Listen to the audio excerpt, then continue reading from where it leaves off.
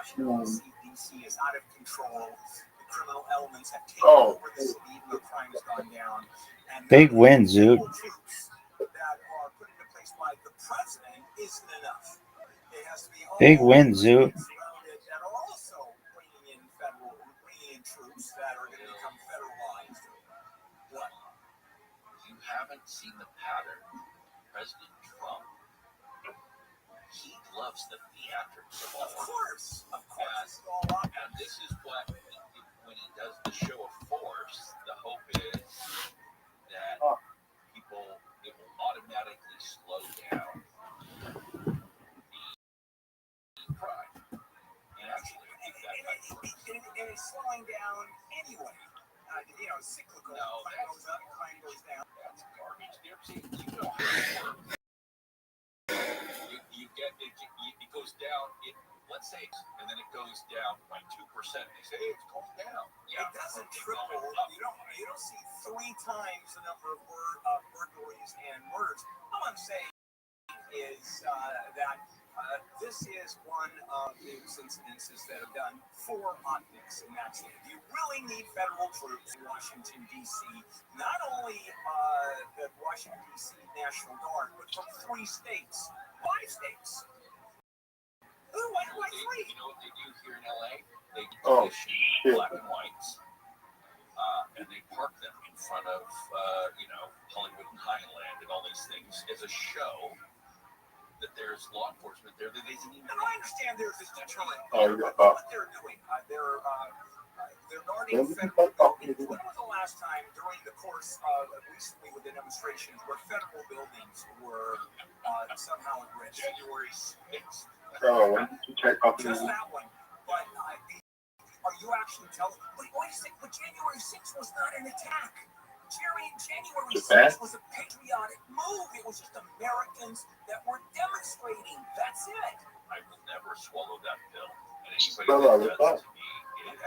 We're on the same page. We're just obviously taking different views of that. I'm right, you're wrong. Moving on. Fuck. They must not have been making enough money. Amazon is shuttering its Amazon store on the Android operating system. If you got it, time's running out because it ends on Wednesday, August 20th. That's this Wednesday.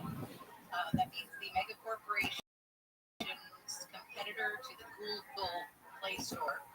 Google Play Store is no longer going to be available. The company shut down the App Store on Windows back in 2024. They say we had to discontinue the Amazon App Store on Android to focus efforts on the App Store experience on our own devices. Yeah, how many people have iPhones go to, or how many people have Android phones go to the Amazon App Store? I would think not many. The only problem, right, Amy, is that if you did download an app from that, it could. It might not be there after Wednesday. Yeah. That could be problematic. I know, because like with Apple, you go to Apple's, whatever it is, its App Store, and then they also have the Android Google Play Store, so why wouldn't we just go to that? Why go to a third party? All right, this is a story that needs sussing out. San Bernardino police responded to a call dealing with an officer-involved shooting. In this case, it was a federal immigration officer in the shooting. Apparently, they pulled someone over.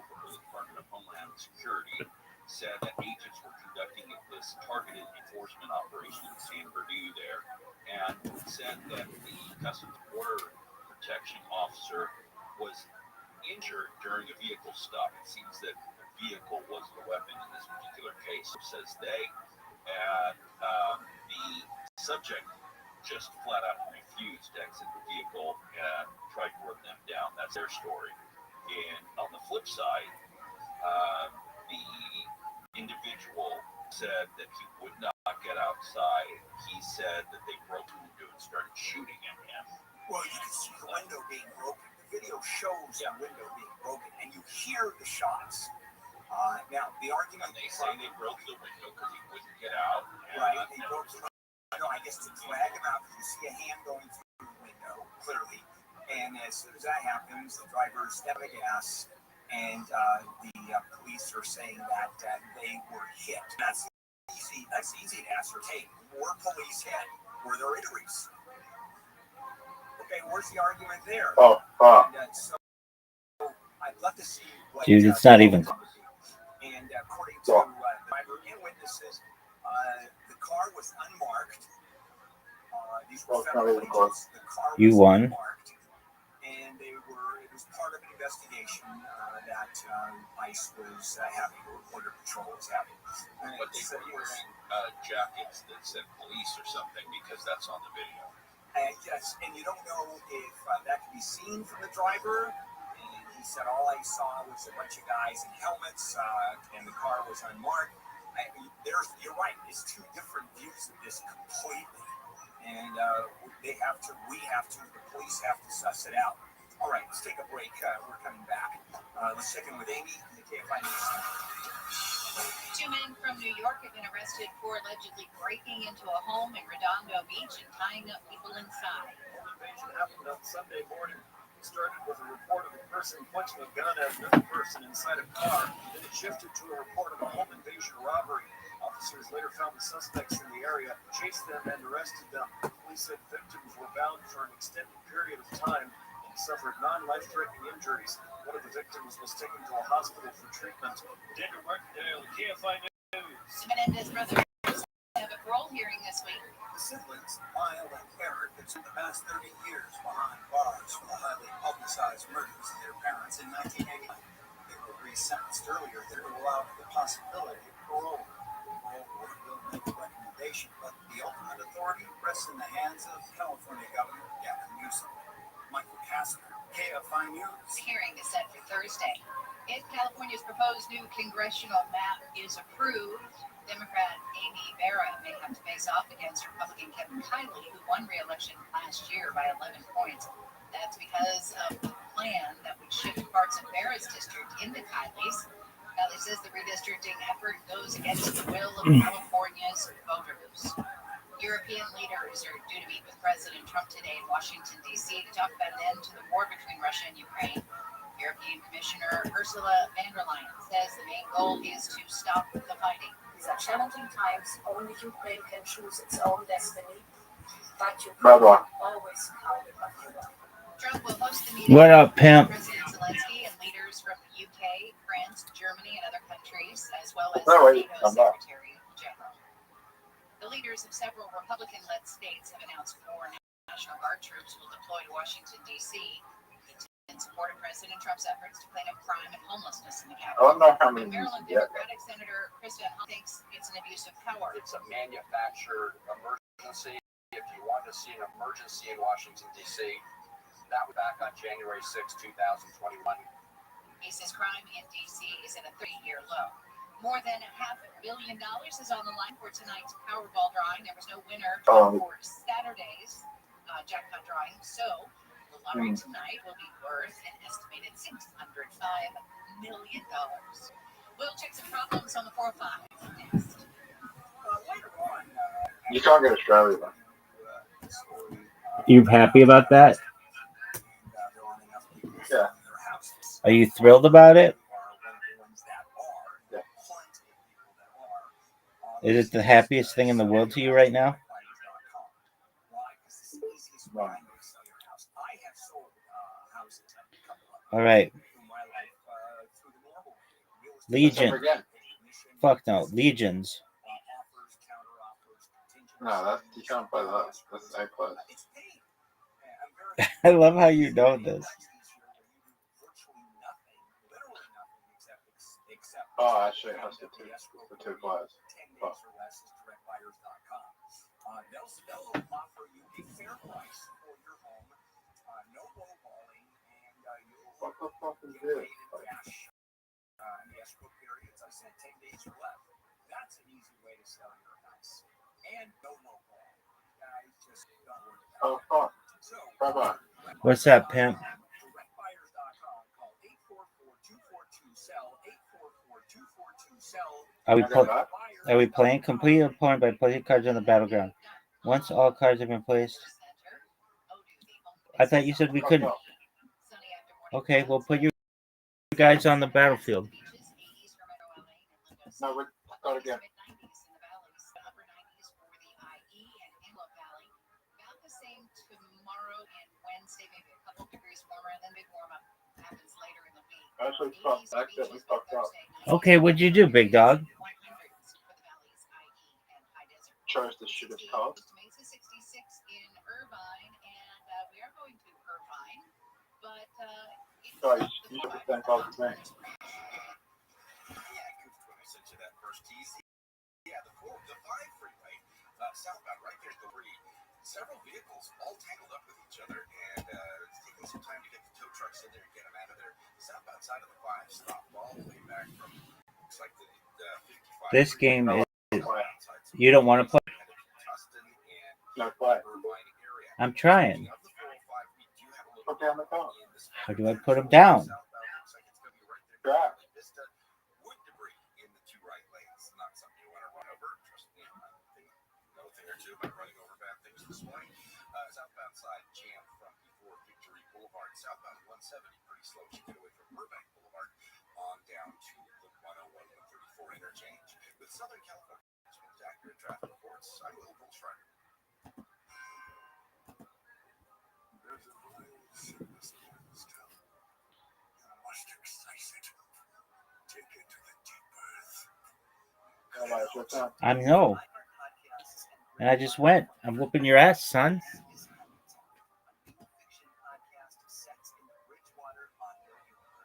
Listen to Habitown on America's #1 podcast network, iHeart. Follow Habitown and start listening on the free iHeartRadio app today. Morning, Mama. How you feeling? Great, and I'm ready for you today. Check morning meditation. Check. Dressed and ready to work out. Check. Check your blood pressure yet? And check. Boom. Great job, Mom. And about those goals you made? No, ma'am.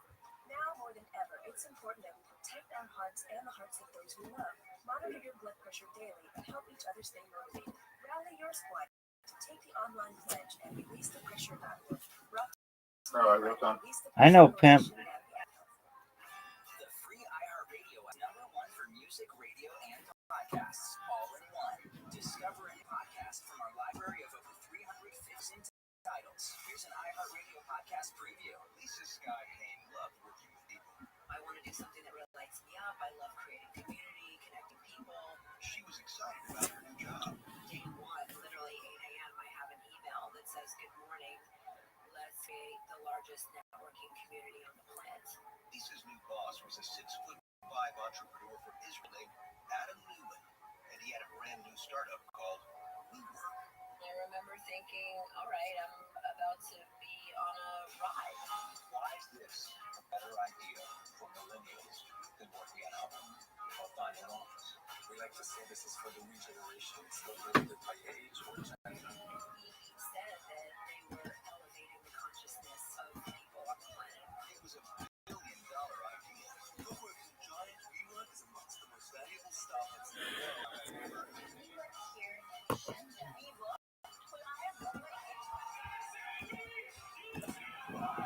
The makers of Dr. Dev and Business Force comes a new series, We Crash, about a $47 billion startup. There's a lot of talk about. You know that was. It just all sounded, easy to say now. It was just too good to be true. One of my colleagues turned in and said, I'm David Brown, the host of Business Wars. We Crash. Wherever you're listening right now. Listen and follow this podcast for free on the iHeartRadio app. #1 for music, radio, and podcasts, all in one. Here's what we're working on in the KFI 24-hour newsroom. Federal agents have shot a man who allegedly tried to run them down in San Bernardino. Are you sure? Yeah. Put the car down. I don't think I won. Put the car down. Ukrainian President Zelensky will meet today with President Oh, I did win. in Washington, D.C. Tight. That game's amazing. Again. No, we're not. We're playing again. No, we're playing again. I thought you said only like a bunch of people had to play it at once, and it wasn't available to 2 people. I was wrong. I was thinking about something else. Okay. Monday morning, Mystical Monday, as Amy has so brilliantly depicted it and named Mondays. All right, back we go. More handle on the news and Amy with Amy and. All right. I've got the best cards ever. Had a little something to say from far, far away. First Lady Melania Trump sent a letter with President Trump to Russian President Vladimir Putin. So when they met in Alaska, he got the letter. She said it is time to protect children and future generations around the globe. She said we must strive and meet a dignity-filled world for all. She said a simple yet profound concept. Are you ready? I'm sure you agree, is that each generation's descendants begins their lives with a purity and innocence which stands above geography, government, and ideology. And he immediately declared, "You're absolutely right. I'm stopping the war today." Okay. A letter to Google. Yeah. Air Canada, they going back and forth with their strike. You have more than 10,000 Air Canada flight attendants. Dude, what the fuck is up with your bombs? Canadian government jump in. Their Canadian jobs minister jumped in, intervened using Section 107 of the Canadian Labor Code. This was back on Saturday, saying that, hey, you got to get back to work. This operations and duties is support the secure industrial peace and protect the interests of Canada. And they went, That's right. They said, "Go pound ice." yeah, and so they proceeded in the process of still being on strike.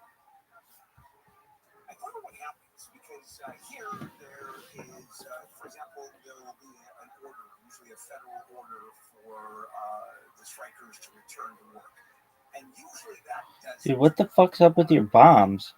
This is when if this is ignored under the law, the Canadian You government can can't come. do this, and the strikers say we don't care about the law. That is that's I want. effectively. I lost We're 20. not Yeah. interested in what the law allows or doesn't allow us to do. So I've got a problem with that. Feeling So, a my little bomb? tired? Well, that's okay, because it's really trendy to look tired these days. It's the latest Gen Z makeup trend. It has a name. It's called Tired Girl. Celebrates the look of not having been to bed. Of course, historically, looking sleepy and worn down has been associated with poor health, aging, and unattractiveness. But Tired Girl Beauty I didn't realize it was going to do that. Well, now you do. Now you realize it, don't you? Of course, the poster child for it is Wednesday Addams.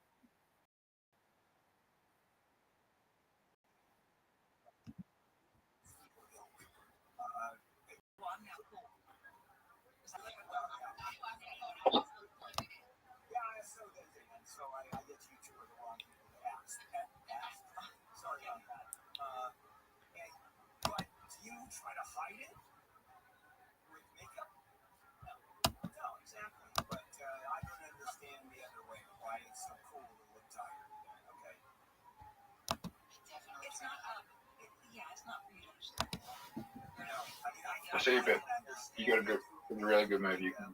Looks like you have open chancres on your face. That I can. That was not it. That was not it.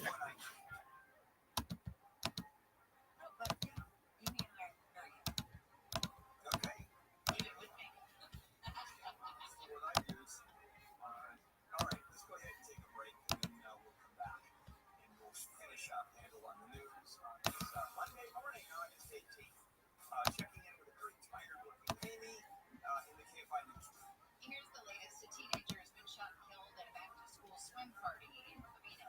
President Trump welcomes Ukraine's There is a. Zelensky and EU leaders to the White House to talk about what Ukraine may have to Okay, maybe you can make. And new details about Marilyn Monroe's death are coming out from the man who did the autopsy.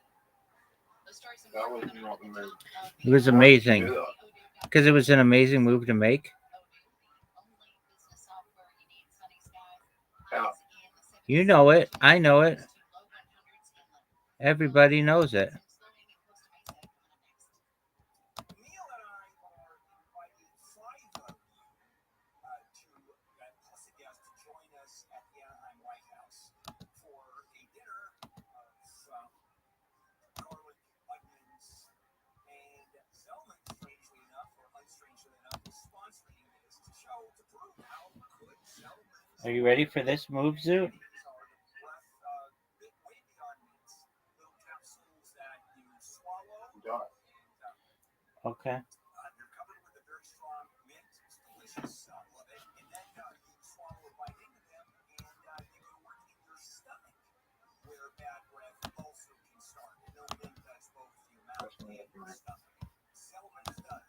So how does someone enter this contest, Neil?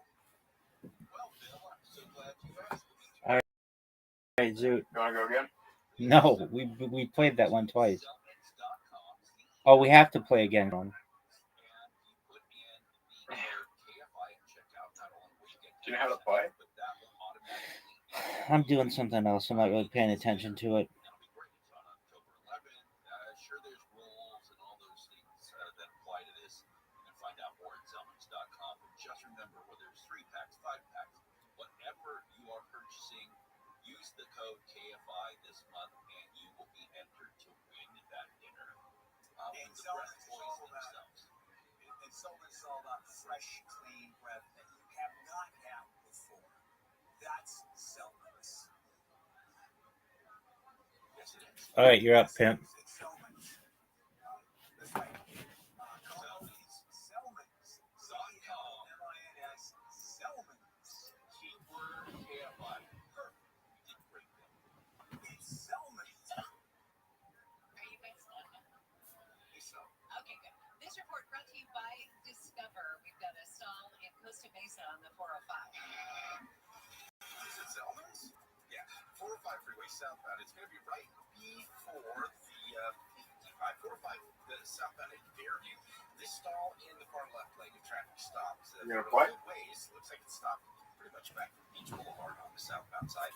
Meanwhile, over on the 5. Right, you want to play? There on Oh, freebie. 33, several vehicles involved in this crash, and traffic now backing up from the 22, the Orange Crush, also the 55 southbound. Why didn't I defeat you? On down towards the 5. Because I got an ability. Are you proud of that? Yeah. Could you be any more proud of it? And it's slow, of course, on the 16th and 215 Yeah. where they come together heading into Riverside with Southern California's most accurate traffic reports. I'm Luke Bolstra. Live radio, trusted DJs, breaking news, live play-by-play, this music and podcasts just for you. It's the free iHeartRadio app. Radio your way. Join the millions who already have it. All right, Zoot, you ready for this? The #1 app for radio. Date night at the movies. Same? Oh, what the? Yeah, baby, because I'm a pimp, and you know it. Starts with getting informed. Get the latest info about COVID-19 vaccines at getvaccineanswers.org. It's up to you. Brought to you by iHeartRadio and the Ad Council. The free iHeartRadio app is #1 for music, radio, and podcasts, all in one. Discover a new podcast from our library of over 350,000 titles. Here's an iHeartRadio podcast preview. In 1995, a college student disappeared on a trip across the USA. I reported him missing right away, but we went to So his mother started investigating. Zoot, you're getting smoked, son. Hell. Zoot, you're getting smoked, son. I joined his mother's search for justice. Are you recording? I am, yeah. Someone Knows Something, Season 6. Available now. Listen and follow this podcast for free on the iHeartRadio app. #1 for music, radio, and podcasts. Zoot, did you know you're getting smoked, son? Find your iHeartRadio everywhere. There are hundreds of ways to experience iHeartRadio at home and on the go, beyond the iPhone and Android app, and at iHeartRadio.com. Here's another way to connect to iHeartRadio. Vizio Oh, that's a mistake. iHeartRadio is coming in Oh, you reverse it? Oh, what the fuck is that?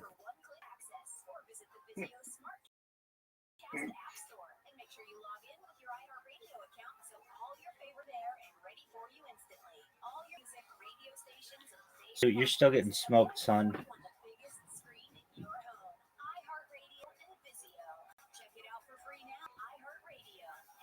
Zoo, they should just call you Salmon, because you getting smoked, son. Blood oxygen feature to some Apple Watches. Redesigned app is on the Series 8, 10, and Ultra watches. Apple says some users want to update the iOS on their iPhone and Watch OS to get the feature. Blood oxygen that you'll win. calculated on the user's paired iPhone. And it results can be even in the respiratory section. I don't know why you make that. AI chatbots have reportedly been conducting inappropriate conversations with kids. That was a really dumb move. What do you want me to do, son? Oh, right, that ties it. Oh.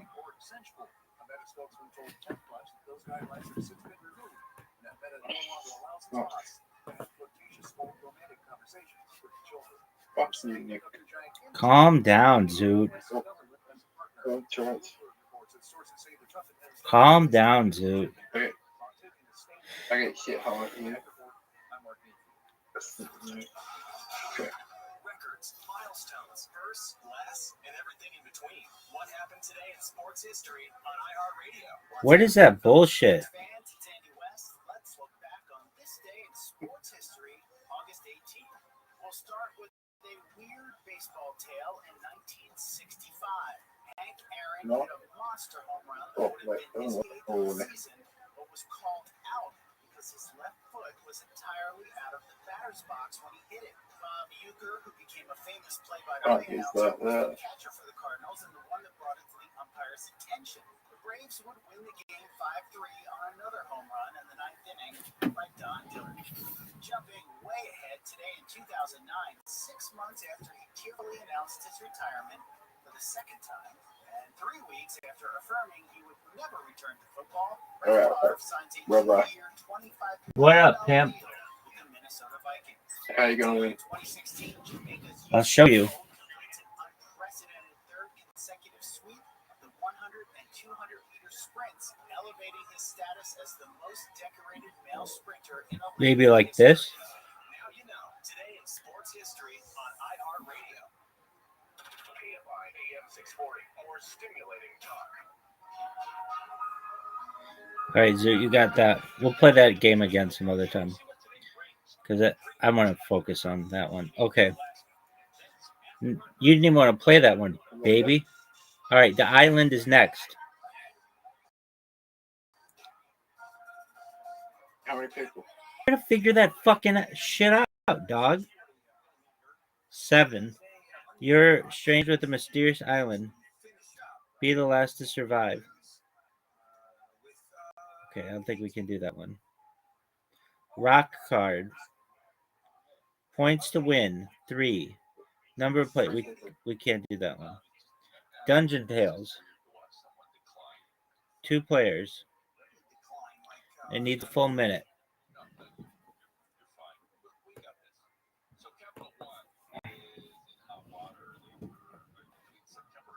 We can play Go.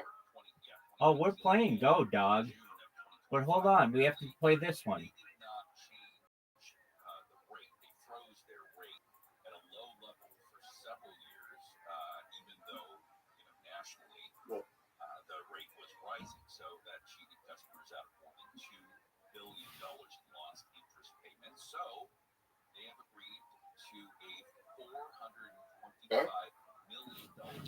Zoot, we're playing Dungeon Tales.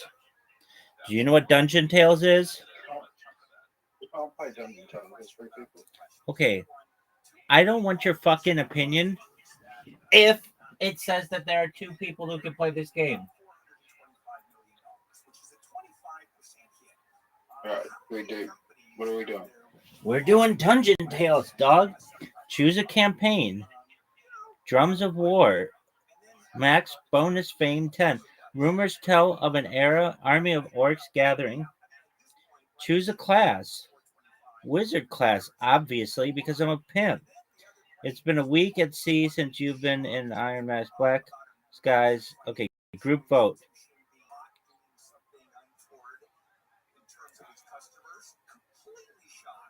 And below that. Wouldn't happen at the Bailey Bank and Loan or whatever. Data breach may pay off for some AT&T customers. Yeah, can file claims. All right. $7,500 Pirates suddenly appear on the deck, settlement. startling everyone. The captain yells, "Engage!" I'm going to use a lightning bolt on these bitches. The data breaches, happened in March and July. Are we on the same team? Included getting Yeah. social security numbers on the dark web, phone numbers, lots of information. It affected 73 million former and current customers. So Whoa, why do they get to use so much? you'll be getting an email if you're eligible for a claim. And again, you can get up to 75. I'm going to use another lightning bolt, set of lightning bolts. Documentation that you were compromised because of this. Dog, I just fucked them up. That's a very good question. The party feels refreshed. Stay sharp, more pirates are coming. The captain yells as a volley of arrows impales him. Dog.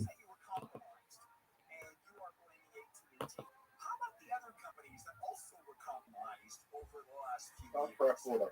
If you add all of those companies together in terms of the number of people where they Ram the galleon. Cast breath water. Cast breath water. 70 million people here, 40 million there when you start listing the companies. Group rolled with 20 out of 20. This game is awful. That did the compromising. You feel gills appear on your neck. You dive into the churning sea. Well, here's my question, Bill. Being a lawyer, maybe you will know this. Search for survivors or loot the bodies. If, like everybody doesn't Which one do you get want to the money back, Search for survivors. apply for it, or it's too much of a pain to get it, who keeps all that money? do? It's a payment for the lawyers get it. Whenever there's a settlement, say 30% of the lawyers. I think the companies keep it. They don't have to pay it. No, they leave 425 million. Lying on the ground, run through with arrows the captain. He holds him up. Leave the captain. Leave him. Because I don't have another choice. With grim faces, you get up and leave the captain behind. The captain coughs up blood. Find the sea wolf's lair and your way home. So that's why I would never ask me for Kill volcano. moving on. Why do we want to go to Guest at a place called Okay. Peter Alcatraz would come under the eyes and the curiosity. Okay, you want the jungles? Why do you want to go to The detainees there. So I think we could afford that. it's today over whether You enter the caves as soon as the belly is a huge cauldron of lava. As the heat seems almost too hot. have been denied their legal Okay. rights. Now, this is a technicality. It's one of those. 17, 13. We got it. Which county has jurisdiction? Plus 10 fame, baby. That's the fight that's going on. You cross the molten lava only to find you have gone from a frying pan into the fire. I bet there's a dragon. From out of the lava, a creature appears. I am Firewater, the Efreet. Best me, and I will perform a service for you. Maybe she'll blow us. Lightning bolt.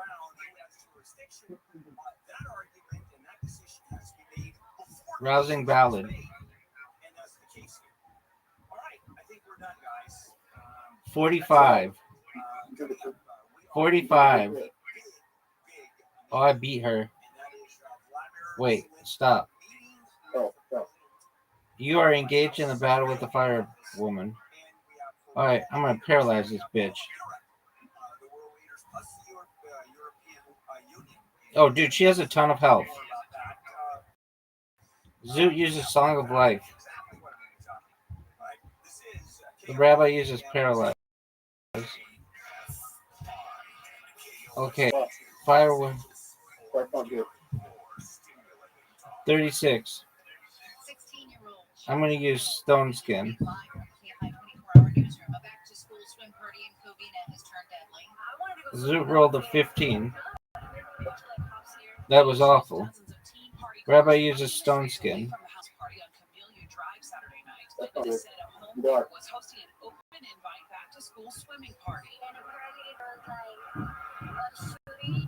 Covina police say a 16-year-old boy was shot and later died. No one else was hurt. Police are Draw game. Okay. Okay, that's fine. I'll take the loss on that one. Conspiracy. What is this? I don't even know what this is. No one knows what this is. No one knows what one of these things is. No one knows what one of these things are. Zoot. Come over again. Oh, yeah, we'll play it in a second. Oh, you need 7 people for that one. All right. Deep thoughts. What's deep thoughts? I want to win. Okay, we're gonna play You need 7 players. easy.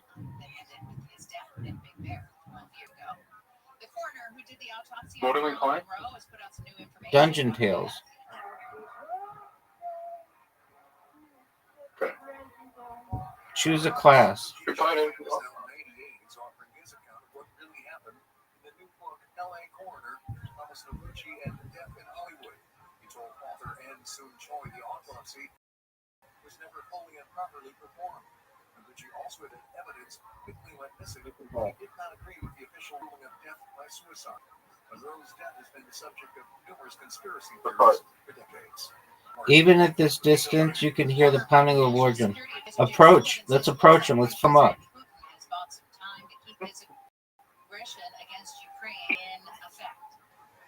Human, no here. The sentry snarls. Me destroy.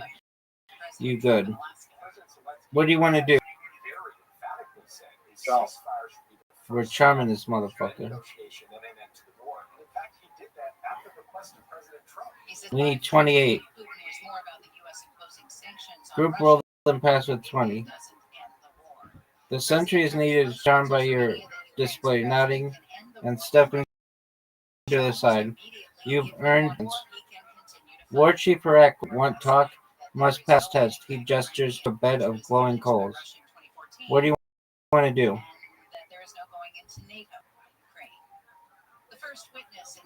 Zoo, what do you want to do? What do we perform? Okay. 20. 14. The orcs enjoy your song so much they forget about making your...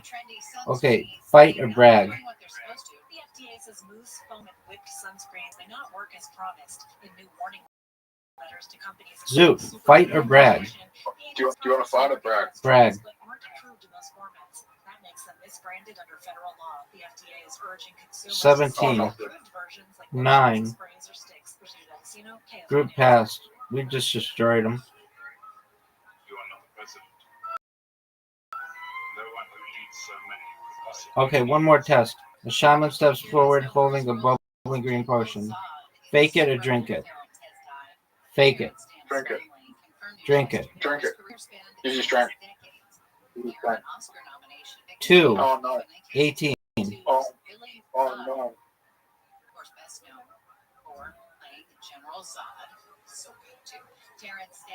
That's not good. Miracle chip. Speak now, orcs listen. Convince. We'll wait. We'll wait. We need a 20. 17.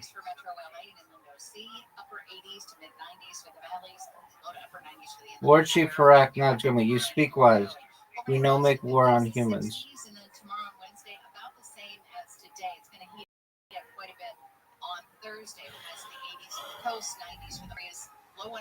War Chief Harak Najumi, you speak wise. We know. Okay, go.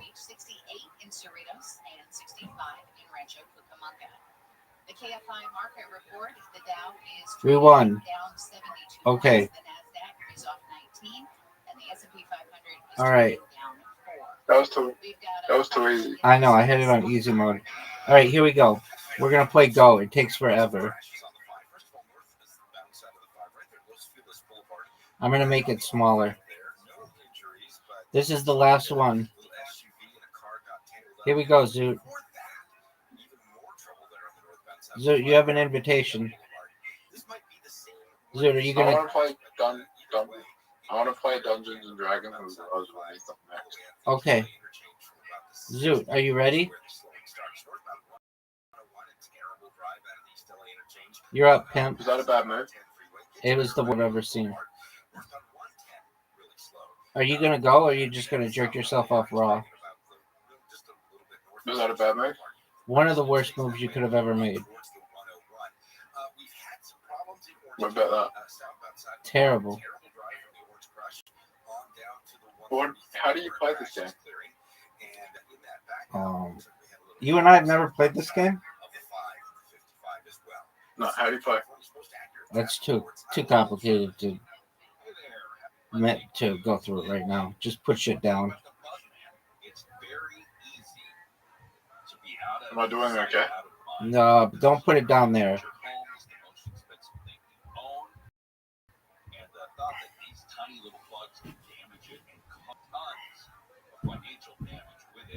I think I got it. You don't. So the Bugman is offering a free termite inspection. That's the only way you're going to know what's going on inside that wood. So they'll get rid of the termites. If they find them, they'll do it without tenting, and they're going to repair any damage caused by those pests. I've been using them for 8 years or more, so I know this firsthand. Protect your home the way I do with your free termite inspection. Dial pound 250. Say the Bugman. You'll also receive a free 1-year maintenance program with a complete inspection and service. So for your free inspection, dial pound 250 and say the Bugman. Our iHeartRadio Music Festival presented by Capital One is back in Vegas. Mobile Arena streaming live only on Hulu. A weekend full of superstar performances. Keep listening for the next chance to win. Capital One is the proud presenting partner of iHeartRadio Music Festival, bringing great products, rewards, and services to its customers. What's in your wallet? Number 1 on your car radio preset and the improved iHeartRadio app. Never sounded so good. KFI AM 640. You are listening to The Bill Hill Show. KFI AM 640. Bill Hill here. It is a Monday morning, August 18th. All right, big doings today at the White House, and that is Zelensky. President Zelensky is going to be meeting with President Trump at the Oval Office. Remember last time the two met, it wasn't so pleasant. Trump Yo, pimp. Zelensky, JD Vance laid Am I winning? Zelensky even more. No. And Zelensky Oh, shit. Did I just score? Yeah, you did just score. How did I score? You removed one of my guys. How did I do that? We have the right to reserve to refuse service to anyone, and that's exactly what they did with Zelensky. Okay, so Oh, I get it now. You don't get it. Which not only Zelensky's going to be there, but also Get it. No, you don't. Major country in Europe, I get it. G7, plus the European Union are part of this. Shoot. At the same time, maybe it may not be, and they are coming to back up Ukraine. And here's what happened. It looks like it happened. That Trump, prior to meeting Putin, said, "I'm going there with ceasefire in mind. If I don't get it, I'm walking." You sure I didn't get it? That's what's going to happen. He completely reversed Yeah. himself. He walked out of that meeting saying that I lost. the only way peace is going to be accomplished if Ukraine gives up the land. Are you gonna go? Has been occupied by Russia after the invasion. 20% of Ukraine is in Russian hands, and the deal is here's the land swap, as the president, and that's in quotes, the president has said. You hold that land, there'll be peace. That's what Putin Remember, how did it feel lose? You give up the land. I'm happy to lose. I want it to be over. The Russians are occupying. We will then give you peace. And and land swap. How much of Russia is being given up? 0. One. And so the president is now advocating exactly what Rabbi, you to the T. Okay, let's add it all up. Security from the United States. Steve Wyckoff. Here we go. You won Ocho. You won Pool. I won Carom. I won Match Monsters. It's 2-2. You won. I won. You won Brawl Bots 3-2. I won Mini Golf. I won Table Soccer. That's 5-2. I won Bounce 6-2. Bowling 7-2. Word Box 8-2. I Pots. won table soccer. Okay, yeah, you're right. Okay. You won Ocho. You won Pool. That's 2-0. I won Carom. I won Match Monsters. It's 2-2. You won Brawl Bots. That's 3-2. I won Mini Golf. That's 3-3. You won Table Soccer. That's 4-3. I won Bounce. That's 4-4. I won Bowling 5-4. Word Box 6-4. Fox 7-4. Disco 8-4. Ludo 9-4. Bingo 10-4. Blitz League 11-4. Archery Skee Ball 13-4. 4 in a row 14-4. Dominoes 14-5. You won that. Backgammon 14-6. You won that. Cribbage 14-7. You won that. Bankroll I won that. That's 15-7. Dice Party I won that 16-7. Gin Rummy who won that?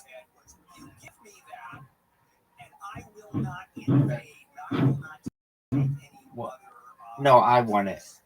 17-7. Chess, I won 18-7. Sea Battle, I won 19-7. Spades, we couldn't play or something. Hold'em, 19-8. You won that. Blocko, 28. I won that. Moncala, 21-8. I won that. Werewolf, we couldn't play that. Dots and Boxes, 21-9. Basketball, 22-9. Cup Punk, 23-9. Bullshit, we couldn't play. Checkers, I won. 24-9. Truco, you won. It was 24-10. Draw Together, I won 25-10. Minesweeper, you won 25-11. Literati, I won 26-11. Old Zombie, we couldn't play. Big Two or Pussy Dose, I think you won 26-12, something like that. Reversi, I won 27-12. Hearts, I won 28-12. The Island, we couldn't play. Rock Hard, we couldn't play. Maybe we could play the Island. We did play that. I won that one. 29-12, something like that. Dungeon Tales, we drew. You couldn't really win that. The Con one, we couldn't do. Legions, like Conquest, you won 29-13, something like that. Legions, I fucking forget who won that. You won, so 23 or 29-14. Go, you won 29-15, something like that. Wow, dude, that was amazing. That was fucking fun, dude. Good job. I enjoyed it. Did you have fun? Yeah. So what was it? I think it was 29-15. Okay, that's not too bad. Dude, you did better than I thought you would do. I thought I would win like 35-5.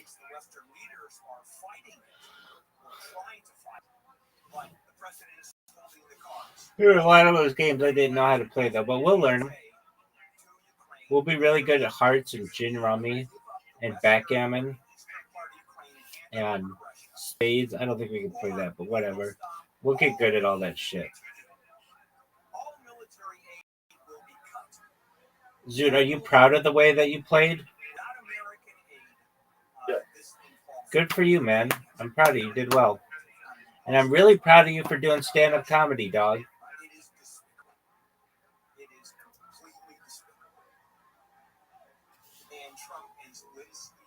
relationship. Are you tempted to do stand-up comedy tonight? Out of the White House a few months ago. All right, coming up, let's move locally to the LA 2028 Olympics. And there's a big talk afoot. Let's get the hell out. We shouldn't even be involved in the Olympics. And there's a couple of legalities involved, just a little bit. And it's happened before. It wasn't too long ago where a city said, we're done. We're bailing out. So we'll talk about that. Amy, live in KFI News. Here's the latest inconsistencies in a kidnapping has law enforcement raising their eyebrows. An elementary school in Tarzana has been spray painted with several swastikas and anti-Semitic graffiti. It's nice now, but the heat is coming to Southern California. Those stories and more coming up at the bottom of the hour. We will check some problems on the 405 next. The Anaheim White House restaurant, by far my famous restaurant out there. This is a destination restaurant without the destination prices. I mean, look at their menu. This is an Italian steakhouse. The pastas are insane. They have lobster ravioli that you could die for. There's steaks, there's pizzas. I mean, it goes on and on. I've never had a bad meal. As a matter of fact, I've never had an incredible meal there. And let me tell you how much I love the Anaheim White House. My daughter was married there. I have our events. KFI has our annual pasta-thon there, helping Katerina's Club feed the kids every night, 5,000 of them there. I'm having an event coming up this Saturday, and White House Restaurant is going to be catering it. Do you know I've invited over 100 people, and 3 have RSVP'd and are coming, so it's not going to be that expensive. The Anaheim White House Restaurant, there's nothing like it out there. Go to AnaheimWhitehouse.com, AnaheimWhitehouse.com. Lots of sun on the way today. Highs in the 70s at the beaches, 80s to low 100s inland. This report brought to you by Life Source Water System.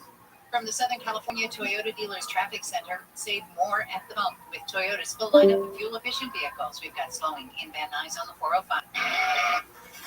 The 405's had a rough morning there.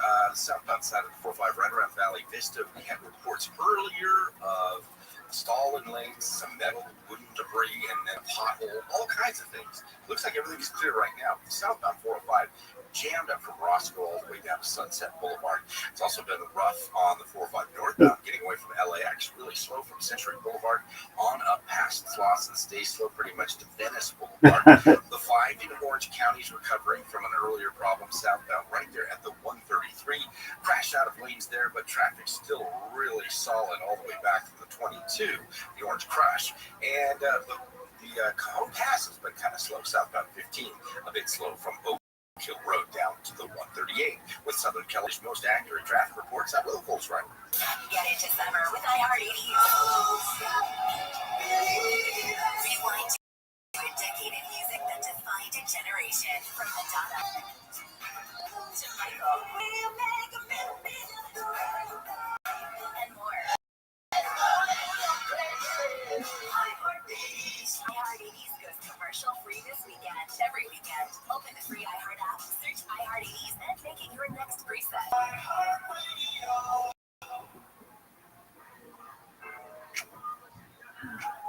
I'm so sick of hearing men talk about women's basketball. If only there were a professional WNBA player with their own podcast to listen to. You ring? Hey, this is Lucy Brown, WNBA player and professional yapper. And this is Mariah Rose. You may know me from spilling the tea on Hoops for Hotties on TikTok. And we've got a new podcast, Full Circle. Every Wednesday, we're catching you up on what's going on in women's basketball. And not just in the WNBA, but with Athletes Unlimited, Unrivaled, and college basketball. We've got you with analysis, inside stories, and a little bit of tea. I know you guys have seen a lot of former basketball players telling their stories from their point of view, and I just think it's time for the girlies to tap in. We want to share all of the women's basketball stories that you won't see anywhere else. Listen on America's #1 podcast network, iHeart, Open your free iHeart app and listen now. iHeart is America's #1 podcast network. Open the free iHeart app and explore podcasts like this. Have you ever wondered if your pet is lying to you? Why is my cat not here? I go in and she's eating my lunch. Or if hypnotism is real? You will use the suggestion in order to enhance your cognitive control. What's inside a black hole? Black holes could be a consequence of the way that we understand the universe. We have answers for you in the new iHeart original podcast, Science Stuff. Join me, Jorge Champ, as we tackle questions you've always wanted to know the answer to about animals, space, our brains, and our bodies. Give yourself permission to be a science geek. Listen to Science Stuff On America's #1 podcast network, iHeart. Open your free iHeart app and listen now. You know those arguments you have with your friends in the group chat or barbershop about who is the best shooter, best scorer, or who has the best handles of all time? Well, now imagine one of your buddies is an 11-year vet in the NBA who has not only played against the game's best, but has a backstory to validate it. I'm Seth Curry, guard for the Charlotte Hornets. Our new podcast is called GOAT, G-O-T-E, Greatest of the Era. I'm Trevon Everett. Join the discussion with me, Seth, and some special guests. We will break down who is the greatest of the era in all the categories that you care about, like flex shooter, lockdown defender, and one-on-one scorer. Listen to GOAT, G-O-T-E, Greatest of their era on the iRadio app. We're Caitlin and Tyler Waltera, and we've got a new podcast, Kate and Ty Break It Down. We've been through it all. Raising kids, working through trauma, and figuring out who we are as the next phase of life. Marriage isn't always easy, but it's worth it when you put it in work. And then there's just figuring out how to survive being a 30-something parent without losing your mind. So follow, rate, and review Kate and Ty Break It Down wherever you listen to podcasts. Listen on America's #1 podcast network, iHeart. Open your free iHeart app and listen now. Welcome. My name is Paola Pedrosa, a medium and the host of the Ghost Therapy Podcast, where it's not just about connecting with deceased loved ones. It's about learning from them and their new perspective. Listen to the Ghost Therapy Podcast on the iHeartRadio app. IHEART is America's #1 podcast network. Open the free iHeart app and explore podcasts like this. A few miles from the glass spires of Midtown Atlanta lies the South River Forest. In 2021 and 2022, the woods became a home to activists from all over the country. I found a struggle worth fighting for. Who gathered to stop the nearby construction of a massive new police training facility nicknamed Cop City.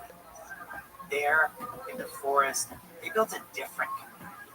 The forest occupation or things like that present a vision of a society where we can have what we need and support each other without being at each other's throats or being subservient to each other. Until one day, everything shatters. At approximately 9 o'clock this morning, as law enforcement was moving through various sectors of the property, an individual, without warning, shot a Georgia State Patrol trooper. What I heard was a full clip upload. It was just like a whole mess of shots, just like blasting off.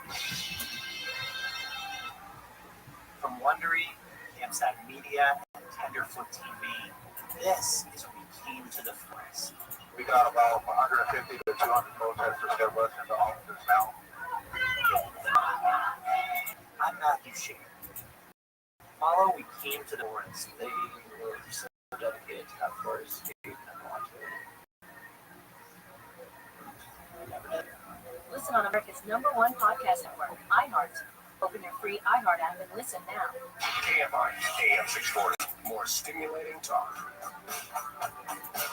Coming up on the next Gary and Shannon show, here we are on the cusp of a new chapter between the United States and Russia. What are the repercussions for geopolitics? That's coming up today at 9.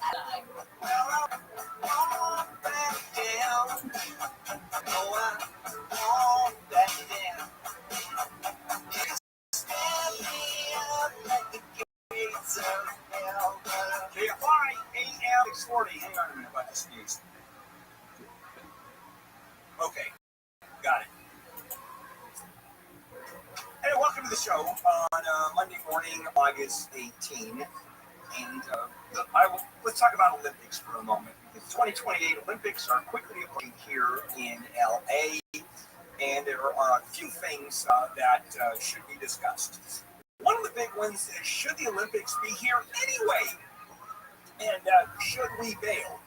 Wildfires, immigration raids, the call for withdrawing from the 2028 Olympics have been testified. I have testified. Now it has happened already. Yeah, that too. Yes, it has already happened in modern times, and this is when Denver was awarded the Olympics, and then the Olympics were pulled. And why is that? Because Denver lied. Denver told the Olympic Committee, well, we've got plenty of venues, and it turns out there would be no snow at those venues. They were close, but they sort of miscalculated the snowfall. I can't imagine the National Committee would have figured that one out. And the Olympics have been moved. 1916, they were canceled. It was supposed to be in Berlin, so went to 1936. World War II, two Olympics were canceled. And one was 1940, the other one was World War II. But other than that, the Olympics move forward. And it doesn't really matter. Pandemics, floods, it doesn't matter. They move forward. And LA 28, which is the organization that is leading the call, leading the group of people that are actually putting this together, and it's a private organization. The federal government has promised foreign athletes and their delegation will be able to travel to LA. But there's still questions. Why is that? Because the government has said that, and guess what? They've said no to a couple of teams and will not give visas. And the problem is that during the course of the Olympics, all international conflicts are put aside in terms of the athletes getting together. So the call for LA Olympics to bail out is there, and it's becoming more persistent. So what happens? Well, there's a contract, straight out, and a breach of contract that puts LA into a real predicament. Now, the contract doesn't allow the city to bail out, but it allows the International Olympic Committee to bail out. And the contract calls for the city to still pay the expenses. For example, LA, if the budget runs over, is responsible for the first $200 million give or take. It is going to be a very interesting time. So why did LA get the Olympics? Actually, LA is probably one of the best cities in the world for the Olympics. The number one Okay, that's it. Free communication. The Olympics is infrastructure. Putting in new subways, putting in new transportation lines. We actually did that. Occasion, 3 exclamations, that's it, you are totally wrong. He ends up being ritually. LAX is one of the worst airports on the planet, and a lot of that is the infrastructure that was done for the 84 Olympics. And LA really is an advantage because it has virtually all the infrastructure. It has SoFi Stadium. It has the Coliseum. It has venues. The swimming venues have already been built. The Velas licenses. It's all here. So the amount of infrastructure that has to be built is minimal. And the International Committee looks at that. They look at what a city can bring to the table. Actually humiliated yet again, and so he goes home and he sits down at the table and he writes a 10-page document, his autobiography called Exemplar Humanae Vitae, which is the example of human life, in which he basically tells his whole life story in a very short period of time. After he completes it, he waits at the table for his cousin to arrive. He picks up a revolver and fires it at his cousin and misses. And then he takes another revolver, and I imagine these are like single-shot muskets, and he ends his own life. So that's the sad story, the arc of the life of this Uriel Dakoska's experience with Judaism. This is a great example of a tortured soul deeply spiritual individual who is horribly damaged by the Inquisition, who tries to find his place in Judaism, but then sees that this island of Judaism that he imagined. All that being said, who would have one between DDP, Tigger, and Hamza Shemaev? I'm going to have to go with DDP, just because I thought DDP is spot the best of the division. All right, so his legacy is remarkably important. You guys are going to see the first round, maybe even the second. Shout out to Drake, good blessing for doing the interview. I'm going with Shemaev, though. It's not Drake, good blessing. Usually don't fight back and forth, but then it's going to start to fade. Drake takes over, and Drake is good blessing. We'll still be the middleweight champion of the world. Beginning to question religion in ways that no one else has, especially in I'm fired up for this. his If I had to pick right now, such a fan of such as character, Amsterdam Jew. I think Drake is And in this 1888 somewhat fanciful image, they never met. Imagine if it happens. Imagine He's if it happens. showing Acosta here. Yeah, that's the prediction. We're DDP versus Cosmet Shemaev. Indicating in the view of the strong connection between the two. The work by Samuel Hirschberg in 1888 is actually very penetrating. You see that, Spinoza, the child, looks very relaxed and contemplative, and in fact, Spinoza seems to be not terribly bothered by the ban that was put on him. He lived his life normally afterwards. But Acosta was a tortured individual. Look at how his hand is gripping the chair in this manner, and he's gaunt, and he's sort of brooding. And his colors are all dark, whereas Spinoza is portrayed in much more light and relaxed fashion. He is, I think, in the final analysis, though, an illustration of the kidnapped child phenomenon, that even as an adult, and even having grappled with the incredibly difficult aspects of living any sort of a Jewish life under the conditions of the Inquisition, he nevertheless was not able to gain full access and consent to the concepts of Judaism as practiced by those who possess the tradition. And I would like to think, at least in a philosophical sense, I'm certainly not qualified to render any sort of judgment in a religious sense, that he's a classic example of that kidnapped child that is ultimately not culpable for the damage he did to himself, and perhaps even for the damage he did to future Jewish thought. That concludes my presentation on the sad life of Uriel da Costa. I'd like to thank you very much for your endurance and your attention. Please applaud now, because it sounds good on the TV. Okay. Stand clear of the closing doors, please. Change the baby's diaper when someone approached, said hello in Spanish, and punched her in the face. I couldn't even turn it. I don't remember nothing. I got up off the floor and I didn't see my child. Someone took it from me. The child's grandmother says investigators asked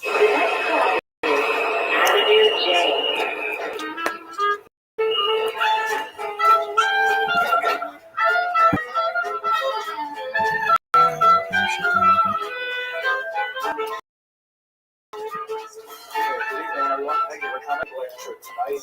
Doña Gracia, it's fascinating individual.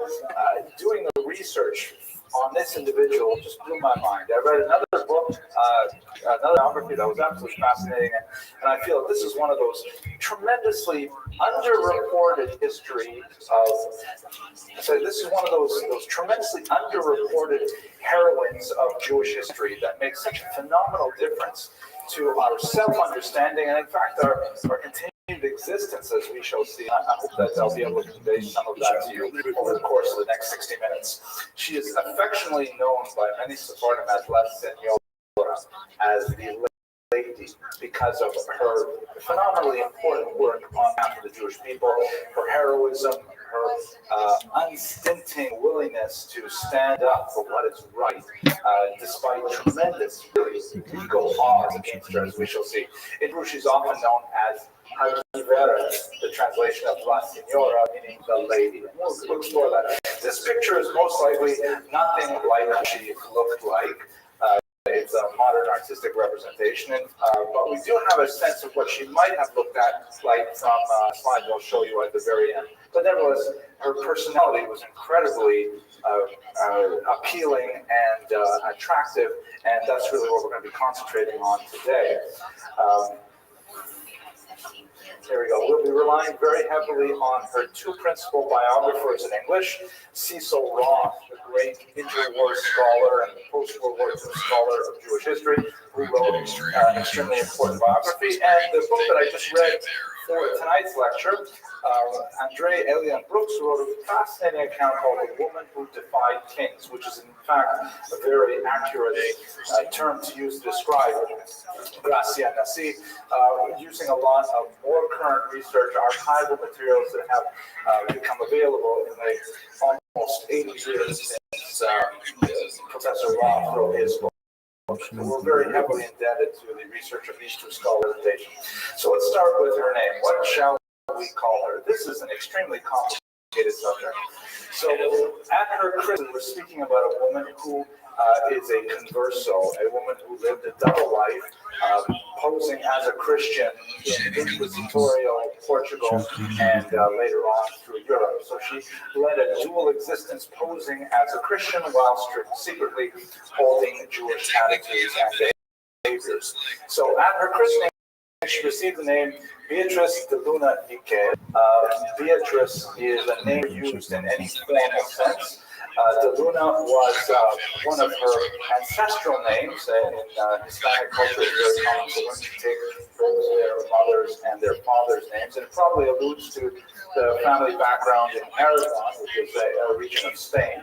Niques is also an interesting name. Both of these, by the way, were probably given to them by sponsors, because when a Jew was baptized as part of the often mostly sham conversions that they underwent during these difficult times, they would be accompanied by a sponsor, typically a member of the royal family or a nobleman or something like that, and then the Jew now converted to a Christian would take on the name of their sponsor, a kind of a godfather-like figure.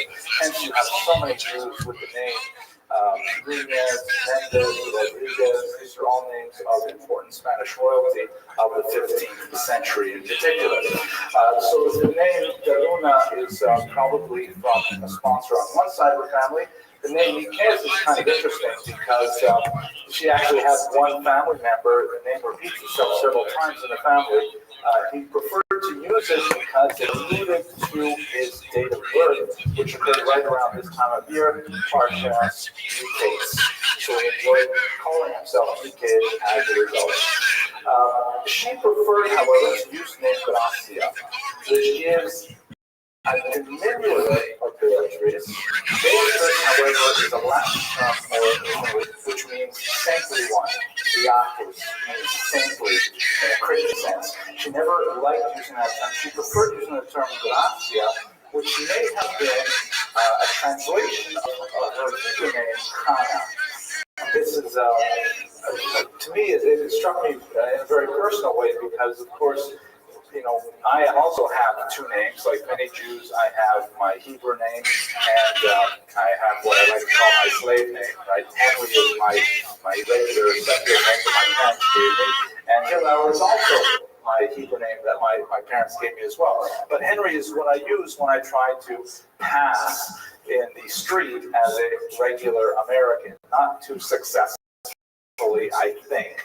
But, you know, this whole dual identity and the whole dual naming is something that probably dates really from the Spanish Inquisition. I'm hard-pressed to think of Jews having secular names prior to the 1500s. It's a very, very common phenomenon, however, and among Hispanic Jews, often the names are totally different. I mean, in English, Henry and Hillel begin with the same letter, but in Spanish we have completely wildly different names. Anyway, Gracia, she may have chosen that as a translation for her name, Hannah. Her surname, through her husband, who was also her uncle, a very common characteristic of converso families is that they are highly endogamous, always marrying within the same converso family. So in other words, even though they may have lived as Christians for 3, 4, 5 generations, they're still marrying other Jews who are similarly living as Christians. So she married her uncle, which quite a bit older than she, which is typical, which is actually considered ideal in some Talmudic texts. It's not consanguinity. Is that a real word? Consanguinity means marrying someone who's close to you in relation. It is also known as Benvenista, also a very common surname that is used by many Sephardic Jews today. I actually know some Benvenistas who claim descent from the house of Nasi all the way to present day in South Florida. So the bottom line, she preferred to go by Gracia Nasi. Nasi is one more name to add to the whole mix. This is a family name. It's a Hebrew word that means prince, as in Yehuda HaNasi, indicating a royal lineage, or at least a lineage of leadership. And this is how she allowed herself to be known most commonly. But all of these names really apply to the same person. Confusing, complicated, but we're going to stick with Dia Nasi in particular. What I find most fascinating about her life is that it is so illustrative of the liminal existence of the converso. We're talking about a person who is really living in two worlds. It's not that once a Jew converted to Christianity, especially under duress, that they could simply adopt this new identity. Because as we shall see and explore over the next 20 minutes or so, the Spanish Inquisition was specifically designed to root out those conversions to Christianity which were not sincere. And so even though these conversos had actually adopted a new faith, they were always being tested in that new faith. And the smallest little deviance from what was considered behavior could be grounds for incredible persecution, confiscation of their wealth, torture, and even execution. And this is a curse that they lived with for generations. The fear of being discovered as a crypto Jew, or even the fear of being denounced as a crypto Jew when it was not at all the case, was something that plagued conversos for many generations. Even those who may have wished to become complete and enthusiastic, authentic Christians, they always have to live under the shadow of suspicion. This is a rather interesting depiction of two converso Jews who have been accused of Judaizing, that is, of going back on their Christian vows and practicing Jewish rites. They're both wearing this ritual garment that was part of the Inquisition when they were taken to task for their behaviors. The figure on the right here, has a little caption in French that says, this refers to a man, a Jew, who was condemned to the fire, but he has acquitted himself through his confession, meaning he has, admitted, yes, it's true, bagels and lox, and I eat them every Sunday, or things like that, and as a result, he is, he's going to the flames, but with a clean heart. They would also give them the benefit of strangulation prior to their burning, so that they could, die a somewhat less brutal death. This figure on the right is saying, I refuse to confess my sins. I am actually a good Christian. I just like bagels. And the French says a person will be burned by the decree of the Inquisition. He's quite a bit saddened because he feels gratifying. But in both cases, we're talking about Jews who are forcibly converted to Christianity, and whether they confess or whether they don't confess, whether they regret or they don't regret, they are still bound by these Kafkaesque rules of the Inquisition to do the horrible thing. We'd like to say words about the experience, including primarily Spain and Portugal, obviously, because today's lecture and the next two lectures are really going to borrow heavily from this experience. we should consider the fact that in the 15th century, the destruction of Iberian Jewry was a colossal event that can be compared only to the Holocaust in our times. Spain was a country that had housed the Jews for centuries, had given them a phenomenal golden age, had been the home of Yehuda Halevi, diplomats like Chastai ibn Shaprut, scholars like Shmuel Hanagrela, scholars like Maimonides, it's true, who fled from Muslim persecution in the region, but nevertheless, Spain was like America, Lahatio. Spain was a tremendous home to the Jews for centuries upon centuries. And the rupture of Jewish continuity in this peninsula was overwhelming. And in fact, took Sephardic Jews centuries to get over it, and maybe they haven't gotten over it until today. To be sure, the next 100 years, Jews are obsessed with the idea of how would Spain fall and what it meant for the unfolding of the Messianic period. What the fuck? So we really can't minimize the impact of the end of Iberian Jewry on the Jewish consciousness. Here's a map that gives you a sense of the diaspora of Sephardic Jews, that is, Jews from Spain. We're specifically going to be looking at the Jews who were expelled from Spain around 1492, or some had left a little earlier, and then went to Portugal over here, where Ara is born. She lived most of her life in Lisbon. Later, I'll show you a map that shows how she fled Lisbon and made her way, like many of the expellees, up to England, and then to the Low Countries, down through Italy, and ultimately to Constantinople over here, Istanbul. The influence of Spanish exiles and Portuguese exiles throughout the entire Mediterranean basin had a telling impact on the future development of Jewish intellectual and creative thought for centuries. So let's look at the collapse of Spanish Jewry and understand a little bit of the roots of the Inquisition. As I mentioned, Spain went through several centuries of phenomenal acclaim.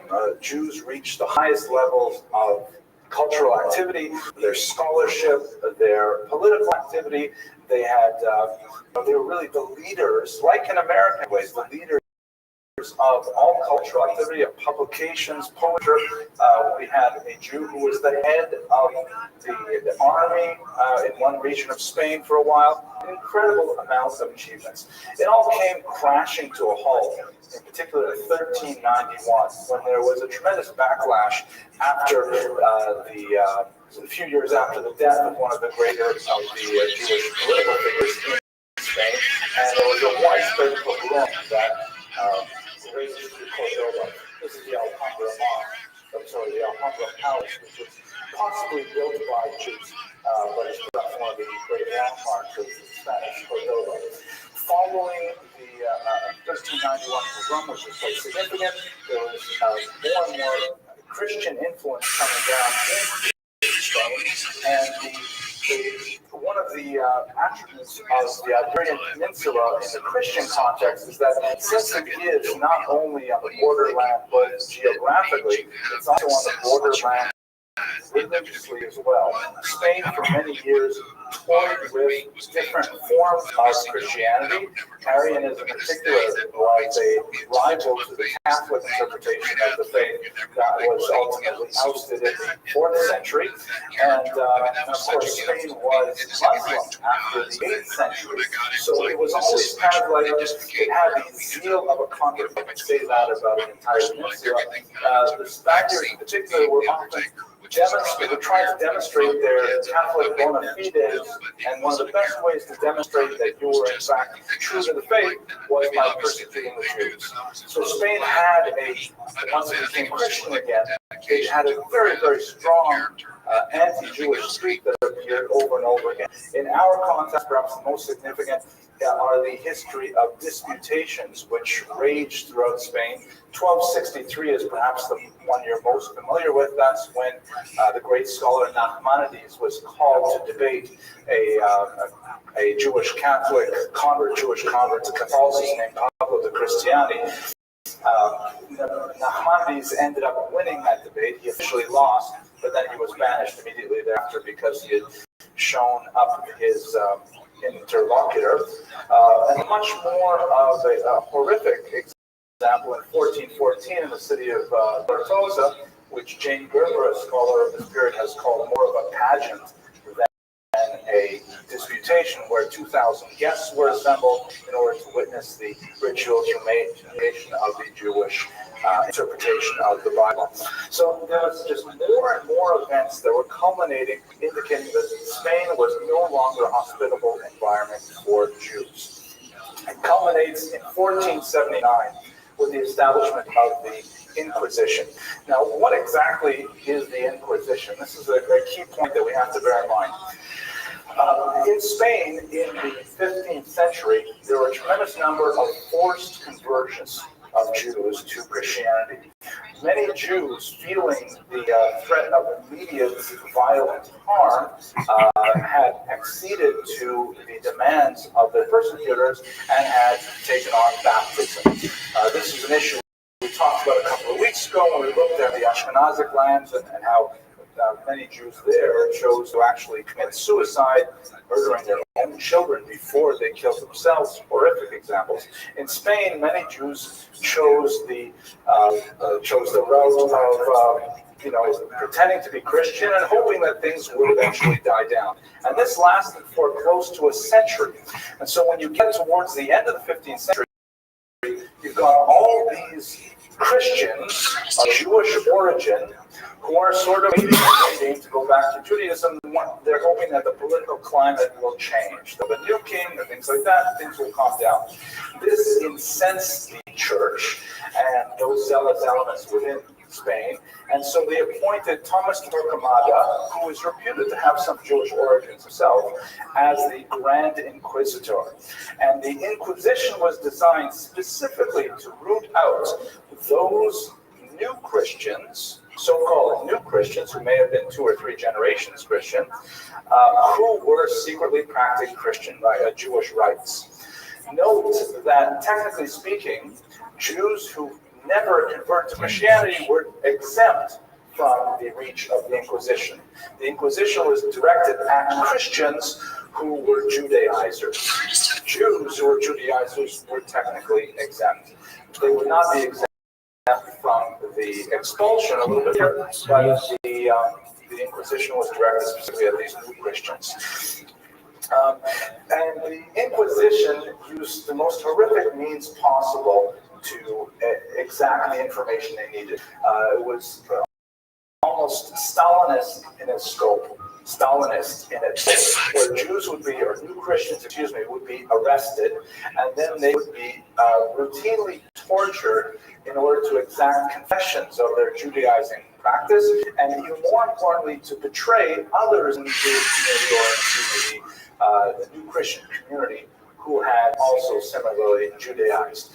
Because they, and in the twisted logic of this time, because they may have actually been innocent, they may have actually been Christian, and it was forbidden to shed the blood of a fellow Christian, torture methods were used only if they did not pierce the skin.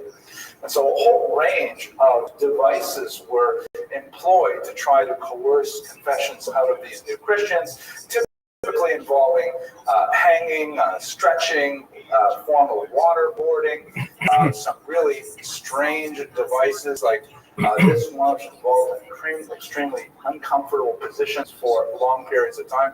And not surprisingly, as we saw in the 1930s in Stalinist Russia, that people would give up all kinds of things. They would say anything under torture, and so then those people who were betrayed, who may have been innocent, would then be brought in, would also be tortured, and this expanded far out of control. In fact, it went way past the Ukraine and even attacked Christians with impeccable credentials. The Bishop of Toledo, for example, was also drawn into the net of Torquemada's excesses, and hence the Spanish Inquisition became proverbial as a purge or witch hunt that goes on and on for centuries. The Jews would be, or the new Christians, I keep on making that mistake, they would be brought before a public tribunal. Here you can see them wearing these hats of shame, these long conical hats, which may have had associations to later witches' hats and dunce caps, where they would be forced to either recant their ways, which would guarantee them a death by strangulation and then by burning, or if they refused to recant, then they would simply be thrown alive into the fire, which is of course, the auto da fe, the acts of faith, so called by the church at the time. So that's the sort of mechanism of the Inquisition. I reiterate that it's directed primarily at these new Christians and not at Jews saved. Let's also talk a little bit about terminology before I go on. I'm just going to go away from this awful slide before we do. The terminology is complex. You may have heard the term Morano, which is perhaps the most common term. And many historians have tried to find fanciful derivations for this term from medieval Latin and so on. In reality, it's simply derived from an Old Spanish word. It was a term used, a term of opprobrium used to describe these Jews who had become Christian and then were, so to speak, returning to their old ways, like as a church would have. This is athleticism, folks. So the term Morano is not exactly politically correct, even though it's overwhelmingly popular, even among Jews themselves. Another term that might be more appropriate is converso. These are Jews who had converted, or crypto-Jews, that is, Jews who were hiding their Jewish identity. And let us bear in mind that, the very tenuous nature of what could expose a person to a charge. Look at this athleticism. The smallest kind of deviation from Greek standards was highly scrutinized by those who wished to denounce a new Christian. For example, the habit of many converso families of eating a kind yes, of and they make clips with their YouTube link. TikTok. Pork sausage with partridge meat or chicken would immediately expose a family to the risk of Judaism. So the very diet of a Jew was considered very suspect. Of course, if Jews didn't show up for regular mass, if they had unusually large, frequent gatherings in their homes, all kinds of things like this would point a finger of suspicion that would linger for decades and decades. And we should also recall, And they post clips with the YouTube link. Technically, it's a Discord. We'll forgive you this one. Really? Oh, for sure, dog. Why? Why not? Look at this athleticism, though.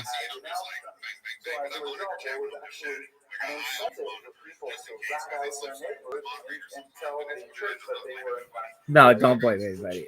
Just like in the Stalin example, it made it grow larger and larger. So essentially, the condition of Jews in Spain specifically for yeah, everybody hates it. Oh, somebody talk about me and be like, "Oh, you're the best." With this document, which of course is the decree of expulsion that was signed by Ferdinand and Isabella, demanding that Jews pack up and within a few months' time leave the. Does anybody else get these? No, for some 900 years. A terrible experience that left such a huge scar on the Jewish mind.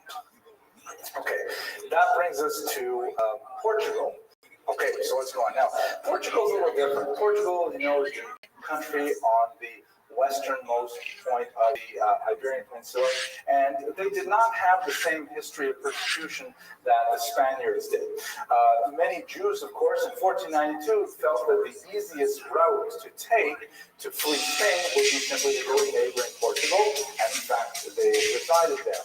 However, the Portuguese realized that they would have a difficult time with their Spanish neighbors if they had a much more liberal policy.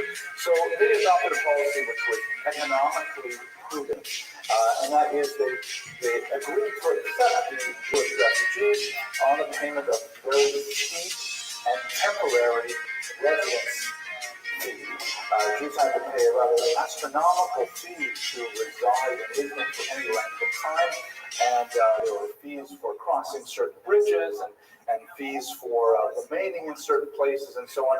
And the Portuguese hoped to profit as much as possible from the situation.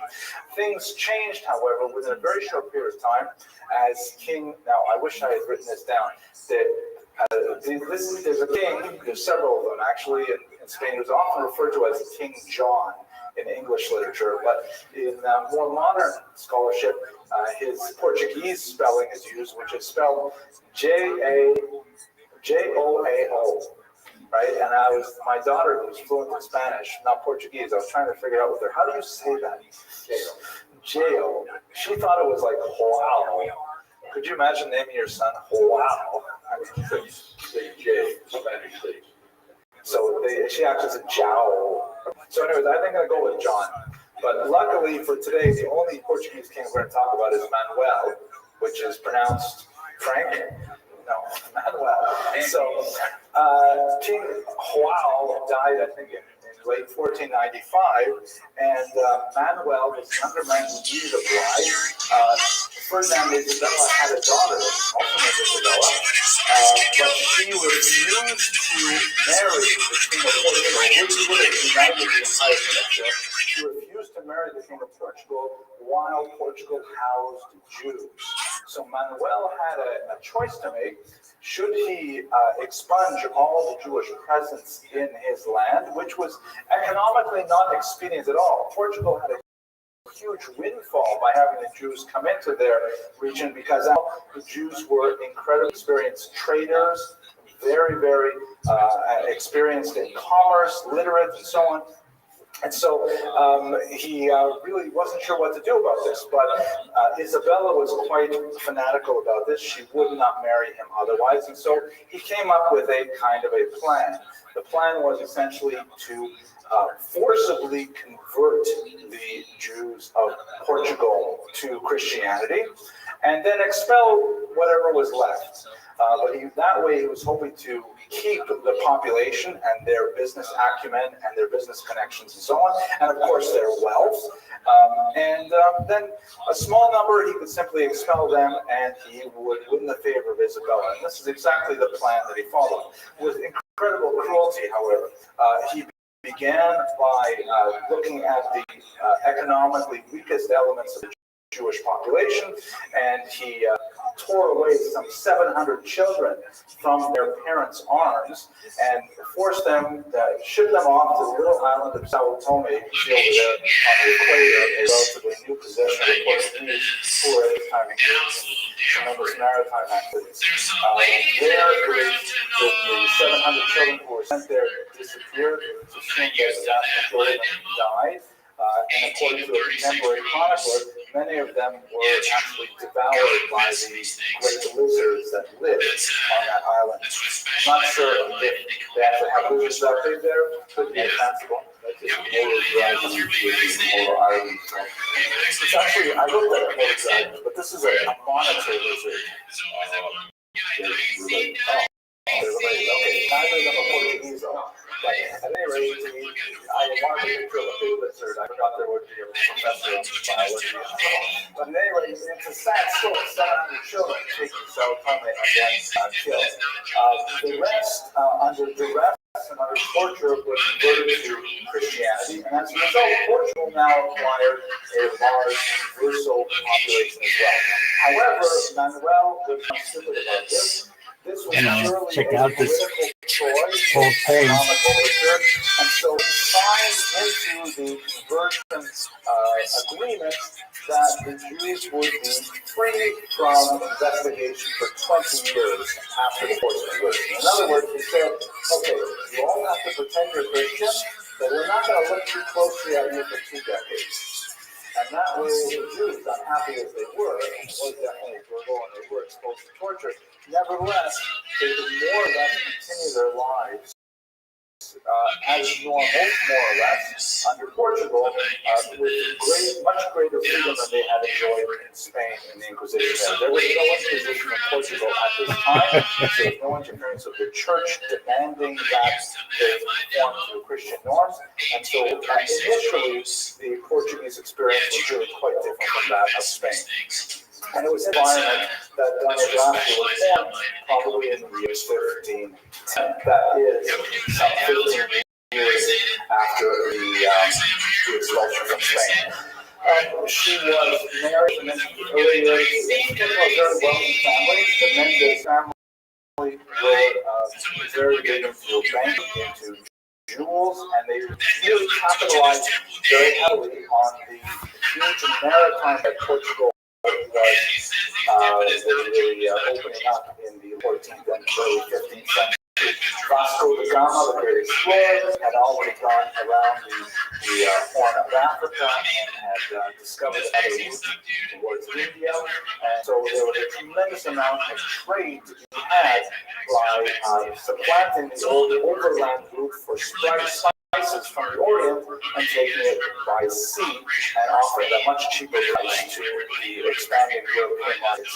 So the Mendez family were able to extend banking privileges to the Portuguese kings, loaning them sufficient funds to be able to mount these massive maritime exploits, and then receiving their payment after the ship came in, so to speak, making the Mendez extremely wealthy and powerful and very closely related to the king. So, like many convertible families, she married within the larger convertible community. And here you see a painting of her from the famous artist Arthur Zick, that shows Francisco here as somewhat younger than he probably was. He was twice her age when they married at 18. He was in his early 40s. But nevertheless, they enjoyed a brief but very happy marriage together that produced one child named Anna. Now, the problem is that the converso wealth that they had was a promise that gave them tremendous power at all times, because they were able to leverage wealth for policies that they promoted for the benefit of the Jewish community. They were extremely philanthropic and also quite involved in the realpolitik of offering bribes to make sure that the converso community remained safe. But at the same time, their great wealth made them a target. And so they were constantly under attack by people who wished to point out their obvious failures to conform to Christian practice in the hopes that their wealth would be confiscated. And so one of the many things that Gracia and her husband, later Gracia alone, had to do over and over again was constantly pay off bribes to ecclesiastic and temporal officials to gain exemptions and protections from the depredations of those who would denounce them. Let's have a look at one more kind of interesting thing that Zed put into this picture. You can see she's holding a scroll here, and when you look closely at it all, and I want to guess what it says there. Right, beautiful passage from the Psalms. If I forget you, O Jerusalem, let my lead to my mouth, let my right hand use its cunning. Proto-Zionism is very prominent. In fact, she would be a major figure in establishing a Jewish presence in Israel later on in her life. Yes. Oh, there's a little Jewish tie. This is quite anachronistic. We weren't using this as a symbol for Judaism back then, but nevertheless, okay. So let's go on. She was married at age 18. She was widowed at age 25, making her heir to a tremendous zanui. That's not chronological, right? She was heir to tremendous fortune. Maybe if I hold it further away, is that better? She was heir to a tremendous fortune, and once she was widowed at age 25, that made her incredibly powerful. Now, her husband had a brother named Diogo who was living at this point in Antwerp, and fact, she would join him later, and she would later inherit him as well. The whole family family here that I'll share some details with you. But in 16th, 17th century Europe, widowhood is really one of those few ways that women could exert power in the world. Certainly on a small scale, but when you're dealing with a woman like Lucia, who was working with and sometimes in opposition to kings and queens, incredibly powerful individuals, popes, her widowhood was really what gave her her independence and her might, her ability to actually flex her muscles financially and achieve her will. They were acting in a clandestine fashion when they were married together in Lisbon, primarily to thwart the Inquisition, which eventually did make its way to Portugal, but they underwrote a lot of activities to try and prevent the church from extending the Inquisition there, including very liberal bribes and perhaps some assassinations of inquisitorial officials. But the Inquisition was impossible to hold back. And, the smallest thing could set them off. So, for example, there was in the Jewish quarter, which they still had like a Jewish quarter, kind of a ghetto type of setup, but it was more like what they would call a Boca community.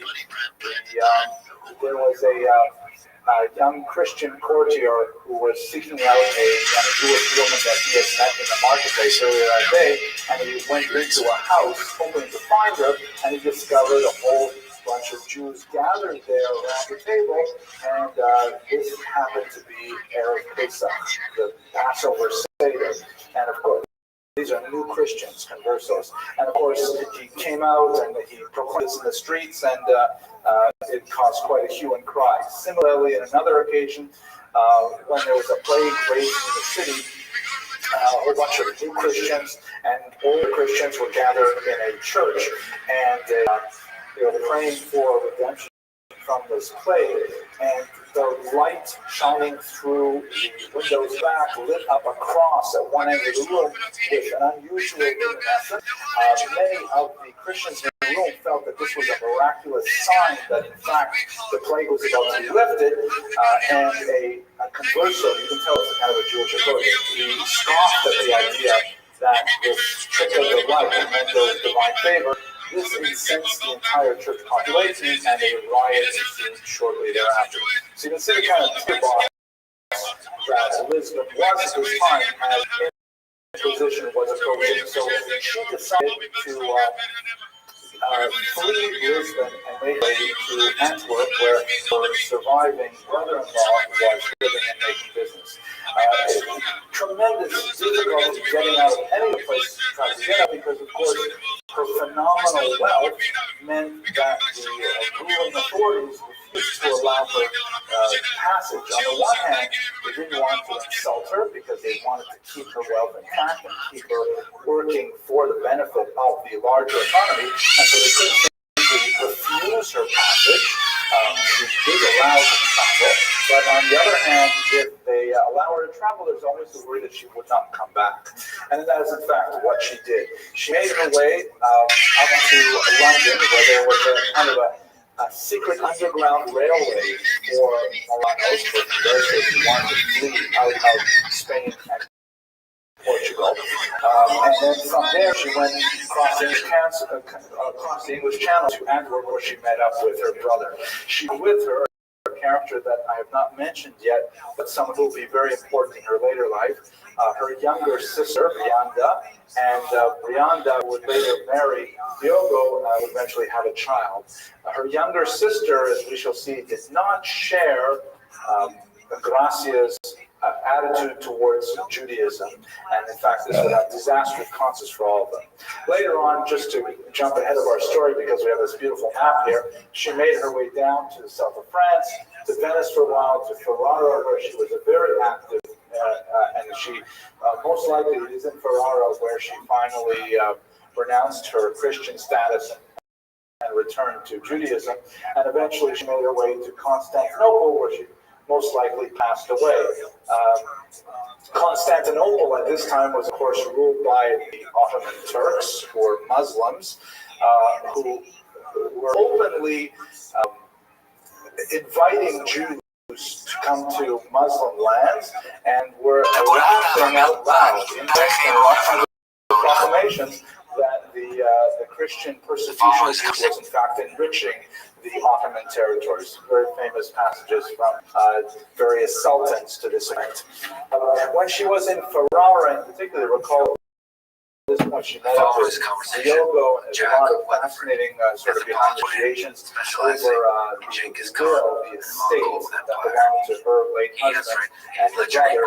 Ultimately, her brother-in-law ceded her complete control over the entire wealth of the house of Nassim, even over his own wife and daughter. He felt that she'd be a much better steward of that wealth. Look at this move. So when she up until this point, extremely generous Look at this move. fundraising and It's really unprecedented. Look at this move. resources for Jews who are fleeing Look at this move. actively promoting the rescue of conversos, in particular from various persecutions and depredations at the hand of the church. In Ferrara, she's able to spend her differently, and she becomes a great patron of church. Two works in particular are associated with her activity. The first is the work of Samuel Ruskay, a famous work which has been translated to English, The Consolations for the Tribulations of Israel, which is a sort of a historical and philosophical work of the nature of Jewish persecution over the centuries. And then the famous Ferrara Bible, which is a translation of the Hebrew Tanakh into Judeo-Spanish. It's got a fascinating kind of cover on it. You can see that the front piece here has a depiction of a ship in a stormy sea with sea monsters and a broken mast.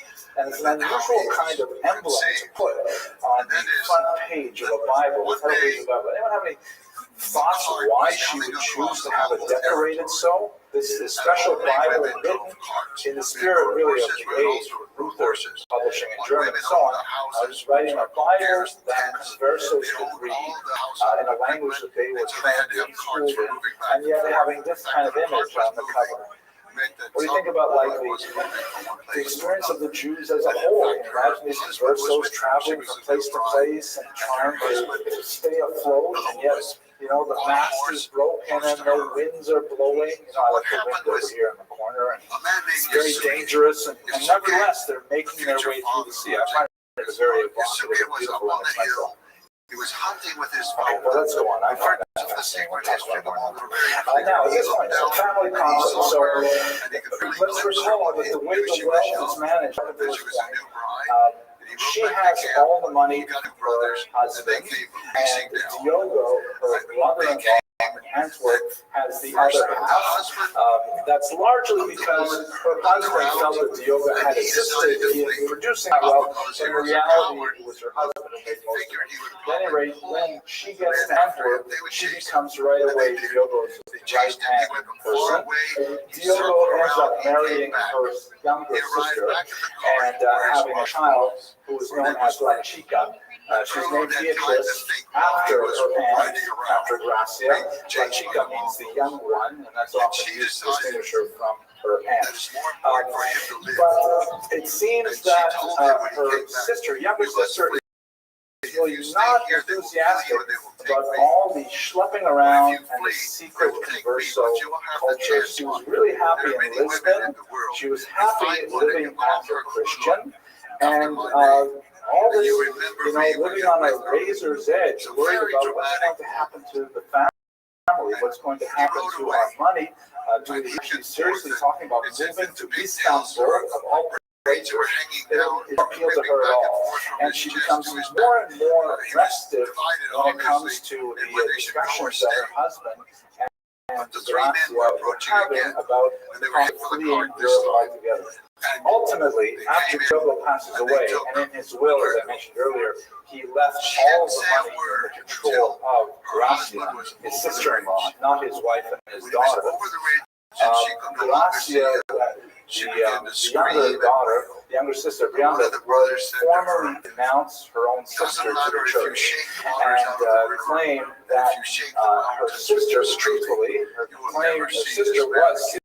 secretly living as a Jew, and that she, therefore, Brianda, the younger sister, deserved all of the wealth of the family, and her sister should be arrested, possibly tortured, and killed, and so on. It was a really difficult point in Gracia's life. You can imagine this human conflict that reached such a fever pitch, but it was clear there was no turning back between the two of them. The idea of fleeing Europe altogether and living in a Muslim country was something that was so foreign to Brianda's way of thinking. She had grown used to the life of heavy consumption that was associated with the uber wealthy of Europe, and she simply would have nothing of it. She tried, Gracia had anticipated this and had very early greased the pawn of all kinds of church and temporal officials trying to hold back a formal lawsuit challenging authority. She was not able to prevent a lawsuit from actually reaching a court, but she was ultimately able to defeat her sister in a legal battle and lay authoritative claim to the entire inheritance, which is a rather amazing feat. It shows you how useful money is. On the other hand, in a related development, there was also a rabbinic court convened on this particular issue that included some of the greatest minds of the era. Don't forget, this is the 16th century. This is the era when you have Moshe Vitrani, for example, none other than Rabbi Yosef Karo, the author of the Code of Jewish Law, the Shulchan Aruch, who debated this very point, and ironically, the author of the Shulchan Aruch, Yosef Karo, disagreed with Gracia Mendes. Even though she felt that she was a wonderful person and they did great things for Jewish people and so on, it wasn't right that the sister didn't get an inheritance and that the niece didn't get an inheritance. That's another story beyond what we're going to discuss here. Part of this whole debate was surrounding as well who would the younger child marry, who would Beatrice Lachika end up marrying. One of the, at this point, I've kind of omitted discussion of the role of kings here, but there was tremendous involvement of kings and queens, all having designs on the money of the House of Nasi. In this particular case, George V, the Holy Roman Emperor, had a wife who wanted to marry off Lachika to one of his friends, and in so doing, hoped to garner a large section of the assets that belonged to the Nasi family. When the queen approached Gracia Nasi about this, she actually avoided her several times by feigning illness, and when he was finally forced to answer up front what would she say about this particular marriage of the niece to this older Christian man, Gracia Nasi said intemperately, I would rather see my niece drowned than married to that man. Very strong language, which meant that she really had to flee Europe, because there was no more excuse for her at that point. So they ended up finally making their way to Istanbul, and at this point, Gracia Nasi had revealed her Jewish identity and was quite openly sponsoring Jewish causes without any relation or dissimulation whatsoever. But she met with several setbacks. One that's very important is the Altona incident of 1556, which is perhaps the saddest moment in her career. There's an Italian city with a port called Ancona, and they had a very zealous inquisitor there sent by a new pope, Paul IV. And there was a very large converso community. And these are, remember, what are we talking about? We would have in Ancona, we have the regular Jews, the Jews who would live there since time immemorial, who were not forced to convert to Christianity. You had regular Christians, and then you had this converso community, largely made up of Portuguese Jews, who were formally converted to Christianity and were in such confession, but were nevertheless living it pretty much openly as Jews, marrying with each other, keeping kosher, and all kinds of things like this. And they could not, declare themselves openly Jewish, because that would be in contravention of church law. You can't simply convert to Christianity and then convert back again.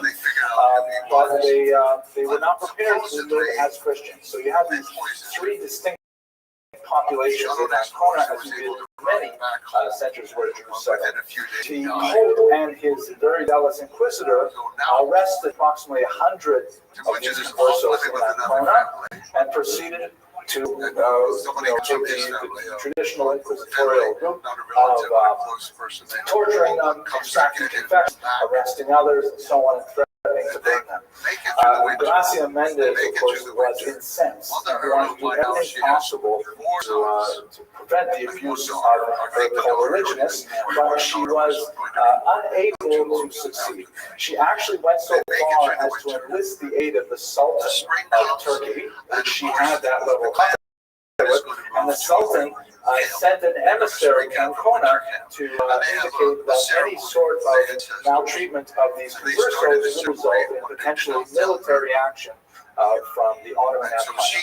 Gracia also rounded up a huge number of Jewish communities who agreed to impose a boycott on the port of Ancona and to bring that city to its knees economically, because Jews were extremely involved in all kinds of international trade, and refusing to do business with that particular port would actually bring their trade to a standstill.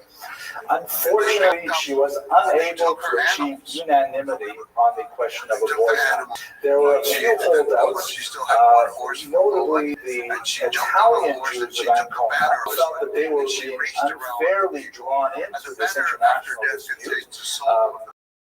They were, there was not always between traditional Jews and conversos. They were living very, distinct communities, even though they had quite good relations with each other. They were certainly not intermarrying and so on. So they felt that they were going to have their livelihoods destroyed by this boycott, and they argued against it, as did several local communities who were heavily dependent on the Ancona trade. And so despite her tremendous efforts, she was not able to bring together Judaism and Jewry with one voice on this issue, and the boycott failed. And 100 Jews were put to death as a result of the inquisitorial flames. She, however, devoted most of the energies of the last years of her life to developing the land of Israel with some very fascinating projects. One of them, most famously, is the city of Tiberias, which she essentially bought from the Ottoman Turks. She received an exclusive land. In perpetuity, she developed the city of Tiberias on the Sea of Galilee, in exchange, of course, for funds that would be produced and would be given to the Ottoman Turks on a regular basis. So the very city of Tiberia, which is modeled in many ways on the successful city of Tzfat nearby, is a result of Doña Gracia's specific intervention and her philanthropy. So if we want to bring it back to look at her legacy, this is perhaps our best chance of guessing what she actually looked like. This is a medallion that was struck in honor of her niece's 18th birthday. And you can see that it says in Hebrew, Gracia Nasi, on the Hebrew here, on her 18th birthday. This is the niece known as Lachika. So to whatever degree there is a family resemblance, that's the degree to which we get a sense of how how our heroine actually looked. The medallion was most likely struck on the occasion of her marriage to Don Joseph Nasi, also a family member. But the overall scope and trajectory we get of the life of this really phenomenal woman is one of unrelenting heroism and one of unbearable will, in which she's confronted with these very difficult challenges. The challenges of great wealth, the challenge of Jewish identity within a very hostile environment. And throughout it all, she maintains very steadfast support of the Jewish people. She allows her burning love for Judaism to remain within her soul for the vast majority of her life while she is outwardly practicing as a Christian, and only when she is finally free to express herself as a Jew does she ultimately reveal her full intent. But we see her impact on the Jewish world in so many ways, not only in the land of Israel, but also in the overall legacy of the Jewish people as a whole. And thank you very much for your attention and your endurance tonight. Hope you have a fantastic week. Next week, we're going to come back to speak about another somewhat more tragic figure from the Spanish-Portuguese experience. Thank you. And clear of the closing doors, please. They gave him food to his, and then he had to go find his family again. So this is the kind of life that this boy Temujin had. So he, just to be clear, the neck is trapped and the hands are trapped. We think that's how it is. We just have the word. They don't say the head and the hands on. We know that his body is trapped in it. But from all evidence we have, it's the hands and the head. And he is running around deeply alone with this thing. Yes. Yes. Hello, everyone. And then he has to go out and find wherever his family is. So this, in part, was the foundation of his breaking with Mongol tradition and chip. The most important thing above all else, because he hears his life story where he's abandoned over and over. His father's old brothers, see, the men who kidnapped her, they had an obligation under Mongol law and custom to marry her when her husband died. They did not. They should take care of her and her children, because the children of their brother, they count as the sons of the clan. Well, they should. But no, they had all the training. He learned very early on that you cannot trust family. You mentioned that Genghis Khan's childhood, Temujin was marked by extreme tribal violence. Can you describe the state of affairs in the steppe? How much violence is there? How much kidnapping? The story of Temujin is not a unique story for that time.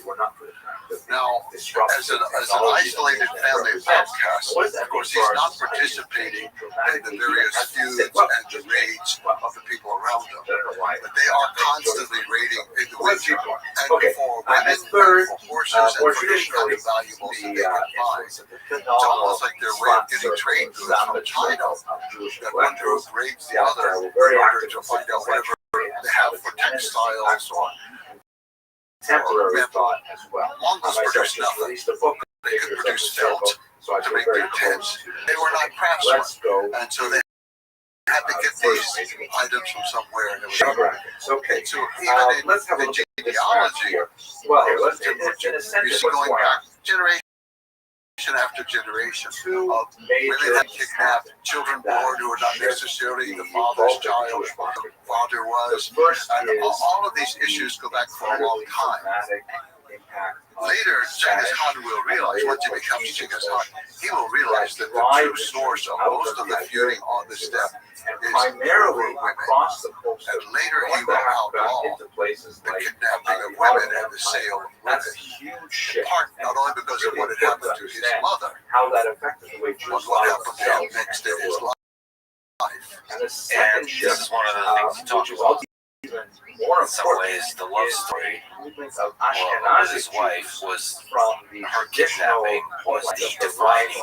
If you could point to one place where Genghis Khan, the conqueror, was created, that point, his wife being kidnapped. Can you describe, first of all, his love for this woman, what that means, and what the kidnapping But At age 16, significantly over the course of the girl he had met when he was 8 years old, and she was 9. here. She's now This is a map 17, which shows the and she and her gradual mother spread of the bubonic plague, which sort of begins in the central Mediterranean region. It's hard to even imagine northwards what it was like for this 16-year-old boy who had suffered these indignities of life in every way that you can imagine. And suddenly, here is the love of his life, who's going to be living with him, making him happy. He has somebody who loves him, not just his mother running around getting food, trying to feed the 5 children, and plus the other wife and her 2 children. As the peasants, he loves him. It's all the excitement that you can imagine, with the fire in the eyes and the excitement. And then why this horrible plague come upon it us. only lasts a few months. Constitute a very traditional. So there they are. And there's a lady visiting them. We don't know exactly who she is, but just they call her Grandmother Rothschild. Granny Rothschild is there. Granny Rothschild is sleeping, of course, on the floor of the gear, the tent. And early in the morning, she feels the vibrations in the earth. And she knows the horsemen are coming. She rouses the family. And Mother Erlund is in charge. Mother Erlund is still in charge. Opens up the window and says, "There's going to be less cucumbers." She puts all of her children on a horse. All Jews go home. She takes the baby girl to put it in her own lap. And everyone's waiting in She line. has one extra horse. He opens up the door again and says, "We just But heard she won't that take some of the trucks broke down on the she way here. knows, she doesn't know who the men are. She has no idea. So all They're coming in the Tatars, back. Ukrainians, They're coming Lithuanians, full leave the line. They know there's a girl there. All This these family other of outcasts has acquired a wife. nationalities, And they know status, they have to leave that the they're line. coming for that. Finally, So she leaves the other wife. She leaves this old lady, Granny Rothschild, who actually has a car. And she leaves the cucumber guy opens up the door and he says, They pile into the carts were taken over by the it's mafia. like ox There are pull. no So they don't cucumbers get too far arriving. before the Everybody go attackers home. get there. So Elon turns to Mother Erlund is right. She's able to get her children off to the mountain, into Buchan Haldun, to the mountainside, away from them. So the Because Jews there's suffered some quite a bit in the this part, 14th century finding out how many as women are in the black there, who they are. and the Europeans got a taste for expelling economic implications as well. Watch the But at video a cost, suddenly, But Lucha more significantly, if realizes you look at the he's larger obeyed map his here on the mother, right-hand side, but he's lost the most you'll important see thing in that his life. the And I red do line, think this which is I've the added to the defining map here, moment of his shows life. the large The phenomenon story of began back when his mother the was Iberian kidnapped. Peninsula, But now the kidnapping of his wife, and he gets to define what will he do? What should he do? What can he do? and especially in the Is he Ottoman going to Empire. just In resign Istanbul, himself to it? Constantinople. Is he Those are going to go out regions where for another wife? Jews felt to be more welcomed at the And time. he decides that life is not worth living without her. And the Muslims He welcomed has the found Jews something as their good in his life. potential economic And if he has to contribution die to the trying society. to get her back, But it he will represented die the trying to get tremendous her back. end of an era. And this is the early steps in the of the 15th military century, genius, how Jews born regarded because in order to themselves get as back sort of a requires post-Holocaust generation, an actual much organization like of we troops. in the later half of the Allies. 20th into the 21st He century goes to are still reeling a man from who the ruled the area people in demographic central assault Mongolia of the and Nazis on the Tall River Jews about of where the Europe. capital of Ulaanbaatar is Jews today. of the He 15th goes century there because that reeling, Wang Han trying is to the name, understand or what's Corporal the Han. meaning that He goes there because Wang Han had age of Spain been the lord over his father at one point, and his father had gone on raids for him. So he So went there. it's not just a And shift actually, he of took a population, gift it's not just just a because migration. Marsh's mother had brought It's an a sable uproot. coat It's a as a destruction gift of for a civilization that then had to be at that time replanted. for marriage. It's also So he important to took note the coat in this regard that and he there are took a lot it of and he Jews gave who it are as a actually gift heading to the west. to Wang Han and asked for Not his help. necessarily for our Wang discussion Han today, said yes. but And he said, many I'll send some Jews chose troops, but we to need go to more. Europe, And to you what need would to become ask Brazil, Curacao, Jamaica. You eventually need to ask New him Amsterdam, to New come. York. Also, These are he really said, I will send a message to later him.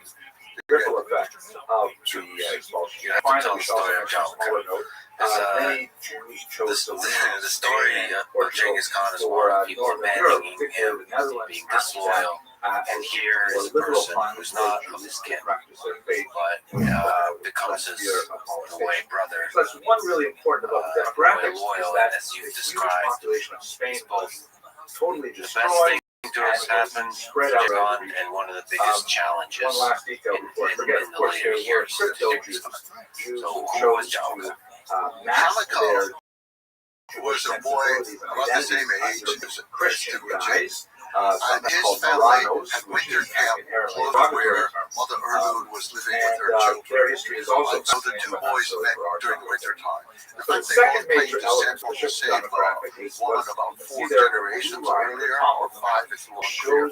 She was a Hanghai woman Western who Europe herself was making kidnapped. their way And actually, Jalka was the particularly descendant of Poland, her Lithuania, the fact that she was pregnant at the moment of kidnapping. And then this Temujin was is for two descended basic from reasons. her One, through the new increasing kidnapping levels of of Jalka's anti-Semitism ancestor. in Western So they're Europe, both based on through the, factors as amongst those say, from the videos. same And womb. secondly, They come very from the same specifically, historic the attraction origin. to the economic So zone. their lives were similar in that the both economy lost their very fathers very poorly early, developed. but Jalka also lost the mother.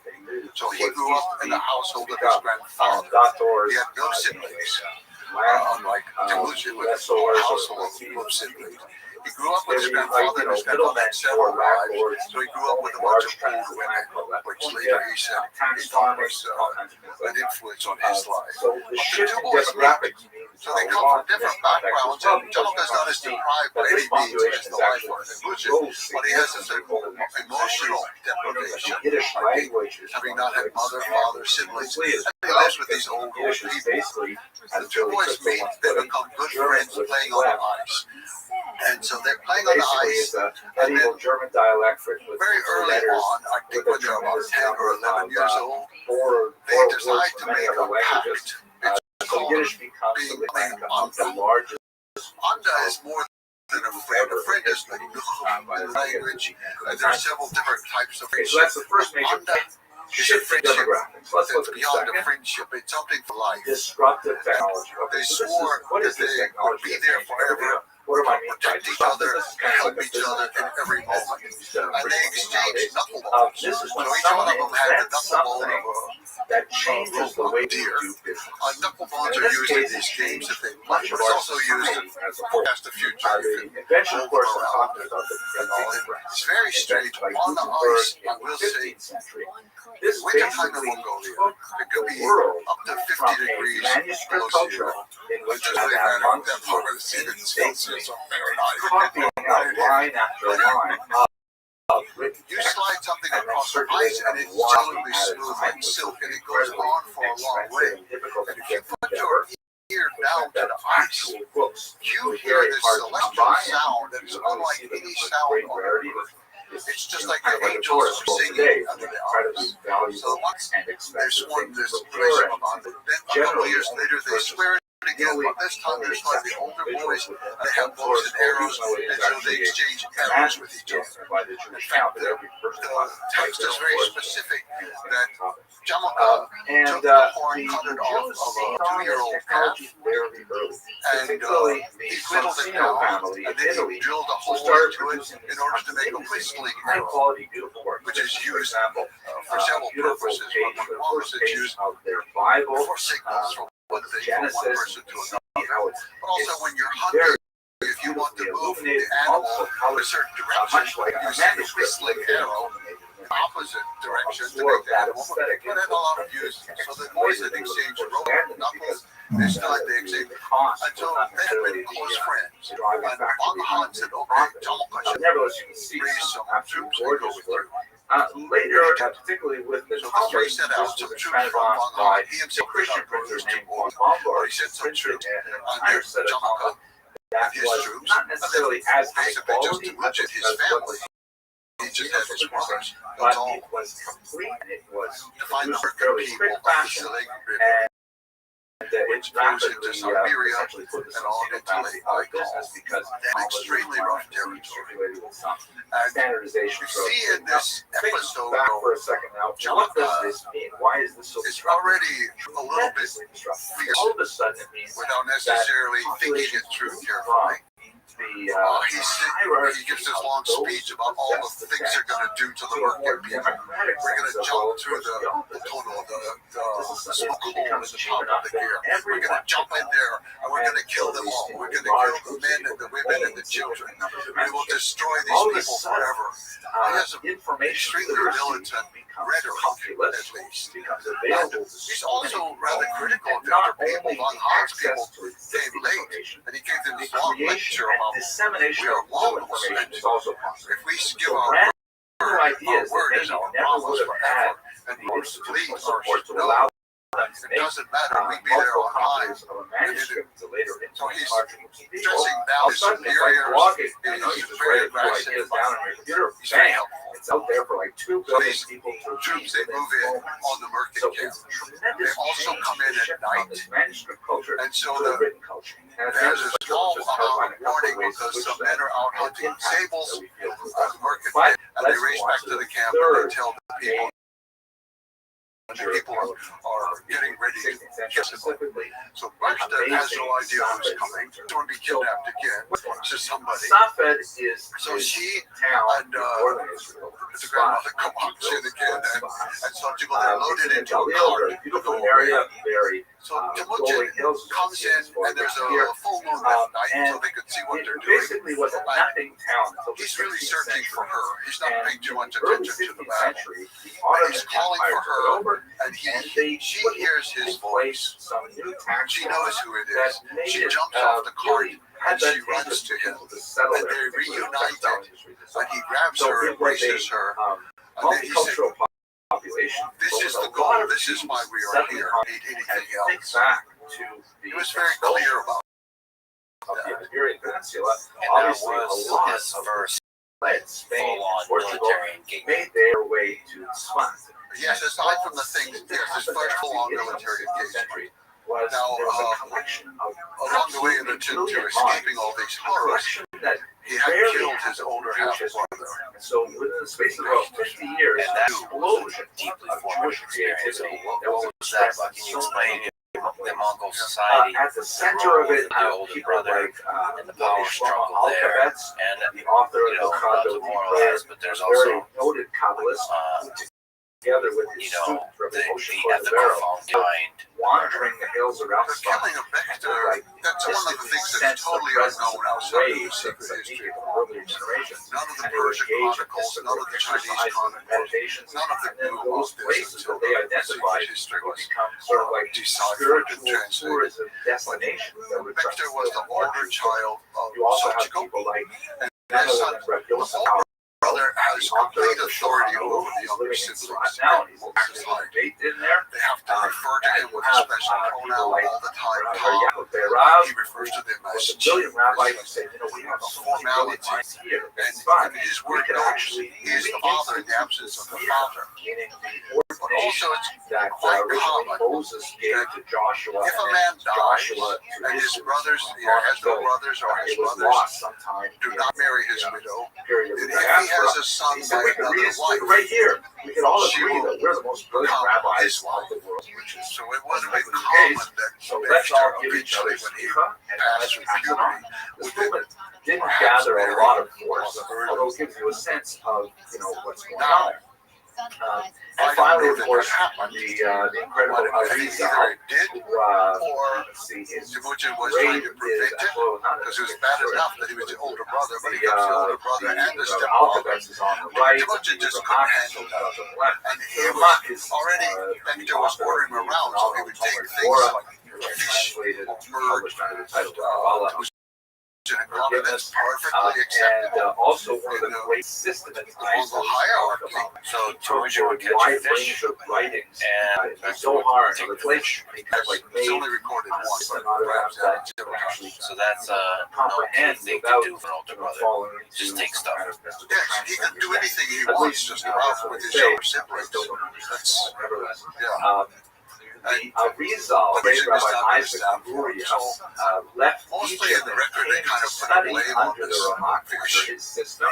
which I'm not And although totally they sure studied that's really together the for blame. only a period of about 2 months The boys before had the actually taken the Ramak sewing died needles of from their mother. the They were using Arizal them went for on fishing. to eclipse his fame I think it's more complicated than that. But for whatever reason, he and his next brother, Hassan, This is all decided to happening kill in spots. You have the author of the Shulchan Aruch, Why Code of to you is Jewish it law. more You have complicated than these that? It feels to me like world-altering stealing a Kabbalist writing, fish and you have is like the this final idea of straw. social change. Here he's These being are abused new models of leadership. It's all over and happening over in and spots. over. Now, And the if you fish bring is a symbol these of that. three So things here he together, I takes think we can make matters into his own hands. I think it is sort of the symbol of that, and it generalization can be the thing that as to pushes why him these over.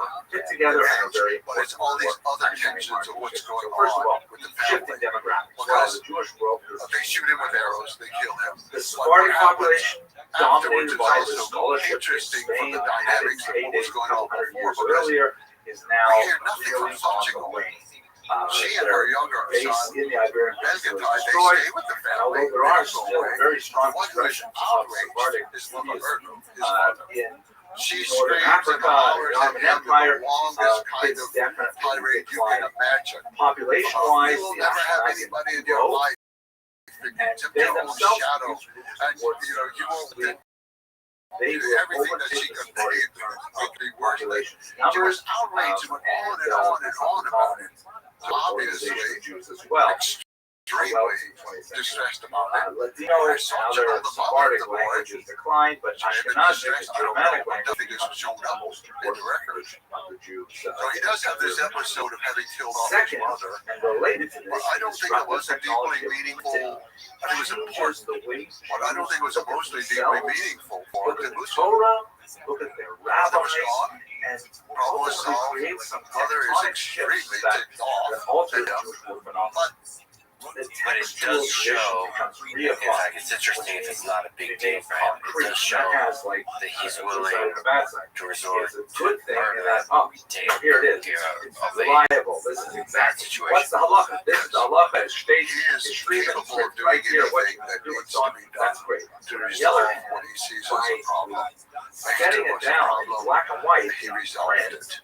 all At a of the very other young oral age. traditions So he had that experience lose their behind him. impact. Now, some of those oral traditions could have His been younger brother plainly Belgatoy wrong. is on the rail with For him, and example, with Domka when how they go much to wine capture does it Barcelona. take to make kiddush? So How much wine do you have to say a prayer? his both loyalty and Belgatoy stays loyal to Then we him have his a entire we have life. a controversy His entire because, life. you know, we've It was lost very the sense of interesting. these sizes, So something that that if we return for to the the Shulchan Aruch, is it normal to have such a people low kind of story pick up and across say, many well, yeah, years that looks like if about you're right separated? there. Others say, no, that's not big enough. My This is is much bigger. two-way So there's loyalty. like a whole Version to which Timothy ultimately and becomes Timothy first. what is the same text? And this That's is like before he in was fact, Genghis one of Khan. the reasons I why think there his was such an children, objection in some he was circles too preoccupied with staying to alive. Ramah's right, Getting the Ramah kind of ambition, is roots to very eat, and things like that.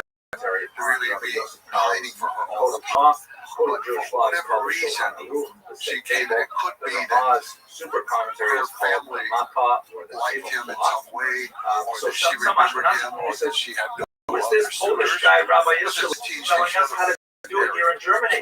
We don't do it So like that. I can't explain The why, German rabbis were but it was certainly a strong because love the story Ramah came after out the with fact, his if not commentary. before.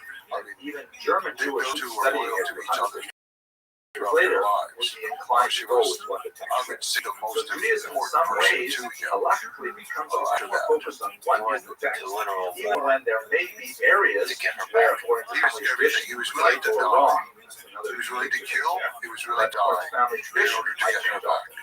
I'll give you an example. Got her back.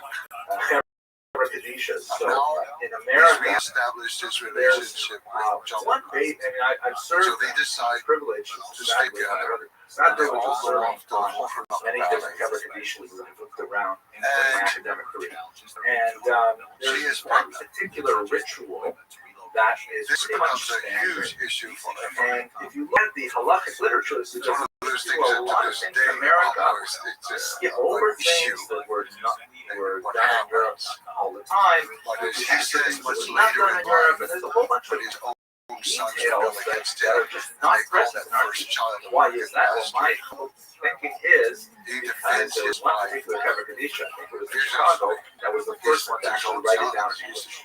You So were as not soon as there. they You wrote did not down know who their loved customs you in and who did not. English, You did so not see lots the of other sky Jewish turning communities saying, well, what are we supposed around. to do? You did Well, not see the stars falling. check You it did out. not Here see it the is. earth turn That over. becomes You don't know what was happening. And if I say he is my son, he is my son. Who are you to say otherwise? You are not there. So that's one of the things that same happens warm with womb. is If your disruptive mother could technology. hear your Another words, thing her is, warm womb because would everybody can turn do it, to all of a cold sudden, stone. copyright So he law defended her becomes forever. challenged. But he's off And now.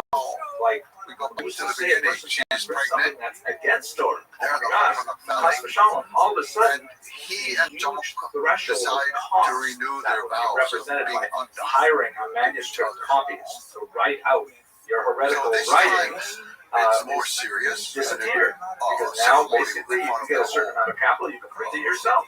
And so all kinds of can't say ideas tried, that it's not would big enough not yet for a have trial. seen the light But of the day whole in print plan that's or there. manuscript, I should say, with printing all of a sudden it's Someone fair game. takes off a Everybody gold belt, put which their stuff out actually there. he stole So it you from see the the merchant. thought of It's people like according notes to and so on. a gold belt. He As took a off a result gold of belt this disruptive and he put it on so the Temujin. religious diversity And then that will expand Temujin and come gave to a him crisis point in the 19th a century mayor who had has its never origins really.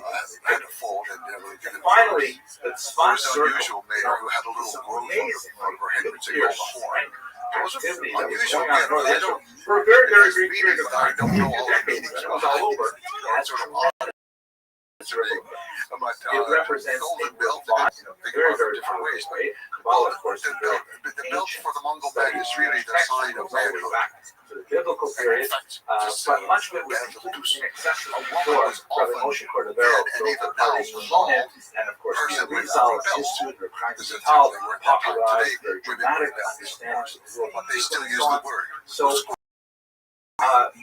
study of Jewish mysticism was very important throughout Europe and has He gave that ripple privilege, effects on and they many celebrated movements that are not necessarily words of the closely secret related history. to the Jewish tradition. They stepped In apart particular, under the same blanket false of messiahs like other Shabbat groups, Tzvi, and they were heavily happy together. influenced by Kabbalah, And then when and on baby the other was side of born, the coin, definitely within the mainstream of Judaism, although it wasn't necessarily named the appreciated by all Jews in the 18th century, the Hasidic movement borrows very heavily on Lurianic Some people Kabbalah, say, oh, it's and because was the child was really a therefore market a child. tremendous amount of Other people say, creativity in no, the it's 18th because he century was a as a visitor of result the of what territory of Jamuk at that time. Wow, that was And a other very people quick would say, tour well, of ancestor incipient revival, had the been born beginnings from the of African woman who growth was pregnant. of ideas in the They Jewish had world, named that and at the same time Johnny divergence as a result which meant of foreigner. factors. Like a parallel, visitor to foreigner. And so Jamuk's clan took the name from him. They were called Juggernaut.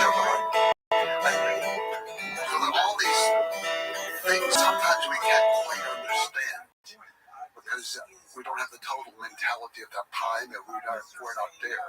But we should say that I think the pretty powerful part of this love story is that the child is likely not his, and he accepted that child as his own and defended it as it becomes much more important later as his first child. Yes, he defends his child through his entire life. And ladies and gentlemen, thank you very much for coming. Sorry for the, oh my gosh, record late start. We had actually a technical problem because they put a new lock on the door. And I don't have a key to the new lock yet, so we were trying to get it together. But, so, for those of you who were here over Shabbos, you know, we had a magnificent affair. The Rav's son of Rami was bar mitzvah, and he was a tremendous, he was brilliant. We really enjoyed not only his laning, but in particular his Dvar Torah. And he started with the following joke. So the joke, and this is an Avrami Grunstein original, I think. The joke goes like this. So between Mincha and Marav during the week, many Rabbanim like to say a short Dvar Torah, you know, in that period before, you know, during sunset during the week. And so the Rav gets up to give a Dvar Torah. You have to imagine this joke told by a 13-year-old, the son of a rabbi who gives a Dvar Torah between Mincha and Marav, by the way. And the rabbi's giving his Dvar Torah, and then he notices towards the back of the room, one of his best Balabata, one of his, you know, most loyal parishioners, congregants, gets up and walks out unexpectedly in the middle of his drasha. Rabbi is used to having people get cell phone calls and things like that, but have his best member, really, his most supportive member, got a shul during the drasha. He was very, very disturbed by this. So, and then a while later, just before he's about to wrap up his Dvar Torah, the member walks back in. So he's very grateful to see him back there. They daven Marav, and then afterwards he goes up and he says, "Listen, Shlomi, I was kind of surprised to see you leave shul right in the middle of my Dvar Torah." Shlomi says, "Yeah, I had to get a haircut." And the rabbi says, "You had to get a haircut? You couldn't get the haircut before Mincha?" And he said, "Before Mincha, I didn't need a haircut." Okay, I think Avrami said that one better than me, but at any rate, you get the deal. Okay, so tonight's lecture is actually a lecture of tremendous meaning and value for me personally, and I'm hoping that it'll reach you as well, because it has tremendous value really for anyone who goes to synagogue on Friday night to have automatically a connection to this particular figure. Exactly. We're going to hear a lot of versions of the Kadodi from the audience tonight, and I'll even play a couple of for you. But basically, two of them do not we're going to be talking about Rabbi Shlomo Alkabetz, who is one of the most important Kabbalists of the 16th century. He was in many ways the founder of the Tzfat school of intellectuals, that very unusual 16th century explosion of Jewish religious and intellectual creativity that occurred in northern Israel at that time. But he's really mainly known for one particular prayer that he wrote. As we shall see, it was apparently a wedding gift that he gave to his bride, which has a whole new dimension to reading about what this prayer is all about. And this prayer was universally accepted. It was printed almost immediately after he wrote it, and it is one of those rare pieces of liturgy, particularly early modern liturgy, that was accepted by all streams of Judaism as they were known then and even as they are known today. It's hard to imagine a Friday night service without Lecha Dodi. I don't know exactly what it would look like. And you can think of a lot of different strange ways to observe Friday night service, but Lecha Dodi is pretty much central.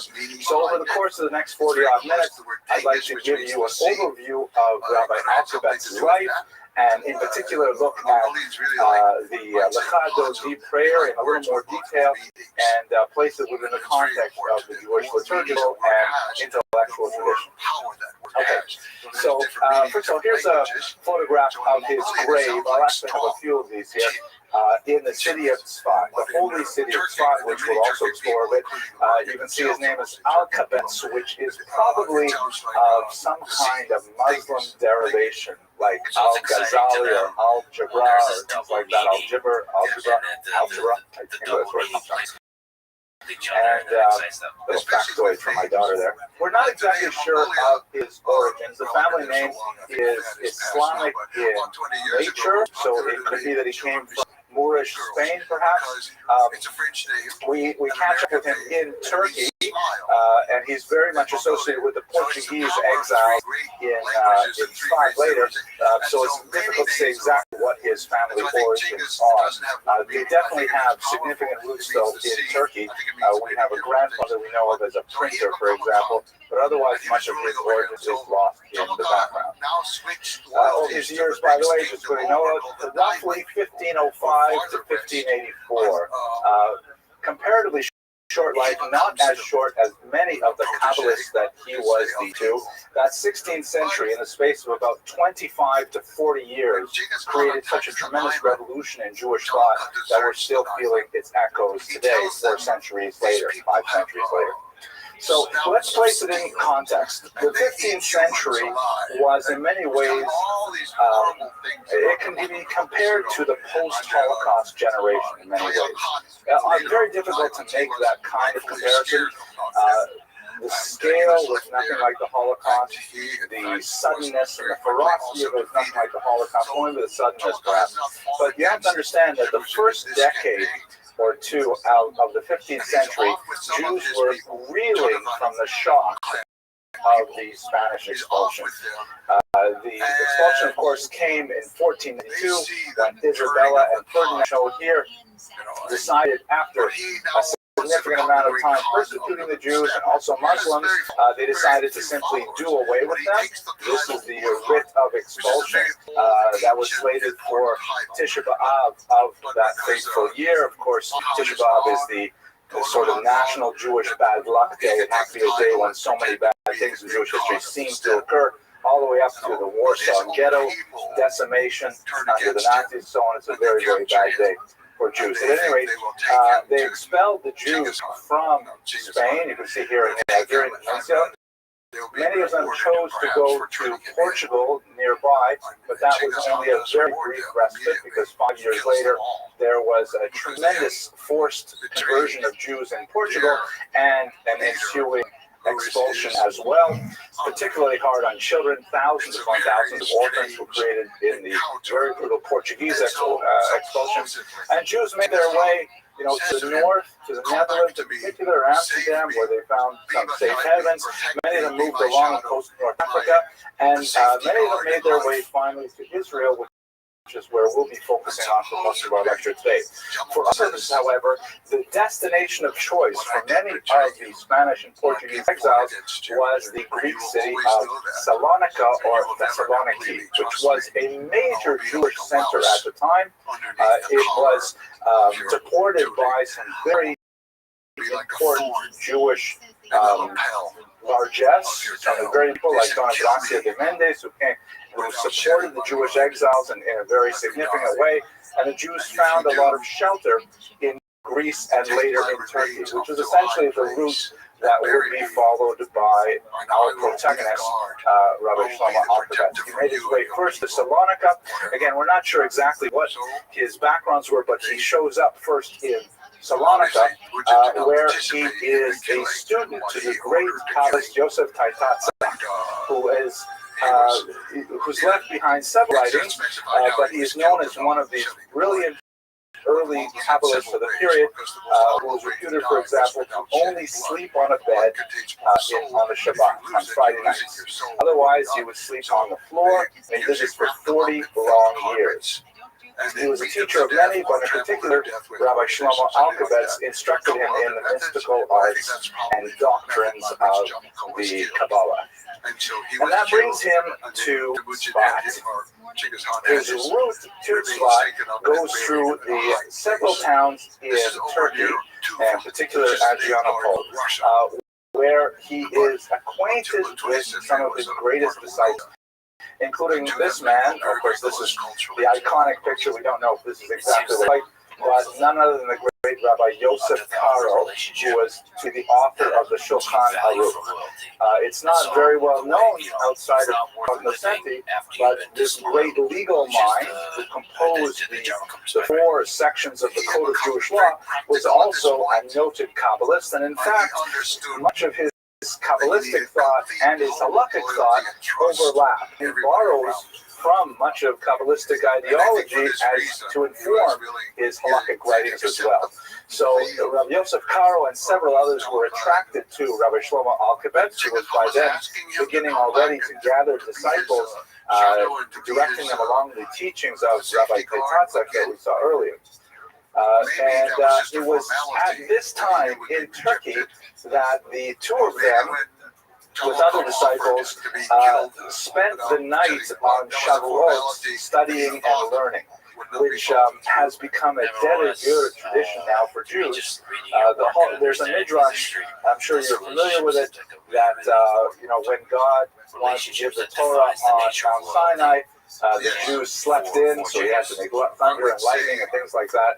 And so as a result, from then on, the Jews, as it were, resolved to always get up early and be able to receive the Torah on the holiday of Shavuot with passion and eagerness. But a custom developed, particularly from this one incident in the 16th century when Rabbi Alkabetz and Rabbi Karo were studying together, and Rabbi Karo reported a visitation from an angelic being called a Magid, who would come to him many times over the course of his life, and as a result, the tradition became widespread to spend the entire night of Shavuot learning, as a fact we do in this synagogue many others.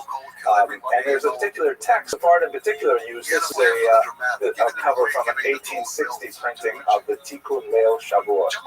Anyway, so they stayed up all night. Now, he arrives in Tzfat in the year 1535 or thereabouts, and this is really where the huge explosion of activity occurs. He gathers around him a host of Jewish celebrities, the like of which would not be seen for hundreds of years. It was like really such a phenomenal concentration of people that you never have anything quite like this. An all-star game of Jews, as it were, all at once. And we'll try to explain what the reasons for that on the next slide. But his disciples included Rabbi Yosef I mentioned earlier, Rabbi Rothschild, who wrote a fascinating book called Sefer Charedim, essentially a book that lists all of the 613 mitzvot and then compares them to the parts of the body that are used to perform those mitzvot, along with the ways of atoning for those transgressions. So, for example, if you use your right hand to threaten to strike someone, then you have to use your hand to give charity. An act of cruelty has to be matched with an act of kindness with the same hand. And he goes through all the body parts like that, eyes, ears, nose, so on. And it's really quite an amazing book. Rabbi Abraham Galante, very important. And the most important of all of them was Rabbi Moshe Cordovero, known as the Ramah, who is very, very dear to my own research. I published a book on him just last year. And ironically, Rabbi Moshe Cordovero turned out to be so influential as a student that Rabbi Alkabetz, who, by the way, was also his brother-in-law, because Rabbi Moshe Cordovero married Rabbi Alkabetz's sister. Rabbi Alkabetz then turned around and became his brother-in-law's student. The teacher became the student, and he ended up really teaching his disciples own teachings afterwards. But that's going to take us further afield of where we want to go today. The question is, why Tzfat, or Safed as in English? What is so special about Safed? It never shows up for the vast majority of Jewish history until the 16th century, and then all of a sudden it's like ground zero for Jewish activity. What exactly happened? The place is referred to in Tanakh in a passing way, and it does show up in the Hebrew Bible in a passing way, but there's no known activity, there's no known personalities for the first 2,000 years of the existence of this town in northern Israel. It's a cipher, it's comparatively nothing. So, whenever you have one of these kinds of conundrums in Jewish history, I mean, why not Jerusalem, for example? Why aren't all these exiles from Portugal and Spain making their way to the holy city of Jerusalem, which was, of course, so central? Why did this town of Tzfat, a good 150 miles from Jerusalem, that has no resources whatsoever? So, what I like to teach my 18-year-old undergraduates, and I feel that many people will appreciate as well, is what I like to call the Abramson rule of history.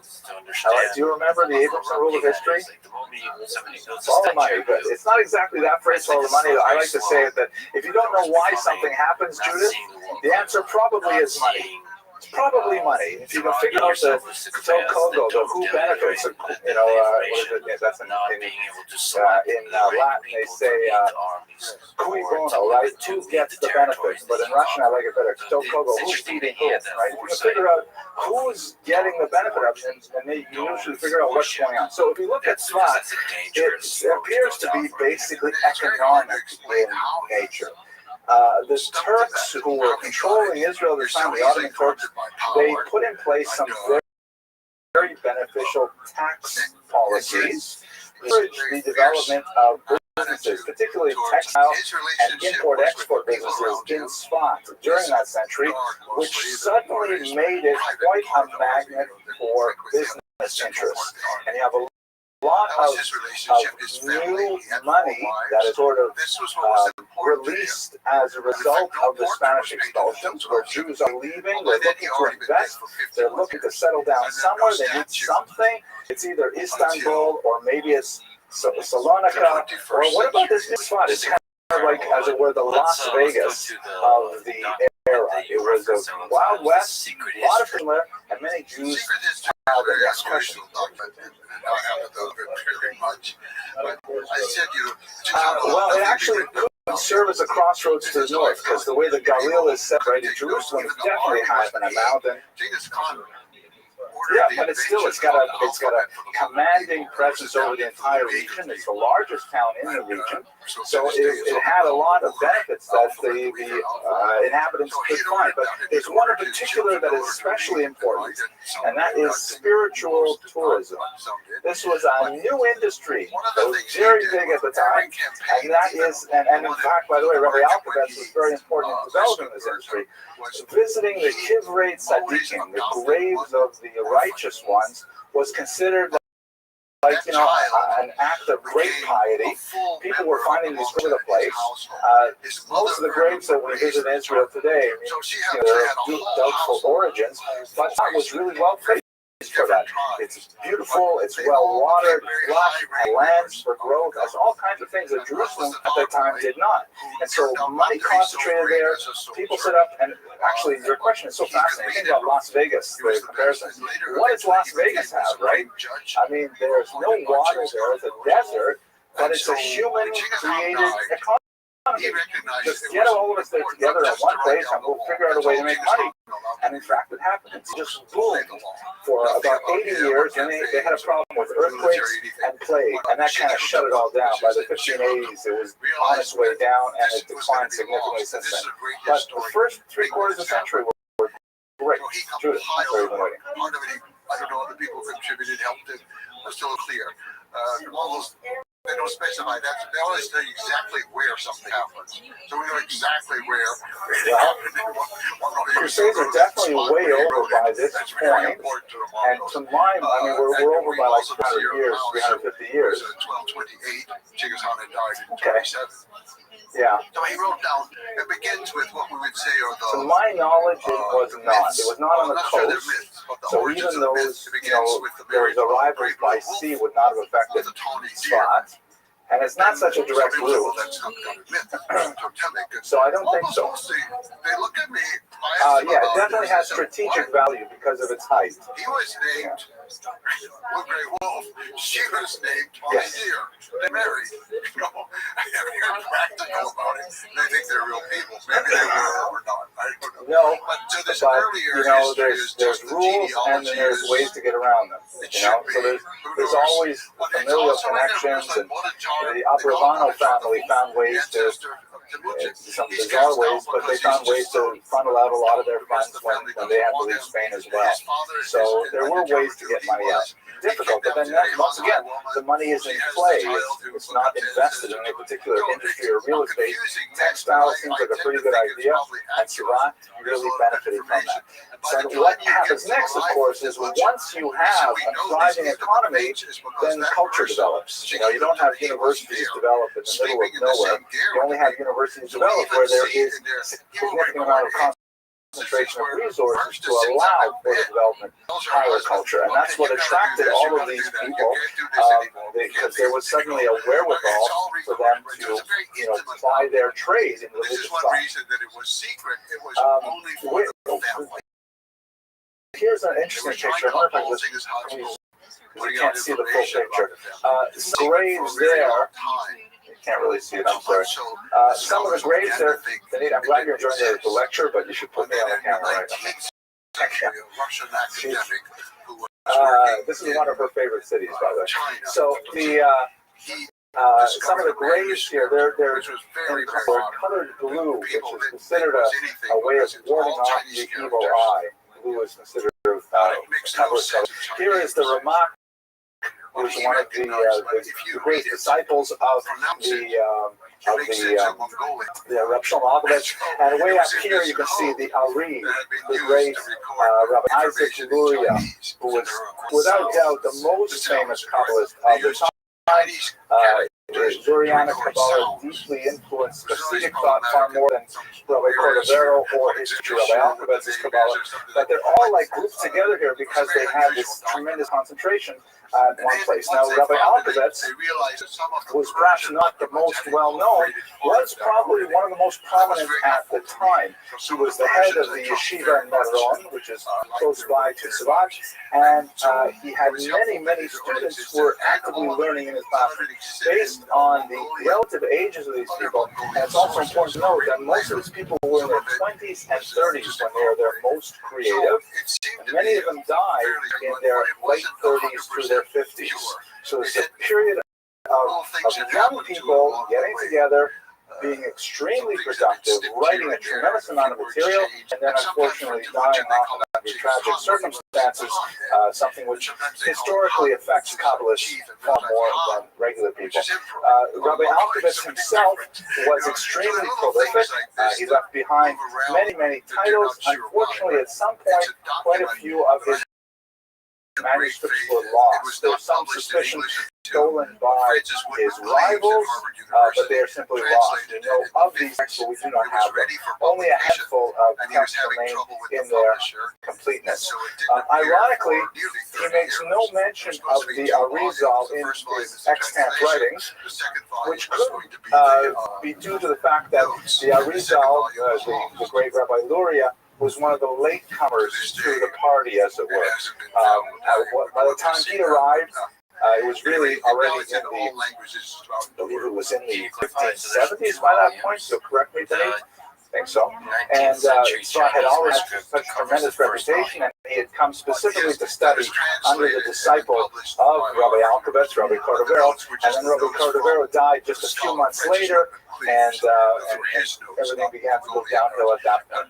So we don't have any references to the Arizal from one of the greatest teachers of the time, which might be a reflection of the distance between them in ages and the limited amount of time that the Arizal was actually there. So what did he do while he was there? We knew he had a job. We knew he had a wife whose name had been lost to us. We know he had a son, Moshe, who he named after his grandfather, his father, excuse me. But what did he do for a living? He's only left behind a few signatures on communal documents, indicating that he was a highly respected figure who was consulted on legal decisions. But he was something of a recluse when it comes to communal affairs. His main activity was in the yeshiva, studying Kabbalah and so on, and not as, an askan, a person who was deeply involved in the affairs of the community. Rabbi Caro, the Shulchan Aruch, was much more deeply involved in those kinds of things, although he himself would consult with Rabbi Alkovitz on many weighty issues. What we do know about his activities primarily comes to us, once again, from his disciple, the Ramak, and he used to have this very unusual form of meditation, which he called gerushin, or divorces, or exiles, something which Rabbi Moshe Cordovero actually wrote an entire book about, describing this particular spiritual practice that his teacher would engage in, and that he, on many occasions, would go along with him. What exactly were these so-called gerushin? And by the way, the word gerushin was loaded with meaning. Not only does it mean divorce in contemporary Hebrew, it also means exile, but it was also the same term used to refer to the expulsion from Spain. Gerush Sfarad. So when people would practice gerushin, it was like, again, think as the way we do in a post-Holocaust generation. It's a frightening thought. I hate to make these kind of comparisons, but I was saying, like going to concentration camps. Absolutely right. Imagine such a thing. It was extreme, bizarre, and strange, but what exactly was it? Basically, he would go off alone for hikes through the forest surrounding spots in the regions like you see in this photograph here. And he, often with his disciple, the Ramak, would wander around, following rivers and climbing over ridges, until he would sense, through a level of spiritual sensitivity, that some righteous person was buried here. Again, remember, this is a fairly remote part of Israel at the time, not very well settled, but it had a long, hoary history. And so they would come to a place by a brook or something, and Rabbi Alkovitz would say, on this spot, there's no doubt the grave of, and he would name some figure from the Talmud, let's say. And at that point, he would sit down, I imagine in a lotus position, but probably not. And he would simply meditate for hours on end, maybe 6 hours at a time. And they might go back into the spot and then come back the next day and do it all day as well. Strange rituals, enforced silence, strange body positions, and just meditating on the spiritual resonance of the land that they were occupying.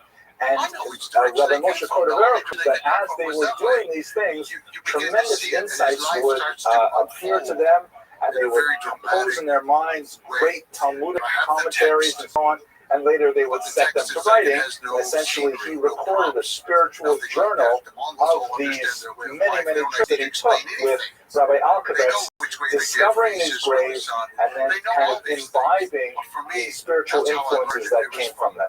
It definitely sounds very strange.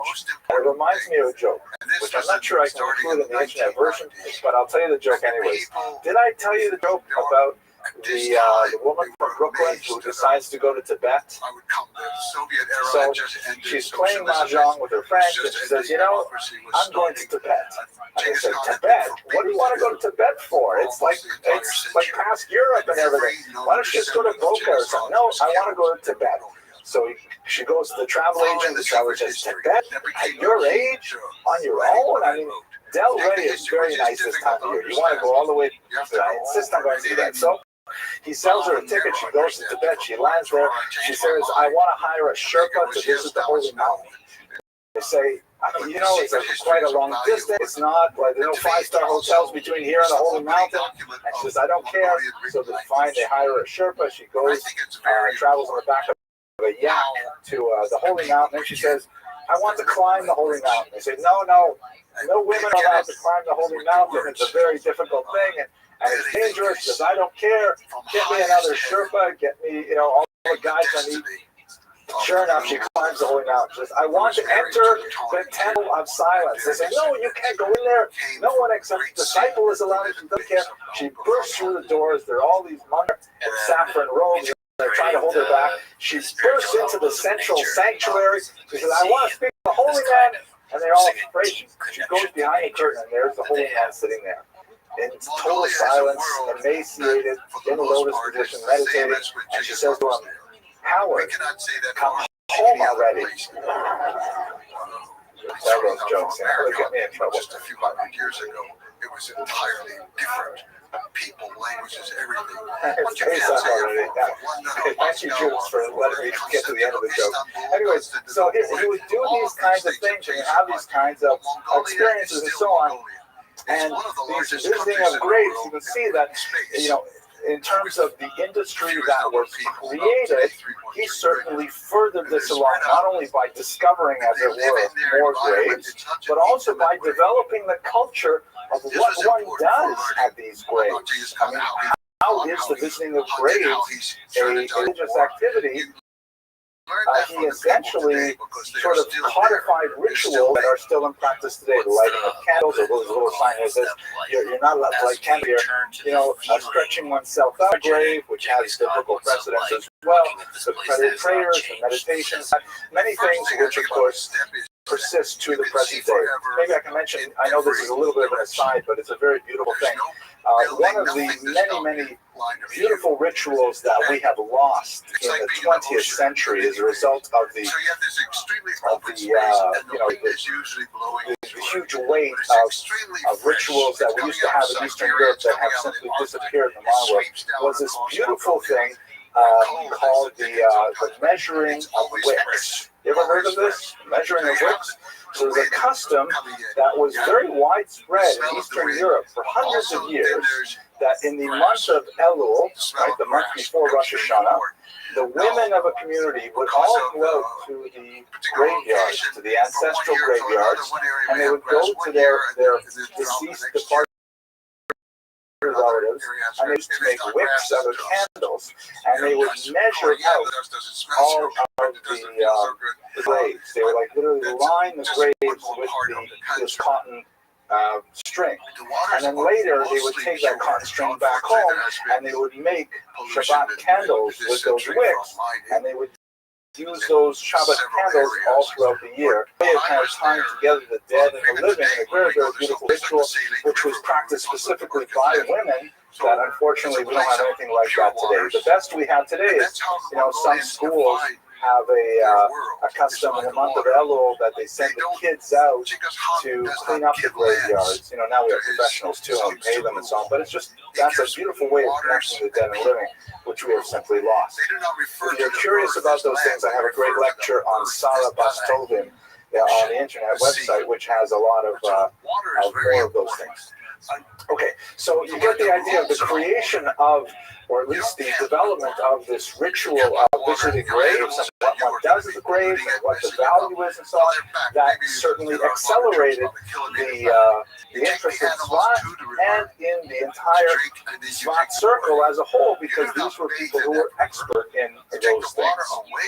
And I think at this point, we're going to turn to his writings. Maybe I'll pause for a question or two. And Yosef, could you do me a favor and give me an Hebrew-English sitter? I appreciate it very much. Also, it's dangerous to live close to the river. There are flash floods in the summertime. You can suddenly have it, and it can wipe away. The earliest, the earliest, in my humble opinion, would probably be, thank you, that of the Rashbi, Rabbi Shimon Bar Yochai, which will be 2nd century. And even today, with the that's the one that's certainly most celebrated. Panels, and they could get TV out in the middle of the step. Still, they're living a similar life. The young people, of course, want to drive a motorbike, but they're still herding cows and yaks. 11-9? If it's on a motorbike, okay, they're still doing it. 9, so Av is 11, but the 9th, the month of Av. It's very good. It also happens the 11-9 in the European calendar is the night of Kristallnacht. Was also on November 9th. Okay, fascinating. All right, let's talk a little bit about his writings. As I mentioned earlier, we lost most of his writings, but we know of many of them. He wrote commentaries on many books of the Bible, and he wrote specifically Kabbalistic works as well, including a fascinating work which deals with the Kabbalistic interpretation of the act of intimacy, which is something that permeates much Kabbalistic writing, and he devoted an entire book specifically to that topic. He also wrote quite a bit of liturgical commentary and a commentary on the Haggadah.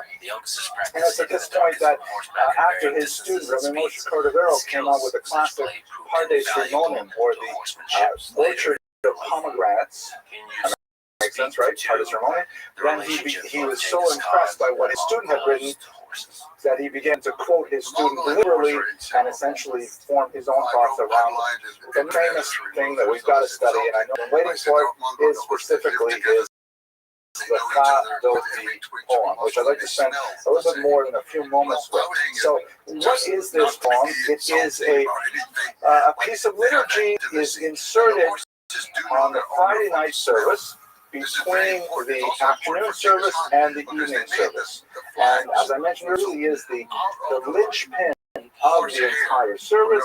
It's a beautiful hymn which is sung typically by the entire congregation.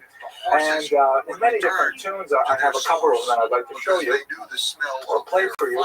But it is associated with the Friday night prayers more than anything else, and in fact, it's associated with the onset of the Sabbath more than any other prayers. I find myself many times during the week when, especially Mondays, Wednesdays, if I start humming L'Chadoti to myself, it means I can't wait for Friday. I got to get back to Shabbat. It's got deep associational roots that any Jew who observes the Sabbath specifically connects with the wonderful time that is the seventh day. So let me just read it to you with some translation and maybe a little bit of commentary, and then I'd like to play for you a couple of versions of it, or maybe entirely, just to give you a sense of how resonant this is in the culture. The prayer itself, as I mentioned earlier, is apparently a wedding gift that he gave his bride. That is a pretty amazing gift. I mean, it's economical and yet long-lasting, right? I have to remember those kinds of gifts. It describes, although it's got some mystical, basically describes a dialogue between two figures, one inviting the other to greet the Sabbath. Most of the commentaries follow the line of argument that it's the Jewish people inviting God to together welcome the Sabbath, but there are other commentaries that follow a slightly different track as well. And then after, there's this little introduction of a couple of verses talking about what the meaning of the Sabbath is. Then there are a whole series of stanzas that refer to Jerusalem and the yearning for its renewal in the Messianic age, and then connecting at the very end to the arrival of the Sabbath.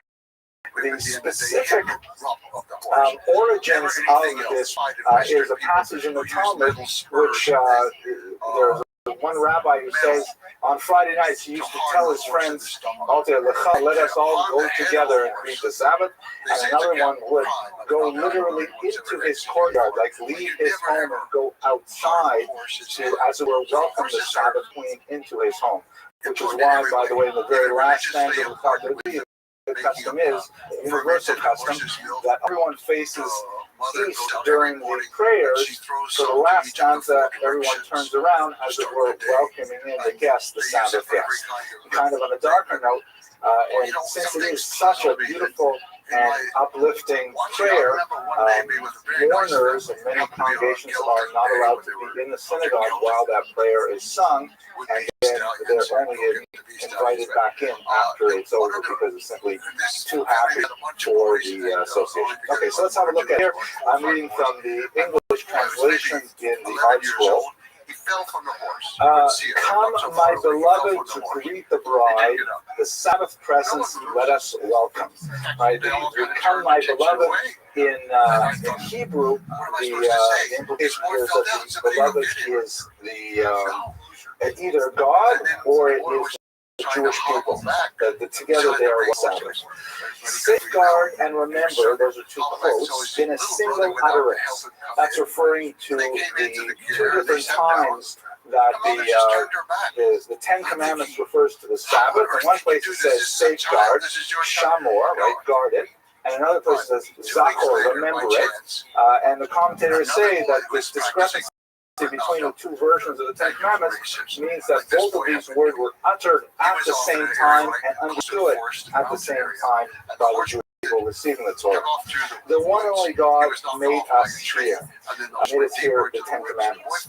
God is one and his name is one for renown, for splendor, and for praise. To welcome the Sabbath, come let us go, for it is the source of blessing. The idea is that the spiritual energy that one builds up on the Sabbath is the energy that is the source for all the energy throughout the week. So you really have to recharge your battery Friday night through Saturday night, and then you can use those energies for the rest of the week. Right, the chulent is the physical energy, right? This is the spiritual energy. From the beginning, from antiquity, she was honored, meaning that God thought of the Sabbath before he began creating the world. And this beautiful phrase, Sof Maaseh v'Machashava Tefillah, the last to be created, but the first in thought, meaning that God said, well, we have to have this fantastic world so we can have Shabbos. So he set Shabbos aside, that was the seventh day, the last day. Everything else had to happen in order to make the seventh day possible. Now there's a shift from that kind of, welcoming the Sabbath and how fantastic the Sabbath is to discussions of Jerusalem. O sanctuary of the King, royal city, arise and depart from amid the evil, meaning Jerusalem, arise from your ruin. Recall, of course, that although there is this tiny settlement of Jews in Tzfat, a somewhat larger settlement of Jews in Jerusalem, we're still talking about the hundreds of people. We're not talking about tens of thousands of Jews. We're talking about very, very small populations. So Jerusalem is still definitely considered in exile itself. Too long have you dwelled in the valley of weeping, he will shower compassion upon you. And this can refer either to Jerusalem or to the Jewish people living in exile, the valley of weeping, the valley of tears. Shake off the dust, arise, don your splendid clothes, my people, through the son of Jesse, that's of course David, the Bethlehemite, meaning that's the Messianic age, draw near and redeem it. Many of these passages, by the way, are little bits of verses, especially from the book of Isaiah. So people familiar with the liturgy will hear echoes throughout the entire poem. Wake up, for your light has come. Rise up and shine. Awaken, awaken, utter a song. The glory of God is revealed upon you. Feel not ashamed, be not humiliated. Why are you downcast? Why are you so disconsolate? In you will my peoples afflicted find shelter, as the city is built upon a hilltop. And in Jerusalem, speaking directly to the city, do not be sad, because you will have your just watching some of the videos, it's just incredible how stable you can be on top of the force. May your oppressor be downtrodden, and may those who devoured you be cast far off. Your God will rejoice over you like a groom rejoicing over the bride. And with that transition to the wedding ceremony, we go back to this idea of greeting the Sabbath, which is itself called the Sabbath of the bride. Rightward and leftward you shall spread out mightily, and shall extol the might of God. With a man descended from Herod, once again the Messiah, then we shall be glad and mirthful. And by the way, I should mention here, we really need a cause to explain these things to us, but there are certain points, and even though there are maybe 100 different melodies for the Kadodi, there are certain points where it shifts, like it shifts from a major key to a minor key, like feel not ashamed, be not humiliated, and so on. The music invariably picks up on the meaning of the words in a very special way. But when it talks about the groom rejoicing over the bride, you suddenly have a swelling of emotion that comes along with the music as well. And then this is the last verse where people turn around, face the western wall, enter in peace, O crown of her husband. And this, the Kabbalists say, refers to the union of the masculine and feminine aspects of God, even in gladness and good cheer among the faithful of the treasured nation. Enter, O bride, enter, O bride. So that's the English translation, with a little bit of commentary there. Let me just give you, I won't play the entire thing for you because it will take about 5 minutes for each of them. But I'll show you two very brief excerpts that will give you a sense of how these are sung. You may have the pleasure of enjoying them yourself, synagogue, so forgive me. The first one here is by the incomparable Shlomo Karlov, a unique sort of soulful tune.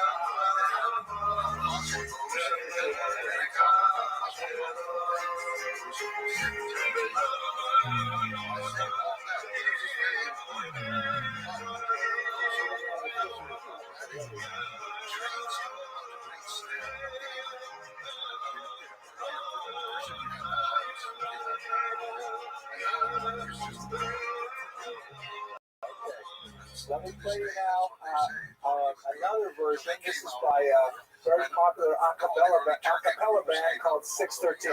Believe it or not, this is entirely a cappella. So it's one of my favorites. You have this perfect weapon.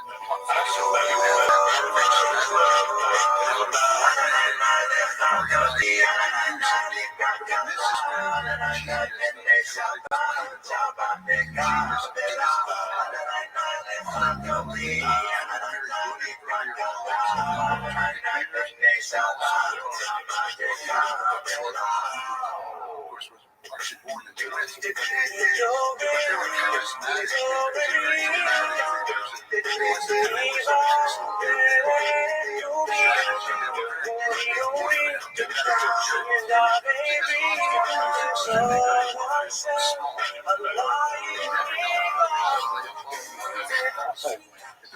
so you get the idea. I personally would like to sort of sit and listen to these all day, but I happen to be in Avelis with my father in August, and so I can't even listen to music for very long periods of time.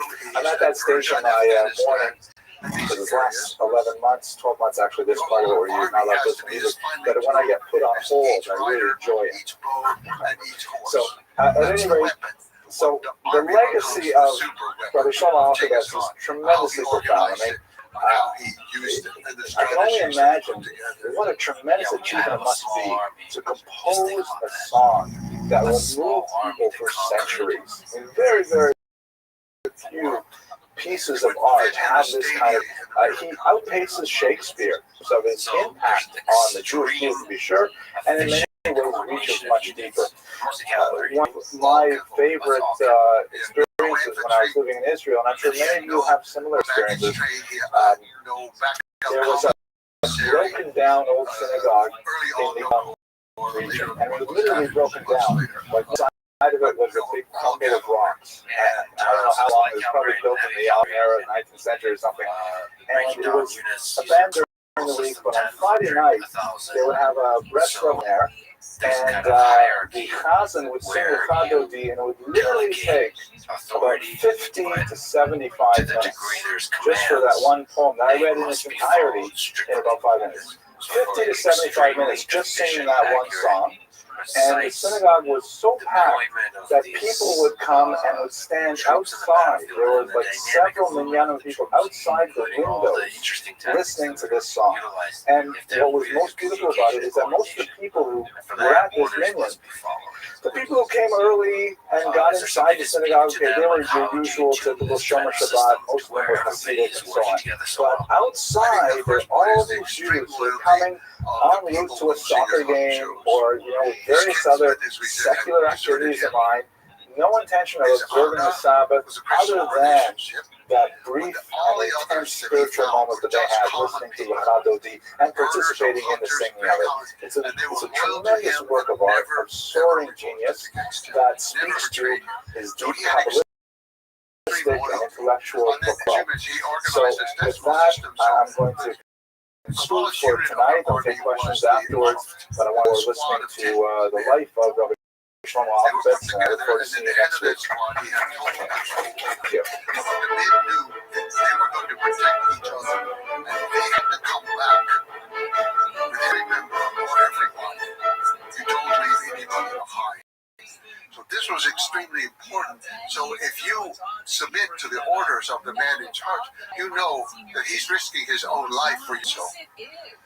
And you know that your brother on the left and on the right is risking his life for you. The army was, they were organized with 5 horses, each man. They had their bow and they had a lot of arrows, so many as they could have, but they also retrieved arrows at the end of their battle.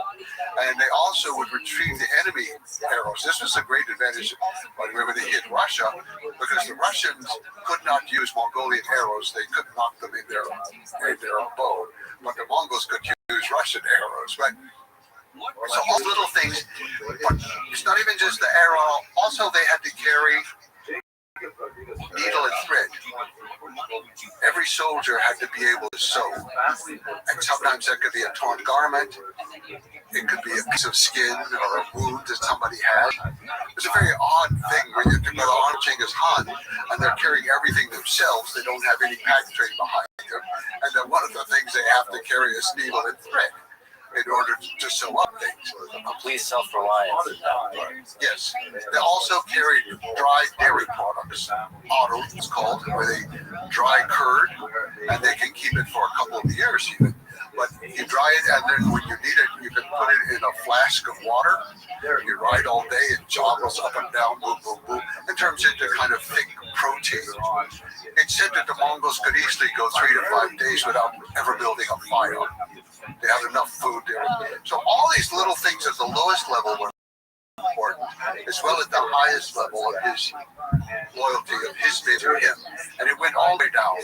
Loyalty was extremely important. And he organized the army into left wing, right wing, or east and west. Mongols, the word for left is east, the word for right is west. Those two wings, and then in the middle was the pole, the center, this moving center that was his bodyguard and his unit in the middle. They usually did have a vanguard and a rear guard. Sometimes the vanguard would go out as much as 2 years in advance to clear the land, run the people away, scare them, make them go away, so that the grass is left there for the army when it marched. And they never marched the way other armies do in a line, of one following the other.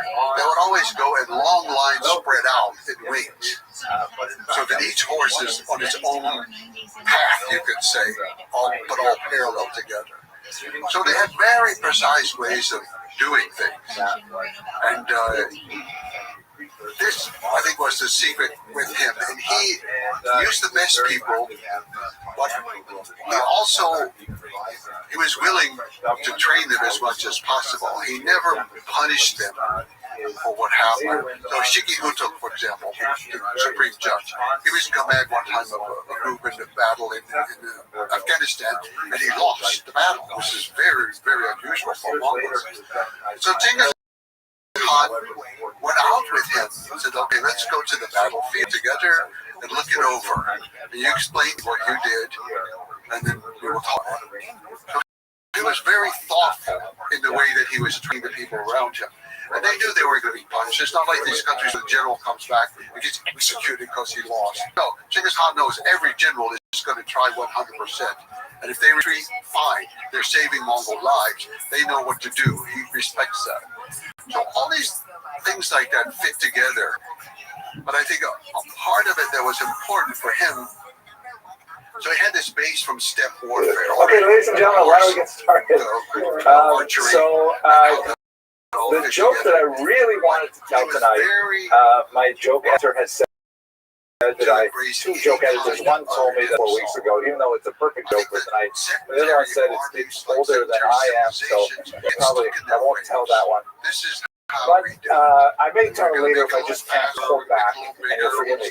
Meanwhile, I have a couple of good and welfare things, but I will start with this joke, which is once again from Mila Zakhtawitzer, who helpfully types these up and delivers them the day of the lecture. Here it goes. So, Benjamin wakes up one morning, Saturday morning, and he's in a terrible mood. He says, Mom, I'm not going to shul.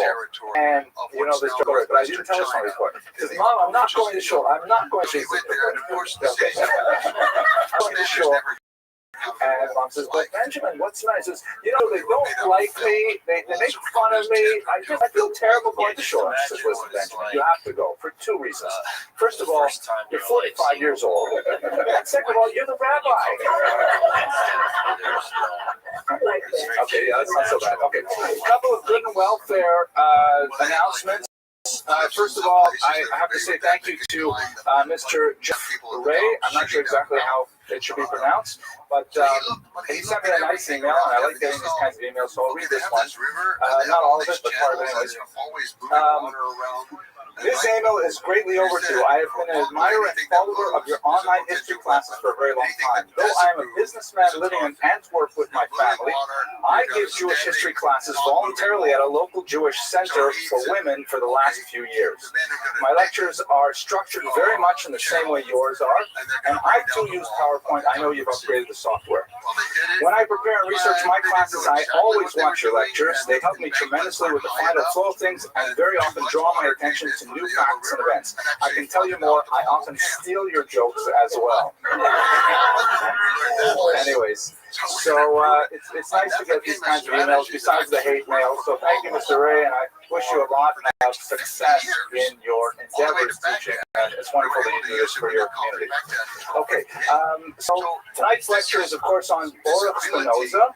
Fascinating figure, and one that really I've been thinking about for a long time, and I was really grateful for the opportunity to speak to you about him and give me a chance to do a little bit more research, because one of the larger research that I find fascinating is the whole concept of Jewish identity. Now, what exactly is a Jew?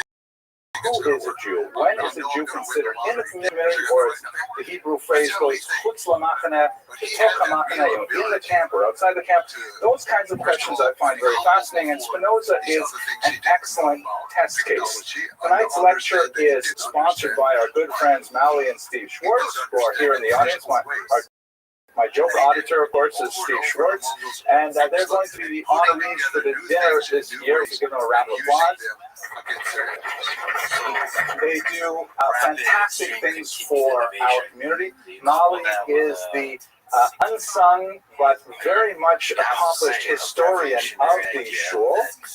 She's worked on significant work which has been published so far privately, but the manuscript hopefully will send to a significant journal, because there's a lot of fascinating history here in Surfside, and she's done some tremendous work. Steve is, as I'm sure all aware, a tremendous cantor, not only in terms of his vocal strength, but his intellectual appreciation of the meaning of the trunk. As I was just saying to my 12-year-old Boaz, who was starting his bar mitzvah lessons, the Hasidic masters said the Torah has 3 levels that correspond to the 3 levels of the soul. The lowest level, the nefesh, is corresponding to the letters themselves. But the letters without the consonants cannot be pronounced. So the next level up is the vowels that are added to the consonants so that you can make words out of it. But the highest level of the soul, which is something that only a person like Steve can really reach, is the truk. When you're able to pronounce those words with vowels and set them to the music that people can appreciate. So for both Molly and Steve, we're really grateful, and hope you'll support the show and come visit them, honor them later in February on the 23rd when we have the dinner. The horses, I mentioned every soldier had 5 horses. 5774, right. Right. We're going to honor them next year too. Sorry, wrong Jason. Thank you. I never had these videos. That's why I'm in trouble. Now, one more good welfare. This is something special. I'm going to try and use a little more videos in our classes. But I have one that is kind of like a personal video. It's my son, Alexander. It's a minute long, so it won't take too much time from our presentation. Mr. Rodriguez, you want to focus on the screen here for a second? Here we go. The video is made by my talented daughter, Denny It does not need to follow roads because it's used to riding the open step. So it can do all kinds of dynamic movements in circling the place. And then also, one of the other famous things is the famed retreat that was used continuously. Can you explain how that worked? Fight for honor.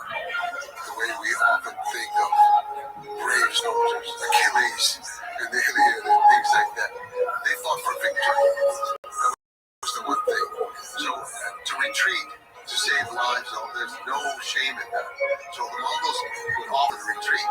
And Genghis Khan basically, he himself never fought a battle that he thought he could lose. He won every battle he fought. Wasn't true for every general under him. Okay, thank you. So what this is all about is that my son Alexander is quite a runner. He ran his first marathon at 14, which was pretty amazing. He definitely runs me ragged, and he is going to be running in the ING Miami Marathon next month for Team Friendship, which is a really great community organization that helps mainly children and teens and some adults with various disabilities, especially autism and things like that. So if you're interested, please visit the website and you can donate to Team Friendship. Okay, that's it for the good and welfare. Let's go straight to the material tonight. So they're firing coming, they're firing. How long is the marathon? 26.2 miles. 26.2, yeah. Okay. Now, who was Baruch Spinoza? 17th century philosopher. He is one of the greatest philosophers of the modern age. He falls into that category of people like Moses Maimonides and Einstein, for example, whose fame outside the Jewish community really outdistances their fame inside the Jewish community. And in fact, it's a little bit ambiguous to even put him within the parameters of Jewish history per se, because his greatest contributions are beyond the scope of what is specifically Jewish. Many more liberal thinkers want to claim him as a Jewish philosopher per se, and in fact there are elements of his philosophy that we will discuss at least in brief tonight that are consonant, certainly inspired by Jewish ideas, but ultimately the main connection that Spinoza has with the Jewish community is negative, because he was forcibly removed from the Jewish community of Amsterdam in an unusually harsh act of cherem, or excommunication. I have the text of it, and I would like to read it to you a little later on in this lecture. It's a very rare step for a community to specifically single out an individual, excoriate them publicly, and then forcibly remove them. But that is in fact what happened to Spinoza. So the rejected son ultimately ended up influencing world philosophy, European philosophy, the intellectual tradition at a tremendous level, but in the Jewish world he was cut off in a very dramatic and in fact permanent manner. The question that, and this was happened by the way at 3, might have been 24, before he even published anything, before he had made a mark on the world of philosophy, and one of the great exercises of intellectual historians has been to try and perform the archaeology of the events that led up to that excommunication, to try to determine exactly why the community took such a drastic step. It is far from clear, but I hope towards the end of the lecture to give you some of the theories that are circulating regarding his excommunication, and I think that actually it has a lot of implications for our own community, our own sense of identity, and ultimately our sense of who is a Jew, who has the privilege, the right, the responsibility to remain within the community, and who perhaps might be better served outside the community. So we'll hopefully explore that over the next 40 minutes or so. His background, originally they're from Portugal. His grandfather was among those who were expelled in 1497, possibly somewhat earlier from 1492 in Spain. We're spending a lot of time these last few weeks looking at people whose lives were affected by this cataclysmic with something that many of the thinkers of the 16th century felt and the 17th century felt was like a split in the world that required tikkun olam, because how could it be that the most powerful, the most intellectually superior, the spiritually most advanced community of Jews in the world was suddenly devastated within a single year in the case of Spain, and then 5 years later in the case of Portugal. So in many ways, Spinoza's own experience is an aftershock of that tectonic shift that we saw in 1492. His grandfather came to Amsterdam with his infant son, Michael, who was Spinoza's grandfather. So Spinoza had direct contact with one of the refugees themselves, his own grandfather. His father was a very successful merchant, and we have plenty of archival records from the period that indicate that he was a lay leader in the synagogue. He had a position of some authority. They had a very prominent house close by the synagogue, and his father had significant leadership role there, which makes the eventual expulsion of young Spinoza from the community all the more poignant. Michael Spinoza was not lucky in love. He was widowed 3 times. His second wife was the mother of Spinoza, who passed away when Spinoza was a young boy. Spinoza was ultimately raised by one of his older half-sisters, and there was a considerable amount of family dysfunction between the half-siblings, all children of Michael, that we will see in Spinoza's own lifetime somewhat later. We should just spend a little bit of time talking about Amsterdam, though, which is a fascinating kind of interesting, not exactly footnote, but sort of a tributary of Jewish history at this time. The Netherlands were ruled by Spain until 1588, and Jews were not allowed within the territory. Under the Union of Utrecht, there was some movement towards granting freedom of religion, but that freedom of religion was a very difficult one. One of them, in many ways, now that I'm thinking, we're speaking a little bit in Quebecois about Northern Ontario, maybe I'll relate it to that a little bit. The people of the Netherlands were sandwiched between the French Calvinists and the German Lutherans. Byproducts of the still quite young Protestant revolution, Reformation, and as a result, significant doctrinal disputes between these two Protestant movements. The only thing they had in common was their hatred for the Catholics, and as we shall see, that had some ironic implications for the early Jewish community at the time. What it reminds me of in my own life is that I grew up in a small town in northern Ontario called Iroquois Falls, Ontario. If you ever look at my Wikipedia page, there are 6 famous people from this town, population 4,500, one of them. 4 of the others are professional hockey players. So you get a sense of what kind of town this is. But what's interesting about it, for our purposes, is that evenly divided in population between Anglophone Protestants and Francophone Catholics. And it was tremendous, the degree of conflict between these two bifurcated populations, and the kids who had it in many ways the worst were me. I was the only Jewish kid. And this Chinois, right, my Chinese friend, who's now a lawyer in Toronto, and there was a black girl who lived about 30 miles away in Matheson, and we had it the worst because we fit in either camp. So this is a lot like what the Jews of Amsterdam were like at this time as well, because obviously they were not Calvinists, and they were not Lutherans. They were somewhat different, but there was always a little bit of a push and pull over what do you do with the Jews? Which camp do they fit in? Which camp do they sympathize with? And certainly they should not be associated with the Catholics. And within this kind of tenuous environment, where there is at least nominal allegiance to the concept of religious freedom, it was often obeyed more in the breach than in its observance.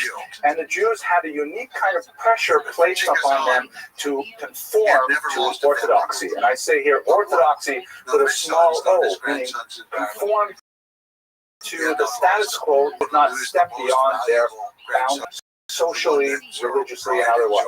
In this context, I'd like to introduce you to a theory that was advanced by a European colleague of mine named Heinz-Dietrich Löwe, who wrote a tremendous piece on the evolution of anti-Semitism as a consequence of Jews stepping beyond their borders. Meaning, it is his contention that anti-Semitism is quieted, or we should say anti-Semitism is quiescent. It does not, raise its ugly head.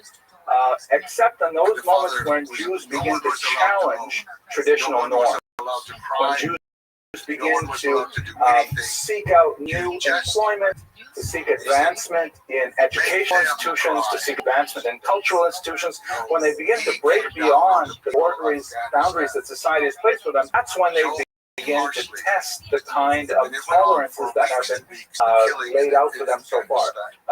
Heinz-Dietrich Löwe was specifically referring to the 19th century in the Russian Empire, where the advance of socialism and other secular movements were beginning to attract Jews away from traditional orthodoxy, not to mention Zionism as well. And in that, he says, exacerbated tensions with the Russian population, which ultimately led to pogroms and so on. I think a lot of this can be said about the Amsterdam Jewish community, in that there was officially a level of tolerance, but the Jews should not get, to use an American term, uppity. The Jews should not be going beyond what is their acceptable borders. And once they start challenging some of those boundaries, that's when anti-Semitism can be felt in the community. So in this context, it seems that the Jewish community of Amsterdam, and of course I remind you, we're talking now about the 17th century, there is no non-Orthodox community. There is no liberal congregation. There's only one congregation with one leadership, my way or the highway kind of Judaism, and the community itself is a little bit unhappy with anyone who is non-conformist. They want to try and keep everyone in line. So let's bear that in mind as we go through Spinoza's story, because I think it says a lot about the reasons for his excommunication. Okay, I'm going to pause for a second to sip my coffee, and I'll ask If there are any questions, yes, please. So how should we think about the brutality of numbers like these? The number itself is difficult to deal with. Millions of people were killed. For every family that lost someone, it's a total loss. It doesn't matter what, this is a tremendous loss. I'll tell you exactly. I'll tell you exactly what happened. It's not entirely that they were invited, but they were not disinvited once they proved their economic worth. It reminded me of a joke for a minute, and then I lost it. It was like just right there, and Steve says, "Well, okay, all right." No, did I? It's been a long time. The car with no pedals and no brake pedals. Yeah, okay, all right, okay, we'll go past it. Okay, anyway, so there are legends of Jewish settlements in the Netherlands, which are, fascinating. And legends always have some kind of kernel of truth, but often, are exaggerated beyond measure. There's a particularly fascinating one where the origins of the community in Amsterdam relate to a particular Portuguese Jewish woman who was somehow, when they were fleeing Portugal, she got on one of these English boats, and the Duke, who was the captain of this boat, something like that, fell in love with this incredibly beautiful woman, and Import turned her and tried to get her to marry him, and she refused, steadfastly indicating that she was a Jewess and she would not do so, but she was apparently so strikingly beautiful that when they landed in England, the Queen herself drove her around London as if beauty was something really, to go about, so to speak. And it was like something shocking, was like a princess story in reverse, that here's a princess who refuses to marry the prince because he is not Jewish. Boy, I got so many jokes, but they're really not kosher. I can't tell this. So, and then she ended up moving to the Netherlands. That's one of these kind of like Geschichte stories, these origin stories. What we know happened from some of the record books, however, is that even though Amsterdam had never formally allowed Jews to enter, they entered anyways. 1593, so that's really quite early, right? The actual expulsion is 1497. That is a typo? No, it's okay. We have Jews, Portuguese Jews, surreptitiously moved to Amsterdam, and their claim status not as Jews but as Portuguese merchants, which is true. They were from Portugal and they were merchants. They just didn't mention that they were always Jews. But again, in this anti-Catholic atmosphere, there are a lot of suspicions about, what are those Jews doing? What are those Portuguese merchants up to? And there were suspicions that they were actually Catholic, not Jewish. So they organized an armed raid on one of these Portuguese Jewish homes, thinking that they were actually holding Catholic services. They didn't realize it was actually Yom Kippur, and they were davening in a home. They arrested all of them, and by the time it got sorted out, they said, "Listen, we're not Catholics. Don't worry, we're actually Jews." And they said, "Okay, Jews, fine." But they had to decide what to do with them. At that point, they talked about their economic acumen and their resources, and they said, "Okay, fine, you're here already, as long as you're not Catholic, Gesundheit, and that's how the Portuguese community was established ultimately in Amsterdam. But it took a long time for that small beginning to actually flourish into a community. And we have to bear in mind the very, very tenuous nature of their toehold in Amsterdam. They did not get official permission to have public worship until 20 years later. And they did not have official permission to get a citizenship until 1657, almost 75 years later. They had difficulty establishing their congregations, enlarging their congregations. Everything was always, it was a little bit like zoning committees that maybe some of the people in this room are familiar with. It's very difficult to get these things pushed through, how much more so in Amsterdam. And again, this kind of atmosphere of a distrust of the community, of a grudging acceptance of something that certainly had an impact on Spinoza as well. So let's talk about Spinoza himself. He was born and given the name Baruch, which of course means blessed. Later on in life, after he was excommunicated and he was writing in Latin, he chose a Latin translation of blessed, Benedictus. The term in French, benching, to bench at the end of a meal, for example, is also derived from the same term Baruch, although this time through a French root. But he was known as Bento by the Portuguese root. He received a very traditional Jewish education with the most prominent educators in Amsterdam at the time, rather famous on their own right for various things they published. And also, fascinatingly, he was not taught by closed-minded, very insular kind of rabbis. He was taught by rabbis who themselves were sometimes censured for being perhaps too open in their attitudes, translating certain texts into Hebrew or out of Hebrew into vernacular languages and so on. He received the kind of education that you would associate with, a good, balanced education of secular values, history, mathematics, literature, and so on, with the Jewish education. So the idea that somehow, he broke free is simply not the, corresponding to the reality of his upbringing. He received a very well-balanced education that was offered by rabbis who themselves were very comfortable in the milieu of 17th century European culture.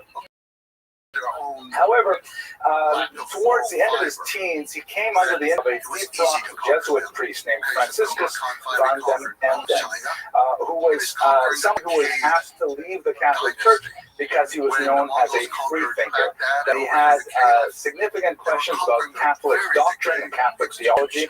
And it was Van Emden who ultimately taught him Latin and introduced him to the wider world of thought as a whole. He ended up living with Emden for quite a while. And as we shall see, he formed a ship of sorts with his daughter, who was nearly 20 years his junior. But it was under Van den Emden where Spinoza really began to encounter the world of ideas as a whole. Without a doubt, the most prominent influence on young Spinoza was René Descartes, who was a very famous French philosopher, who was also a devout Catholic, although not necessarily in the dogmatic mold of most of his peers. I'm sure you're familiar with his most famous statement, cogito ergo sum, which means, translated usually as I think, really it means I perceive, therefore I am. Let me take a moment just to talk about Descartes and the sense of how his philosophy could really shatter Spinoza's entire Weltanschauung and affect the way that he went through his own philosophy. So Descartes, of course, the author of many works, but the most well-studied are his 6 meditations on first philosophy. And in these meditations, Descartes begins with the proposition that nothing can be relied upon. That absolutely nothing is true.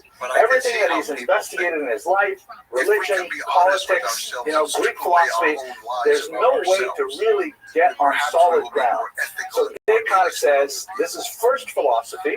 I'm going to start with the assumption that I cannot rely on anything being true. And then, like building an edifice on a strong foundation, I will only build my philosophy on those elements that I can absolutely say with certainty are true. And ultimately, he says, I will be able to form a solid edifice upon which I may rely. So he starts by saying, what do I know?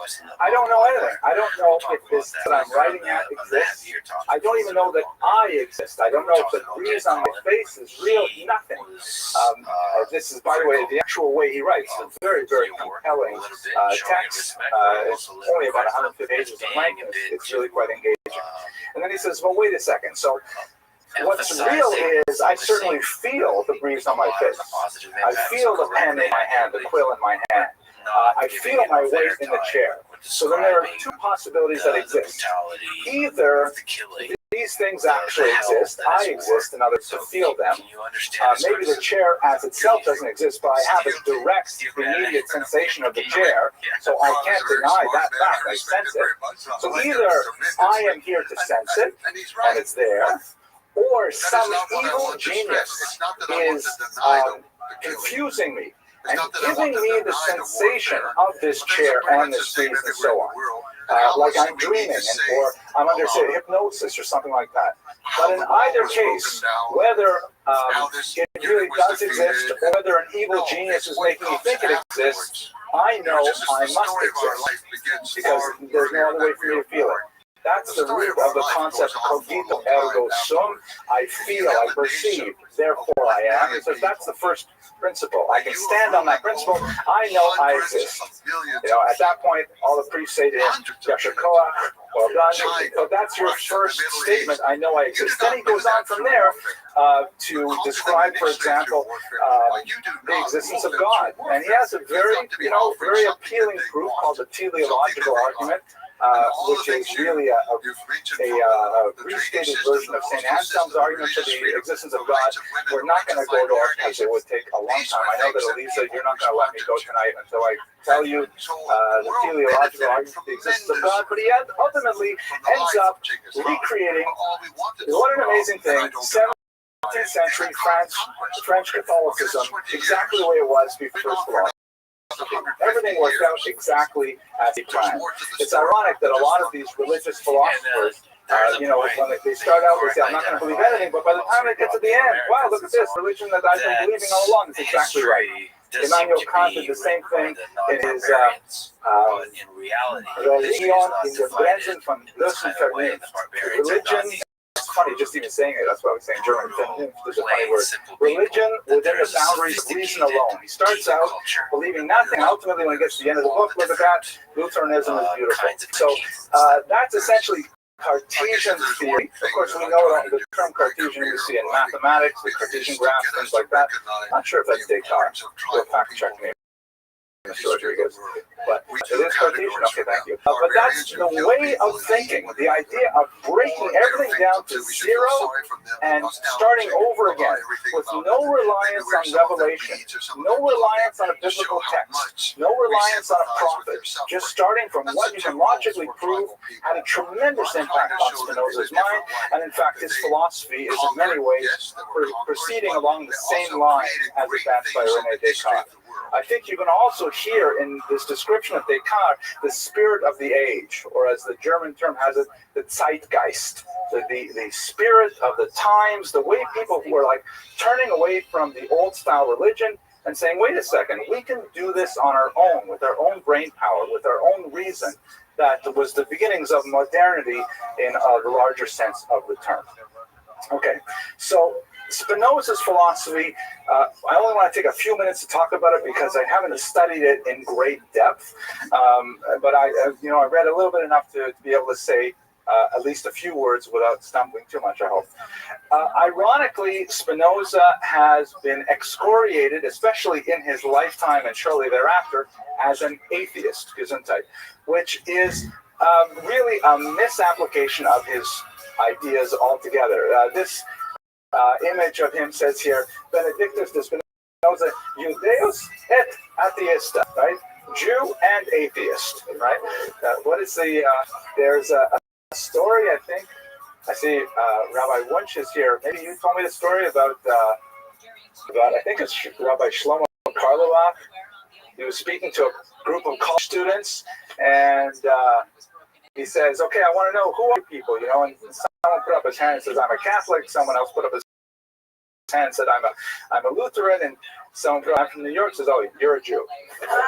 Because as soon as you say atheist, it's almost always the Jews who are the atheists, right? But ultimately, that's a misunderstanding of Spinoza's thought as well. The poet Novalis from the period refers to Spinoza, I think correctly, as God intoxicated. Meaning for Spinoza, he held the concept that God was literally everything, that there was no space where God was not, an ens absolute infinitum, meaning Ein Sof, or Ein Od Milvado. In Hebrew, there is nothing other than He, which is a time-honored Jewish thought. Definitely, he must have received these influences through Kabbalistic teachings or so on, which are circulating. But it is a difficult thought theologically, because ultimately, if we really believe Ein Od Milvado, that there is nothing other than God, then what exactly are we? What exactly is our consciousness? What exactly is the material world? Are we going to say that every material thing is also God? To a certain degree, that completely nullifies the very meaning of the term God if we say that all is God.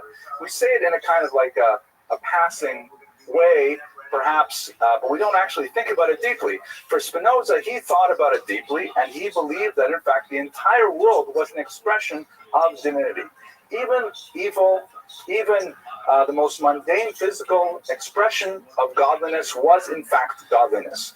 I happened to be reading Tanya, the famous work of the first Lubavitcher Rebbe, as I was preparing this lecture, and the same concept happened to come up in the daily study of Tanya over the last week. So it's not at all a foreign thought to Judaism, this idea that everything is God.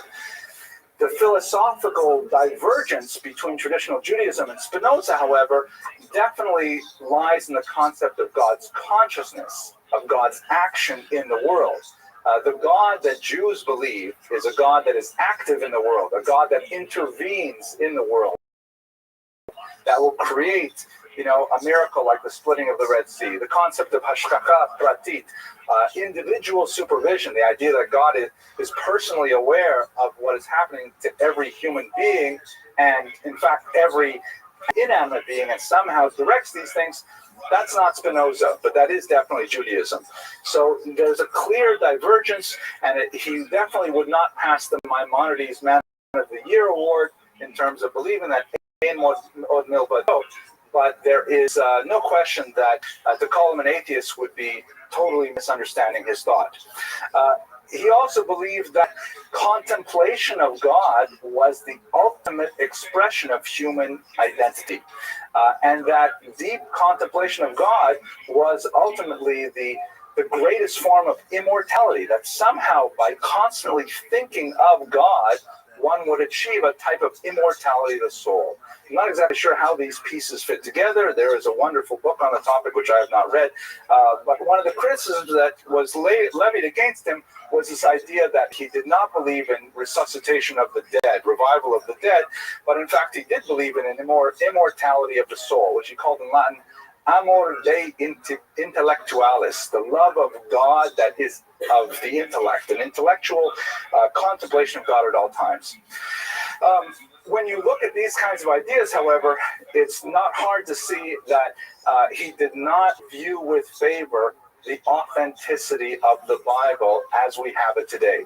He did not value that every verse in the first 5 books, for example, was actually handed to Moses from God as we have it. He felt that it's a human invention, perhaps inspired by this larger concept of godliness, but he was openly critical of the what he considered a credulity that people had, that the Bible was actually somehow the divine word of God.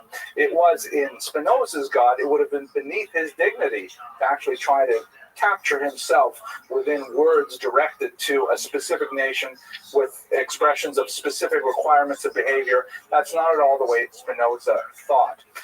And ultimately, this opened up a breach in the way in which the Bible was approached, and it is upon Spinoza's shoulders that much of what's called the higher criticism of the Bible evolved. The criticism of the Bible that reached its apogee in the 19th century with the attribution of multiple authorships to the first 5 books of the Bible and so on, really rests at Spinoza's front door, because he was the first one to really open up this concept of the Bible not necessarily being divine, at least not in any meaningful way divine. He also had a lot to say about politics, boiling things down to its basic essence, in which he believed, for example, that all politics are really an expression of the desire to maintain one's existence, to persist in existence. And he understood the idea of religion and politics being intrinsically related one to another, as is in the title of his most famous work, the Tractatus Theologica Politicus, the tractate of both theology and politics. Wow, heavy stuff. Now we'll leave philosophy. What ended up happening to his life, he made a living. He never was famous during his lifetime. In fact, much of his most famous work was published posthumously. He made his livelihood as a lens grinder.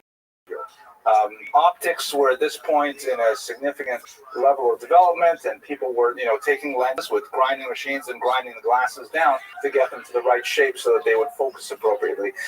He would work over a bench with a grinding stone day in and day out, constantly breathing in the fumes and the dust particles from the lenses that he ground, so much so that he died a very early death at the age of 44. On a personal level, he never married, although he apparently did extend a proposal of marriage to Francisco van Emden. Remember him? He was his secular teacher, the defrocked Jesuit priest, and she ultimately declined his offer, and she married someone who may have been his rival, who the uncharitable stories circulating indicate that she did so for a pearl necklace that this other gentleman was able to offer her. He was a philosophical colleague of Spinoza. They had a long and extensive philosophical discussions, but he ended up going into business and became very successful, and the young Clara chose him over Spinoza. Speaking as a father of daughters of just about marriageable age, I don't think it's such a bad choice, but they're a little young. But nevertheless, there's a lot of questions about this rumor. It's not even clear if he really had this relationship with Clara at all. Now, the elephant in the room with Spinoza is, of course, the excommunication. What exactly was going on there? As I mentioned earlier, he was a young man. He was only in his early 20s. Various sources put it as he was 23 or 24 years old.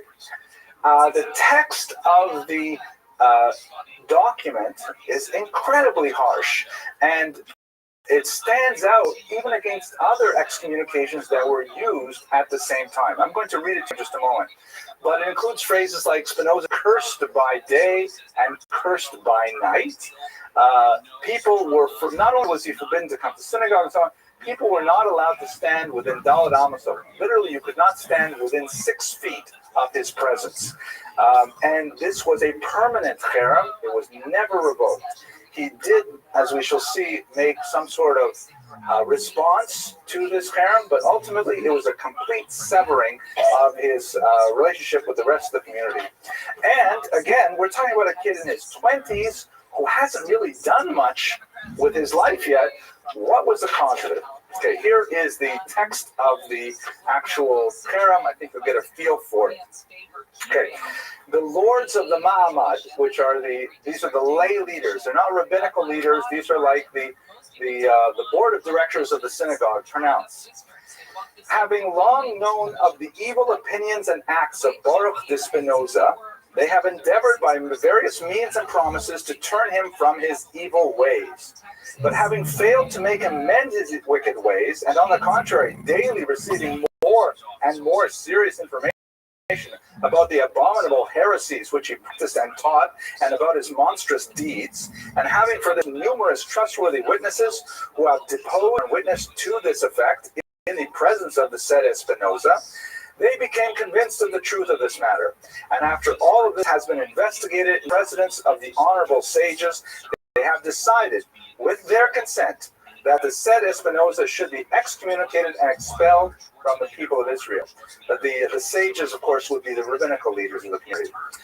And the decree reads, by decree of the angels and by the command of the holy men, we excommunicate, expel, curse, and damn Baruch de Spinoza, with the consent of God, blessed be he, and with the consent of the entire holy congregation, and in front of these holy scrolls with the 613 precepts which are written therein, cursing him with the excommunication with which Joshua banned Jericho, and with the curse which Elisha cursed the boys. That was when they were bothering him, and then the bears came and ate him. And with all the castigations which are written in the book of the law, cursed be he by day, and cursed be he by night. Cursed be he when he lies down, and cursed be he when he rises up. Cursed be he when he goes out, and cursed be he when he comes in. The Lord will not spare him, but then the anger of the Lord and his jealousy shall smoke against that man, And all the curses that are written in this book shall lie upon him. And the Lord shall blot out his name from under heaven. And the Lord shall separate him unto evil out of all the tribes of Israel, according to all the curses of the covenant that are written in this book of the law. But you that cleave unto the Lord your God are alive, every one of you, this day. No one should communicate with him, neither in writing, nor accord him any favor, nor stay with him under the same roof, nor within 4 cubits in his vicinity, that's about 6 feet, nor shall he read any treatise composed or written by him. That's a really strong, phrase of excommunication. Let me pause before we go into the discussions why. Any observations that are salient or questions? Sounds like an Islamic fatwa. The comment is, it sounds like an Islamic fatwa. I don't know much about fatwas, but it definitely is a strong communal statement. And let's remember, too, that we're talking about a period where there's no such thing as secular identity.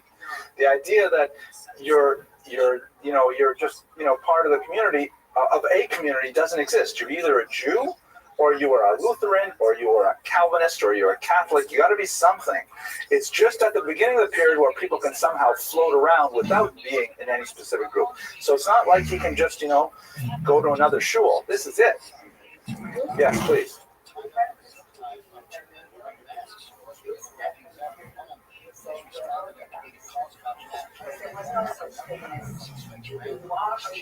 Right.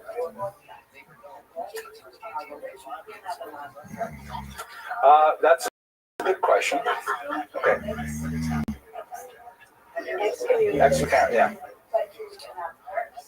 Well, it's one of those things where, in my understanding, there are a few rabbis in the room here, so I'm not a rabbi, so I'm like not a card-carrying member of the establishment. It's like vows. It's not that we're not allowed to make vows, it's that we're strongly discouraged from making vows. If we make a vow, we really have to keep it. That's why if we make them by accident, we have kol nidre. So curses also, we're not supposed to curse, but we do have the power of cursing. And in fact, they're quoting biblical verses here. And if you're familiar with Yiddish literature, curses take up, I think, about 18 or 19% of the syntax. But you're right. But nevertheless, this is different also because not an individual cursing. This is the community leadership taking a stance and saying, we represent the community and we excoriate Spinoza. Yes, Ms. Abramson.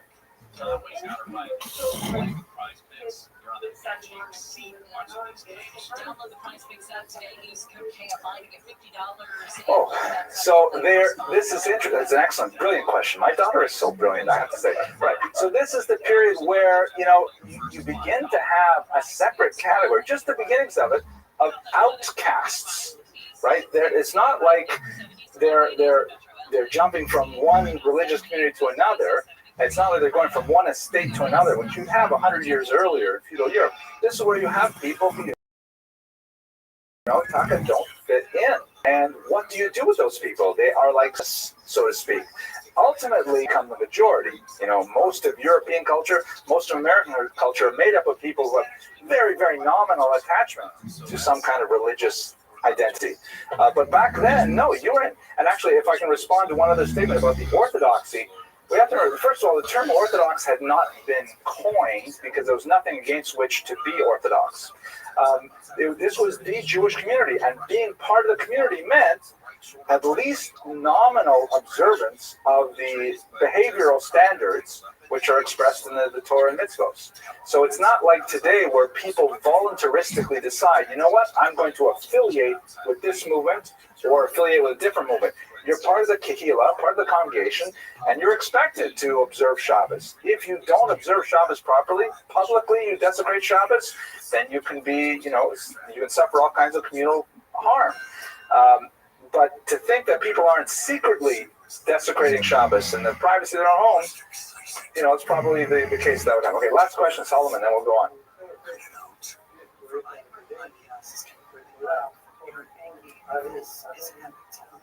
Yeah, cursed.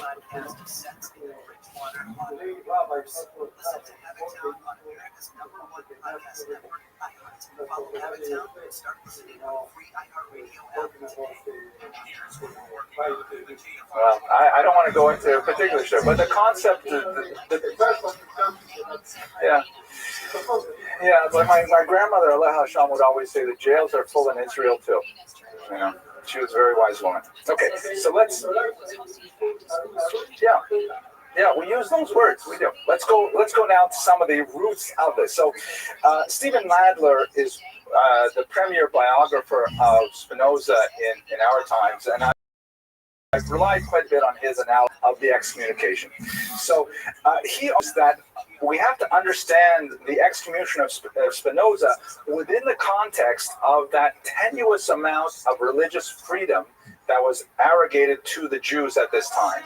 That the Jews, remember Heinz Dietrich Löwe's theory that it's when the Jews start sort of like pushing against their barriers, that's when there's anti-Semitism in place. Now, what Nadler argues is that the Amsterdam Jewish community, being so nervous about, what will the non-Jews think, that they put a tremendous amount of energy into trying to keep everyone on the straight and narrow, more so than in other communities in Europe. That because they were kind of like a liminal community in the interstices, I'll have to edit that part out. But the boundaries, the seams of culture, they really wanted to make sure that all the Jews were behaving. And in fact, he goes and he looks at the use of the cherem, the excommunication ban in Amsterdam this time, and he says it was used 36 times between 1622 and 1683. Almost once a year, they're banning somebody. Somebody's getting in this amount of trouble in once a year. And there were threats an additional 50 times during that period.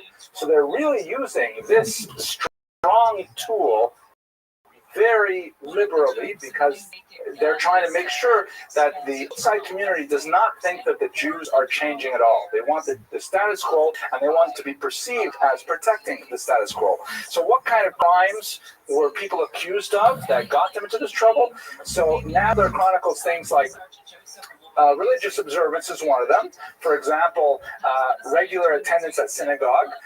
Can you imagine, Aaron, the president of Shul, if we were like to take attendance at Shul on Shabbos, and if someone missed like 3 Shabboses, then, we bring out the Sifrei Torah and ban them, But they're keeping track. Everyone has to show their bona fides. Everyone has to show their nominal observance of the dictates of their religion and show up in Shul. And that means before Kiddush, they have to be here, gambling, marriage without parental consent, interesting kind of expression of, hope you're paying attention, Lisa, right? Kids getting married without their parental approval, put them into cherem. Yes, sir.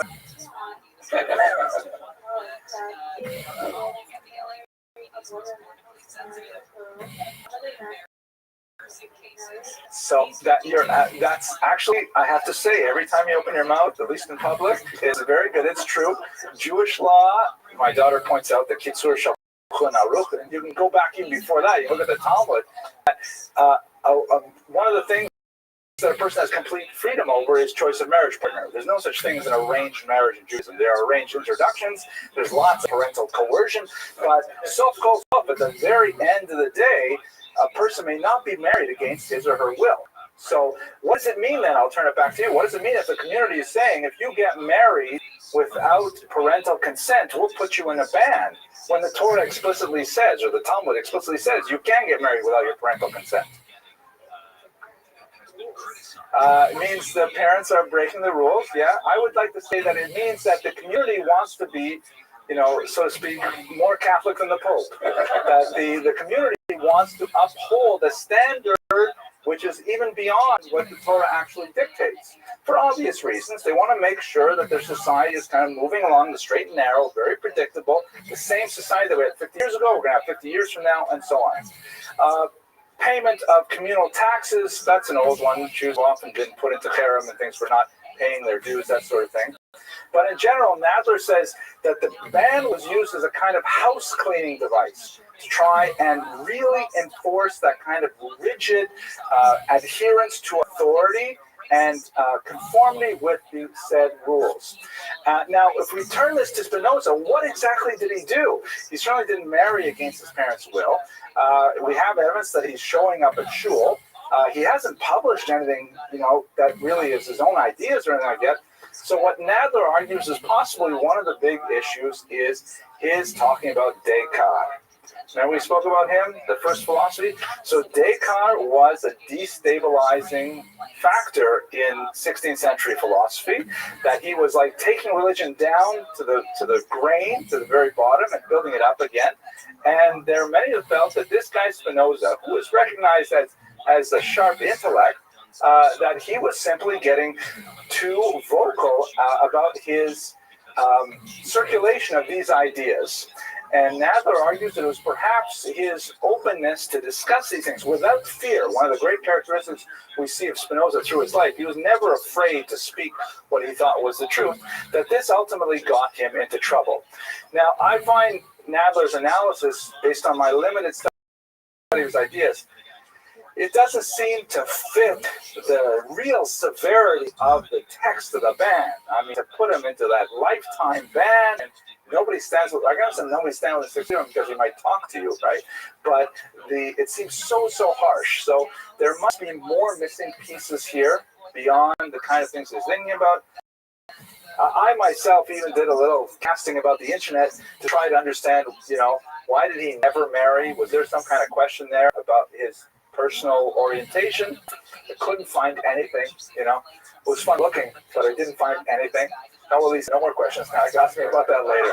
Okay, but it seems that it's just it says more about the community than it says about Spinoza, at least on the surface. And I think there are a lot of implications for our understanding of identity today. Now, how did Spinoza react to this? We only have limited evidence of his response. He did, in fact, compose a treatise which may have been published, but it has unfortunately been lost. Parts of it may have been incorporated into another piece that he published posthumously.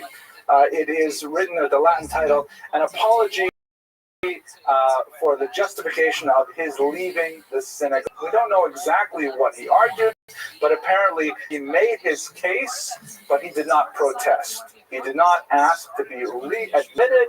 He simply said, these are the reasons why I'm maintaining my position. He never converted to another religion or anything like that, but he simply left the community, again, at this tender age in his 20s, and he spent the remainder of his life wandering from place to place, setting up shop as a lens grinder, mainly outside of the Jewish community.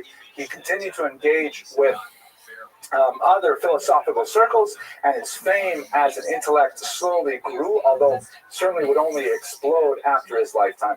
One small nugget to give you a sense of his personality during these trying years. At one point, one of his older sisters argued that he should be cut out of the inheritance of the family. Since he was, formally excommunicated, then he should, as an excommunicee, no longer have any inheritance rights.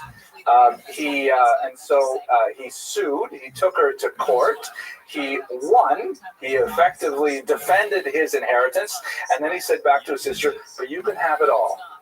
The only thing I want is," he wanted his mother's bed and some other trifling things that were of sentimental value. Everything else, all the money that his father had made in a very successful business career, he gave to the sister who was his litigant. So you get a sense of his value of the truth and his willingness to defend his impression of the truth, but at the same time, he was not out for glory in any way. And in fact, many of his philosophical colleagues wished to support him out of their own funds. He refused to accept any funds, and he insisted on making his own living in this very meager way. So his legacy is, especially for our purposes here in this Jewish biography course, is somewhat confusing, because on the one hand, he's incredibly important for the history of Western thought. He laid the foundations for a tremendous body of work on the idea of religion, the place of politics in society, and so on. And in many ways, he surpassed even Descartes in the approach to epistemology and several other disciplines of philosophy. Nevertheless, his tenuous connection to Judaism, although I think a study of Jewish influences on his ideas is really something that deserves more attention, in my humble opinion. And I can't say that as someone who has really explored the historical literature, but the coincidences between some of the Kabbalistic ideas and his thought are uncanny.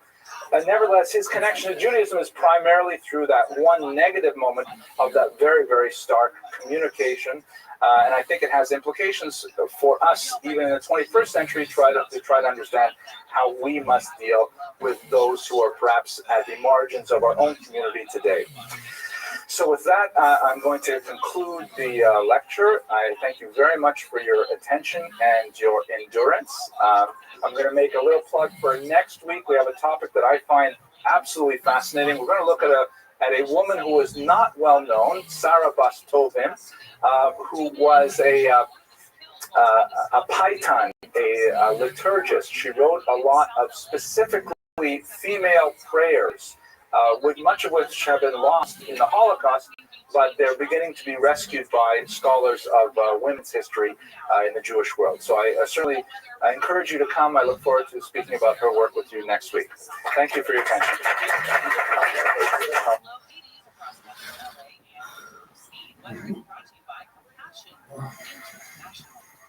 We are going to check on traffic. Looks like we've got a crash on the 110 downtown. Downtown LA, it's the 110 northbound right there. The 101 crash on the right shoulder.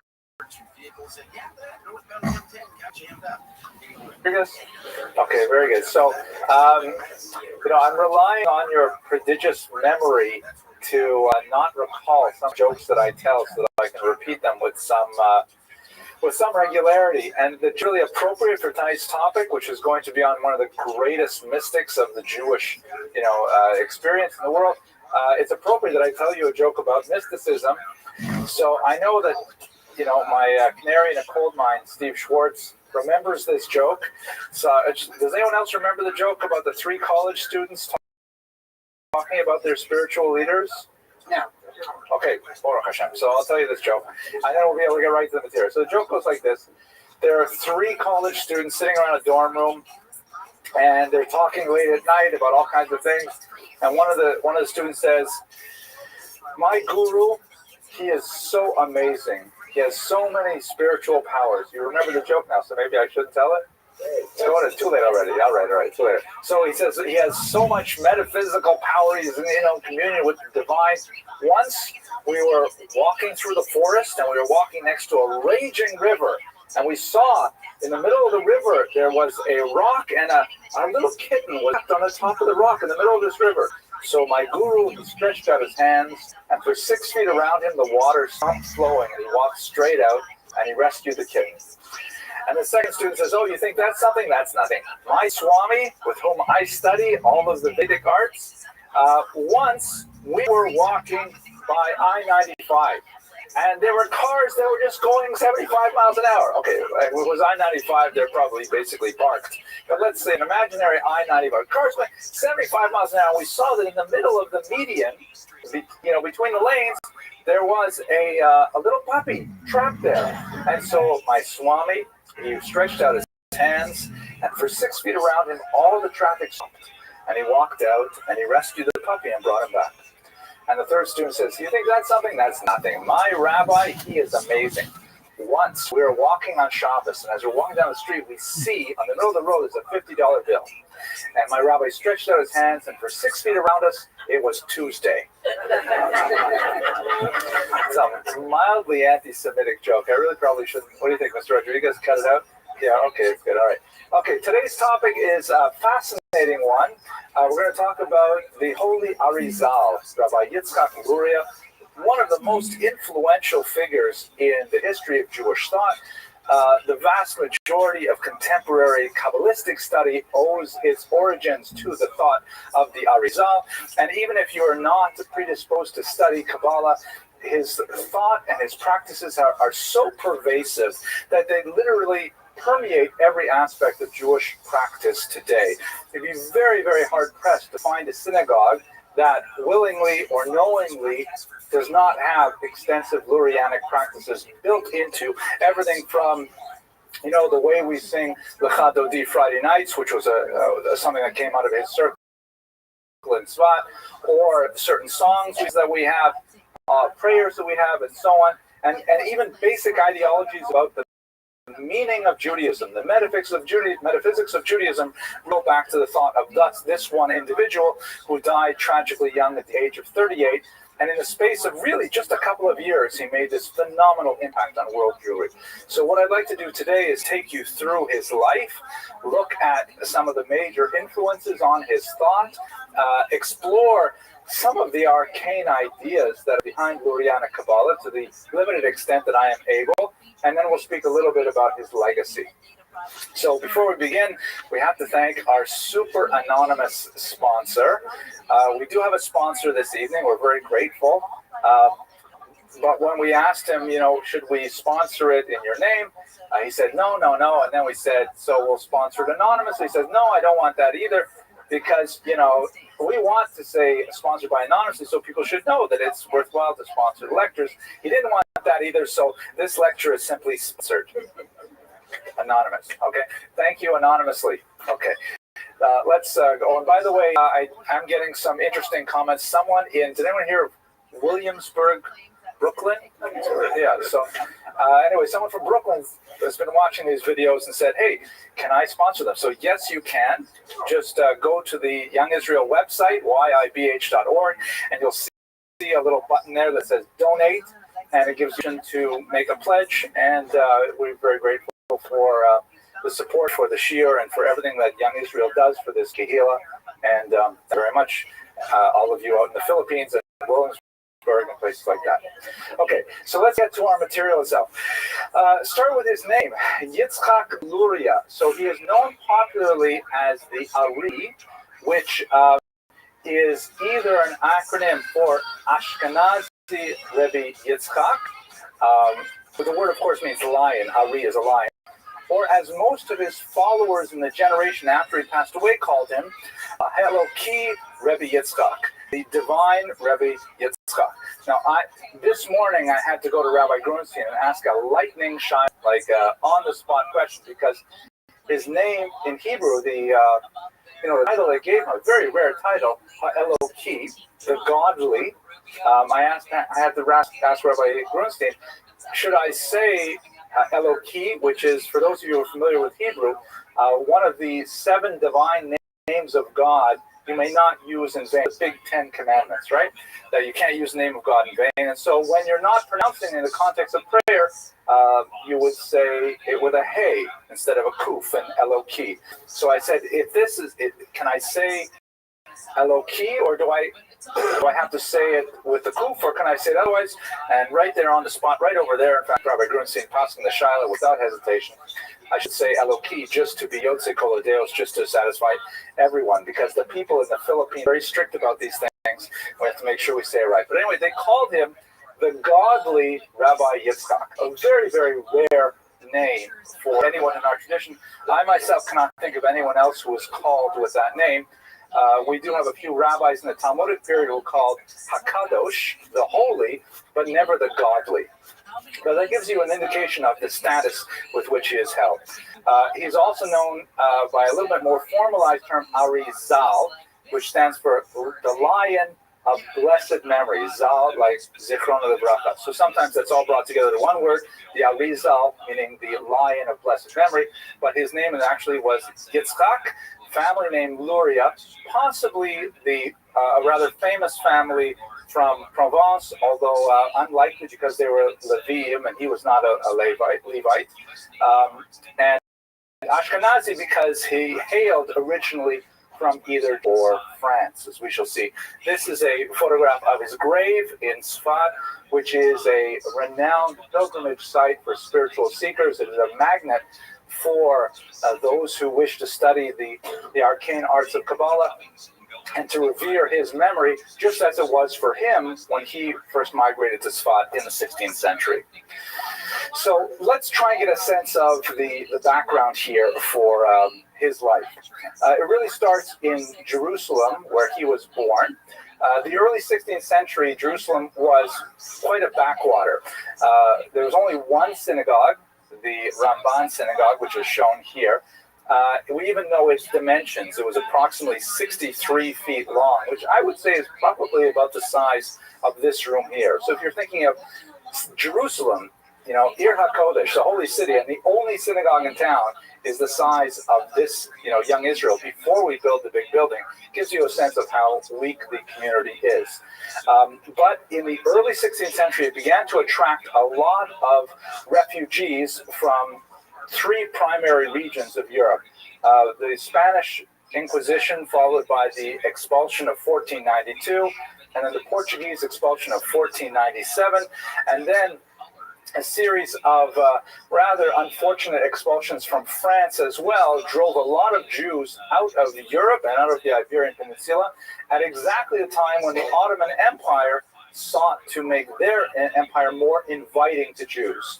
So there's a lot of new economic opportunity, and I'll discuss in the next slide exactly what Jews were doing, that attracted Jews to regions in the Ottoman Empire like Greece, Saloniki, Constantinople, Istanbul, and of course Israel. So at the beginning of the 16th century, there was the beginnings of a burgeoning population boom in Israel, still very small. We're talking about less than 2,000 families total in Israel at the beginning of the 16th century. We have relatively good population statistics because the Ottomans kept very good records, but it was something that would grow dramatically.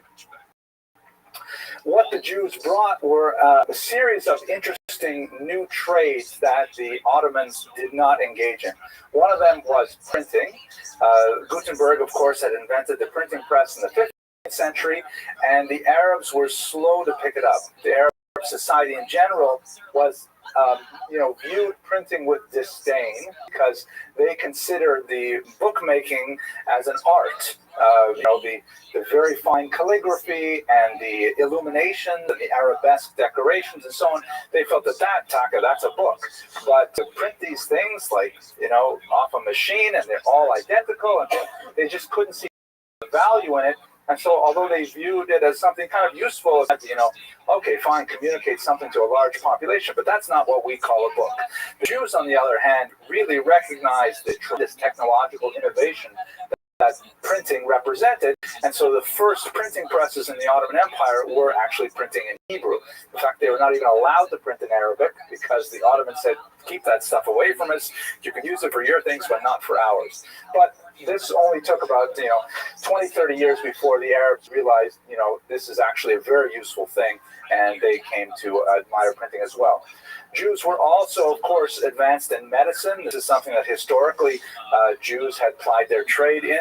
But interestingly, two other areas were new to the Ottomans, or the Jews had significant advancements. The Jews brought with them the concept of theater.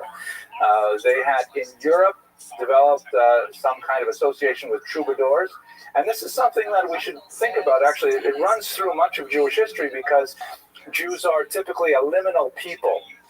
Jews live on the borderline of societies, often in little urban islands that are heavily Jewish, whereas the countryside is all non-Jewish. And so there are all kinds of entertainment-related arts and activities that Jews historically are attracted to. Klezmer music in Europe, for example. One would like to think, for example, Hollywood out in California, which is itself a very liminal edge sort of culture. People tell me that the country is built on a slight slant, and things that aren't tied down very well eventually make their way to California.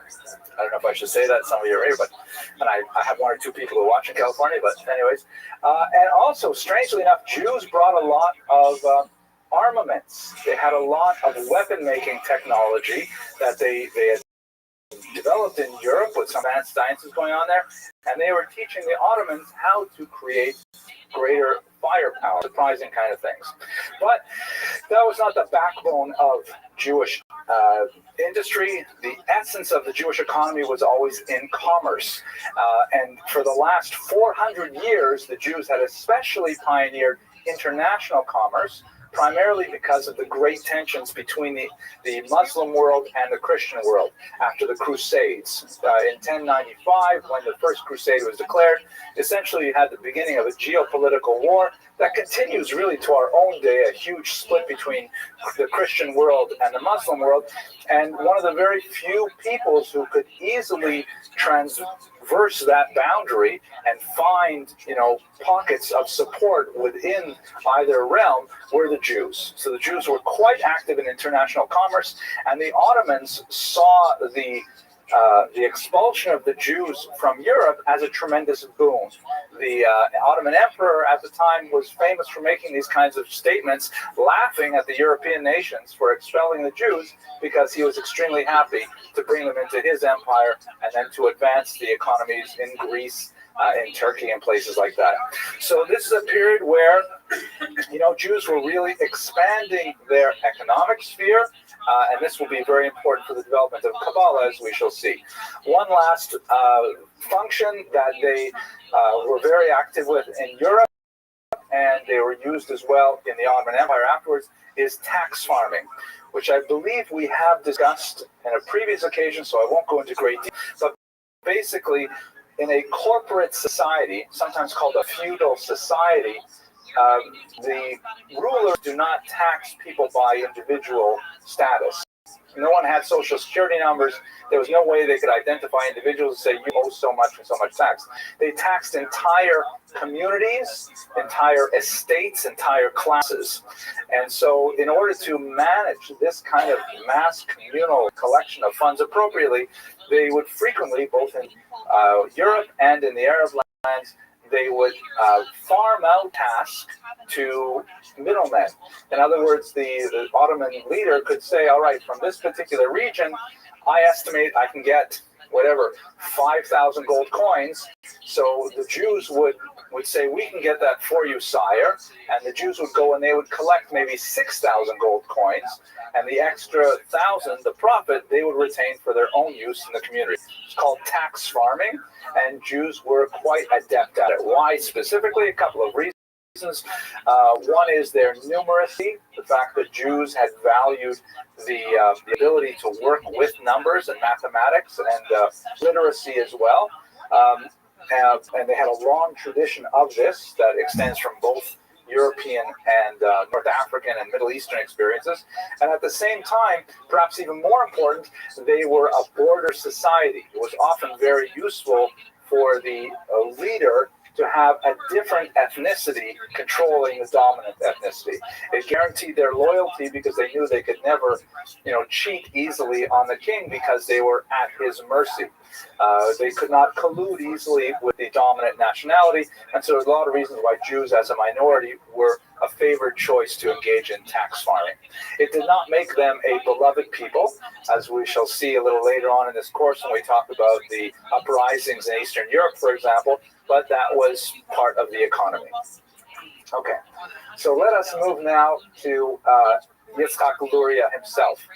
He was born in this new Jerusalem community in 1534. We know very little about his parents. His father was named Solomon, and most likely had immigrated from the Ashkenazic lands. He was called Ha-Ashkenazi, the Ashkenazi, which is the kind of designation that you give to someone who has originated elsewhere but is now living in a new territory. As I mentioned, his name Luria is a famous name in Provence, but it's unlikely that he himself came from that same family. His mother's name is unknown, but she is most likely Sephardi. biblical, as we know from her brother's family. Solomon died when young Isaac was very young. We have only very limited kind of bibliographic and biographical data about this period of his life, as in fact with his life in general. But Isaac is called a Katan when his father died, which we would assume would mean he was then 13. His mother elected to take him out of Jerusalem to Cairo, where her brother Mordecai was a well-to-do tax farmer. And under Mordecai's tutelage, they prospered, and he ultimately ended up marrying his first cousin, which did not violate the rabbinic laws of relationships. But he married his first cousin, the daughter of his uncle, Mordecai Francis. His uncle was probably from France, as the name implies. In Ladino, Francis is often used to describe someone who came from France. So he has Ashkenazi background. He also has Sephardi background, living in Cairo. Okay, I'm going to pause for a drink of coffee, and I'll ask if anyone has any questions so far. Yes, please. I know that there's a lot of Sephardi in the state of France today, but at that time, were most of the people living in France who were Jews, were they Ashkenazi? Yes. The question is, were the Jews in France this time basically Ashkenazic? Yes. The Jews in France, for the most part, they come from Spain over the Pyrenees up to the Rhineland. We're talking about a process of several hundred years. In the Rhineland, which is more or less northern Germany, you have the development of traditional Ashkenazic culture. And then, of course, there's a lot of communication down through France and into the coast area of Provence and so on. But they're definitely identified as Ashkenazim. By the time you get to the 15th, 16th century, they diverge significantly from the Sephardim in Spain. On a ritual level, perhaps on an ethnic level, we're not sure about that. But they're definitely arguing with Sephardim a lot. We have arguments between the Baalei Tosfot and the Maimonidean camp, for example, that's quite intense, from the 13th century. Okay, so let's go on. When he was in Cairo, we know actually a little bit about him from the Cairo Geniza. And just to refresh your memory on what the Cairo Geniza is, this is a fantastic collection of 250,000 fragments of documents from the Ben Sira synagogue just outside, or is it Ben Abraham?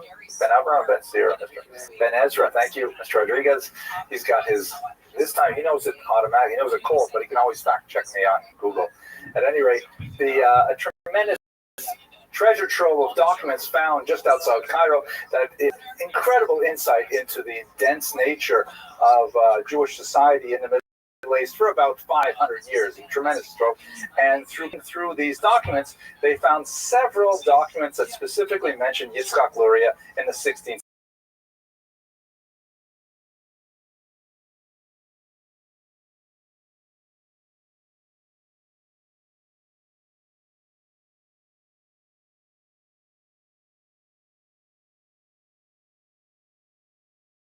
on an international level. We know that he was involved in selling pepper. We know that he was involved in selling leather. He has some, it's hard to say if they're business disputes, but he specifically, writes letters requesting payment for, he sent out invoices, things like that. So it appears that he was quite active in international commerce in his 20s, and that's likely where he got his the wealth to be able to travel to Tzfat. Just a kind of interesting side note, 3 days before his death, he settled all of his business accounts and made sure that all was right, which is, I think, in itself a rather interesting attestation to his probity and to his perhaps missed of what was coming. But anyways, he's making his living there in his 20s as a spice and leather merchant, basically traveling around, dealing in various things. And at the same time, he's engaged deeply in Talmudic study. two specific aspects of study characterize this early period. And in general, it's a dichotomy that is preserved in much of Jewish study. You can study what's called Toras Nigle, the revealed Torah, and Toras Nister, the hidden Torah. These are euphemisms for a body of knowledge, information that is kind of like considered open. It's hardly open in the sense that you really have to develop quite extensive training to do so, but it's a body of knowledge that is considered accessible and open even to children with proper training, and another body, which we'll call Kabbalah for now, which is essentially hidden knowledge. The open Torah, or the revealed Torah, refers to, of course, the 5 books of Moses, the Bible as a whole, the Talmud, the Mishnah upon which it is based, and the vast corpus of halakha, books which have not been written yet, but for example, the Shulchan Aruch, the Code of Jewish Law. This is all called the revealed Torah. And for anyone who has ever attempted to study Talmud, especially as an adult, you realize it's hardly revealed. It's an extremely coded and difficult and mysterious text to enter, but this revealed means that basically anyone can approach this text regardless of their level of training. They may not understand it, taboo about studying it. Toras Nister, on the other hand, the hidden Torah, the mystical aspects of Torah, is something which is restricted only to those who have achieved great heights of personal experience and personal training. This is something that we find in the Talmud, which says things like, for example, you should not approach this Torah of truth until you have eaten bread and wine, which means you should have a full meal of the regular revealed Torah before you approach the hidden Torah. And in fact was a subject of massive controversy around, for example, Maimonides' works. And one of the strange patterns that seems to repeat itself over and over again, including up until our own times, is that the most gifted Kabbalists tend to die very young. So the rabbis placed a ban on the studying of Kabbalah until a person is 40 years old, and there are several other qualifications. They should be married, they should have completed all of the revealed Torah before they try the hidden Torah, and so on. Not everyone agrees with this ban. One of the most important teachers of Rabbi Yitzhak Luria himself, Rabbi Moshe Cordovero, felt that people should start studying Talmud, start Kabbalah at the age of 20, for example. But that's basically, it's a widely accepted ban. Nobody studies Kabbalah until they've reached a certain level of study, of expertise. At any rate, in Cairo, he studied under a very famous Kabbalist, the Radbaz, Rabbi David Ibn Zimri, and he studied both the revealed Torah, and as we shall see, he studied also the hidden Torah, the Toras Nister. In his revealed Torah studies, he proves to be quite a gifted student, and we know quite a bit about his participation in various councils and Bate Din and courts of law and things like that, that indicate that his opinion about standard halakha was definitely accepted. He was a very reputable person with all of the credentials. And we also know a couple other interesting things about him. For example, the Geniza has a document in it that's dated 1557, which has 9 signatories to it, in which these 9, they're all rabbis, agreed to form a kind of conventicle, a kind of association, a chevra, in which they promise to behave on a very high level of ethical conduct, and they stipulate specific punishments if any of them ever transgress even a tiny little breach of ethical conduct. This may have been a secret fellowship, and it's the kind of thing that you see quite often among the great Kabbalists. You see the same thing, for example, with Rabbi Moshe Chaim Luzzatto, the Ramchal, who also had kind of like a secret gathering of friends. You see it also in the Musar movement, where rabbis would get together and they would form these secret little groups where they would criticize each other if they saw, step out of boundary in any way. And it appears that the Ari, at a very young age, in his early 20s, was admitted into one of these secret circles. This definitely had a strong impact on him because he would later form a much greater circle of that nature in Sfat. But while he was there in Cairo, he spent a lot of time studying the Talmud and, in fact, collaborated on a commentary that was incorporated into the famous Shita Mekubetzes, which is a collection of commentary on various Talmudic tractates. I myself studied the Shita Mekubetzes when I was in yeshiva myself, so it's a very well accepted text. The specific parts that he worked on, unfortunately, were lost to fire, but it's well attested by secondary sources that he was one of the multiple authors of that text. Bottom line is he had excellent credentials when it came to the traditional revealed Torah.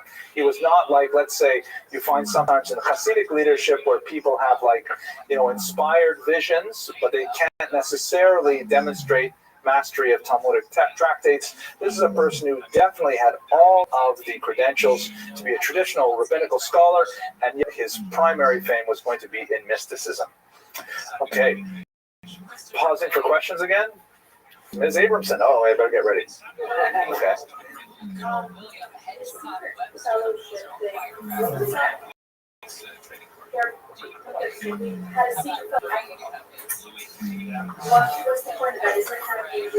Yeah, thank you, Elisa. That's brilliant. This is the future of our people, right? This is great. She says, okay, let's give her a round of applause. I have to repeat the question, though, for the internet audience. Basically, my brilliant daughter asks, wait a minute, so they have a secret fellowship to be ethical? I mean, isn't that the point? What do you have to have a fellowship for? That's being Jewish, right? Okay, everyone got the question? Yeah, so it wasn't so much that they were secretly being ethical. It would be nice if people were secretly ethical, but they would secretly monitor each other, and they had each other's backs to make sure that if Reuven saw Shimon doing something that really wasn't quite up to standard, then they promised that Reuven would take Shimon aside private and say, listen, the kind of behavior that you're engaged in is not up to our standards. And it was a support group, really. It's almost psychological. A support group where they would get together and they would promote each other's ethical development. So that's kind of like super Jewish, right? That's kind of like getting your friends to make sure you are a great person. And the Ramchal, exactly the same thing. The Piaseczner Rebbe, the same thing. It's actually a repeating trope in Jewish history where a group of individuals who care about each other and care about Judaism work together to try and leverage their communal strength to be even more ethical. It's a beautiful thing. Okay.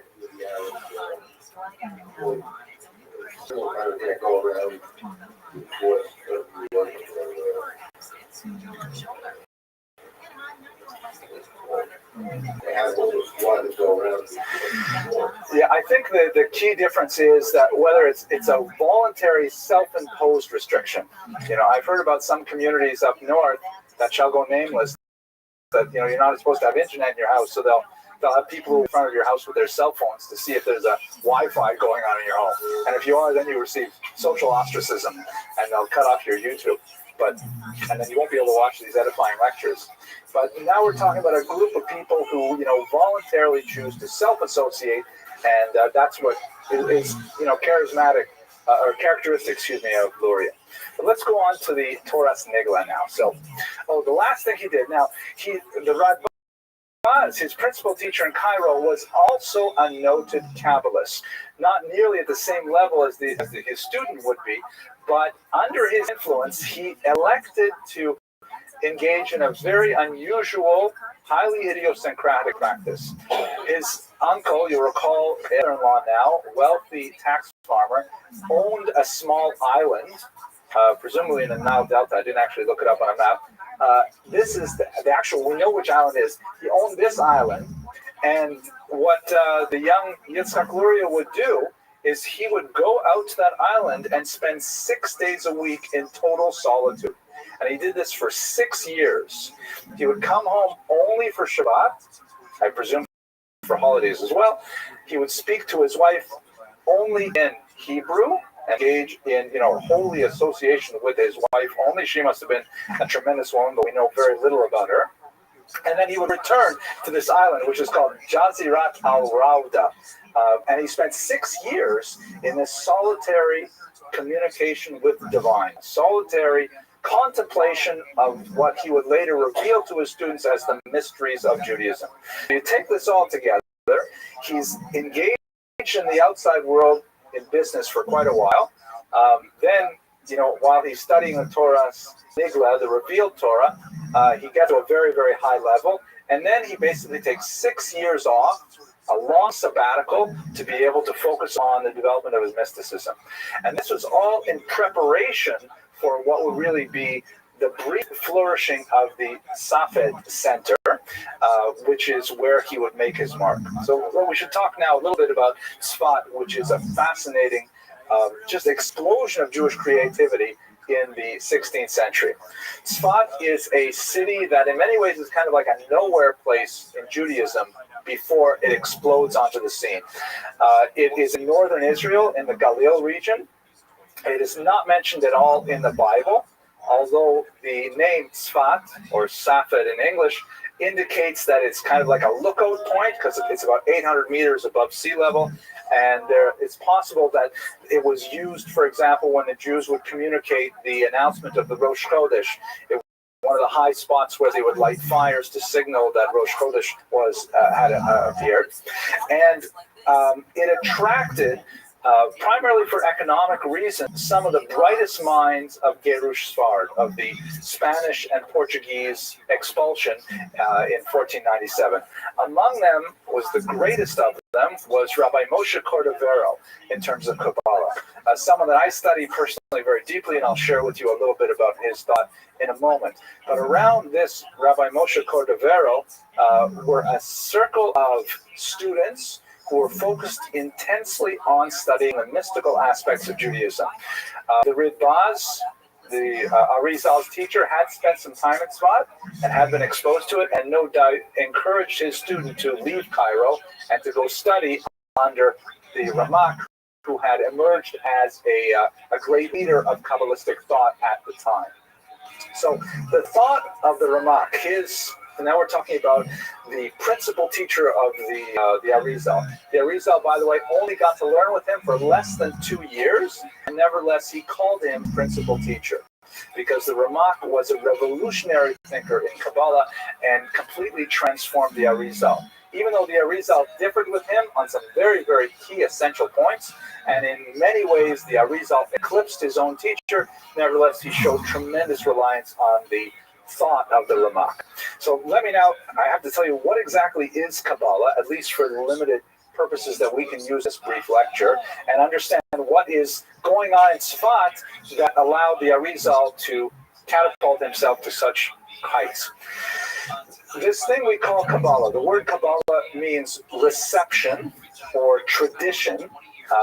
Lekabel means to receive something. And so that term is used in the sense that this is not information which can be deduced by logical analysis. This is information which must be somehow received, either through a revelation directly from God, as many of the mystics will find, the skies open up and they are greeted with some kind of messianic vision, which they later communicate, and it's inaccessible beyond, there's no reason that you can use to understand it. It's simply an experience.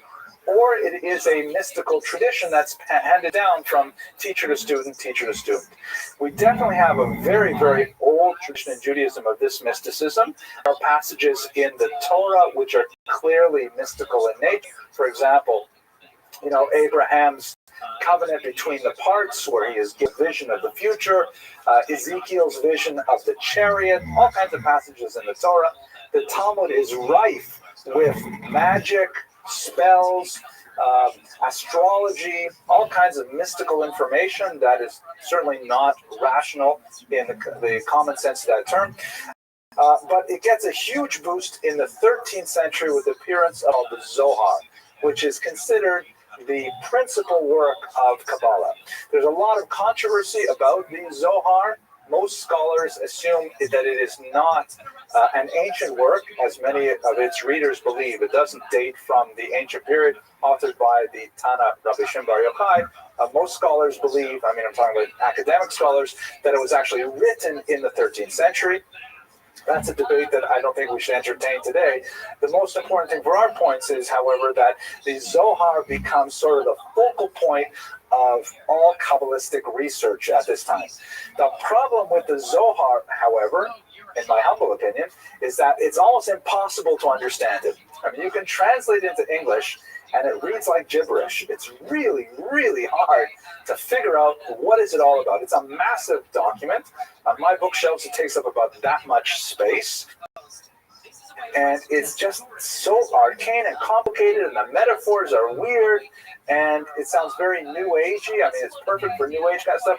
And who knows how to make sense out of it? I will tell you that on a personal level, when I was about 25 years old, I started studying a beautiful book called Chok Israel. It's a Sephardic book that basically it breaks up the week into 7 days of study, and every day you study a little bit of the Torah, a little bit of the Tanakh, a little bit of Mishnah, a little bit of Gemara, a little bit of Halacha. So you get like a little bit of dose of every little kind of piece of Torah information, and it takes about half an hour to go through it every day. And at the very end of each selection, there's always a paragraph of the Zohar. And I asked my Rebbe, I said, am I allowed to read this? I'm not 40 years old. I don't know anything. And he said, yeah, you can go ahead and read it. I said, but what about the band? He said, you're not going to understand it anyway. Just go ahead and read it. So that was my first encounter with the Zohar. What the Ramak did, what he did brilliantly, this is the Arizal's teacher, is that he systematized the Zohar. Among other things, he wrote a massive commentary on it called Or Yakar. But more importantly, he wrote basically manuals for Kabbalah. Most famous, the one that made his reputation at the time, was Pardes Rimonim, the Orchard of Pomegranates, in which he just sat the reader down and said, okay, look, this is how it works. And he started from the idea of how creation happened, and then he explains how this relates to our souls, the world around us, the purpose of the commandments, the purpose of the Messiah. All those things were systematized and written in almost a Maimonidean fashion, meaning he took this scattered, bizarre commentary on the Bible, and he just started from the ground and said, let's just explain this in a very straightforward fashion. It was a phenomenal hit. Even before printing, it was circulated widely, and the Ramak surged ahead as the preeminent Kabbalist of his day. So the Arizal went to Tzfat to specifically study under the Ramak. Just to give you a taste of the Ramak's teachings, and again, I'm not a Kabbalist, so I don't really know what I'm talking about, but that never stopped me or anybody speaking about Kabbalah. But so this is, you may have seen this very symbol, this very common symbol. This is the designation of the 10 Sfirot, the 10, hard to translate that term exactly, but kind of 10 emanations of God. And basically what this refers to on one level is the process of creation, a process which is ongoing and unfolding, meaning that as God created the world, he allowed his light, as it were, to penetrate each of these Sfirot in different orders until they come down here to where we live in Malchut. There's a lot more we could say about what this strange thing means, but let me give you one basic kind of metaphor to understand it. So God, as it were, is like in this diagram up at where the word tree is, and then he descends through Keter, Bina, Chochmah, through all the Sfirot until we get to the world as we understand it today. You should consider it kind of like trying to look at the sun. The sun is way too powerful to look at with the naked eye. It'll burn out the retinas. It's dangerous. But if you take a mirror, then when you look into the mirror, you may be able to get some fleeting glimpses of the sun, because a mirror weakens the radiation of the sun. And especially if you take a second mirror and you position it in such a way that you look in the second mirror reflecting the first mirror reflecting the sun, then it's much easier with the sun. And if you set up 10 mirrors in a sequence like this, you can actually look directly at the sun, because each one of those 10 mirrors has weakened the power of the radiation until you're able to exceed it. That's essentially what the Sfirot are doing. God's light, as it were, goes into, and it is filtered through these mirrors until we get down to this world here. Tremendous amount of implications for what the Sefirot do. They're associated with the human body. They're associated with the human soul. They can be manipulated. They are interrelated. But that takes us far beyond where we're going to go today. I will do one little, however, to give you a little bit of a selfish plug onto my forthcoming book, which should be coming out. I hope to have a book launch in this room, God willing, in about 3 months. We're looking forward to it. We'll have some music, and it's going to be, I think, a great time. But basically, he wrote his most famous book among lay people is called Tomer Dvorah, the palm tree of Devorah. It is perhaps the most widely studied Kabbalistic book, and it's certainly the most well-understood Kabbalistic book because it's far easier than most of the other things. And basically what he does in Tomer Dvorah is he says, if God emanates and presents himself as a word to the world through these 10 Sefirot, and we have a mitzvah of imitating God, imitatio Dei, v'halachta b'derachav, you shall walk in his ways, then we should imitate those Sefirot. We should imitate each one of those Chokhmah, Bina, Dad, those various Sefirot, that were not Dad in his Court of Aaron Kabbalah, and that's ultimately what we're supposed to do. So, for example, there are times when, we are supposed to evince Gevura, power. Like, let's say, for example, we're attacked, Israel is attacked, God forbid, and Israel has to rise up and defend itself, so it means it has to, energize the Sefirah of Gevura. By acting appropriately with Gevura, we then, as it were, excite the Sefirah of Gevura, and God sends more into the world. By matching our behavior, these Sefirot, we can infuse the world with more godliness. If, on the other hand, we use Gevura when we should not, for example, on Shabbat, if you get angry at your kids on Shabbat, the Ramak says that's a terrible thing to do because you're using Gevura inappropriately. Shabbat is not supposed to be a day for Gevura, and you're ruining it. You're mixing the wrong Sefirah at that time. So in the first chapter of his book, which deals with Keter, he goes through 13 different levels of forgiveness, 13 levels of mercy, and describes how you can forgive others in 13 different ways, 13 different manners. It's a fantastic classic of spirituality, and God willing, we'll all be together in good health, and I'll be able to tell you more about it at the book launch. But let's go on. This is kind of a cool cover, right? This is a baby palm tree. Okay. So, the Ari becomes the Ramak's disciple. Again, they only learn together for about 18 months, and then the Rabbi Moshe Cordovero, who is not even 50 years old, is killed in a plague, dies in a plague. Nevertheless, the Ari is tremendously influenced by the Ramak's systematic approach to Kabbalah, and basically adopts all of it, and then makes a few key changes that brings his Kabbalah really to a much just to give you a sense of how they relate to one another, and this is jumping ahead a little bit, but the Ari left a few writings behind. We have very few actual texts written by the Arizal. Almost everything that we have today, we rely on his students, and his most important student, his principal student, was Rabbi Chaim Vital.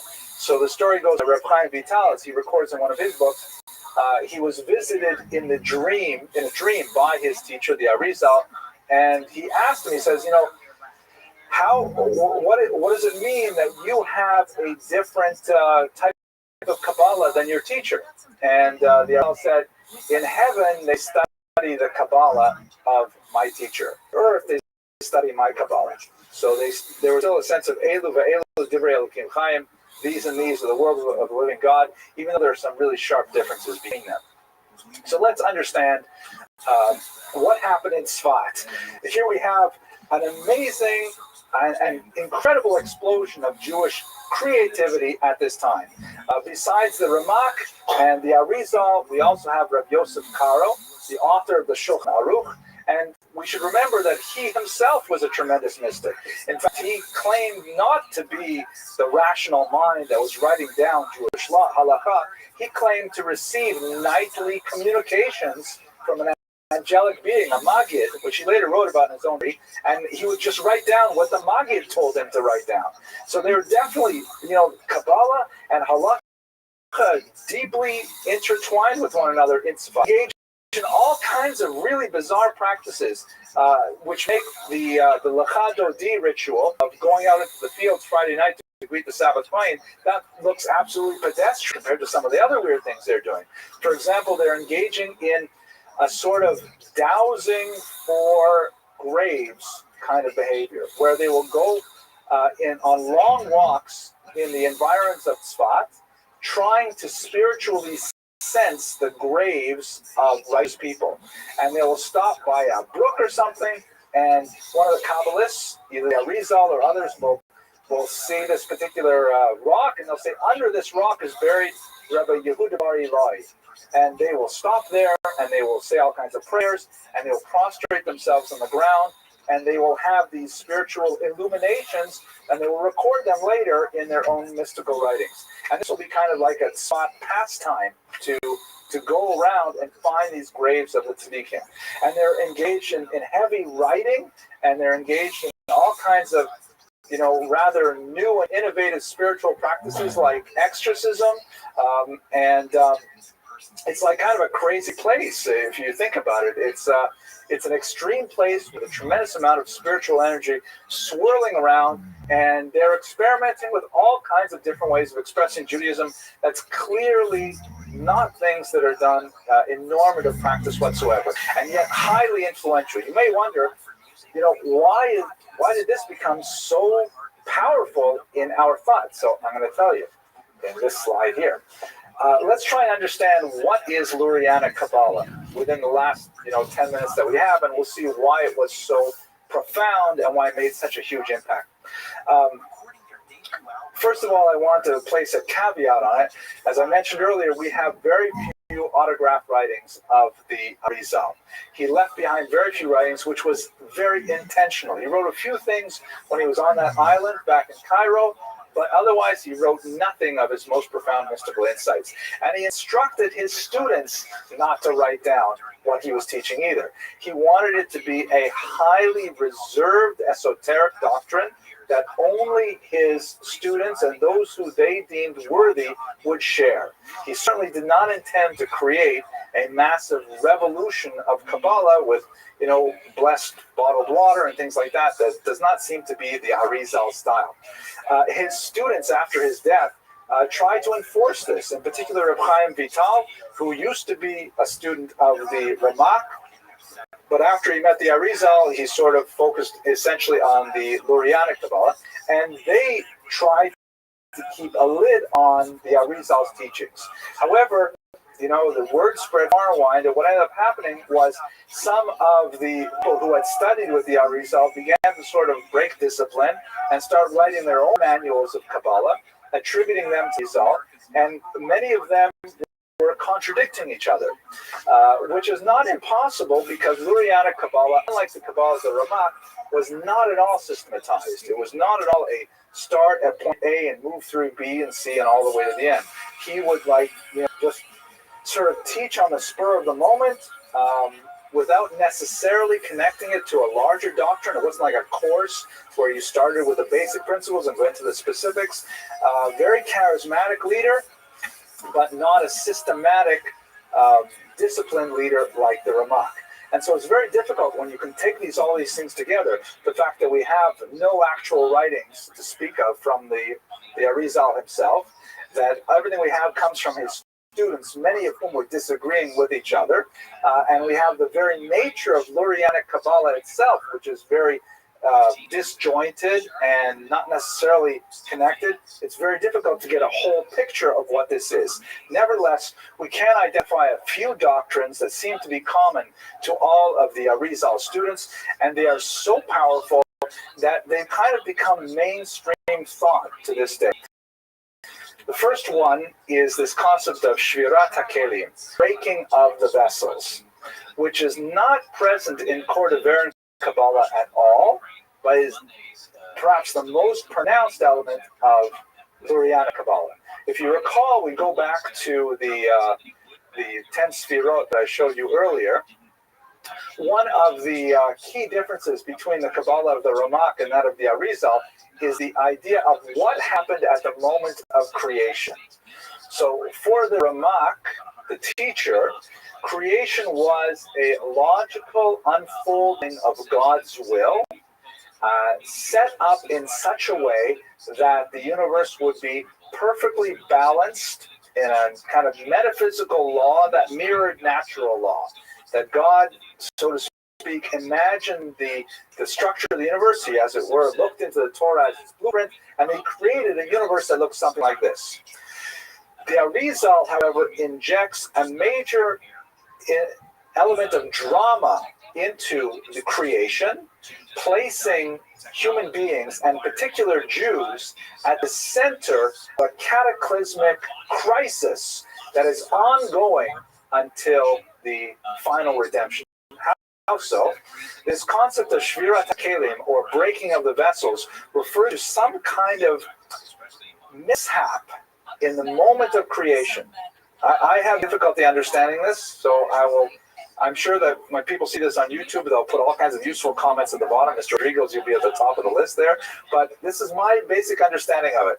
I talked to you about the sunlight pouring into the mirror. So if you think of it instead using a Lurianic metaphor of like hot oil poured into clay vessels.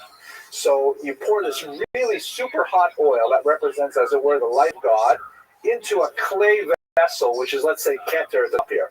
But the heat of the oil is so overpowering that the vessel shatters. By the way, if any of you have ever traveled in the Soviet Union, this happened to about, 1 in 10 tea glasses that I was ever served. That's why they put the spoon in the tea glass, because otherwise you put the hot water in, smashes everywhere. But so the first vessel shattered because it could not withstand the power and intensity of God's light.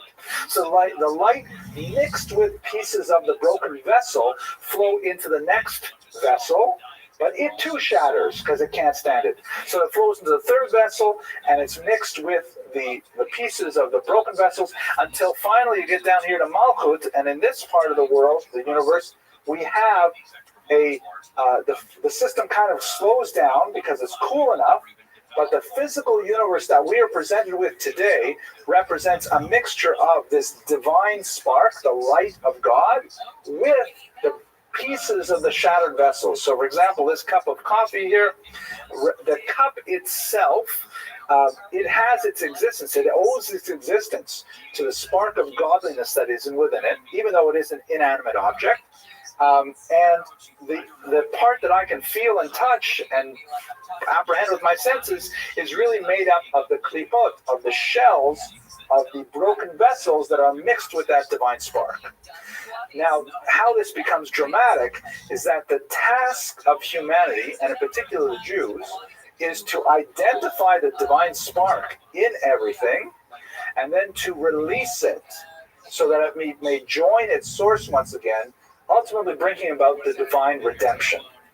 And the way we do that is by performing mitzvot. So, for example, I've already said it, so I'm not going to say it again, but if I say a bracha on the coffee inside this cup, that bracha takes it from being asur, which means not permitted, since it does not have a blessing, and turns it into mutar, which means permitted.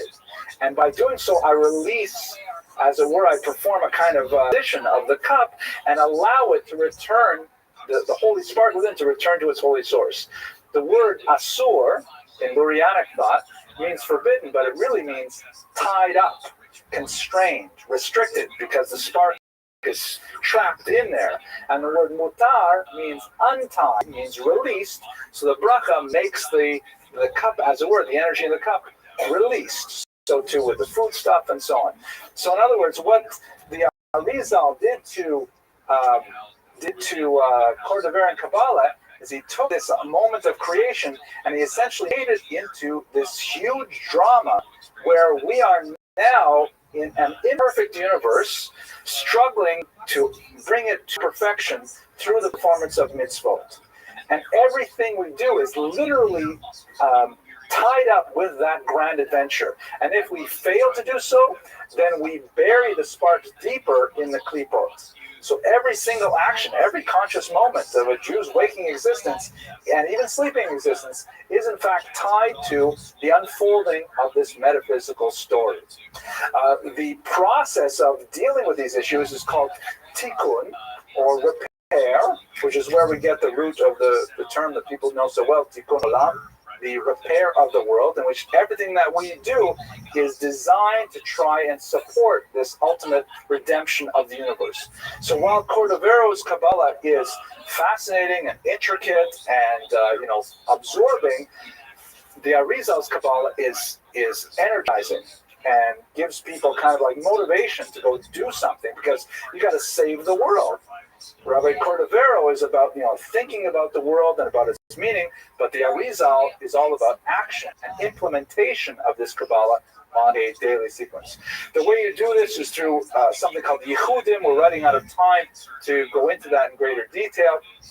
But one kind of detail that I find interesting, I just read an article for today that talked about the Arizal's metaposcopy. I had to look up how to pronounce that. Apparently it doesn't rhyme with anything, but I looked up all kinds of rhyming anyways. Metaposcopy is a technical term for reading the face. And one of the things that the Arizal will do, just to give you a kind of sense of who we're dealing with here, he was very much into the idea that the whole world was created through the divine name, through the alphabet. The whole quasi-science of gematria that we have is associated with Lurianic Kabbalah, and that whatever a person did with themselves would be literally written on their faces. And the Arizal, because he had purified himself through so many tikkunim and yichudim, was able to read on people's faces, especially their foreheads, specifically what transgressions or positive deeds they had performed. And he wrote, tremendously about this. For example, if you give tzedakah, it's the word tzedakah is planted on your forehead, and it lasts about a week, which is interesting. And isn't it fascinating? It's about a week between classes. You can sponsor a class, but I don't even make fun of it. It's just too bizarre, though, in many ways. So these are the kinds of things that he would do. He would meet people, and he would say, "I know what happened at his home yesterday," and so on, all related to this grand scheme of the tikkun. So his legacy. Here's an image of his grave, and the tradition of Tzfat, the graves of Tzaddik decorated in blue, and it is a noted pilgrimage site. His legacy is so deep, it's very hard even to find a place where it does not reach. Certainly it reaches very deeply and consciously into the Hasidic world, where the Hasidic masters were deeply influenced by Lurianic Kabbalah. The Baal HaTanya is suffused with it. It reaches into the Lithuanian world, where the Vilna Gaon was also a Lurianic Kabbalist. It reaches beyond that into the non-Orthodox world as well, because there's so many of the rituals and songs and practices. Tikkun Olam, we mentioned earlier, is a very important concept for many in the liberal communities, that it really trace themselves back to Lurianic Kabbalah and his sense of the drama of human existence. So without doubt, it's amazing when we contemplate how this man, in a space really of about 3 years, from age 35 to 38, he was able to articulate, without even writing it down, this vision of the meaning of existence to such a degree that we feel its reverberations from Tzfat even to this day. Thank you very much for your attention and engagement. Next week, we're going totally off the mystical Kabbalistic, and we're going to talk about Baruch Spinoza, one of the most important philosophers of the early modern period, and I think you'll find it interesting. Thank you once again. This is a story about a young couple who fall for each other despite everything. How did we succeed? It's a story of manipulation on an epic scale. This case, oh my god, where to start? What the hell has been going on? Okay, good evening, ladies and gentlemen. Thank you very much for coming. Tonight we're starting, of course, half an hour early, so that'll give me a little bit more time to relax, and I'll speak slower, but we still hope to conclude at 9 p.m. as usual. So the joke this week is also courtesy of Zach the Oyster, who sent me 4 really useful jokes last week. And it actually is very appropriate for today's material because we're going to be looking at someone who is slightly antinomian in his approach. That is, someone who is slightly non-traditional in the way he observes Judaism, as we shall see. So the joke goes that a Jew goes up to his rabbi and says, Rabbi, I'm so sorry, I need to do something. I have to confess, I didn't wash Yadayim before eating bread last week. And the rabbi said, you did? He said, well, Rabbi, the truth is, the bread wasn't kosher. The bread wasn't kosher. Well, why? And he says, well, it was a non-Jewish restaurant. He says, you were a non-Jewish restaurant? What were you doing in a non-Jewish restaurant? Why didn't you go to a Jewish restaurant? He says, Yom Kippur, I should go to it. So, that's the last laugh for tonight. So tonight's lecture, we're very grateful to Mr. Eliezer and Mrs. Greta Hermes, who once again sponsored the lecture. It's a wonderful thing when we have people support the lecture financially because it goes to defray the costs of our lovely assistant, Ms. Eliza Abramson, who greets you at the door and prepares the cookies, and Mr. Rodriguez, who is now actually amassing a bit of a fan club online. They say, go Mr. Rodriguez, because they enjoy the video. So thank you very much. The shul appreciates it very much. And for those of you who are here, your presence alone is a tremendous sponsorship, and I'm very grateful to have you here. So tonight we're going to look at someone named David Reubeni, also known as Ha-Reubeni. The name is very significant. He ascribed his lineage to the tribe of Reuven, the biblical tribe of Reuven, and we'll speak about what that means shortly. But basically, he's a rather anomalous and highly unusual figure in Jewish history because he appears on the scene in the early 16th century, and he makes a tremendous tararam where he introduces himself with success to popes and kings and emperors and claims to be the brother of King Joseph, a leader of the 3 tribes, Gad, Reuben, and Manasseh, living on the other side of Israel, somewhere in the Far East, and he's there on a mission to create some new geopolitical reality. Amazingly, he was like a comet on the European political scene for about 10 years until his untimely demise. But he created not only a lot of consternation, particularly among Arab nations, for reasons that we shall describe, but also a tremendous amount of enthusiasm for a renewed and revived Judaism that was especially found within the converso population of Spain and Portugal, Jews who had converted to Christianity rather than be expelled in the expulsions of the late 15th century. His meteoric rise to fame was cut short when the Inquisition got wind of his activities, and he died a horrible death. But the entire arc of his participation in European history is quite fascinating, and I think gives us some pause to think about several aspects of Jewish history and its relationship to world history as a whole. So what I'd like to do over the next 55 minutes is just give you a quick overview of the life of David Reubeni. At least that is what we know about it. And I think that by the end of the evening, you'll have some food for thought and wonder, but we will leave with a lot more questions and answers as usual. So our story begins really here in Oxford, England. We know of David Reubeni from non-Jewish sources. Many, centers of power had him traipse through their hallways at various points in the early 16th century. But the most important document that gives information about David Reubeni is his diary, which he composed and then would actually, have people read as a sort of travelogue to bolster his own authority. The diary was purchased by the Bodleian Library of Oxford in the middle of the 19th century. It was duly copied out and then promptly lost. So unfortunately, we've lost the original text, which is highly unfortunate because it means that we don't have a lot of paleographic evidence. We don't have, for example, to see where he struck things out and rewrote them.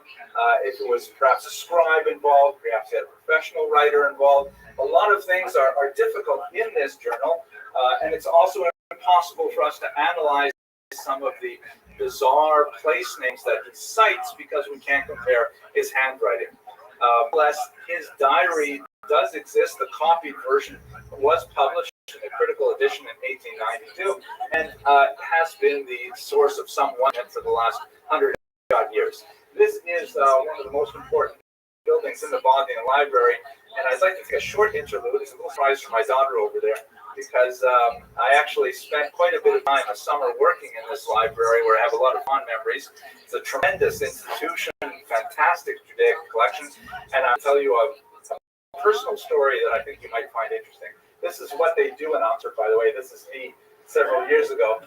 This is what they call punting, which is not what they say in America where you have that ball and you kick it with your foot.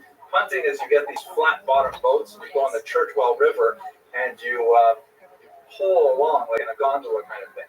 And that's one of the colleges in the background there. And of course, you have to do this kind of punting with a lovely lady sitting next to you. So this is Aliza when she was, I guess, about 7 or 8 years old. You all know her now because she's 18 and she's like, the greeter. But there she is, just enjoying the ride. And here's one more picture of her, also in Oxford there. So sweet. Right? So anyways, I have a couple of funny stories. I'll tell you both. No, I can't help it. So, the first one is the library story. So it's a really old library. It's like 1,000 years old, this library. And they have a lot of arcane, bizarre rules. And one of those rules is, believe it or not, that before, it's not a public library. You have to have credentials. I had to have a letter of introduction. I had to have all kinds of stuff to get into the stacks there. And you go to the library office, you present your credentials, and you present your research purpose and so on, things like that. And they make you take an oath. They make you swear an oath that you will not set fire to the books. I said, why do I have to take this oath? She said, apparently, like in the 1500s, it's cold. And the students would say, we don't really need another couple of Virgil and Aeneid, do we?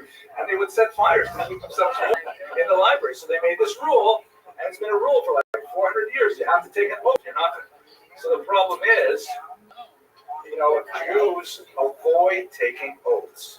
That's the whole business with kol nidre. You don't want to come up. If I happen to accidentally set a fire, then I would be, responsible for it on a heavenly level as well. So I was, for a moment, I was put back. I didn't know what to do. And so then I asked myself, I said, wait a minute, can you take this oath in any language you like? And she said, absolutely. And she pulled out a huge binder, it was about this thick, and it had like all these the text of the oath in all these languages. In English, it says, I swear I will not set fire to the books. And I said, could you show me Hebrew, please? And she flipped over to Hebrew, and there it was, in perfect rabbinic language. It did not say, I swear I will not set fire to the books. It says, I will take responsibility for the cost that I incur should I set fire to any books in the library. Like, perfect. So I could read it, I got access, and all that stuff. The other funny story, which I'll tell you very quickly, then we'll go back to David Rubin, I promise. But the other funny story is, there's a Jewish mitzvah. When you buy new vessels, new cooking vessels, you're supposed to, before you use them, you're supposed to immerse them in a mikvah. That's just one of those wacky things in Judaism. And if you don't have a mikvah, you can use any flowing body of water, or the ocean qualifies, things like that. So there's no mikvah in Oxford, but they have that Churchwell River, which is actually the Thames. It turns into the Thames. But it's a really old town, and they have these banks that are really high, and they're 6 or 8 feet high. You can't just stand on the edge and dip your pot in. So I was carrying this huge bag of pots, like Santa's big bag, and the only place that I could toivel where I could put these in a mikvah is if I walked down where the punts were released. Like, you'd rent the punts, and so I walked down there, and I'm wearing a suit like this, and I got all these dishes, and I'm toivel them in the water, and there are all these Japanese tourists show up and start taking pictures of me. And I realized they must be thinking this is a native Oxfordian washing his dishes in the river. Okay, let's go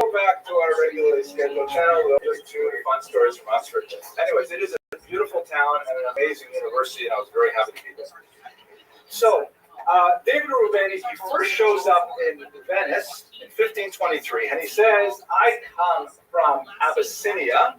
Possibly he came from Sudan. There's a huge debate among two of the major scholars on Albania as to where exactly that was. But he claimed to be somewhere down here, either in Ethiopia or in Sudan, in the upper Nile region. And he quotes a long travelogue of places that he visited and strange customs that he observed. The place names that he mentions on this travelogue are garbled. They're, it's very hard. Scholars spend a lot of time trying to figure out exactly where he was. But the consensus of modern scholarship is that he made the whole thing up, that he never was any of these places, and that reporting things that he had heard from others. So much of his early travels are lost in mystery, shrouded in mystery. And in fact, one of the commentators on him wrote in the 1930s that his reputation for veracity was not particularly high. So a lot of the things that he says about his origins, we simply don't know. In fact, we don't even know if he is Ashkenazi or Sephardi. He was physically swarthy, very dark-skinned. He was possibly, what the technical term, or the politically correct term, is a little person. I'm speaking about a midget or a dwarf, to use the older terms. A very small person, often wore Islamic robes, which would have looked very exotic and fascinating to Europeans. And in fact, he claimed to have pretended to be a Muslim on many occasions. In fact, a descendant of the Prophet Muhammad when he was living in Egypt. But there's no real evidence to indicate that he has any of those origins whatsoever. The two most fascinating theories about his background are as follows. One is that he was actually from Prague, a Czechoslovak or a Czech Jew. And that's based, again, on paleographic evidence and internal literary evidence, because he has in his travelogue little Ashkenazic ticks. Like, for example, the phrase, which I will quote in modern Hebrew, a nice little proverb, ki hakas misalek hadat. So that sounds okay, which means anger causes knowledge to leave. Ki hakas misalek hadat. But it sounds much better if you pronounce it in Ashkenazis, which is ki hakas misalek hadas. Right, then you see the rhyming. So that little tick in his language may have indicated that he was Ashkenazic.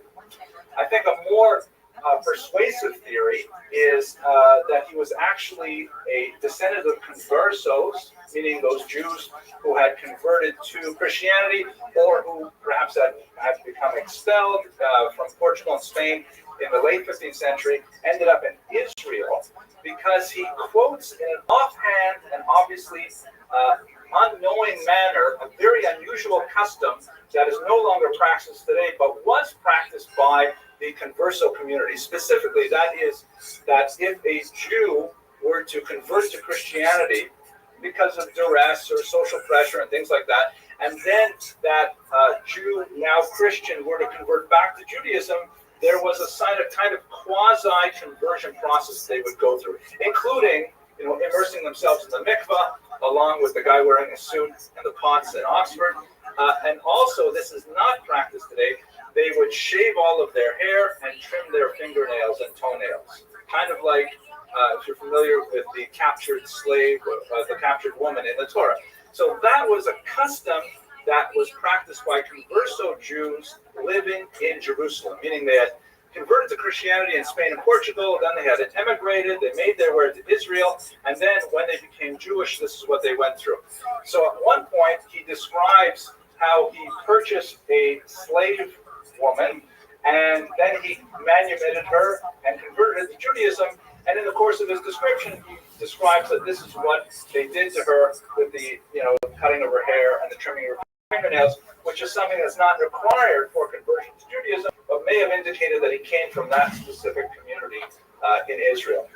We simply don't know. It's lost, and he certainly wasn't telling us, so we're just guessing. At any rate, sometime in the Middle East, shows up in Europe, and it's in Europe where the fun starts. So I mentioned he appears in Venice in 15. Oh, look at this. The screen is a little too small. So, well, I'll just have to, I hope I can remember everything I wrote there. He's small, as I mentioned, swarthy person. It's the screen, it's because the resolution is and he was surrounded by a lot of pomp and circumstance. You know, he liked to, for example, get expensive rides, like a beautiful white stallion, and he had like these gorgeous banners that would proclaim him as the emissary of King Joseph from the east. And he claimed to, now why the tribes of Gad, Reuben, and Manasseh? Anyone remember what's special about those three tribes? Of course, Aliza knows, but we'll ask an audience member, please.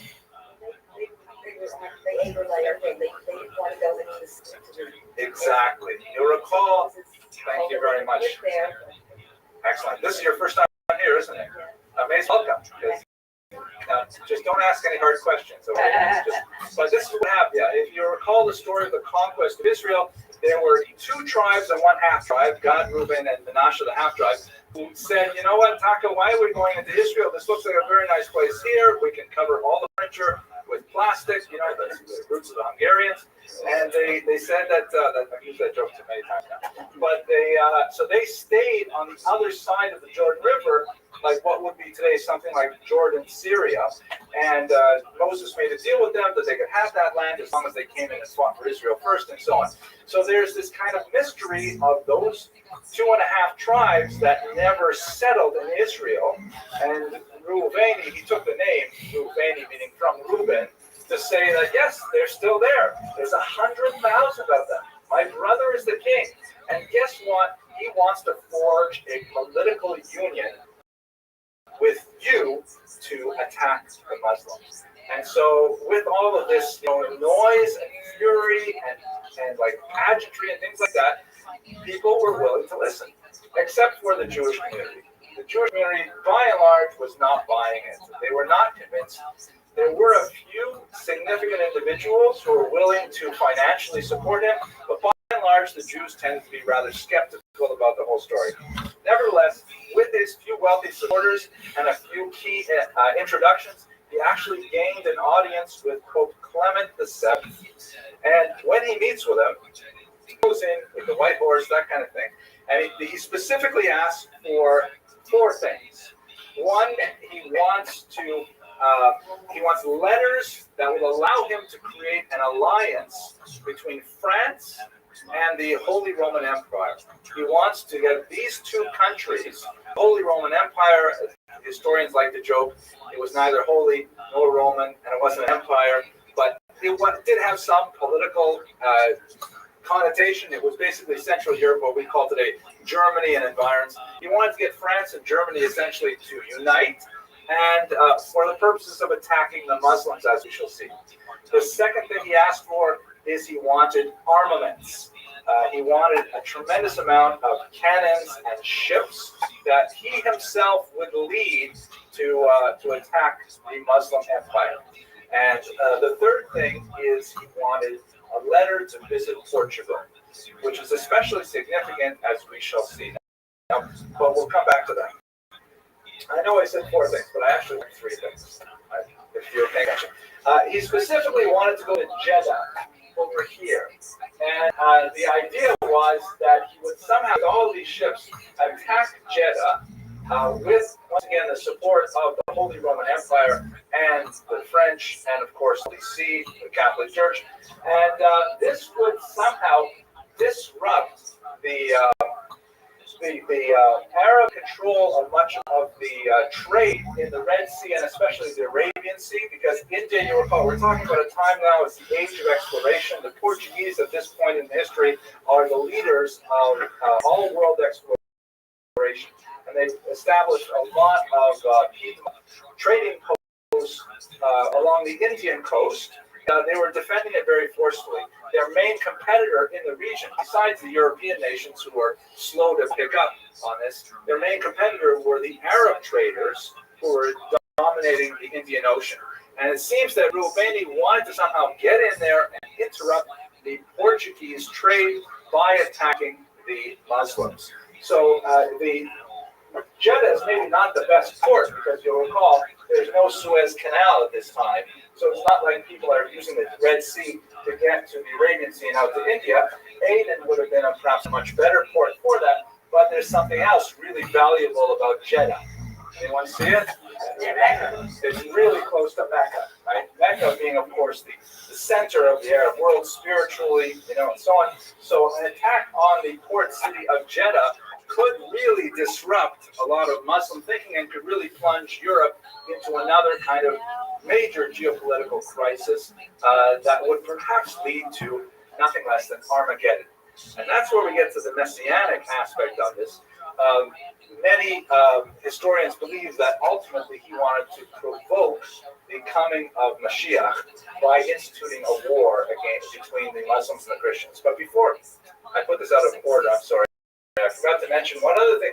There is 4 things. I forgot it and I recall it. They claimed to have knowledge, direct personal knowledge of Prester John. Anyone recall this name? This is one of those weird footnotes in medieval history. Prester John was this widely held belief in Christian Europe that there was somewhere in the Far East a true Christian king named Prester John. Here he is, offering communion to his subjects, who had like hundreds of thousands of soldiers and was just waiting for the moment, the second coming, to reveal himself and his people, and they would somehow, dominate the globe and put an end to the Muslim infidel and so on. So there's all kinds of these strange, large geopolitical forces at work, tectonic forces really, that are pulling at each other. And Rubeni is trying to pull on those strings and get the popes to go along with this idea that would somehow bring the Muslims down, reveal Prester John, and everything would result in a messianic conclusion.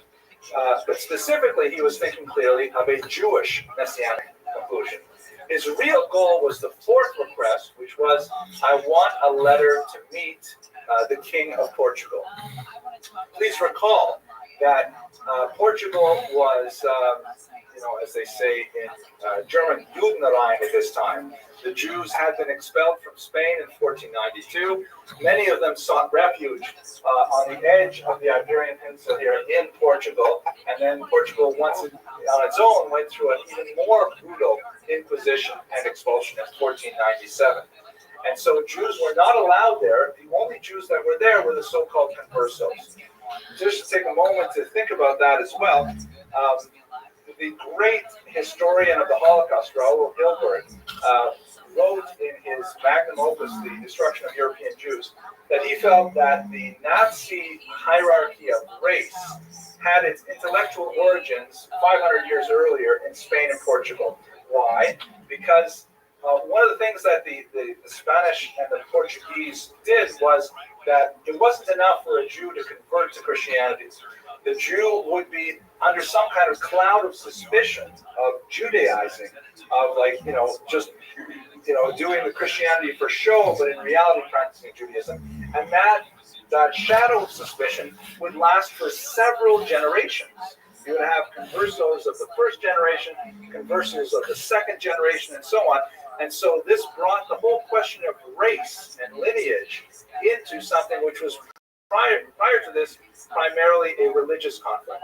The rest of Europe, once a Jew converted, then in fact, he became Christian. That's all there was to it. Did I tell you the joke about the 2 Jews who walk by a church and they see a sign? Oh, it's terrible. I shouldn't tell these jokes. I just put them on the internet. So the joke goes like this. Okay, so 2 Jews walk by a church, and there's a sign outside that says, convert to Christianity, earn $500. So one of the Jews says to the other, I'm going to do it. I can use $500. I'll go in, I'll say what I have to say. I'll get $500. The other guy says, are you crazy? No, listen, I need $500. So he goes in. It takes a while, 10 minutes, 20 minutes, half an hour. Finally, he comes out an hour later, and his friend says, so, did you get the $500? He says, what is it with you people?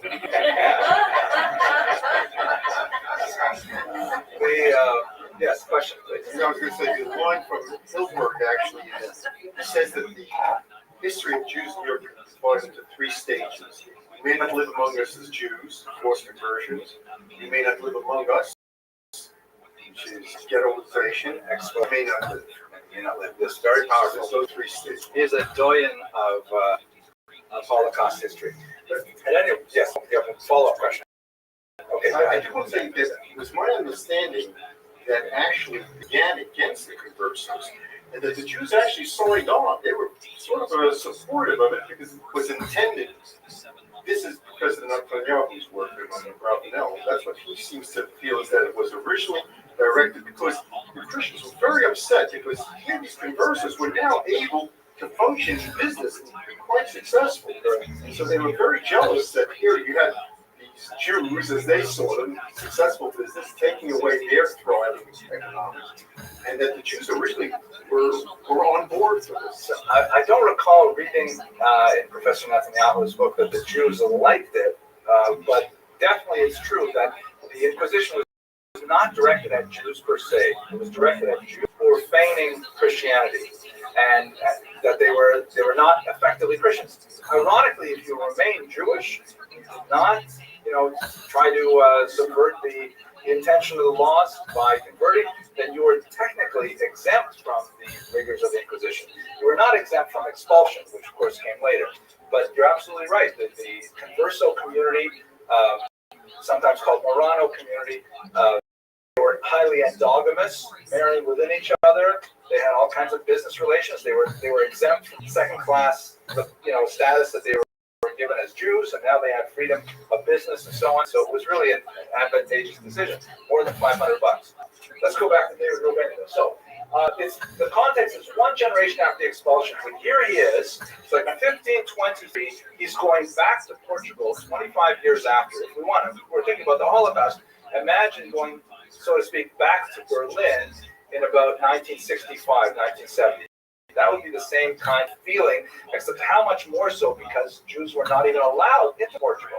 And here he is wanting to show up there, and he specifically wants to draw the king of Portugal into that battle with the Muslims. And some of the scholars on Rovani opine that what he was really trying to do is he was trying to start the final world. This was going to be it. Muslims against Christians, Gog versus Magog, Armageddon result in the ultimate coming of the Mashiach.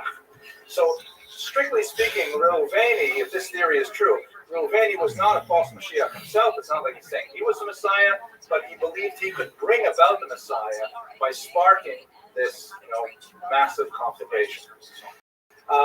He met with King John in 1524. He was very open about his intention to seize Jerusalem. He made some pronouncements that the Ottomans were very upset with because, of course, they were controlling Jews at the time. And he provoked a tremendous surge of enthusiasm among the Jews who were conversos in Portugal at that time.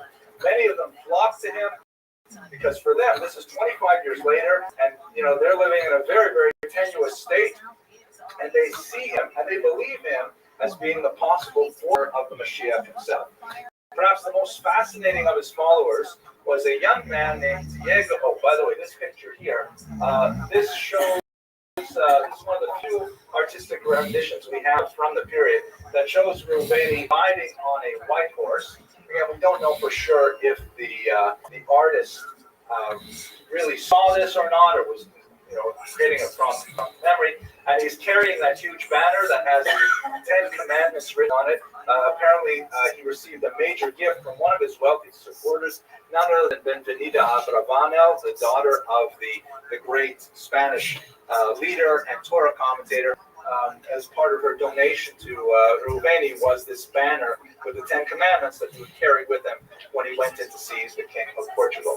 At any rate, one of his most fascinating and unusual followers was a young man named Diego Pires, who had reached a certain level of authority in the Portuguese government. He was from a converso background. He was born in 1500, so that would make him, he was born 3 years after his parents had converted to Christianity. And he was so taken with Rovani that he strove to be his follower and begged Rovani to take him along with him. Rovani initially refused, doesn't take followers, but when Pires demonstrated his bona fides by circumcising himself, then Rovani realized that maybe this guy is the real deal, so he took him with him. Pires then went on. They split up after a while. He ended up in Jerusalem. and where he declared himself the Mashiach. He believed that Reuven was introduced to the world, that he was the, so to speak, the John the Baptist, to use another religious metaphor, and that in fact Peres was the Mashiach, and where he didn't get too much traction with that idea in Jerusalem, because in Yerushalayim, every 4 cubits you trip over another Mashiach, so you don't have to do much. But this is a kind of interesting artifact of the period. This is his signature. So that's a very interesting kind of. This is the signature of Peres, who took the name Shlomo Molcho, Solomon King. Very unusual with the banner and things like that. Anyways, once this happened, if you can imagine Peres, a government official, circumcising himself and declaring himself a Jew, and following Molcho, following Reuven, the king said, Shanganug, or in Portuguese, something like, that's enough. And he had Reuven banished from Portugal. At this point, we sort of lose track of the story. There's a strange interlude where he's apparently shipwrecked. This is a very old picture. He's shipwrecked. You know what? My daughter Elisa is looking like what? It's funny because you have to be at least 40 to appreciate this thing. So, at any rate, he's shipwrecked somewhere on the coast of France, and he is apparently taken captive by a Lord Clermont, a mysterious figure. We don't know if any of this is true. And finally, the Jews of, I think it was Avignon and I forget where else, they put up the money to ransom him, and then he's set free. So it's about 2 years where he is somehow, exiled from Portugal, shipwrecked, taken captive, ransomed, and then he tries all over again. One of the reasons why this period is uncertain is because the diary shows some evidence of literary tempering. Like maybe he used the diary one way and then he changed it because, for example, one of the great scholars of this figure, Ben Melech, argues that what's really going on is that Portugal was his main goal, and when Portugal did not work, then he had to rewrite the whole story and had to try something else. So the diary itself doesn't give us a really good sense of what exactly was his plan. Anyways, he goes back and he tries again. He shows up in 1530 in Italy, and he once again tries to get an audience with Pope Clement VII. At this point, the Jews, he's been around now for 15 years. The Jews of Italy are not quite enthusiastic about the entire thing, and they warn the Pope that in reality they're not sure that Reuven is as, he's not the real to speak. And specifically, they point to the numerous letters that he is bringing with him, letters from King Joseph, the letters from Prester John, all of these documents, and they say they're total forgeries. He tries to defend himself by saying, no, they're not forgeries. What they are is that I lost some of them, when I was shipwrecked. Remember that shipwreck business? So while I was shipwrecked, I lost some of my letters. I had to rewrite them. I wrote them from memory, it's true. But at any rate, the Pope was not really interested, and so the story ended. He did, however, get a chance to meet with Emperor Charles V of the Holy Roman Empire. And by the way, at this point, his student Shlomo Molcho had rejoined him, and the two of them went together to Emperor Charles V, presented the whole story. Unfortunately for both of them, Charles V has just recently signed a new law into place that specifically bans any form of Judaizing in the Holy Roman Empire. And so therefore he handed over the two of them to the Inquisition, which was active there as well. And that proved to be disastrous for Shlomo Molcho. Reuven himself was taken away in chains to Spain. Molcho was given the opportunity to rejoin the Christian church through baptism. He refused, and so he was burned at the stake on the spot. And so his brief life ended there. We don't know exactly what happened to Reuven, but some external evidence indicates that he was probably put to death in a similar manner in 1538. So in the space of about 15 years, we have this meteoric rise of this unknown Jew who gets access to all of the chambers of power, and nearly starts a world war, at least comes closer than anyone else to that fact. And that's basically the arc of the story of Shlomo Reuven, of David Reuven. So what do we get out of this?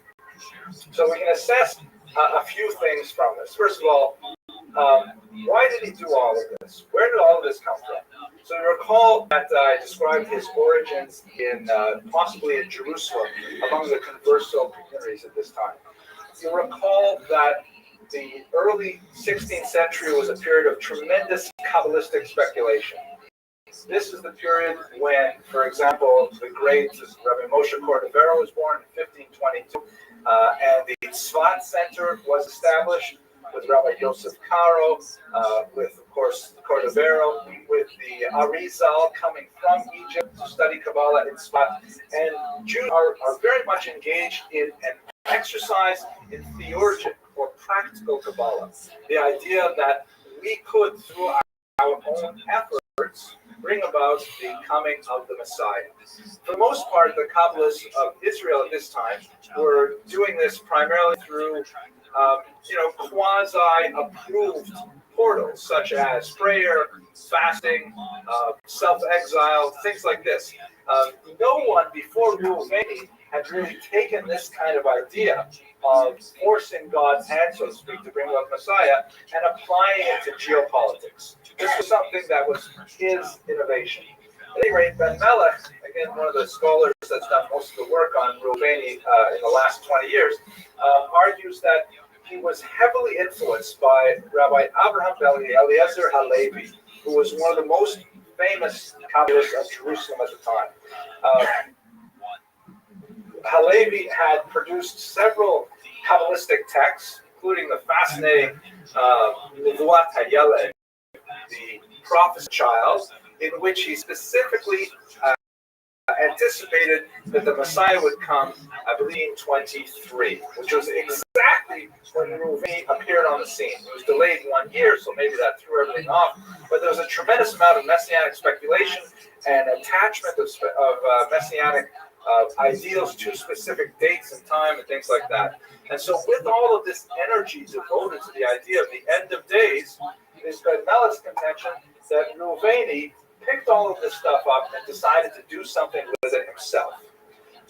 Not necessarily working with the Kabbalists. In fact, it's likely that they never met, but he nevertheless took these ideas and put them into practice. He acted apparently alone.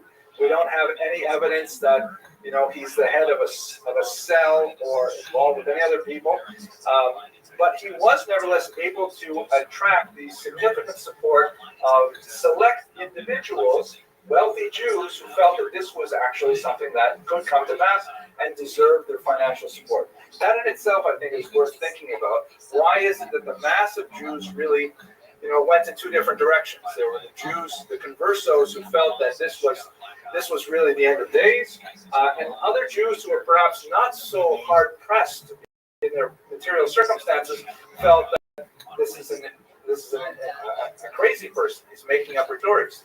Nevertheless, there were those individuals who were willing to put their money behind it, and with the right amount of financial backing, he was able to get access to the highest chambers of power ever.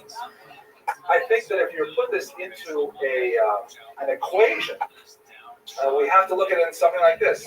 His personal piety, he is known to have been, highly observant of Jewish law. In fact, rather punctilious. Some of the accounts say that he fasted 6 days a week. Obviously, he'd be eating at night, kind of like Muslim style. But lots of fasting, very careful with the laws of the Sabbath, things like that, combined with tremendous sense of theater. The audacious nature of his self-presentation was overwhelming to people. That resulted in tremendous credulity, and there were people who were willing to believe this combination, which actually is a good idea. Maybe I should think about this for a second career. Maybe. Okay. At any rate, I have to ride a horse, a white horse. I think a white jag would be nice, actually. But at any rate, this is a totally new tack for false messiahs, of which there have been so many in Jewish history, but it proved to be a very successful one that would later be emulated. But for example, in the 17th century, perhaps the most famous or infamous of all false messiahs is the great Shabbatai Tzvi. Also, went to centers of power, the Ottoman Turks and so on. But perhaps I would connect it more likely with Nathan of Gaza, who was his propagandist. Nathan of Gaza worked with Shabbatai Tzvi to present his material to the Ottoman emperor, and it turned out it was a disaster, much like it was for David Reubeni, but nevertheless the same kind of idea. So taking all of these things together, I presented to you a rather bizarre sort of story. I've never spoken about David Reubeni before, so it's kind of interesting for me. But he's an unusual sort of comet that appears briefly on the stars of the Jewish constellation. I'm not exactly sure what it means for the overall scope of Jewish history, but it's a fascinating episode, and I'm grateful for the opportunity to present it to you. I apologize, I sort of mistimed this. It was much more fascinating to read about than to talk about. If you like, I can make some stuff up in 15 minutes. But maybe I'll take a few questions because we have a little more time. Yes, please. He was never married. Single guy. He's got a mission. What I find interesting from the story of the whole episode with Shabbatai Tzvi was that occurred when there was also some terrible. Absolutely. So you think about this episode of history where it was after all the devastation of the Jews having to leave Spain and Portugal and so on. Shabbatai Tzvi had so much more of a following, it seemed.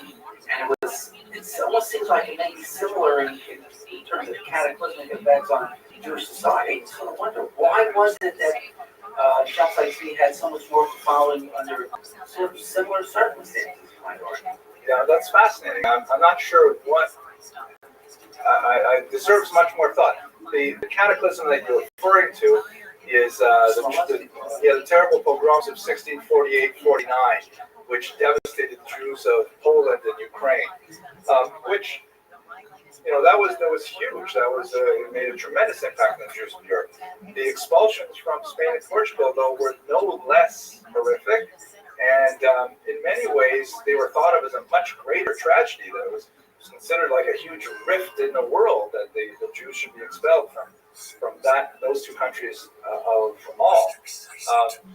So there's definitely an argument to be made, I think, that the Jews, when they're at their lowest ebb and they feel that redemption just has to be around the corner, they're certainly willing to listen to people like this. Why was Shabbatai Tzvi so much more successful than Reubeni? That I don't know. It may warrant another PhD thesis or something like one of your students. Yeah, it might be. Mr. Rodriguez, that's for you, I think, right? Yes. To the modern sensibility, it may seem very odd, this fellow just coming out of nowhere, but in the medieval mind, it really isn't so out of place. You have to realize this is, Gutenberg's Bible is just barely good. People had no access to books. They really knew very little. It wasn't uncommon for people, religious people, to travel the countryside claiming to have all kinds of holy relics, pieces of the cross and the bones of Jesus, and they were very well tolerated and accepted. It was the naivete of these people is really something that was very common. Yeah, I think that's a very salient point. Good observation. You'll note also that no one was willing to give him any money or guns or things like that. It was very interesting. You made my day quite fascinating, but there's no way I'm giving you a ship with cannons. Forget it.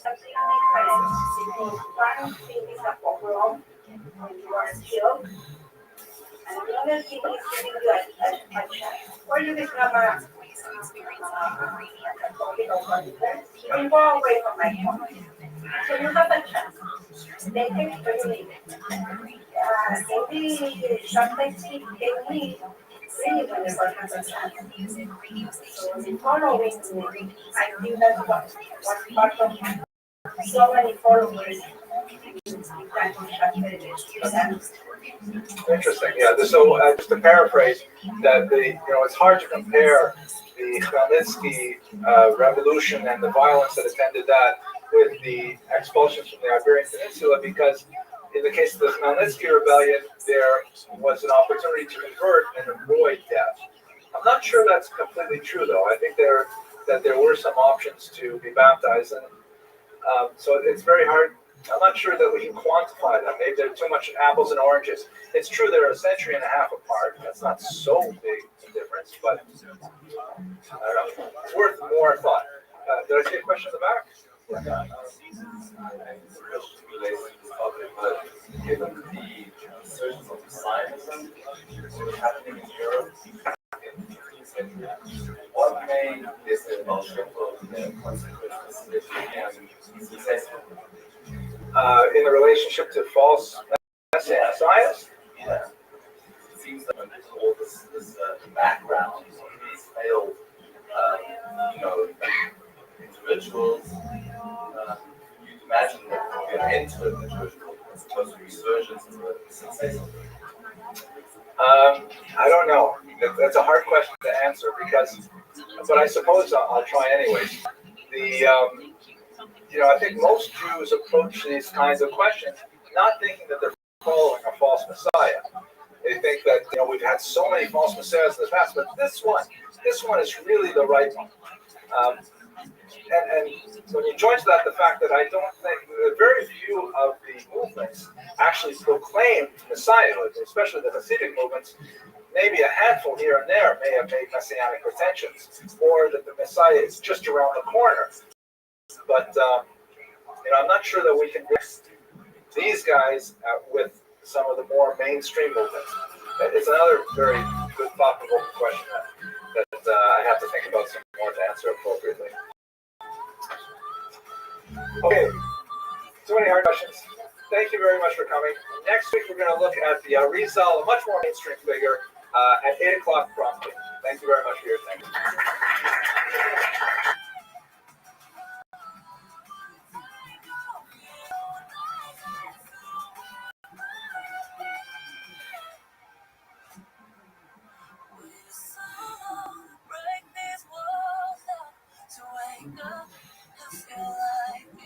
I just want to see if you're listening. KFI AM 640 live everywhere on the iHeartMedia app. So, gentlemen, why don't we get started? First, I have some really good news for you all. I'm really grateful that you come on this auspicious night. It is, after all, Wednesday, and it's great to have you here. I'm really pleased because tonight Ms. Zach DeWeiser gave me some new jokes. So I don't have to keep recycling these jokes over and over again. Just wait 3 weeks and I'll tell you them again. But this is, there's actually several good jokes here. And,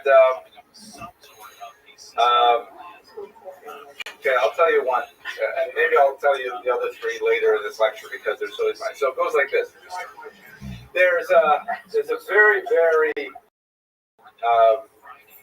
well-respected rabbi who spends many years working for the benefit of the community where he lives, and he is well-respected and honored by his colleagues and so on, and he goes up to heaven, but it's known that he's very, very particular about all the mitzvot. He's very careful to observe all the mitzvot. So he goes up and he sees that they've prepared a beautiful smorgasbord with all kinds of appetizers and all kinds of, delicious little, hot dogs. I don't know, whatever hot dogs one that is. But all kinds of beautiful meat like this. And so he says, this is so wonderful. I've always imagined having something like this. And he goes up to one of the other rabbis eating there. And he says, so who's the caterer? And he says, the caterer is Masharovsky. And he says, oh, Masharovsky, very nice. Who's the mashgiach? Who's supervising the food? He says, well, this is heaven. God himself is supervising. The reb says, I think I'll stick with the fish. Okay, so that's, I have to work on the delivery there, but I think if I got a little chuckle, then there's potential for later. I hope you all had a chance to get the new flyer. It actually has not received complete approval yet. I hope that it's going to be okay, but it's a good draft at any rate. There are a couple of things that I'd like to draw to your attention. As they please distribute, or a couple of things I should draw to your attention. There's at least one typo. We're apparently giving 2 lectures simultaneously on March 19th. Oh, that's good. I'm not sure how I'm going to do that in one room, get my evil twin brother, but I think it should be March 19th and March 26th. We will correct it appropriately. Note, very importantly, we're going to be starting at 8 p.m. next week.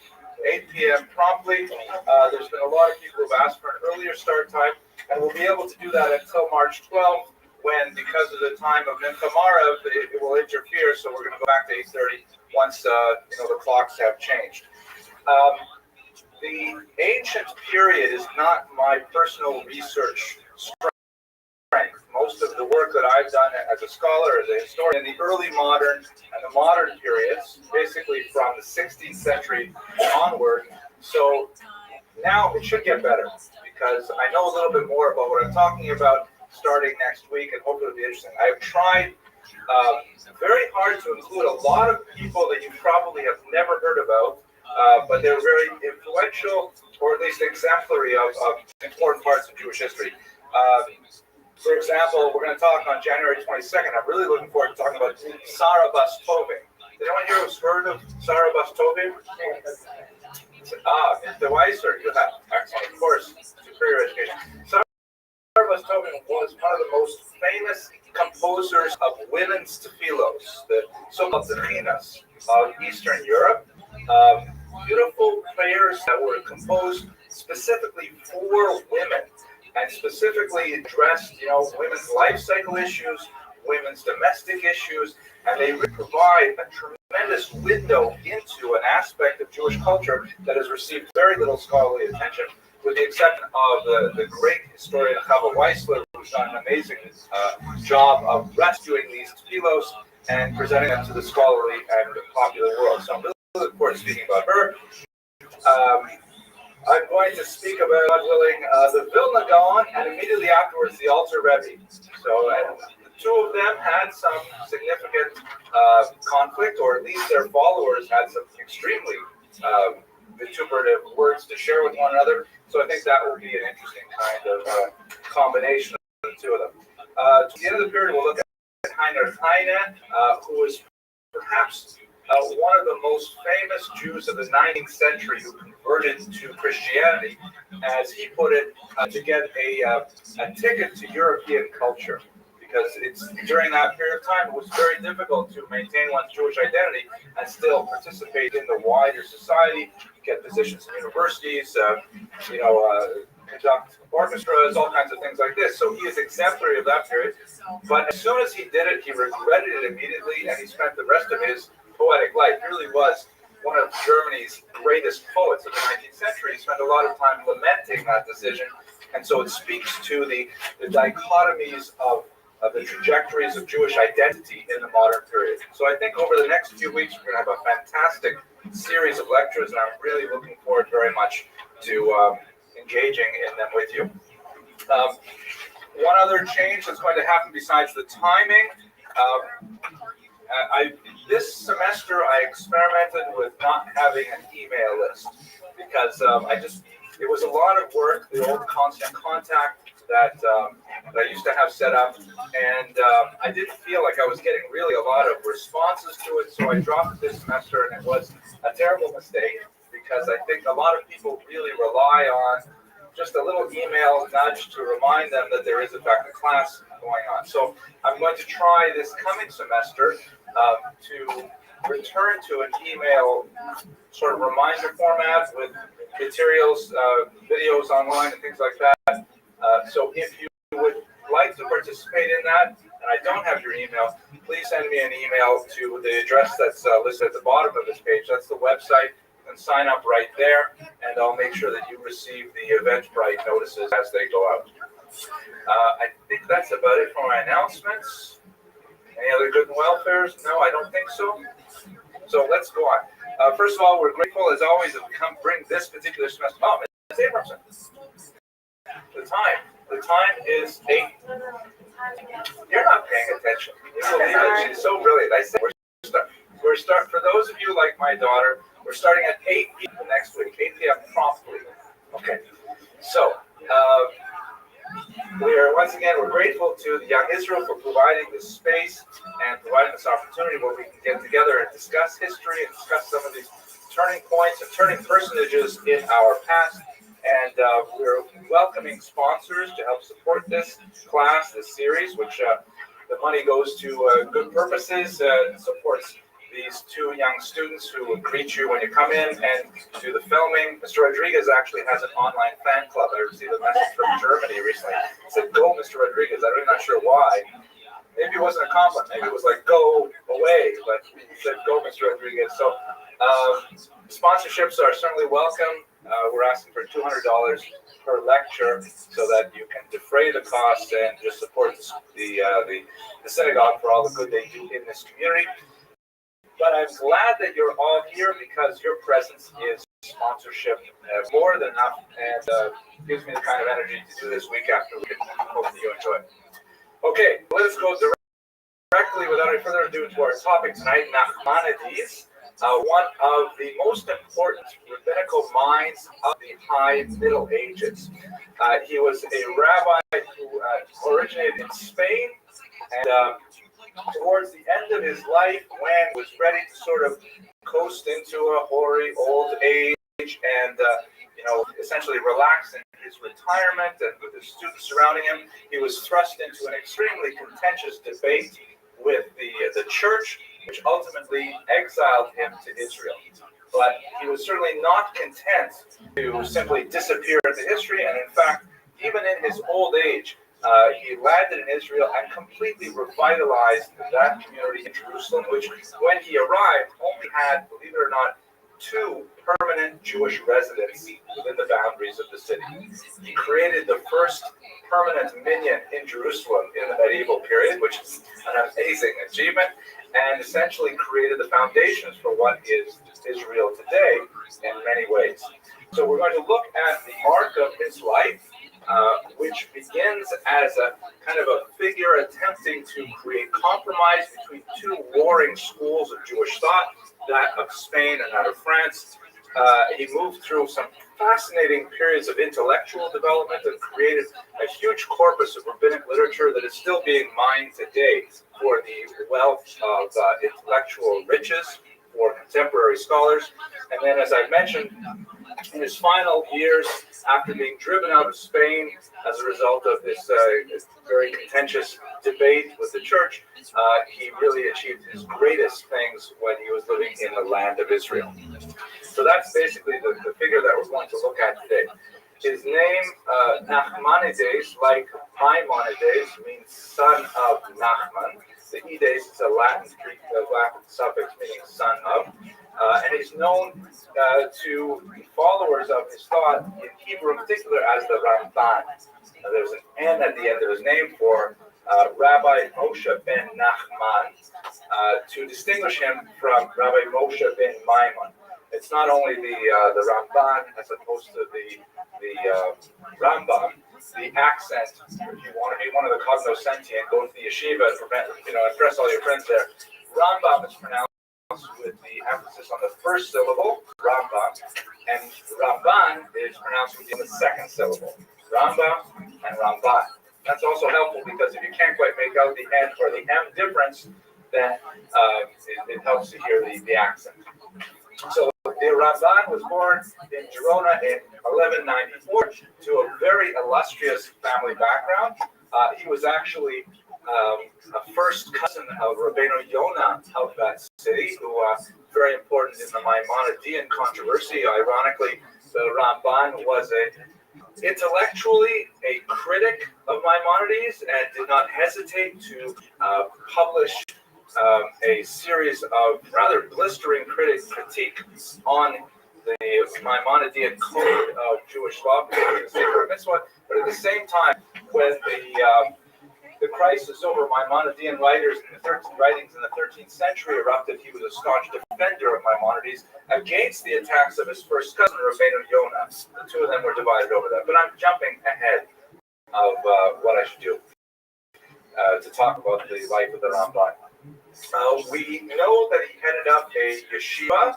We don't have a lot of information about the nature of that yeshiva, like what it looked like, how many students, what was the curriculum, and so on. But he has so many students who are reported in later literature that there's no doubt whatsoever that this yeshiva existed. There is some evidence to indicate that he, like many rabbis of the era, earned a living outside of his rabbinic activity as a medical doctor. But unlike Maimonides, have like an extensive literature of writing from the Ramban on various medical topics. But basically, he crafted much of his early life as a rabbinic leader, as a community leader, and as a teacher of Torah. And his Torah can be understood in several different avenues of Jewish thought. And in many ways, he was very creative and actually was the originator of several key disciplines or sub-disciplines within Jewish thought. First of all, he was a halachist. He spent a tremendous amount of energy. We have multiple works in which he writes or codifies Jewish law. We should understand where he is placed within the development of Jewish law. Maybe I'll pause and step back for a second to discuss. I literally stepped back when I said that. That was kind of funny. It was funny to me anyway. But like most of the things I say, the halacha, Jewish law, is an interesting kind of phenomenon. There's a big debate that's currently raging in Mosaic magazine, if you read the online magazine, about whether or not whether Jewish law is primarily statutory in nature or common in nature. I'm not a legal expert, but what I understand that to mean is statutory laws are basically like, this is exactly how you behave, and there's not much else to say about it. Whereas common law is sort of like taking a look at what people do and then developing that into legal precedents. And the two systems of law sort of communicate with each other. You'll have statements of this is how you behave, but then rabbis will say, well, we don't do it that way over here. We have a different custom. And so the statutory law will get a super commentary that says, well, that may be what the Sephardim do, but we Ashkenazim do something different. And then you'll get into a different part of the world where people say, we don't believe actually in either of those. And so the statutory, we have Rick Moore. He knows about these things, right? So do you want to comment on, am I defining these roughly correctly? Well, it's difficult in a legal analysis. That usually has to do with things, common laws developed in England, but it really doesn't assist right here. Okay, good. So I'm going to stipulate for the court that I know nothing about these things. Read the Mosaic magazine, you'll see where that debate is going.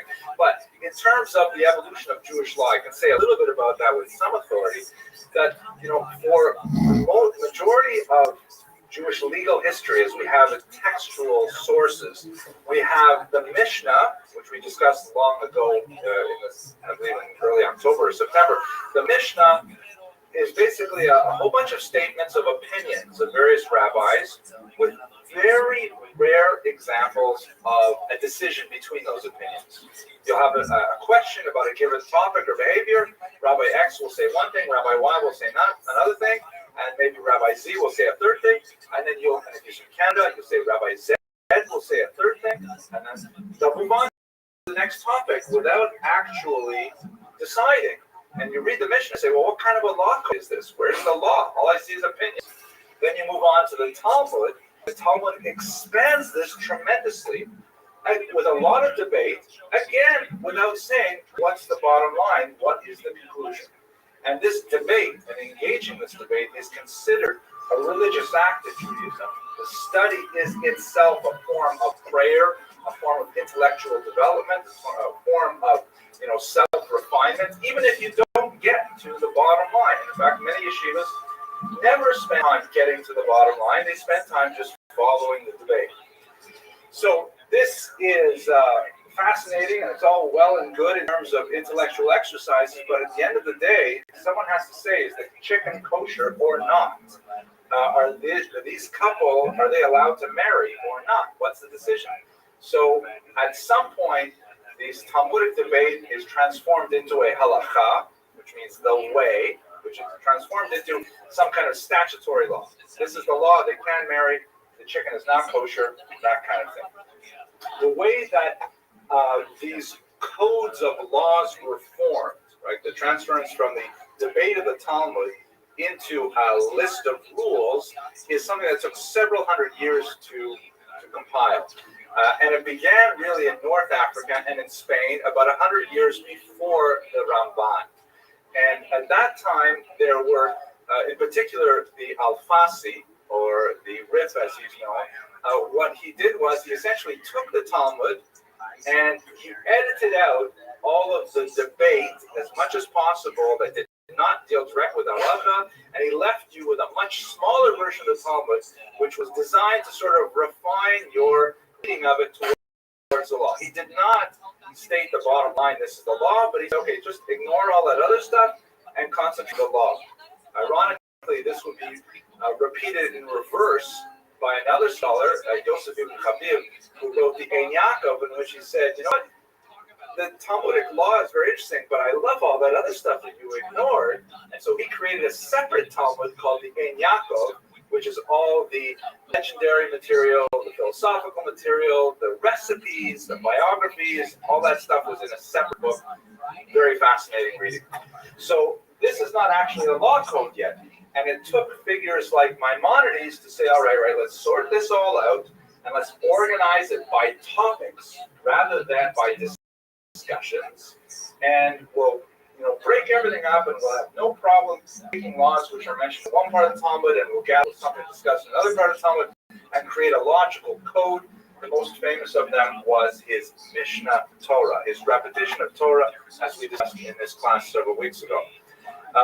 When he came out with this code, and there were a few contemporaries who were also coming out with similar things on a much smaller scale, naturally there was a tremendous amount of debate, because all of a sudden, all of this discussion that was open-ended, that people could engage in, it was kind of like open source code for software.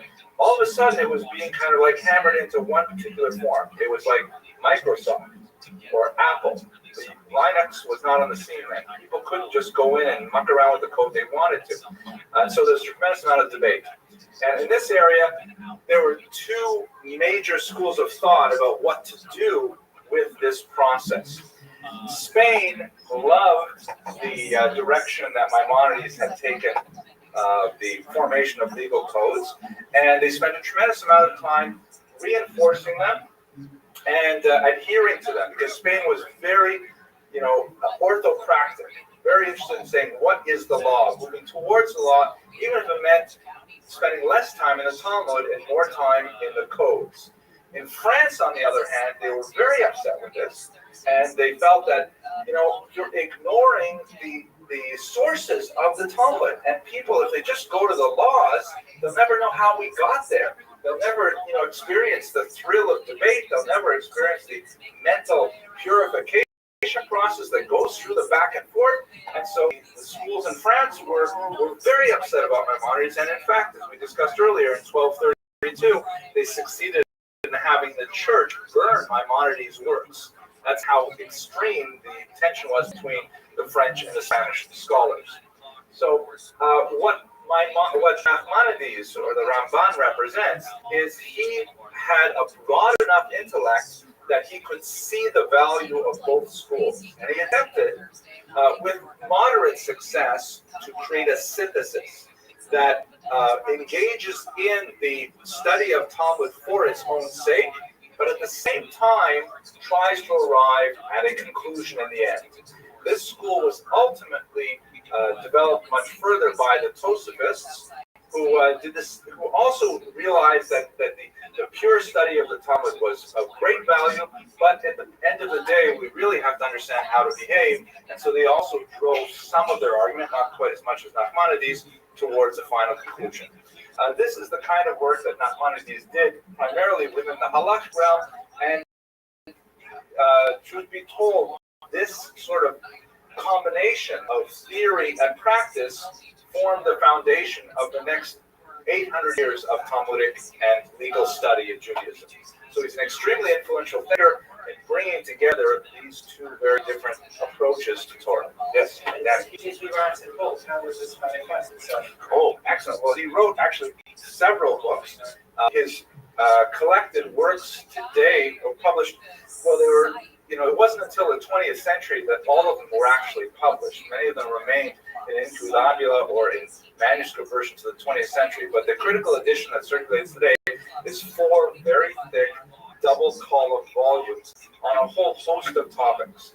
In this particular area, he was mainly writing commentaries on Talmud and standalone works that dealt with specific subjects. For example, wrote a fantastic book on death called Torah Ta'adam, which deals with the practical and the philosophical implications of death in Judaism. Very, very profound ideas. He wrote quite a bit of Kabbalistic commentaries scattered throughout his works, but only one actual solely standalone work of Kabbalah. And he wrote significant commentaries following the Talmudic texts. So all of these things contribute towards his reputation as an original thinker. But the most famous, without doubt, if you have heard of the Ramban, probably 9 out of 10 you've heard of him because of his brilliant commentary on the Torah, which occupies in that 4-volume set that I mentioned earlier. It's 2 full volumes, so these dense little double-column pages with the footnotes at the bottom. And certainly, his commentary earns pride of place only behind Rashi himself. Of all the commentaries that we preserve of the Torah, it's certainly Ramban. And in fact, that's, with the exception perhaps of the Aramaic translation of Onkelos, which is studied for other reasons, if one masters Rashi, the next logical step is Ramban. It has been very ably translated into English a couple of times, and there's a fairly new edition that I have a feeling Rick Moore is going to get out of the library right now that has met with tremendous popular appeal, and I highly recommend it to you. The difference, the major creative difference of Nachmanides' commentary on the Torah is so obvious to us now that when I tell you, you'll kind of be saying like, Vos epis, I'm here to hear this is obvious, but in fact it was not obvious at the time. Rashi's commentary, the main purpose of Rashi is to bring together the written Torah with the oral Torah. In other words, here we are reading the written Torah, opaque passages, a lot of difficult passages, and we have, thank you very much. You just 204, I think. This is my lovely assistant, Rick Moore. Let's have thanks. Okay, this is the new translation published by Art Scroll. The translator is, I should see who translated it, Rabbi Yaakov Blinder, or Blinder. Not sure how to, it's either Blinder or Blinder. I apologize, Rabbi. But this is a very well received translation, and you can see it's got the Hebrew original and the Aramaic translation of Onkelos. It's got Rashi's commentary, which is often very relevant to the commentary of the Ramban himself, because the Ramban will often polemicize with Rashi. He'll often take issue with Rashi. But to discuss what is the point of the Ramban's commentary, Rashi's main point is he wants to show the unity of the written Torah and the oral Torah, because that's a very basic idea of Judaism that, we have these 2 Torahs, which are rather different in meaning, and Rashi brilliantly and concisely anthologizes the oral Torah and provides it as a running commentary to the written Torah. So you really get with Rashi sort of like the distilled wine of both of these Torahs. The Ramban isn't trying to do that at all. Rashi has achieved that, and here it is, 100-odd years later, and the Ramban says, well, let's ask some things. Let's synthesize this. Let us challenge the meaning of this.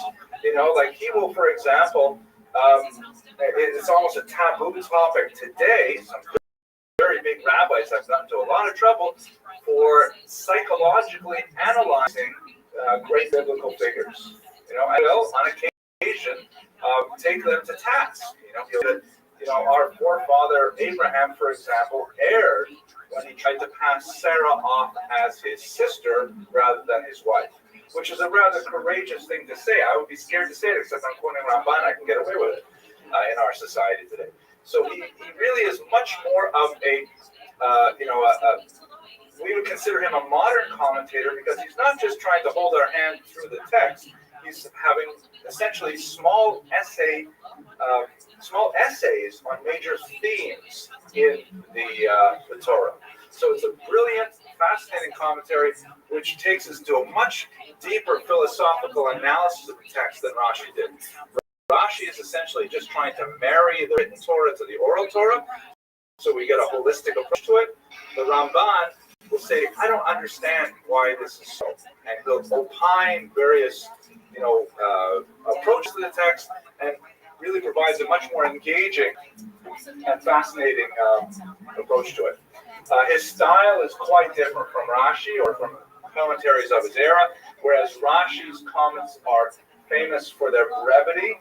That they say in yeshiva, used to say, beware of a long Rashi or a short Tosfos. Right? Because if Rashi spends a long time explaining something, it means it's a lot of difficulty.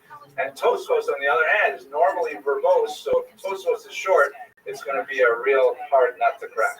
The Ramban tends to be like Tosfos in the sense of being, takes up much more space, much more loquacious. Not to the point of tedium, God forbid, but he will, really discuss an idea to its fullest. Whereas Rashi will only offer little, hints and nuggets at deeper psychological and philosophical interests. Yes, Daniel. Was this conversation in Spanish or? No, Hebrew. Absolutely, rabbinic Hebrew. On a couple of occasions, the Ramban wrote in Aramaic, and I'm going to discuss those. It's kind of interesting. There's also quite a bit of Kabbalistic references scattered throughout the text, which this is just around the time when Kabbalah is beginning to sort of emerge as a dominant trend, particularly in Spanish Jewish thought. And although the Ramban wrote very little that was explicitly dedicated to Kabbalah, there's no question that it influenced quite a bit of his writing. There are all kinds of passages here and there that are sort of mystical and opaque, and analysis of the Ramban's writings in Kabbalah really created a major engine of interest and activity for medieval Jews. Okay. As I mentioned a little earlier, when he got caught up in the Maimonidean controversy, which was not only over Maimonides' attempt to codify the law in the Mishnah Torah, it was also based in Maimonides' rationalist approach. Maimonides was the uber-rationalist of Jewish history, and even Nachmanides had difficulty with it at many times. Like, for example, when what passage was it? I think it was when the angels appeared to Abraham. Oh, I've forgotten what passage it was. The talking donkey. Yes, that's one of the more difficult passages. I don't recall what the Rambam Maimonides writes on that, but one passage I remember offhand, but I don't think this is one that Nachmanides responded to. If you read the book of Samuel 1, Shmuel Aleph, chapter 28, there's a very difficult passage where Shaul, the king, worried about his fate in the war with the Philistines. There was going to be a big battle the next day. He went to the witch of Endor, and he had already banished the witches from Israel, but apparently this was one witch, escaped by getting under the radar. And it's very clear when you read the text, it's straightforward. He convinces the witch to bring back the prophet Samuel from the dead, kind of like a seance. And then, Samuel comes back. It's actually got a kind of a funny aspect to it. Saul says to him, oh, Samuel. And Samuel says, why are you bothering me to come all the way back from the land of the dead? Tomorrow you can talk to me in person. You're going to die. But, so majority of biblical commentators take it at face value. That, there's this witch, and she has this power of bringing back the dead. There's a whole complication. You can see, but you can't hear. You can hear, can't see. But the Ramban, Maimonides says, not at all. It was smoke and mirrors. This was all a charade that was designed. She took advantage of Shaul's, distraught mental state, and this is just the way she made her living. There's no such thing as bringing people back from the dead to talk and things like that. but the majority of commentators disagree with Maimonides, and they feel he's being excessively rationalist. So one of the major critiques of Maimonides is that he was overly influenced by Aristotelian philosophy, and even though Nachmanides was a Kabbalist, and the mystics tend to be quite divorced from the rationalists, even though he himself was a Kabbalist, he felt constrained to defend Maimonides and his way of thinking. Nevertheless, his attempt to find a pshara, a compromise between the rationalists and the Kabbalists was unsuccessful. He was able to bring about an intellectual compromise between France and Spain, perhaps in the way we study Talmud, but he could not diffuse the debate over Maimonides, and sadly, the latter's works were destroyed in fire in the Louvre. Now, so moving on towards one of the more dramatic periods in Nachmanides' life is the disputation of 1263. Was it only last week we talked about Nicholas Donin? It was last week, right? So one of the 13th century was overall not a good time for Jews in Europe. It was a period when the church was ascendant, temporal powers were losing their authority, and in general, during this kind of triumphalist ecclesiastical period, Jews fared poorly as the church attempted to highly regulate their behavior and to segregate them in certain segments of society. It's not that the kings were great friends of the Jews, but one of the things that kept the Jews in the good favor of the kings and had the kings really defend them was something that, I don't know if I've ever mentioned it in this class. It's the Abramson rule of history. No? How about Ms. Abramson? What is the Abramson rule of history, Ms. Abramson? Money, absolutely. Thank you so much. That's the one takeaway message I hope my undergraduates get. It's amazing how long I've repeated over and over again. Maybe it's something about being 20 that you just can't think about those things. But at any rate, the Jews occupied a very interesting niche in the economic system of High Middle Ages Europe.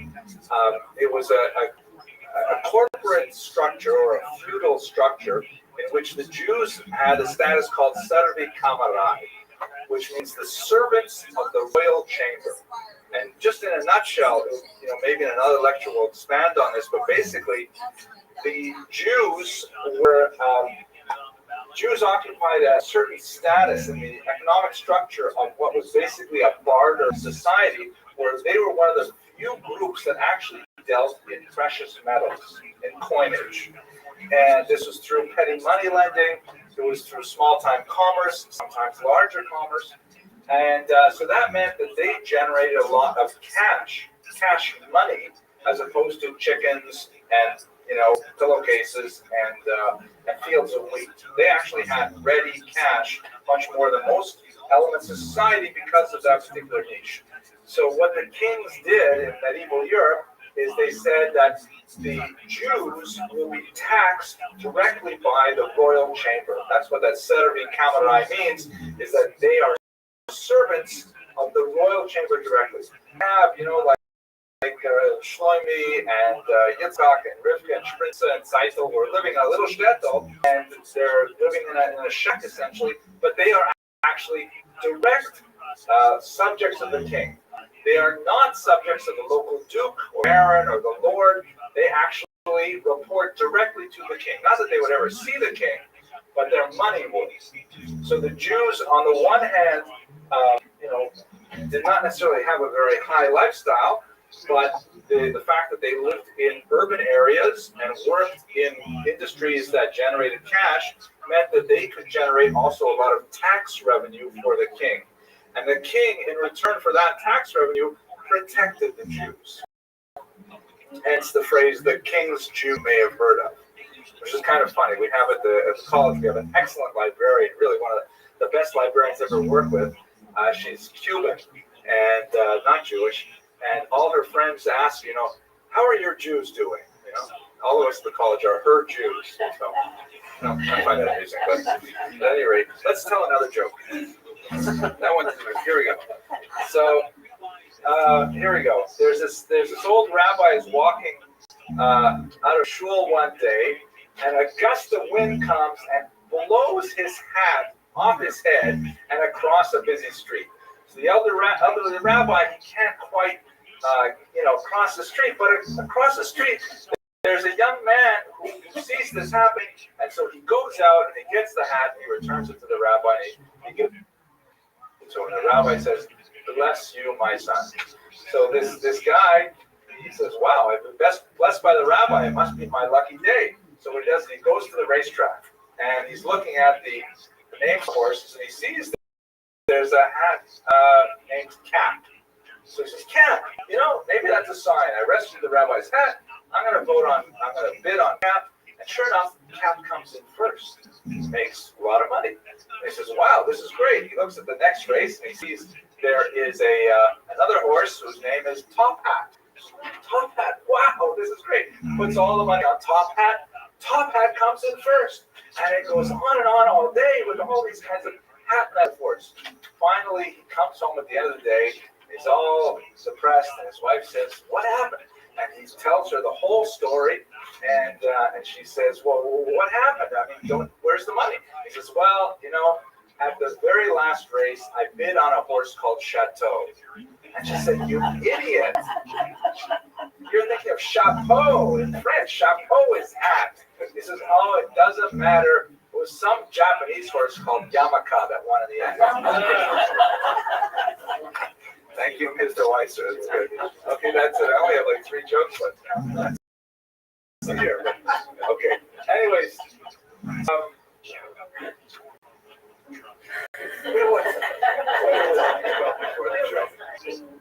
yes, serving right. So you've got this period in the 13th century. The church is ascendant. The church is not benefiting from these tax resources, and so as they get more powerful, various reasons that are beyond our scope here, they pressure the kings and say, "What are you doing, allowing the Jews to prosper like this? I mean, we know what you're doing. You're getting tax revenue, but this is not right. You have to keep them down lower. They have to have a subservient state, because how does it look that those who reject Jesus, they should be in such a high level in our society? How appropriate on Wednesday we should be discussing this." So what happens is, as the kings lose kind of power and traction vis-a-vis the church, the Jews tend to do poorly. This is a phenomenon that stretches through much of the 13th century in particular. And one of the expressions of this was the so-called disputation, where churchmen, for various reasons, we saw Nicholas Donan last week, would sponsor a forced debate between representatives of Judaism and representatives of the church. And these debates would often be held in churches with an audience of dignitaries and nobles, and the Jews would be expected to, put forth an argument for Judaism, which would then be thoroughly trounced by their Christian interlocutors, and then everyone would go home at the end of the day saying, "Wow, this is great. We have this amazing religion. Those Jews are so obstinate. Look, how can they keep believing this stuff?" That was the way the thing was supposed to go. Typically, the debater on the Christian side would be a convert from Judaism to Christianity, who had some knowledge of Jewish texts and so forth. So, in the case of Nachmanides, it was a man who took the name Pablo Cristiani. To his dismay, however, when they called for this disputation, they demanded the leader of the Jewish community to represent Judaism, and it was none other than Nachmanides, who was really the kind of mind that only comes along once every 1,000 years, debating against some Shlomazel, and it was a rout. It was a terrible rout, and it was extremely embarrassing for the church. But when he was invited to this disputation, Ms. Abramson, a brilliant question.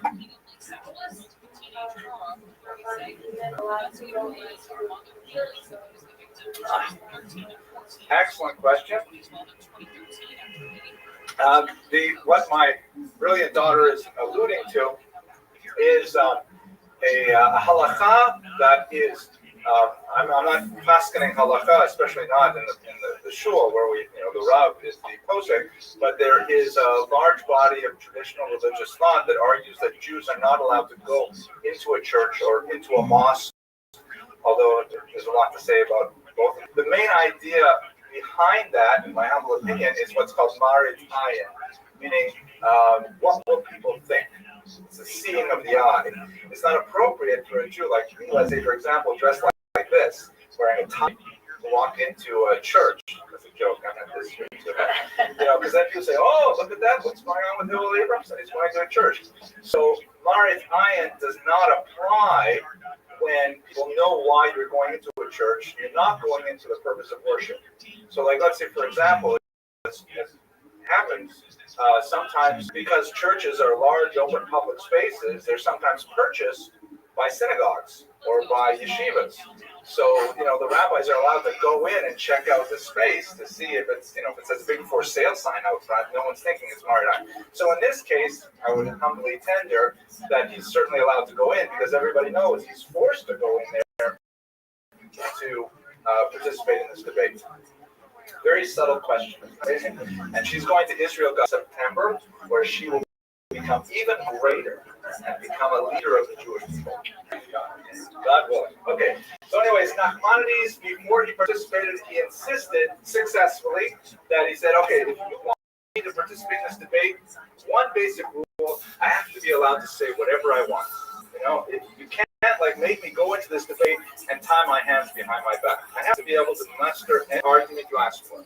So the church agreed to this, and in the summer of 1263, they had 4 dates for the debate in that summer, and Nachmanides came out with just absolutely destroying his opponent. The results were interesting. We do have 2 accounts of the debate.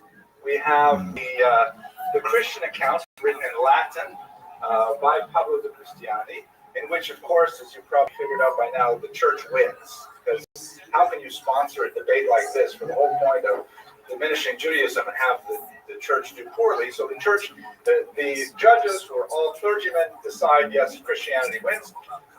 But we also have Maimonides' account, which has become a classic of medieval literature. It's called the Sefer HaVikuach, the book of the debate, which is about 25 pages long in Hebrew, and it's published in the collected editions. Reading the Christian side, it looks like the Christians win. Reading the Jewish side, it looks like Nachmanides wins. But when you look at a few other, external factors, it seems pretty clear that Nachmanides was the winner. First of all, ended the debate early. That is too much already. Enough. And even though they pronounced the church the winner, Pablo de Cristiani the winner, the king gave Nachmanides the bonus money of 300 gold coins. Normally you give the bonus money to the winner, but the king obviously enjoyed himself thoroughly. And Nachmanides was then invited to visit the palace to meet privately with the king. We don't know exactly what the content of their conversations were, but obviously the king was well taken with Nachmanides. And if that wasn't enough, the church demanded that they banish Nachmanides forever, because he's just dynamite. You can't have this guy around. It makes us look bad. And unfortunately, that's ultimately what happened. Reading the accounts of the debate is quite fascinating, but I'm not going to go into that right now. The Dominicans wanted Nachmanides to stand trial for blasphemy. And you recall that he had said, listen, if you want me to really participate in this, you got to let me say whatever I want. And in fact, he did speak his mind. So when they threatened to place him on trial, it seemed that the only way that he could survive this is if he accepted to be banished. The Dominicans went over the head of the king. They went to the Pope to try and get the Pope to support them, and that's when Nachmanides realized that he was lost. And he fled Spain for Eretz Israel. He was already at this point, I believe, in his mid-70s. So he's really towards the end of his academic, intellectual, rabbinic career, and yet it is this point that in many ways he achieved his greatest successes. Just one point about it, though, that really should be discussed. Nachmanides employed an extremely subtle and brilliant and elegantly simple technique to diffuse one of the strongest attacks on the Talmud. And you recall from Nicholas Donan's discussion last week that if this ended badly, that, tens of thousands of precious manuscripts could be destroyed if Nachmanides doesn't hold his own. So one of the biggest charges, and Publicanist Christianity was actually much better prepared than Nicholas Donin, was that the Talmud blasphemes Jesus, and specifically says some terrible things about Jesus' personage, about his parentage, about his character, all kinds of things that, according to the internal rules of this debate, were unforgivable sins. And Nachmanides' defense was very simple. He said, that Jesus? Oh, no, that's not the Jesus that you guys worship. That's another guy named Jesus. And he consistently maintained that, it's not an uncommon name, Yoshua, right? Joshua. He consistently maintained that, because we do have a character named Yoshua that had a rabbi named Rabbi Yoshua ben Prachias. His teacher was also named Yeshua ben Prachias, and the timing doesn't work. The Jesus of the Talmud could easily be an entirely different person. It's unlikely. Chances are, when the Talmud says negative things about Jesus, they mean the Christian Jesus. Once again, since it's Wednesday, it's totally appropriate for us to be discussing this. But Nachmanides, whenever Pablo de Christiani came out with a criticism, said, look at what it says over here about Jesus, that's a totally different Jesus. That's not talking about your Jesus at all. And so de Christiani was defenseless against that argument, because it could not be said to be blasphemous if it wasn't speaking about the same person at all. And so Yiddish Cup, absolutely. He completely deflected the worst criticisms, and the debate had to, ground to a halt whenever the Christianity really thought he had the best arguments to marshal against the Talmud. At this time, most likely, he wrote the Igeret HaRamban, a very, very beautiful and moving letter, which, is worth actually, I wonder if we have it in a prayer book. It's very powerful. Elisa, didn't we study this when we were, I studied with my eldest daughter, Rafaela, before her bat mitzvah. We studied in depth the Ramban for this particular letter for about 6 weeks. Here it is, page 994. If you all just open up your prayer books, page 994, please rise. So that was funny. Where is it?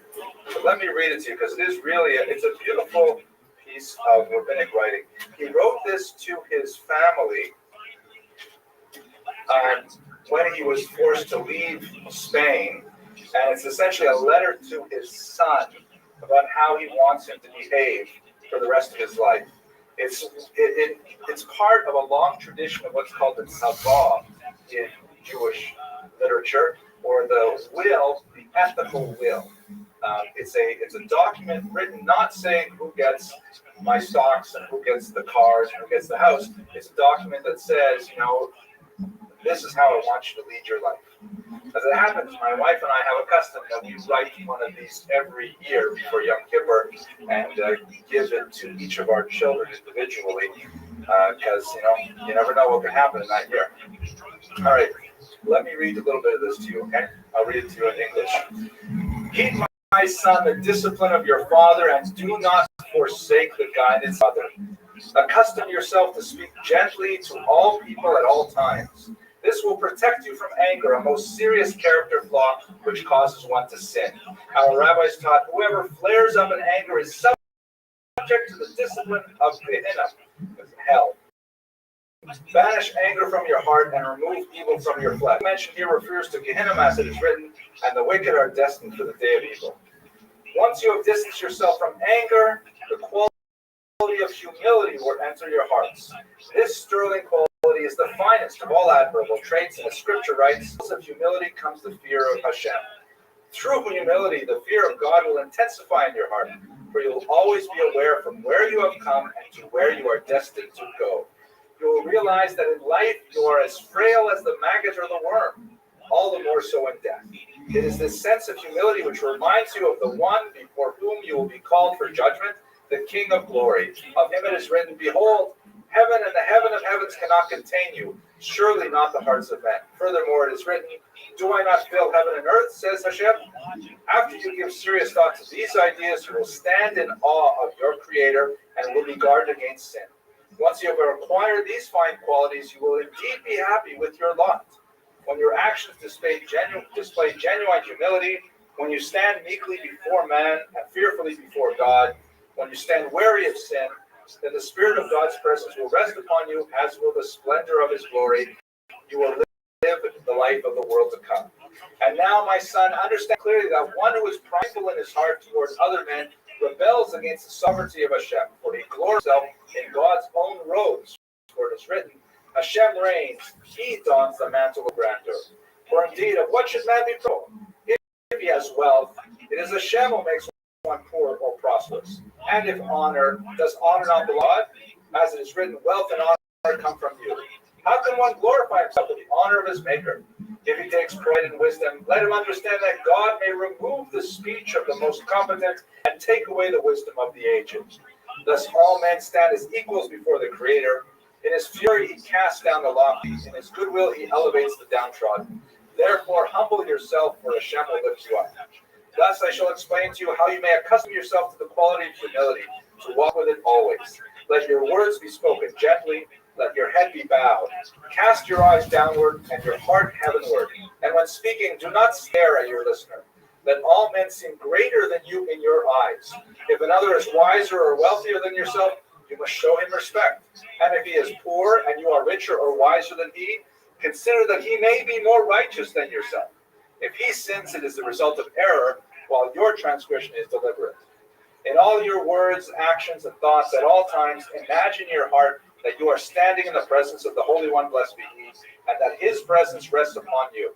Indeed, the glory of Hashem fills the universe. Speak with reverence and awe, like a servant who stands in the presence of his master. Act with restraint in the company of others. If one should call out to you, do not answer with a loud voice, but respond gently, in low tones, as one who stands before his mentor. Take care to always study Torah diligently, so that you'll be able to fulfill its commands. When you rise from study, ponder carefully what you have learned. See what there is in it, which you can put into practice. Review your actions every morning and evening, and in this way live all your days in repentance. Cast external matters from your mind when you stand to pray. Carefully prepare your heart in the presence of the Holy One. Purify your thoughts and ponder your words before you utter them. Almost done. Conduct yourself in these ways in all your endeavors for as long as you may live. In this way you will surely avoid transgression. Your words, actions, and thoughts will be flawless. Your prayer will be pure and clear, sincere and pleasing to God. Blessed is he, as is written, when you prepare their heart to concentrate, you are attentive to their prayers. Read this letter once a week, he concludes, and neglect none of this. Fulfill it, and in so doing, walk with forever in the ways of Hashem, may you be blessed, so that you may succeed in your ways and merit the world to come that lies hidden for the righteous. Every day that you shall read this letter, Hashem shall answer your heart's prayers. Amen. Selah. So that's why it's printed in the prayer book, is because many people do have the custom of reading it every single day. Others have the custom of reading it every week. Others have the custom of reading it whenever they give a lecture on Nachmanides. But it's a beautiful exhortation for ethical behavior, and I think you get a sense of his personality coming through. That even though he's a man who was the leader of his community, very well published, a man capable of aggressive debate, not fearful of power, and enduring great, punishment. Nevertheless, the letter is all about being humble. So I don't know. I think his last name was Edes, but that's about all I know. That was a joke, not money. Okay, we'll take that out of the internet. Let's go on. He arrived in Israel in the year 1267. He found very few Jews in Jerusalem, and in fact, he writes there are only 2 permanent residents in the Holy City, 2 permanent Jewish residents. That when they wanted to make a minyan for Shabbos, they actually had to bring in Jews living in the surrounding countryside. Israel at that time had been devastated by the roving Tatar hordes that had made their way into it, and Nachmanides, as an older gentleman, came to this devastated Jewish community, and rather than simply giving up and saying, "Oy vey is mir," he started to build. The very first thing is he established a synagogue, and he made sure that there was a permanent minyan in Jerusalem again. Got the building himself, and it still is in place today in Jerusalem. His legacy is, and of course, around Nachmanides, around this great scholar. If you can imagine, Lahavdil, this is the Einstein of Torah. Even that is a very vague kind of comparison. This is one of the greatest minds coming to this. Even though Jerusalem, it was a rural backwater of Judaism, and just by the force of his personality and his intellect, creating a community around it and planting the seeds for a much larger community to come. So when we think about the legacy of Nachmanides, we can reflect on the tremendous literary achievements, his great work as a synthesizer of the Spanish and French approaches to Torah, his incredibly powerful and enduring Torah commentary, and towards the end of his life, the brilliant way he handled the disputation, followed by the reconstruction, his greatest achievement, of the Jewish community in Jerusalem. So with that, I'm going to formally conclude, and I thank you very much for your attention. Please recall next week we'll be at 8 p.m. sharp. Thank you once again. iHeartRadio's Thank a Teacher, powered by Teachers Choose. Nominate an outstanding teacher in your life to be among the winners of $5,000 to stock your classroom at iHeartRadio.com/teachers. You can't be stopped with unstoppable fun.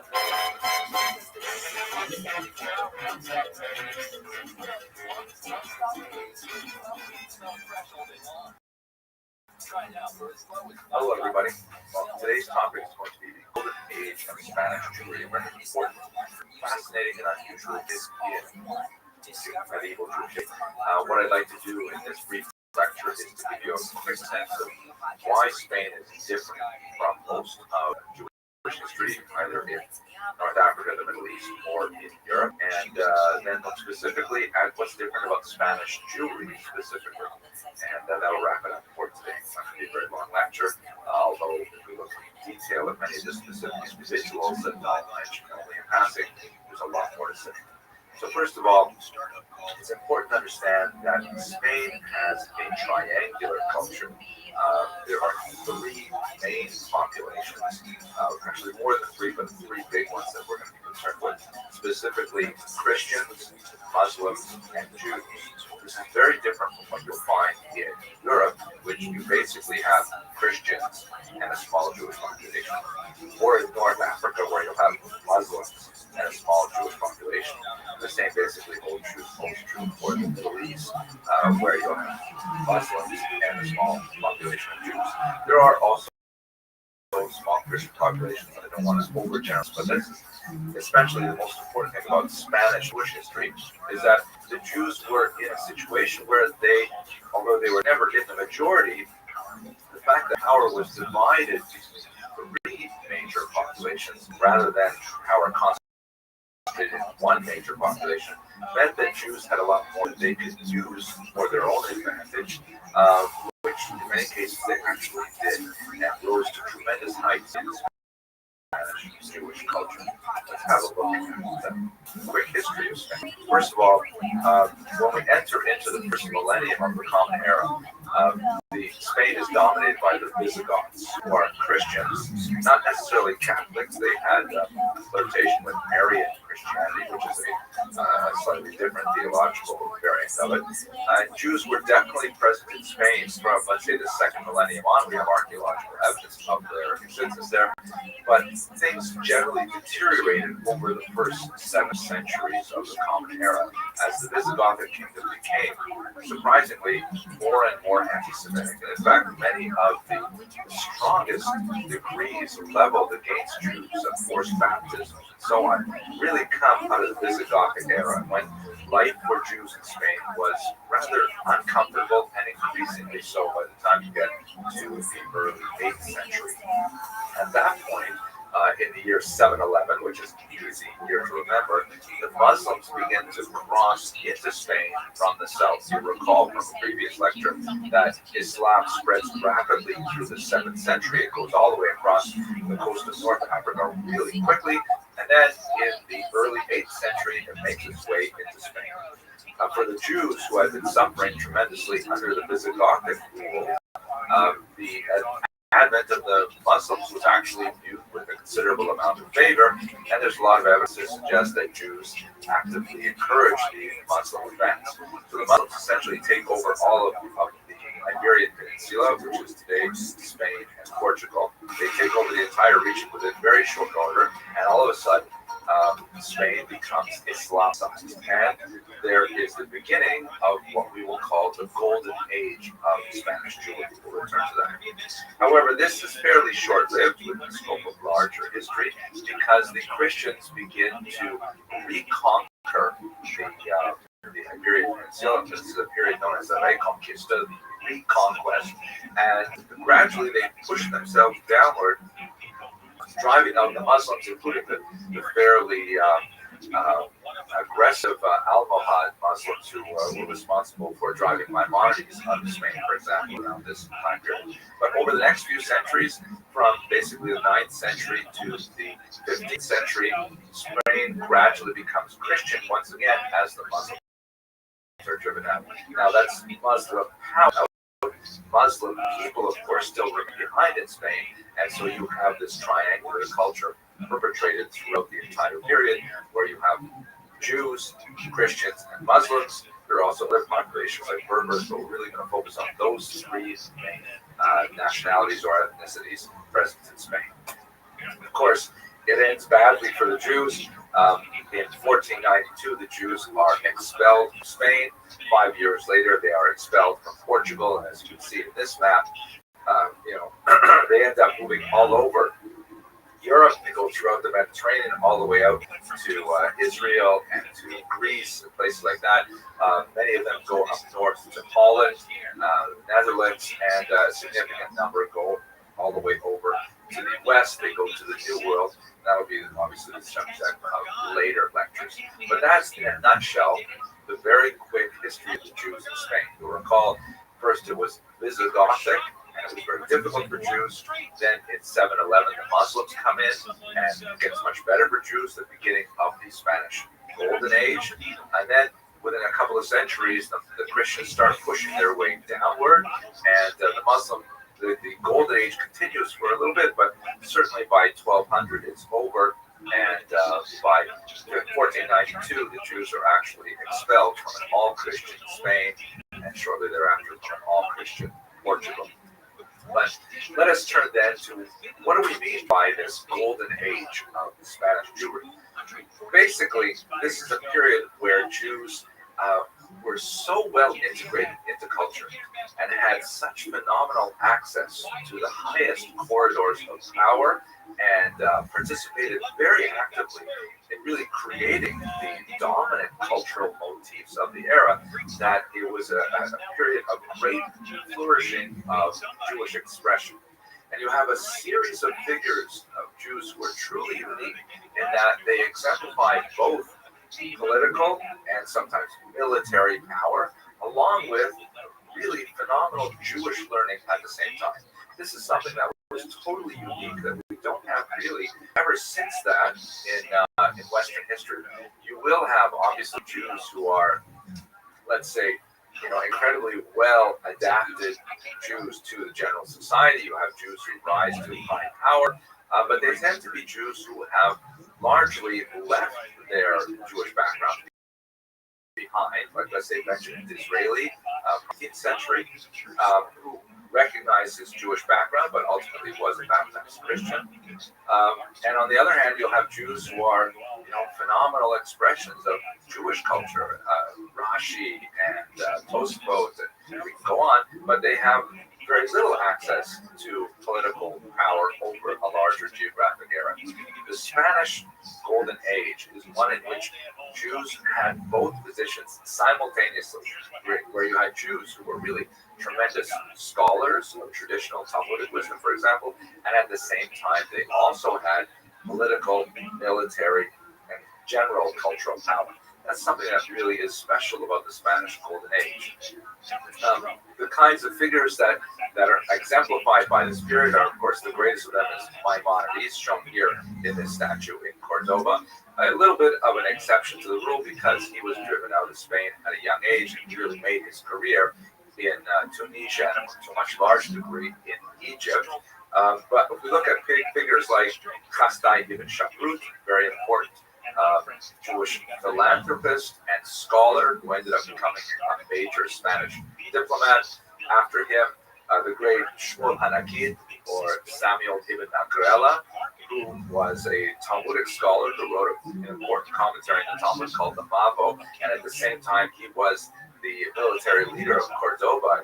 For over a decade, he ran the military of Cordoba and was essentially the Grand Vizier of the country as well. People like Yehuda Halevi, who were composing poetry in Arabic and in Hebrew. A tremendous number of figures like this were really at the top of their game in so many different fields that they're truly Renaissance men who exemplify excellence in both the secular and the Jewish realm of thought and activity. This may be why, well, I shouldn't say this may be, this really is the reason why in the 19th century, when there was a renaissance of Jewish expression, particularly in Europe, Germany especially, and then of course feeding into Zionism, the Spanish Golden Age was viewed as an age of tremendous emulation, a period that Jews should really try to strive for again, achieving both secular power and Jewish power simultaneously, which would represent a kind of return to this idea. It may have been exaggerated to some degree, but that we'll explore, of course, in History 156 when we look at the modern period. But that's basically the essence of what is the Spanish Golden Age. It ends badly. Of course, the Golden Age is really over for a couple hundred years by the time you get to Isabella and Ferdinand's decree to banish the Jews from the Iberian Peninsula.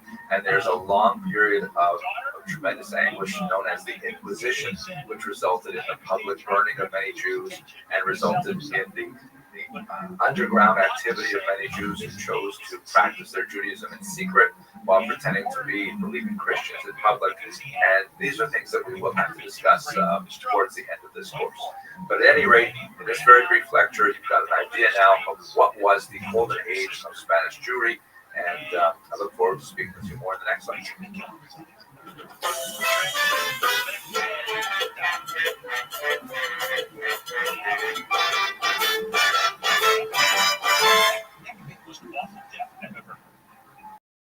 The most absurd death I've ever heard.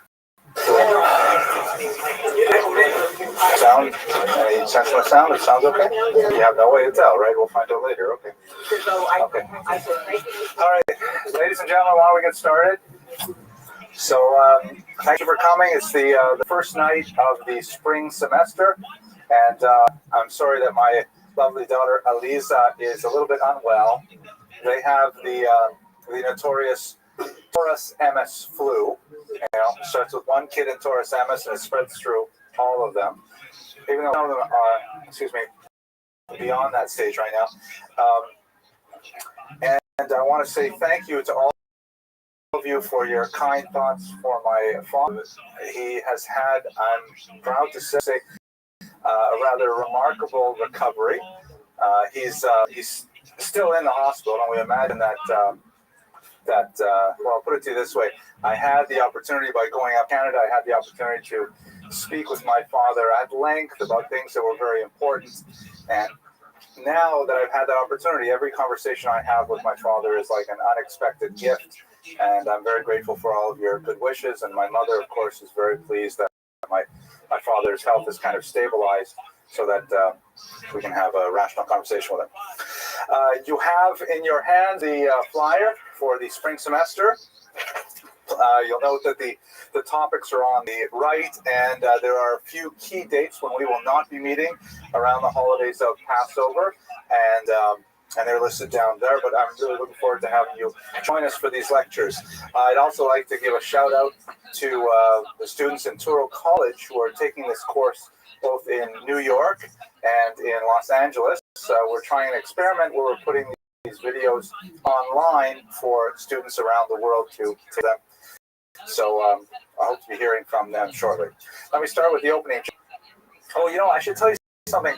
One other thing is very important. This is a new innovation. It's got this great microphone, which was given to us by the nice people at TorahCafe.com. If you're ever wandering around looking for some interesting Torah content, have a look at their beautiful website. They have a lot of really good people speaking there. And I'm pleased that they are picking up a lot of these lectures, and then they are professionally re-editing them, adding the PowerPoints right into the lecture in a very nice way. The only thing that's a little weird is that they're taking like 60-minute lectures and they're shrinking them down to like 36 minutes, which means they cut out the jokes for sure, and they cut out all the questions. So this part of the lecture will probably not be included in their version of it. But this is a joke I heard Rabbi Beryl Wine say when he was here last weekend, and it's apropos for our meeting today. So the person goes in to see a psychologist to have a consultation. And he sits down and, on the sofa, and the psychiatrist there in the chair, and he says, "Listen, doctor, before we begin, I'd just like to know, how much is this going to cost me?" And the doctor says, "Well, an initial consultation is $1,000, and then each subsequent visit is $500. So he says, "Well, here I am, again." I think he said it in a funnier way than I did, but there you go. Let's get started. Okay, so tonight, stick to my day job. Tonight we're going to speak about a very fascinating character in Spanish Jewish history. In many ways, the last of a long line of statesmen philosophers that are endemic to the Spanish Jewish experience. As we've seen in previous lectures, we talked about Chasdai ibn Shaprut, Shmuel ibn Agrela, also known as Shmuel Hanagid, individuals who were both learned in a Jewish sense, well-versed in the Hebraic tradition of the Talmud, the Midrash, and so on, communal leaders, and at the same time, very highly placed political leaders, financiers, viziers, prime ministers, and so on. So Don Isaac Abravanel is perhaps the last in the great tradition of Spanish Jewish political leaders who were at the same time well-learned in the Jewish tradition. As I think I mentioned the last time we spoke about Shmuel ibn Agrela, one of the, at our age, in which Jews have achieved so much politically, simultaneously, the Torah learning that is going on in this country really outpaces even the number of Jews learning in ancient Babylon. Nevertheless, we have yet to find in one figure a person who combines Torah learning and secular achievement as the great Spanish leaders of the Golden Age right through to the late 15th century, as we see in Abravanel. Much of this material is drawn from a very famous biography of Don Isaac Abravanel. I should mention, by the way, many people pronounce the same Abarbanel, and that's because of the it's much easier, as Stephen says, it's much easier to rhyme the song to the name Abarbanel, if you know what I'm talking about, right, with Schlock Rock version of Abarbanel, but it's most likely pronounced Abravanel or Abrabanel. So we'll stick with the scholarly norm, although you know who I am talking about. So the premier biography remains the great classic written by B. Netanyahu, not the Bibi Netanyahu that's in the news today, but his father, who was a great scholar and a historian of medieval Spanish Jewry. And so I'm going to be taking most of the material we're discussing tonight from his biography of the same name. And here's a quote from the conclusion of his book: "The life of a man who served 6 kings was associated with the most powerful personalities in Portugal and Spain, must necessarily have been far richer, more complex, and more stimulating than this biography might suggest." So I'd like to extend that concept as well to the presentation that I'll give with you tonight, because he is an absolutely fascinating man, and in the space of 60 minutes, there's no way we can give justice to the depth of his thought or activity on behalf of the Jewish people. Okay. Let us begin with a little bit of contextual information. Perhaps the most important thing to know about medieval Spanish history is that it is completely different from all other paradigms of medieval Jewish history. The primary reason for that is because Spain is, as one scholar put it, a triangular society with 3 large plurality populations, the Jews, of course, being the smallest of them, but nevertheless being very significant. Whereas if you contrast that to the experience of Jews in North Africa or the Middle East, or the Jews in Europe, the Jews were always a very distinct minority, and pretty much the only minority. If you look at the Jews in France or the Jews in England, you have Christians and a few Jews. If you look at the Jews of North Africa, you have Muslims and a few Jews. So there you have a binary relationship between the dominant population and the tiny Jewish minority. Sometimes there will be internal politics, like, for example, Catholics versus Protestants and so on. But for the most part, the Jews are the only non-titular religious minority in a given region. Spain, however, is quite distinct because you have both Christian and Muslims quite active in the society. If you recall back to the lecture we had 6 months ago, Spain was originally dominated by Christians, the so-called Visigoths, who worshipped a form of Christianity, or they adhered to a form of Christianity called Arianism, spelled with an I, which was later deemed heretical by the Catholic Church. But Spain was originally a Christian land, and then in the year 711, easy to remember, the Muslims advanced from North Africa and took over Spain, and so Spain was Muslim for close to half a millennium. And then, coming primarily from the north, from France, the Pyrenees Mountains, and downwards, there is the reconquest of Spain by the Christians. And the period that we're studying, of course, Spain is under the control of the Christians, but it would be, I think, an exaggeration to say firmly within the control of the Christians, because there still are very significant Muslim minorities, and there's ongoing tension between these populations. The Jews, because it is a triangular society, are a pivot point around which either minority may, either the Christians or the Muslims, may exert their will on the other population. In this case, the Jews are in a fragile position where they often are in a position of authority over the Muslim minority. That changes all of the dynamic that's in. Furthermore, because Spain has a somewhat checkered past with regard the traditional Roman Catholic faith, first with its Visigothic origins before the Spanish conquest of the 8th century, and then later, because there are so many Muslims in the society, Spain frequently wants to demonstrate its bona fides as a Catholic nation by, indicating how loyal they are to traditional Catholic doctrine. When in doubt as to the best way you can demonstrate you are a Catholic, all you have to do is persecute the Jews. That's one way to really send a signal. We're going to hold the line on traditional doctrine, and so that's another factor that comes to play in Spain that will be very relevant for our discussion. Okay, pause for discussion questions on the contextual background. Yes, please. Until the Muslims were kind of like thrown out of Spain, you might say, or had to leave Spain, that was considered the golden era of Spain because of the Muslim. Right. The golden era vis-a-vis Jews. Yeah, there's a tremendous period of toleration and allowed for Jews to advance tremendously in that society. And exactly, they had tremendous amounts of, well, I don't know if it's say so much, but influence in what went on. I noticed that on the first slide, it said Don. There we go, Don. Yeah. Isaac. Was he knighted? Because that means sir. Yes, I'm not positive how he got that title. It is definitely an honorific of some sort. I don't recall reading about it in Netanyahu's biography, but I think it means like a lord of some type. It's like some kind of, and several of the figures we'll be discussing had that same title. Either that had a common ancestor. No. Okay, joking. All right. His family background comes from Seville, and perhaps one of the... Oh, question. Wasn't Spain divided into Aragon and Castile? Yes. You've got... They're both Christian-dominated, but they're fighting back and forth between each other. And Abravano got involved in quite a bit of that as he's fleeing from Spain to Portugal, back to Spain again, and so on.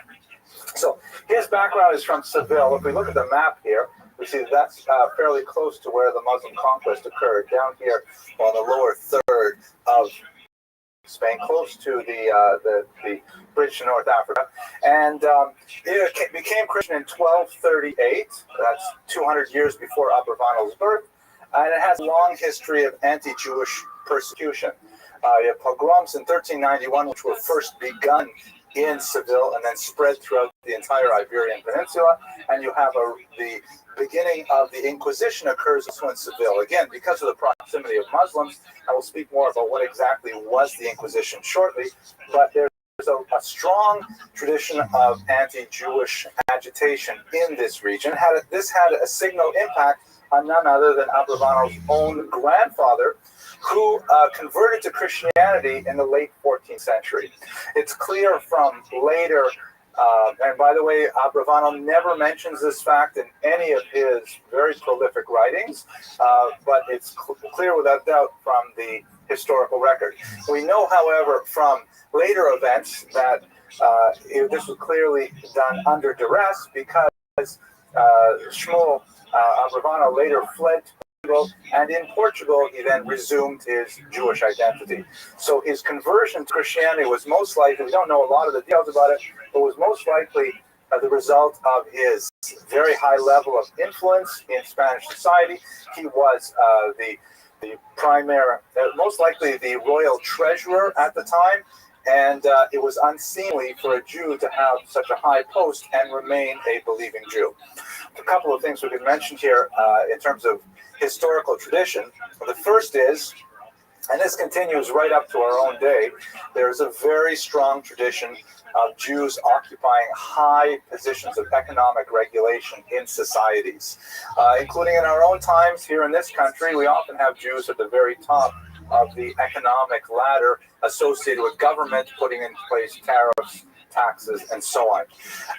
There's a lot of complicated historical reasons for this, but to be sure, it is a time-honored tradition that goes back, perhaps might want to even say, all the way back to Joseph, the idea of the trusted Jew high in the court who understands what needs to be done economically and tells the rulers how to put these policies in place. There is perhaps a possibility of an anti-Semitic kind of interpretation of this fact, but I think it's much easier to simply look at the long cultural tradition encouraging Jews to work with their minds and with their account books rather than with their backs that leads to that. Not to mention the restrictions placed on Jews as a result of canon law that disabled them from participating in many other occupations in medieval Europe. But we're going to pass that. The other thing that's useful to mention besides that position is the fact that in Spain, unlike in Ashkenaz, the modus vivendi for persecution was much more inclined to adapt, to acculturate to persecution, even to the point of making a false conversion. In Ashkenaz, and perhaps best illustrated by the terrible massacres of the 1096 Crusades, any type of indication of movement towards another religion was considered sufficient grounds for self-martyrdom, for Kiddush Hashem. And so you see a real bifurcation in Ashkenazic culture working more towards an insular culture, viewing the outside society as much more toxic and dangerous, whereas in Spanish and Sephardic culture, there's much more a sense of, well, we can work with this, we can adapt, we can find ways to keep our values while still outwardly appearing to be open to the general society. There have been some historians who have been questioning this model, but that's the historiographic model that has pertained for the last 100 years or so in Sephardic studies. So with regards Shmuel Abravanel's conversion to Catholicism, it fits with this Spanish Jewish pattern of accommodation to the external realities of the day. Nevertheless, Shmuel did convert back or return back to Judaism once he got free of Spanish clutches in Portugal. There in Portugal, he once again rose to prominence, as was his son and grandson. And his grandson grew up in a Portuguese Jewish home that was filled with politicians at all times, filled with courtiers, filled with noblemen, as his grandfather and then his father worked very closely with the crown to set monetary policy for Portugal. So right from his very early years, Abravanel studied politics here of the people who were coming in and out of his home. He also grew up in an exceptionally wealthy family, and he cherished the the preservation of wealth to a degree that he was able to actually exert considerable control over his finances, even while he was fleeing across Europe from Spanish persecution. This is, by the way, the Abravanel family crest. I think I have a color version of it a little later, so you'll see a little bit more of what it was like.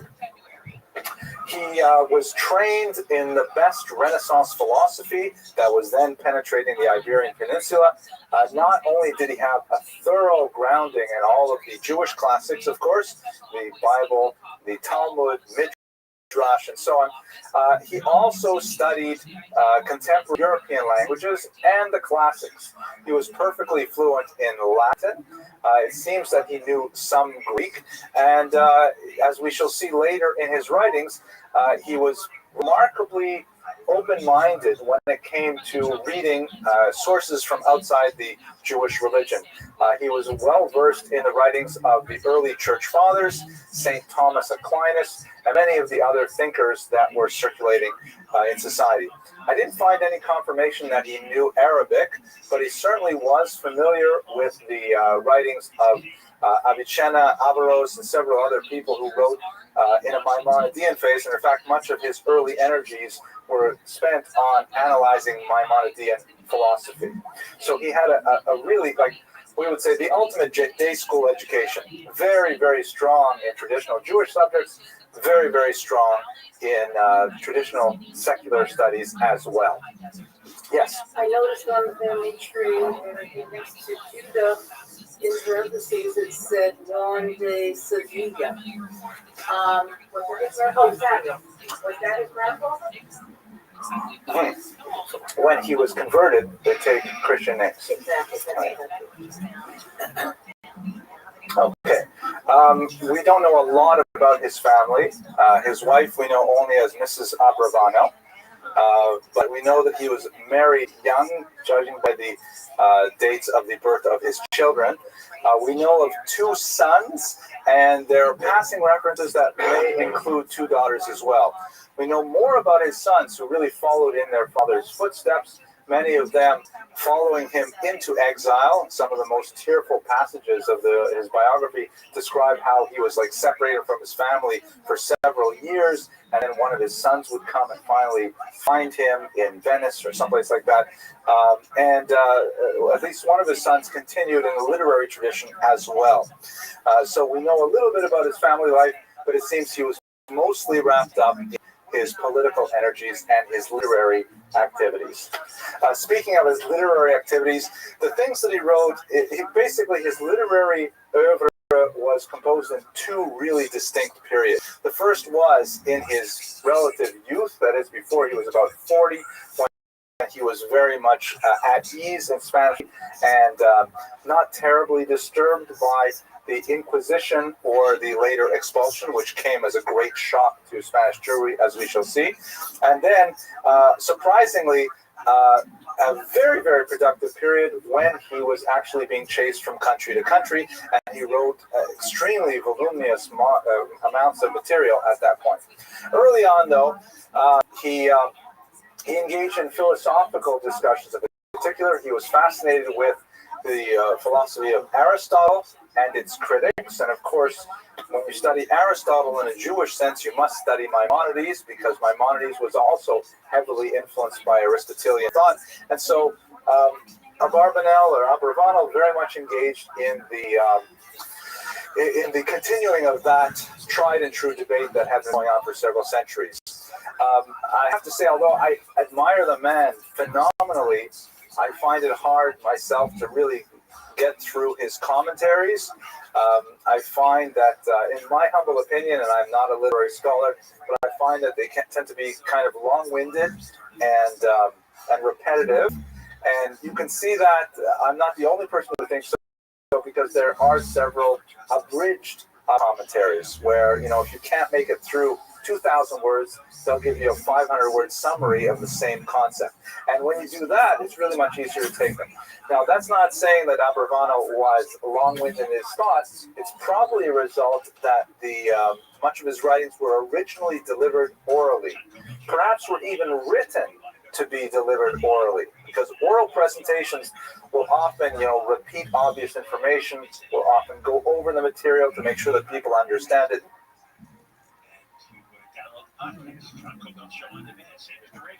So on. So the long-winded nature of much of his writing may be due less to his lack of literary skill, which was enviable, and more to the way in which the material was originally intended to be consumed. He began a large commentary on the Torah. It was interrupted several times in his lifetime because of his flight from one country to another. One of the most moving passages, he lost most of his commentary on the book of Dvarim for about 30 years. And then when he was fleeing from one country to another, he ended up on the island of Corfu. He came across a manuscript copy that someone had made, and he had a tremendous simcha because he realized that much of his early work was not lost, and in fact he continued and completed at that point.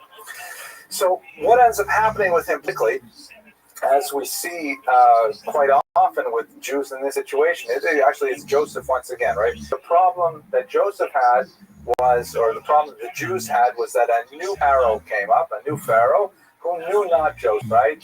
Rav says it was a different person, and Shmuel says it was the same person, but he forgot about Joseph. And this is exactly what happened to Abravanel.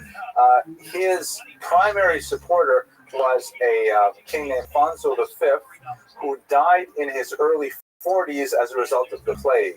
The bubonic plague was still quite active in Spain in the 15th century. It broke out in the early 14th century, but for the next 200 years, it continued to scourge much of Europe.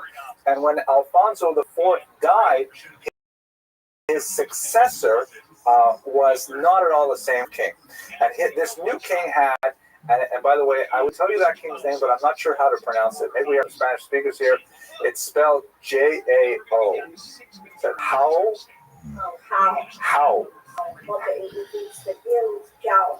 Okay, so, but it would be, in this region, would you say it with the H or with the J? Okay. I remember, I'll tell you a funny story for a second. Don't cut this out in the Torah Cafe version. But when I first moved down to Florida, we got lost. And we got off we got our car at the Orlando, we drove the car train down. We drove supposed to drive down the turnpike to Golden Glades, but we kept going all the way down south off I-95, and we were on US 1, when finally we said, we probably passed it. Let's stop at a gas station and ask directions. I, of course, being male, did not want to ask for directions. I figured we'd hit the ocean and then we'd turn around, but my wife said, no, we have to ask for directions. So I went into the gas station, and there's a Hispanic woman there, and I got on, this was, I think, before cell phones, or at least we didn't have a cell phone, and I got on the payphone, and I called a real estate agent to get directions. And he said to me, well, where are you now? And I said, well, I don't know.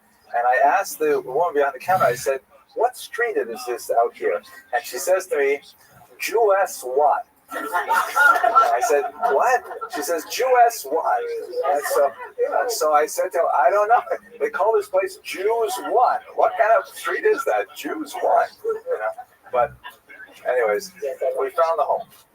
Okay, so his successor was quite tyrannical, and to make things worse, Abravanel was associated with a noble house called the House of Braganza, and these were, of course, the principal rivals of the new king. And so Abravanel went from being one of the most trusted and respected officials in the court to being persona non grata. He was summoned to appear before the king, which probably would have been a terrible moment, where he would have been stripped of all his wealth and his position, perhaps thrown in jail. And Abravanel got the idea that this was going to be a dangerous invitation, and so he decided rather to flee, and he left Spain, heading west towards Portugal. He couldn't simply cross the border. He had to travel a little bit north and then move and get into the country a little bit later, but he realized that this was the end of his promise at the time. He managed to cross the border, and amazingly, afterward, of course, he was absolutely correct that this is what they were planning for him. they sentenced him to death in absentia, a decree that would remain in effect for the rest of his life, even though he would end up later working for the Spanish crown again. During this time, when he was separated from his wife and children, living in exile in Portugal, he had an incredible rush of creative energy. And he produced, it's amazing, about 400,000 words of biblical commentary in 5 months. If you think about 400,000 words, let's see, 20,000 words is something like 100 pages. So 400,000 would be, 20,000 words is about 100 pages. So 200,000 would be 1,000 pages. So he produced about 2,000 pages of material in 5 months, which is an astounding literary output, all publishable, of course, and all utilized today. Especially are his commentaries on the early books of the Bible after Devarim, which deal with, for example, the kingship of Saul and the split of the kingdom of Judah and Israel, and his insight into the political structures of the day was absolutely fascinating, undoubtedly colored by his own experience in the royal house of Spain. Netanyahu, in his biography, speaks to this influence of political experience. Also notes the wide exposure that Abarbanel clearly had to many Christian classics that were circulating the day, including Thomas Aquinas. So he managed, nevertheless, to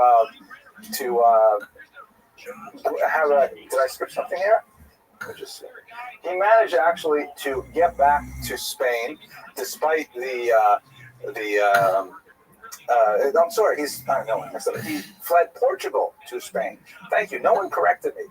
Torah Cafe, please remove all those things when you edit it. But he's leaving Portugal into Spain. So now here he is in Spain. He has the death warrant on his head in Portugal. And in Spain, he once again rises to authority. He likely is the principal financier of the court.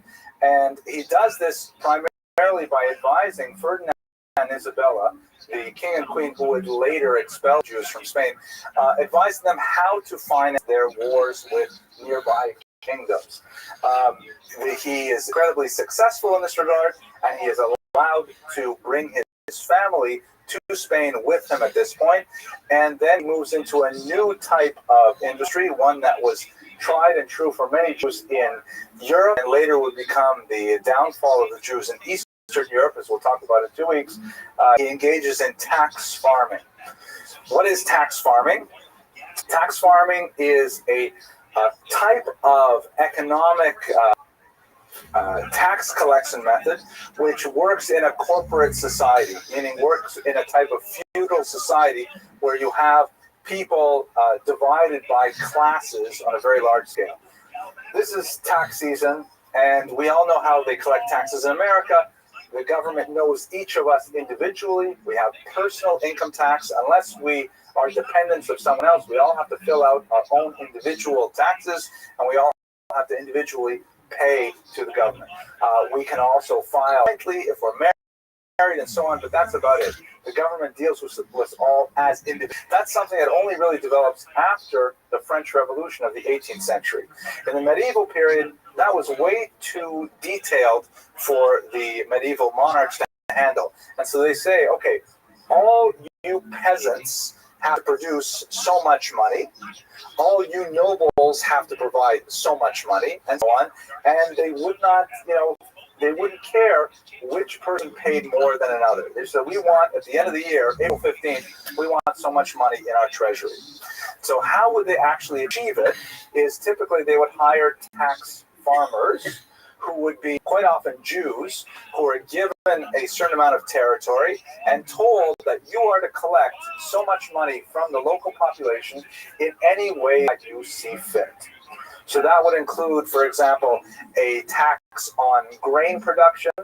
It could include a tax on the usage of bridges or tolls, hunting regions, orchards. It could include a tax on a poll tax on individual people. Whatever way they could figure out to collect those taxes, that was their job. It was called tax farming because whatever they were able to collect beyond what was requested by the king was their profit. And so this worked very well for Jews because here they are, a separate population entirely, and they move into a region where they have, a large, let's say, peasant or serf population, and the local nobleman says, I cannot be bothered collecting money from all of these people, but I figure they're good for 6,000 gold coins, so you have a whole year to go in there and get me 6,000 gold coins. And if the Jews would collect 7,000 or 8,000, then that extra 1,000 or 2,000 gold coins would then go back to the Jewish community to support yeshivot, day schools, mikvahs, Chinese restaurants, all those kinds of things. It was a very lucrative profession for Jews. It involved very little, physical labor. It did not endear them to the local population, who often saw them as, tax collectors. Ultimately, that's what they were.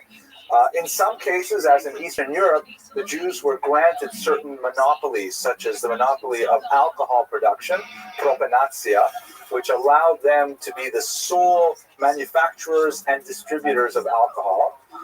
And there's a lot of other factors like this that means that the general population from time to time would have a certain amount of resentment against the Jewish people engaged in this activity.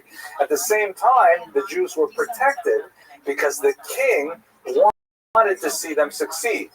And so if you were taking out your frustrations on the Jewish tax collector, you were really taking out your frustrations on the king. So the king wanted to make sure that the Jews were successful, and he would back them with his army to make sure that people submitted to the Jews' will. One more detail I wanted to mention. Well, I had another detail. This worked great for the Jews, except for a couple of possibilities. First of all, if the noblemen were too greedy, now I remember, Shimon Dubno, historian, will speak about him later on in the series, he referred to tax farming in such a way that the Jews were like a sponge that were dipped into the peasantry by the noblemen, and then they were squeezed dry for whatever they could suck out of the population there. And it was definitely a kind of a precarious model for the Jews, but potentially very lucrative. In terms of this model working, it's great so long as there is a very fine balance struck between what the peasants will tolerate paying and what the noblemen will tolerate accepting. When the noblemen demand too much, or the peasants get too rebellious, then the Jews are in a terrible place, and they usually have either popular uprisings, such as the 17th century uprisings in Ukraine, or you have expulsions, where the noblemen say, I put too much pressure on my peasantry, I'm extremely unpopular right now, or also quite possibly, I myself owe the Jews a lot of money. It's more expedient to simply expel the Jews and start with a clean slate, even if I have to, as the French did, invite them back 20 years later, 3 times in a row. Because you owe money to the Jews, so you expel them, but you need them to work the tax farming system, so you invite them back. Then you borrow money from them, you owe too much money, you kick them out again, and so on. This is... The Jewish community, let's say it like this, work perfectly for the Jewish needs. They were in the time that they were created, they had community service for everybody that helped in that moment also. So it was also divided by that fine line, how much can I pull the strings, but in the same time protected by what the government needed, and we were also protected as a community. It provided for the insular nature of Jewish society, because you couldn't exactly make friends with all the peasants. Absolutely. Please. There's been a little history of this expulsion of Jews, a temporary uplift in the economic conditions as they confiscate all of the possessions. Correct. Then, of course, the economy begins to dip because they lose the contribution. Right. There's a one-time bonus. With the expulsion of York. It's a long history of this, and then inviting them back. So it wasn't just limited to Spain. No, absolutely. No, absolutely. Very, very true. Please, Esteban. The last one here. His role was grantor of the farm, or he was the grantee of the farm? He was the grantee. He was a tax farmee. No, he was a tax farmer. He was given control. Okay, you farm the taxes over here, which means you collect as much. Yes, absolutely. Okay, so now let's talk a little bit about the Inquisition, which is a major element to the story. The Inquisition is basically a Spanish institution that spread beyond Spain that was directed at searching out heresy among Catholics. One of the widely held misapprehensions is the notion that the Inquisition was directed against Jews. It was not actually directed against Jews, and in fact, Jews were to a certain degree immune from the Inquisition per se. What it was directed at were the so-called conversos, or the derogatory term Marranos, those Jews who had sometime prior, perhaps after the 91 pogroms, accepted Christianity in an outward fashion, but did not actually believe what they were behaving. And the church in Spain was very concerned about rooting out these false Christians, so to speak. They actually had a distinct term for them, new Christians, and you could retain that distinction for 3 generations. One of the great scholars of the Holocaust, Raoul Hilberg, introduces his magnum opus, the destruction of European Jews, by comparing the Nazi Nuremberg laws to the 15th century Spanish laws regarding these so-called new Christians, because there was really a kind of a blood-based racist attitude that you don't see anywhere else in Europe, really, until the 19th century, that discriminated against these new Christians because the Spaniards felt that they weren't actually believing Christians. And the truth is, they were right. The so-called conversos, or crypto-Jews, were definitely still practicing Jewish services in secret. They were highly endogamous, meaning they were only marrying other conversos. They weren't marrying regular Spaniards, for the most part. And they were basically creating that kind of Sephardic niche of, well, everybody outside thinks we're Christian, but everybody who's important knows that we're actually Jewish.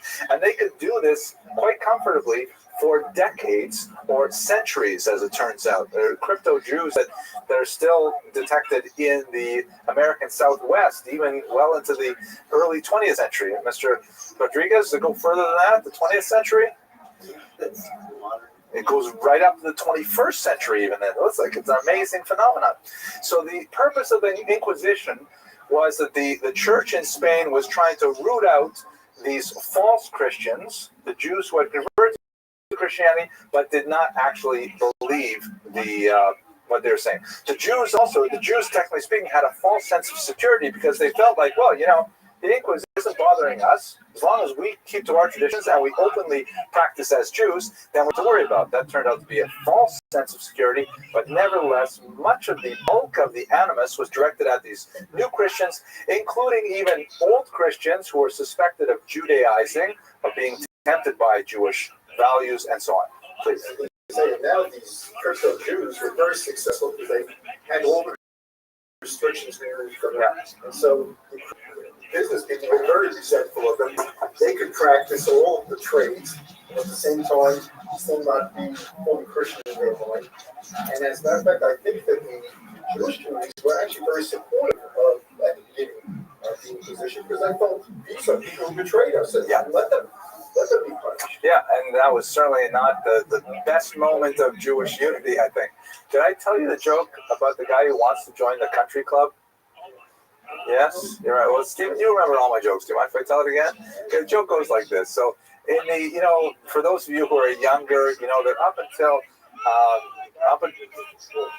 it was Mr. Schwartz in the original. Okay, no, Mr. Schwartz. Okay, so up until really.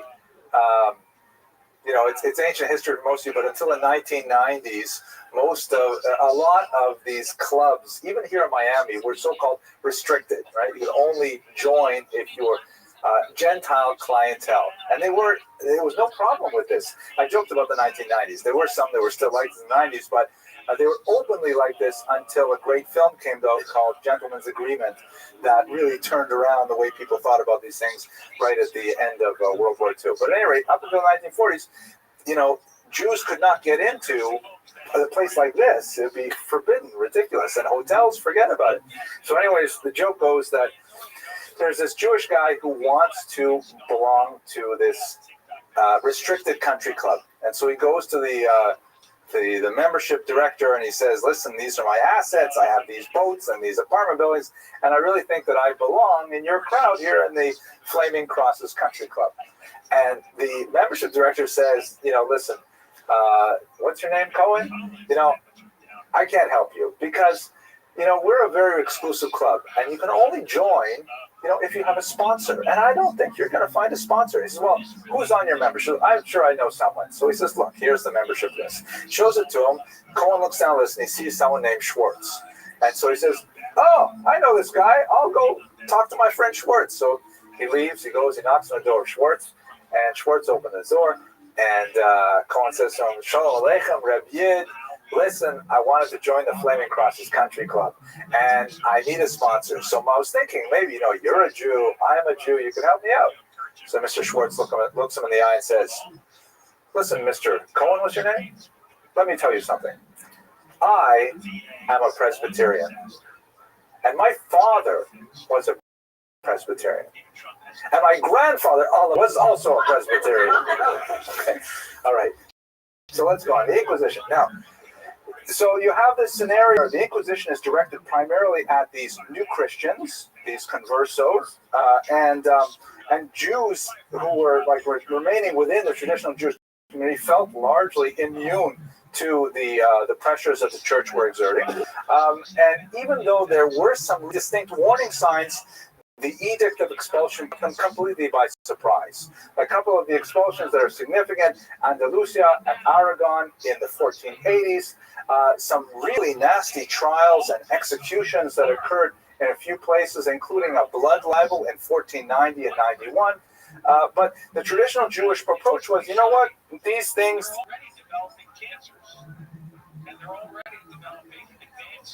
They're like individual sorts of occasions, and we shouldn't connect the dots here. In many, it's ironic. There are many similarities between the Jews in 1930s Germany and the Jews in the late 15th century Spanish expulsion. I don't want to overburden that point, but it's certainly worth talking about.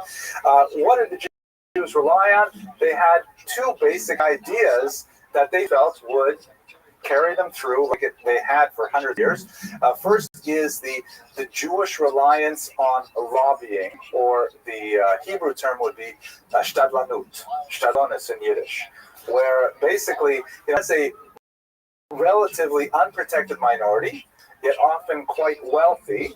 The Jews said, whenever we feel threatened by local authority, all we have to do is we have to find a charismatic individual who knows the dominant culture, who speaks the language well. We'll give him a large amount of money, which he can use as a contribution, and he will essentially bribe our worst mess. And that worked so many times for the Jews that they relied on it excessively. They would, simply collect large sums of money for whenever this was needed, and the Shtadlan, the intercessor, would go and take care of it. Secondly, and more significantly, and also similar to Germany, was the reliance that the Jews had on Spain as a Rechtsstaat. This is a German word which basically means a society governed by law, a society governed by order. Jews, as a minority, are very comfortable living in societies, even if they are mildly discriminatory, like South Africa, well, that's a little more than mildly, let's say Quebec. They can live in those countries as long as there's no anarchy. Anarchy is a worse enemy to the Jews than a little bit of corruption in government, because Jews know how to deal with corruption. They know the rules. They know who they have to pay. They know what has to be done.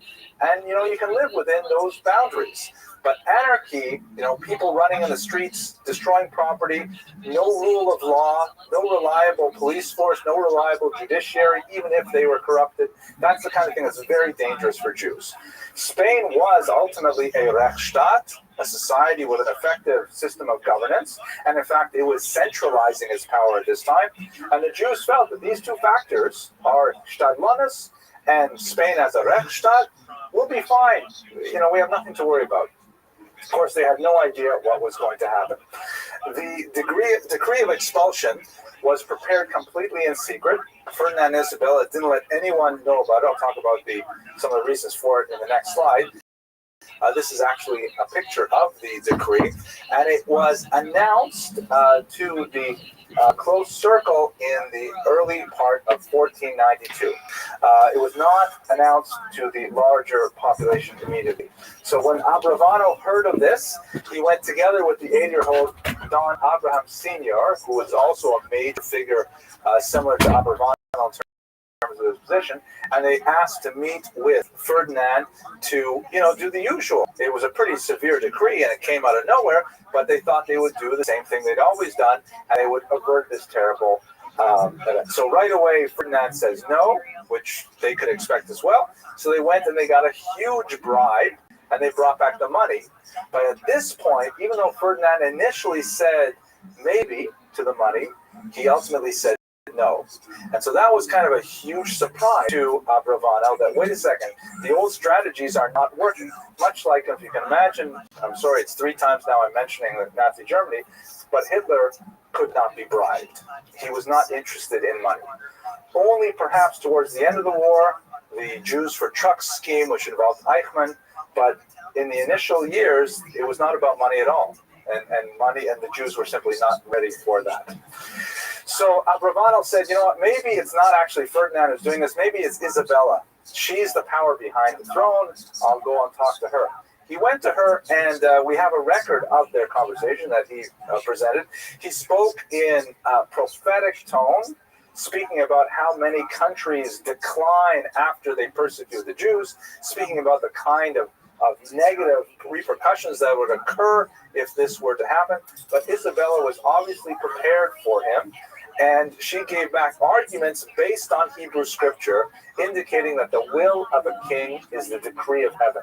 She quoted chapter and verse from Psalms, indicating that the heart of a king is guided by God, and she rebuffed him, sending him out of her chamber. This was a completely unexpected event, and in fact it signaled that the expulsion would in fact go through. Don Abraham Senior, that I mentioned earlier, actually converted to Christianity. Many of the commentators in subsequent centuries looked down on him for this, although some research is questioning to what degree that's merited. But many refer to his name Senior as Soneor, the hater of light, because of his capitulation. But let's turn to what's the main reason for the expulsion. So I like to tell my history students, my undergraduates, there's such a thing as the Abramson rule in history. The Abramson rule is, I have a history major here. Ms. Herman, what is history? It's all about money. That's good. Thank you very, very much. When you don't know how to explain something, it's probably about in Russian, you have an expression, kto kogo, whom, which basically means who's taking from whom, who's beating whom, that kind of thing. So in this case, just look at the economics of it. The annual tax revenue from the Jews nationally in 1472 was about 500,000, I forget the unit of currency, I think it's called Medellin or something like that. But the value of confiscated Jewish property in Burgos, one region alone, was like 7 million. So you just think about the immediate first-term economic bump of expelling all these Jews was overwhelming, too tempting to resist, even though should be there and be generating tax income over years, that would be generate a greater profit. But the short-term bump in cash flow was so overwhelming that this cash-strapped kingdom that was engaged in rapid centralization and at the same time fighting several wars simply said, you know what? This is a great source of income. Let's simply expel the Jews. I'm not going to go there. I'm going to stay. This microphone only reaches here anyways. Okay, so the edict was made public in late April, and the Jews were told that they had to leave Spain by the end of July. Ironically, the last day of July was Tisha B'Av, National Jewish Bad Luck Day, the day upon which so many great trials came to the Jews. Created a mass panic as Spanish Jewry rushed hither and yon, selling their homes at ridiculously low rates, getting rid of their property because, like in Germany, under the Aryanization rules, it was impossible to remove from Germany more than a very minimal amount of currency. So in Spain, same thing. Germany and Spain, the same laws. So people are trying to liquidate their currency, trying to buy diamonds, sew them into their linings of their coats, and so on, to flee the country. But severe limits were placed on these things. As I mentioned here, Abravanel himself was pressured to convert. He was offered a huge bribe by the crown. They wanted to keep him. They wanted to keep financial expertise, and they begged him to become Christian. And as I mentioned, Senior, in fact, took that offer, although it was unlikely that it was done perhaps with the most open of motives. Abravanel refused, and in fact, he learned later that one of the last-ditch efforts that the crown was going to do to try to keep him in place is they were planning to kidnap and baptize his 1-year-old grandson. So he immediately, luckily, he was told of this by an informer who was positively inclined towards him, and he managed to rescue his son, his daughter-in-law, and their infant child, and escape Spain at that time. They followed a route that was common to many Spanish Jews. As you can see, the expulsion took Jews from Spain up here into the more tolerant regions of Northern Europe. Of course, you have Spinoza and others up in Amsterdam. They're a result of the Spanish expulsion. Many Jews took the somewhat dangerous sea route here over into North Africa. The strong populations of Sephardic Jews in Greece come largely from this expulsion. And Abravanel ended up kind of island hopping his way throughout the Mediterranean basin for the remainder of his life. Wherever he went, he met with great success.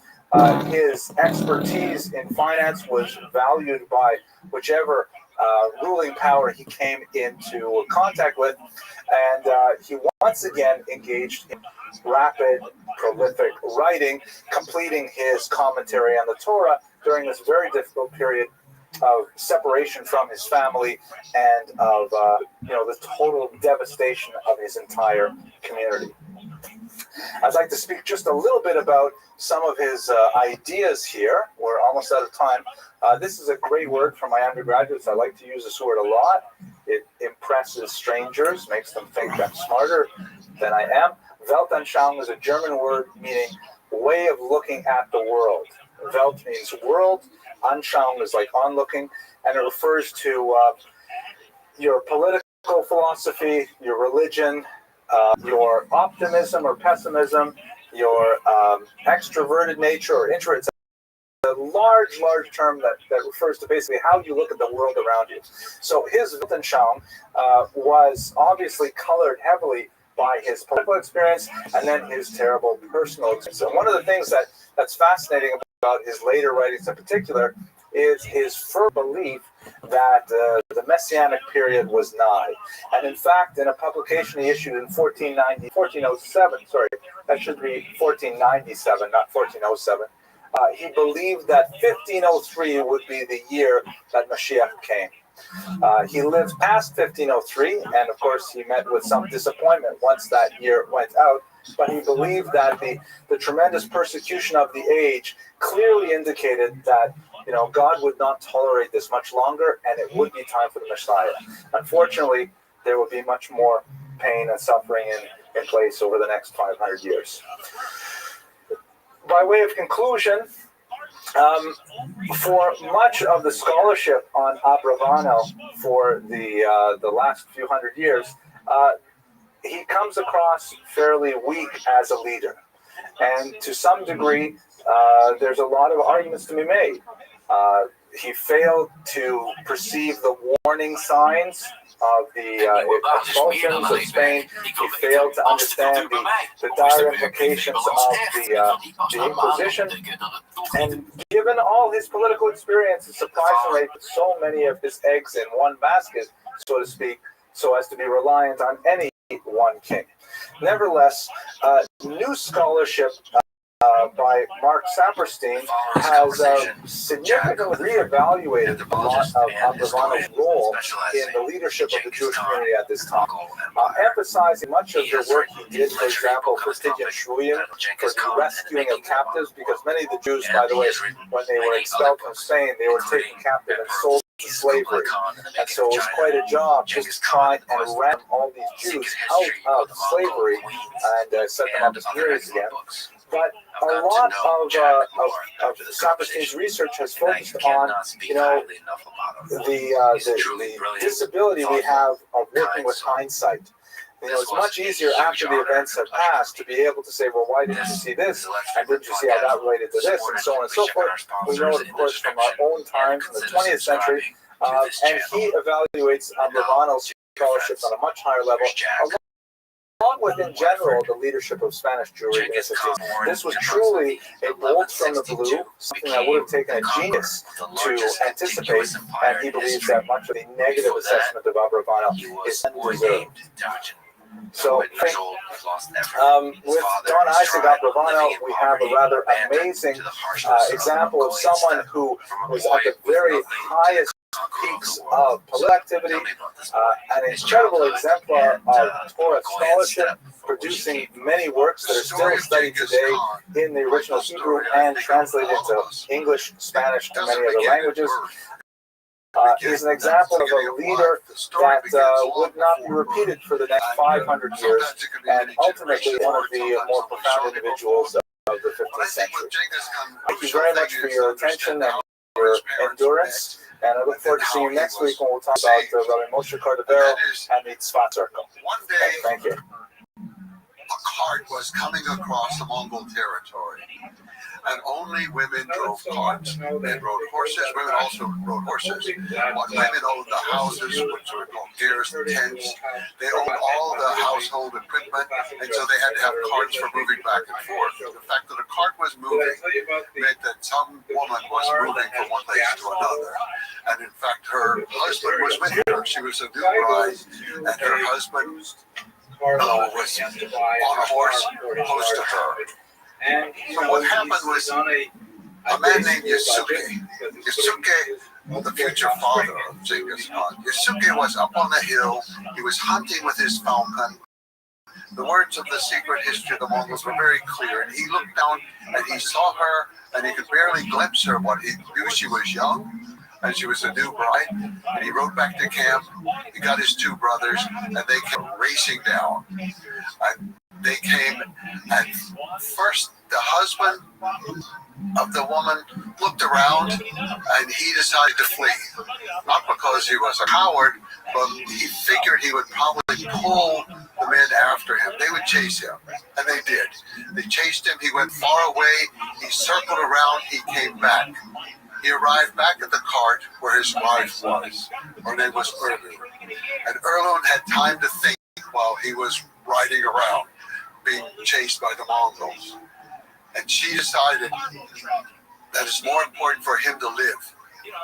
And she told him when he came back, you must flee. If you stay here, they will kill you and they will take me.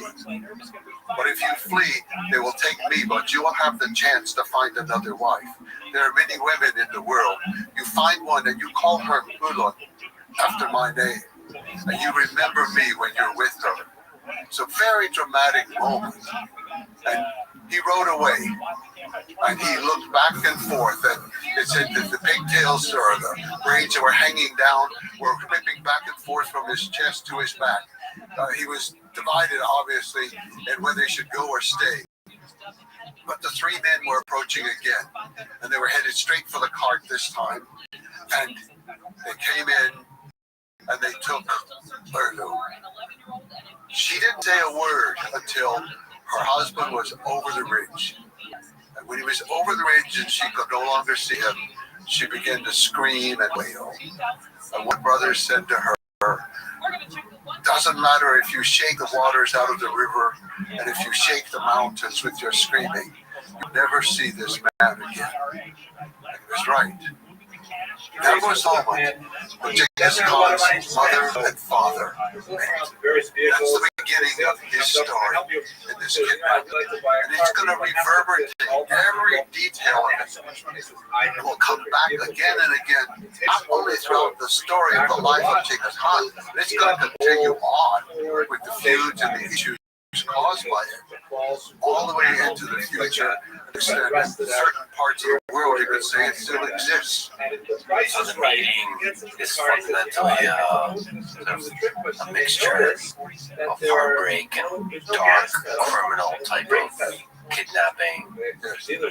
From that is conceived this conqueror of the biggest contiguous empire in history. What I was really interested in was, how did this happen? Who was this person?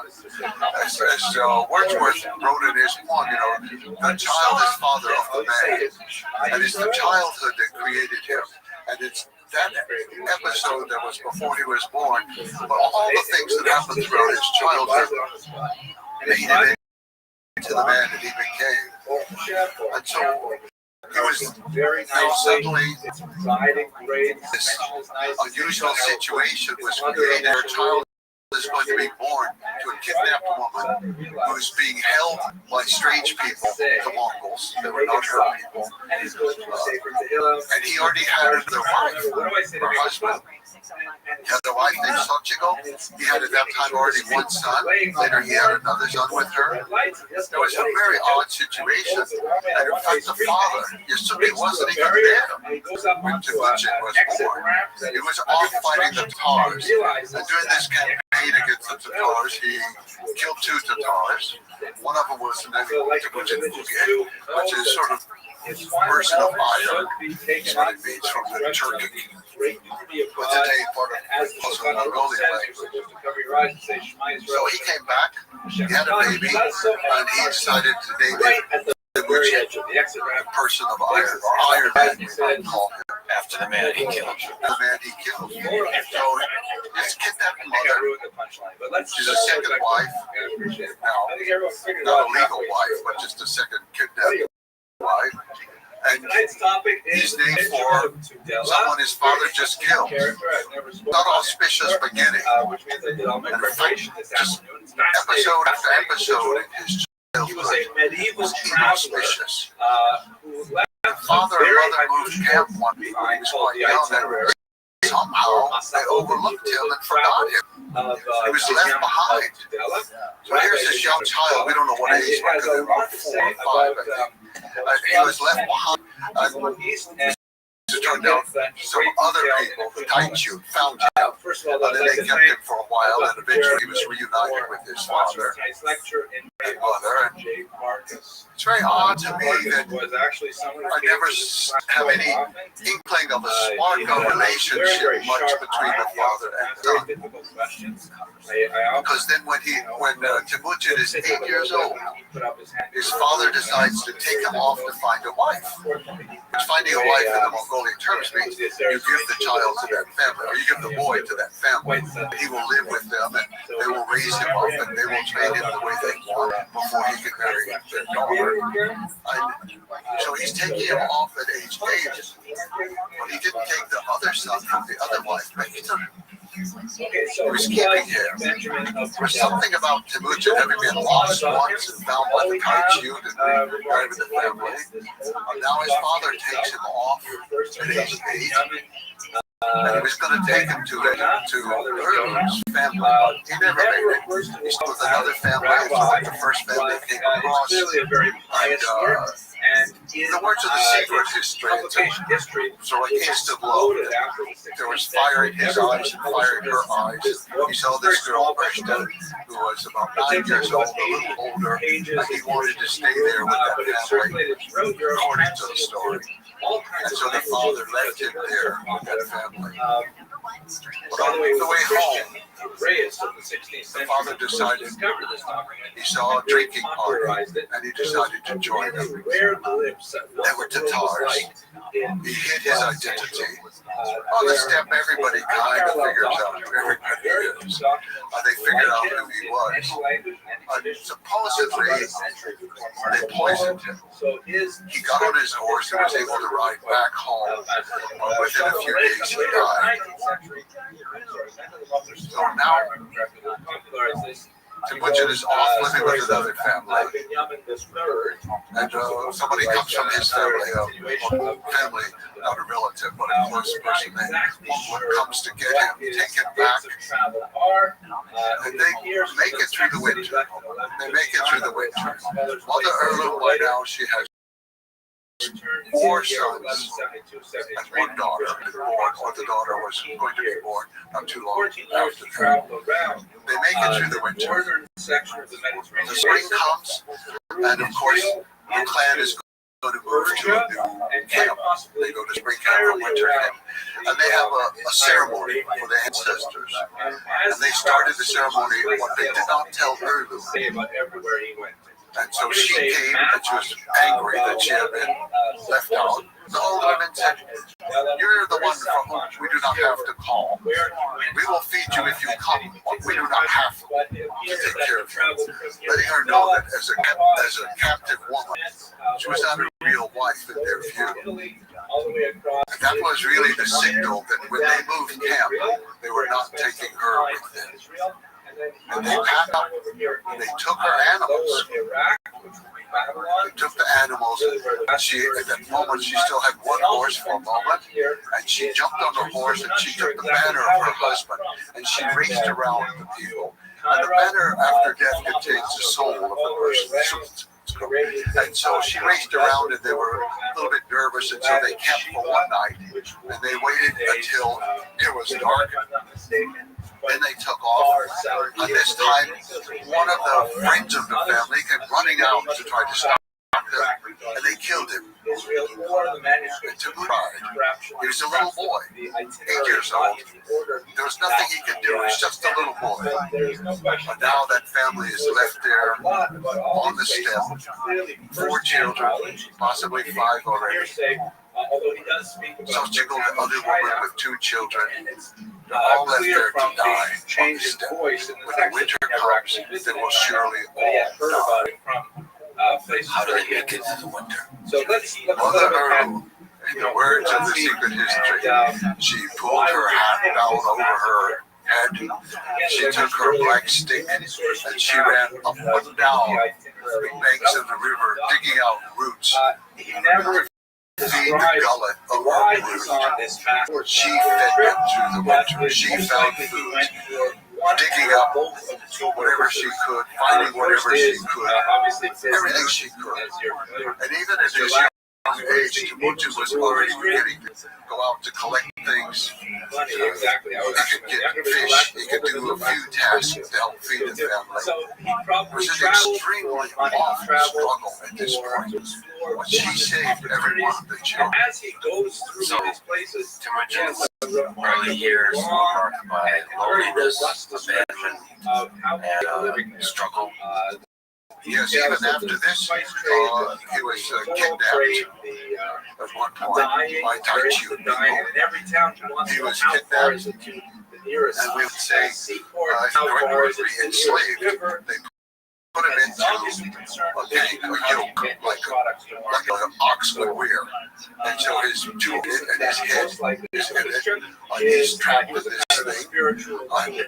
Every night he would be taken to a different pier to be guarded by their family. And one night there was a little celebration, so most people were drinking, and he's left with a boy who's not very smart. And Temujin managed to take the wooden yoke that he's trapped in and use it as a weapon by turning it around very quickly and hitting the boy in the head, knocking him out. Those are the first lessons for the Mongols that anything that moves is a weapon. This is going to go on for generations. Very important for the Mongols. If it moves, it's a weapon. He did that. He raced off in the night. And he jumped into the river to hide. He's still got a gun on him. He's still trapped under there. The people are looking for him. They come out and up and down the river, and he's hiding underneath the water for the most part, trying to breathe as best he can. But it's dark and it gets him a little bit. They give up and they say, okay, we'll come back tomorrow. He can't possibly escape. But the next day he knew one family that he thought he could go to. And he was right. He went to that family at a great risk to themselves. They, in fact, were a captive family for Tanjiro. And at great risk to themselves, they managed to saw off the egg and burn it in their fire. And they gave him food to escape. And then he had to go find his family again. So this is the kind of life at this point Temujin had. So he, just to be clear, the neck is trapped and the hands are trapped. We think that's how it is. We just have the word. They don't say the head and the hands. We know that his body is trapped in it. But from all evidence we have, it's the hands and the head. And he's running around deeply alone with this thing. Yes. Yes. And then he has to go out and find wherever his family is. So this, in part, was the foundation of his breaking with Mongol tradition and kinship. Is the most important thing above all else, because here is his life story where he's abandoned over and over and over. His father's own brothers, to the men who kidnapped her, they had an obligation under Mongol law and custom to marry her when her husband died. They did not. They should take care of her and her children, because her children are the children of their brother. They count as sons of the clan, or they should. But no, they had all deserted, all but he learned very early on that you cannot trust family. You mentioned that Genghis Khan's childhood, Temujin, was marked by extreme tribal violence. Can you describe the state of affairs in the steppe? How much violence is there? How much kidnapping is there? The story of Temujin is not a unique story for that time. Now, as an isolated family outcast, of course, he's not participating in the various feuds and of the people around them, but they are constantly raiding in the winter, and for women and for horses and for any kind of valuables that they can find. It's almost like their way of getting trade goods from China. That one group raids the other in order to find out whatever they have for textiles or for metal. Mongols produce nothing. They can produce felt to make their tents, but they were not craftsmen. And so they had to get these items from somewhere, and it was through raiding. And so even in the genealogy of Temujin, you see going back generation after generation of women having been kidnapped, children born who were not necessarily the father's child, it's unclear who the father was. And all of these issues go back for a long time. Later, Genghis Khan will realize, once he becomes Genghis Khan, he will realize that the true source of most of the feuding on this is over women. And later he will outlaw the kidnapping of women and the sale of women. In part, not only because of what had happened to his mother, but what happened to him next in his life. And this is one of the things you talk about. This, in some ways, the love story with his wife was. Her kidnapping was the defining. If you could point to one place where Genghis Khan, the conqueror, was created, it's that point. His wife being kidnapped. Can you describe, first of all, his love for this woman, what that means, and what the kidnapping of her meant? At age 16, birth, the girl he had met when he was 8 years old and she was 9. She's now 17. And she and her mother He lands in Constantinople. He can easily find a Jewish it's hard to even imagine what it was like for this 16-year-old boy who has suffered these indignities of life in every way that you can imagine. And suddenly, here is the love of his life. Going to be living with him, making him happy. He has somebody who loves him. Not just his mother running around getting food and trying to feed the 5 children and plus the other wife and her 2 children. No. he has somebody who loves him. It's all the excitement that you can imagine, with the fire in the eyes, and the excitement, and then it only lasts a few months. So there they are, and there's a lady visiting them. We don't know exactly who she is, but just I called her Grandmother Kawakchin. Granny Kawakchin is there. Granny Kawakchin is sleeping, of course, on the floor of the gear, the tent. And early in the morning, she feels the vibrations in the earth. And she knows the horsemen are coming. She rouses the family. Mother Erlund is in charge. Mother Erlund is still in charge, even though Temujin is now married. She puts all of her children on a horse. She takes the baby girl to Bulit in her own lap. She has one extra horse, but she won't take Ursta. Because she knows, she doesn't know who the men are, she has no idea. But they're coming in the dark, they're coming. They know there's a girl there. This family of outcasts has acquired a wife, and they know that they're coming for that. And so she leaves Somchiko.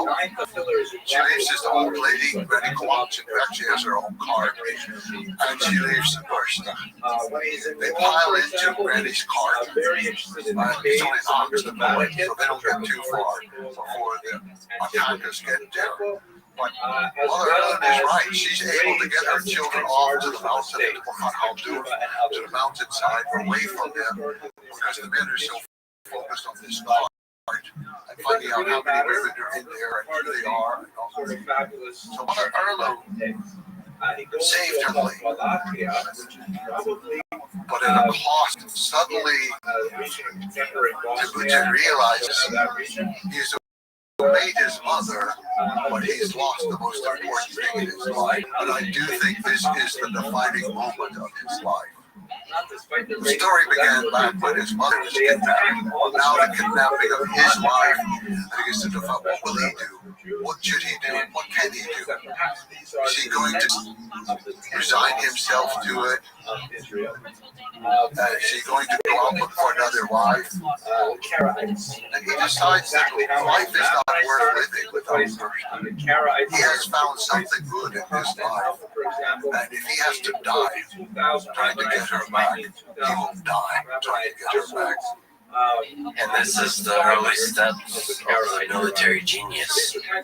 One, because in order to get her back requires an actual organization of troops. He needs allies. He goes to a man who ruled the carry out people in Central Mongolia, and a little river about where the capital Ulaanbaatar is today. He goes there because that Wang Han is the name, or Mortal Han. He goes there because Wang Han had the Lord over his father at one point, and his father had gone on raids for him. So he went there, and actually he took a gift. That's because Ursta's mother had brought a sable coat as a gift for Mother Erlund at that time of marriage. So he took the coat, and he took it, and he gave it as a gift to Wang Han and asked for his help. And Wang Han said yes. And he said, I will send some troops, but we need more. And you need to ask Jamaka. You need to ask him to come also. He said, I will send a message to him to get troops. You have to tell the story of Jamaka. The story of Genghis Khan is one of people abandoning him, being disloyal. And here is a person who's not of his kin, but becomes his, in a way, brother, in a way, loyal. And as you've described, he's both the best thing to us happened to Genghis Khan and one of the biggest challenges in the later years of Genghis Khan. So who was Jamaka?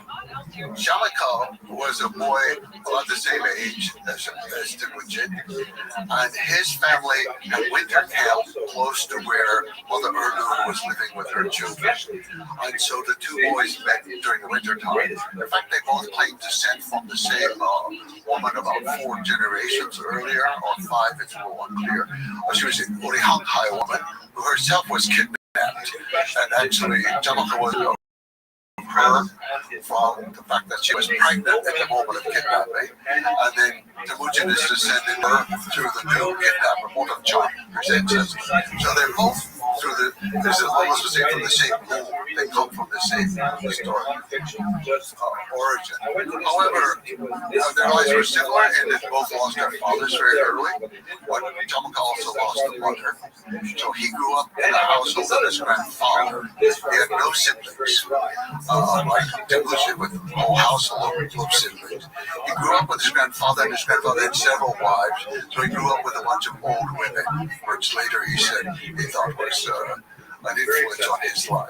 But the two boys meet, so they come from different backgrounds, and Jamaka's not as deprived by any means as the life of Temujin, but he has this emotional deprivation, I think, having not had mother, father, siblings, and he lives with these old people. The two boys meet, they become good friends playing on the ice. And so they're playing on the ice, and then very early on, I think when they're about 10 or 11 years old, they decide to make a pact. It's called becoming Anda. Anda is more than a friend. A friend is like the language, and there's several different types of friendship. But Anda is a friendship that's beyond friendship. It's something for life.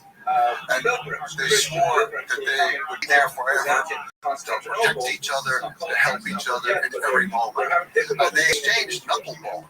So each one of them had the knuckle bone of a robot, a deer. Knuckle bones are used in these games that they play, but it's also used to forecast the future because roll them around and all. It's very strange. On the ice, I will say, in wintertime in Mongolia, it could be up to 50 degrees below zero. It doesn't really matter if they're not receiving Celsius or Fahrenheit or what it is. But you slide something across the ice and it's just absolutely smooth like silk, and it goes on for a long way. And if you put your ear down to the ice, you hear this celestial sound that is unlike any sound on the earth. It's just like the angels were singing out of the ice. So once they sworn this relationship of Anda, then a couple of years later they swear it again, but this time they're slightly older boys and they have bows and arrows, and so they exchange arrows with each other. In fact, the text is very specific that Jamaka took the horn, cut it off of a 2-year-old calf, and he whittled it down, and then he drilled a hole into it in order to make a whistling arrow, which is used for several purposes. But one was it's used for signals, for one thing, from one person to another. But also when you're hunting, if you want to move the animal in a certain direction, you send a whistling arrow in the opposite direction to make the animal. But it had a lot of use. So the boys had exchanged robot knuckles. This time they exchanged. And so they had been close friends. And on the hunt said, okay, Jamaka should some troops and go with you. And he did. So the three set out some troops from Van Han. He himself did not go, he was too old. But he sent some troops. And then Jamaka and his troops. And then basically just Temujin and his family. He just had his brothers. That's all. They set off to find the merchant people of the Seleng River, which flows into Siberia and on into Lake Baikal. They had to go through some extremely rough territory.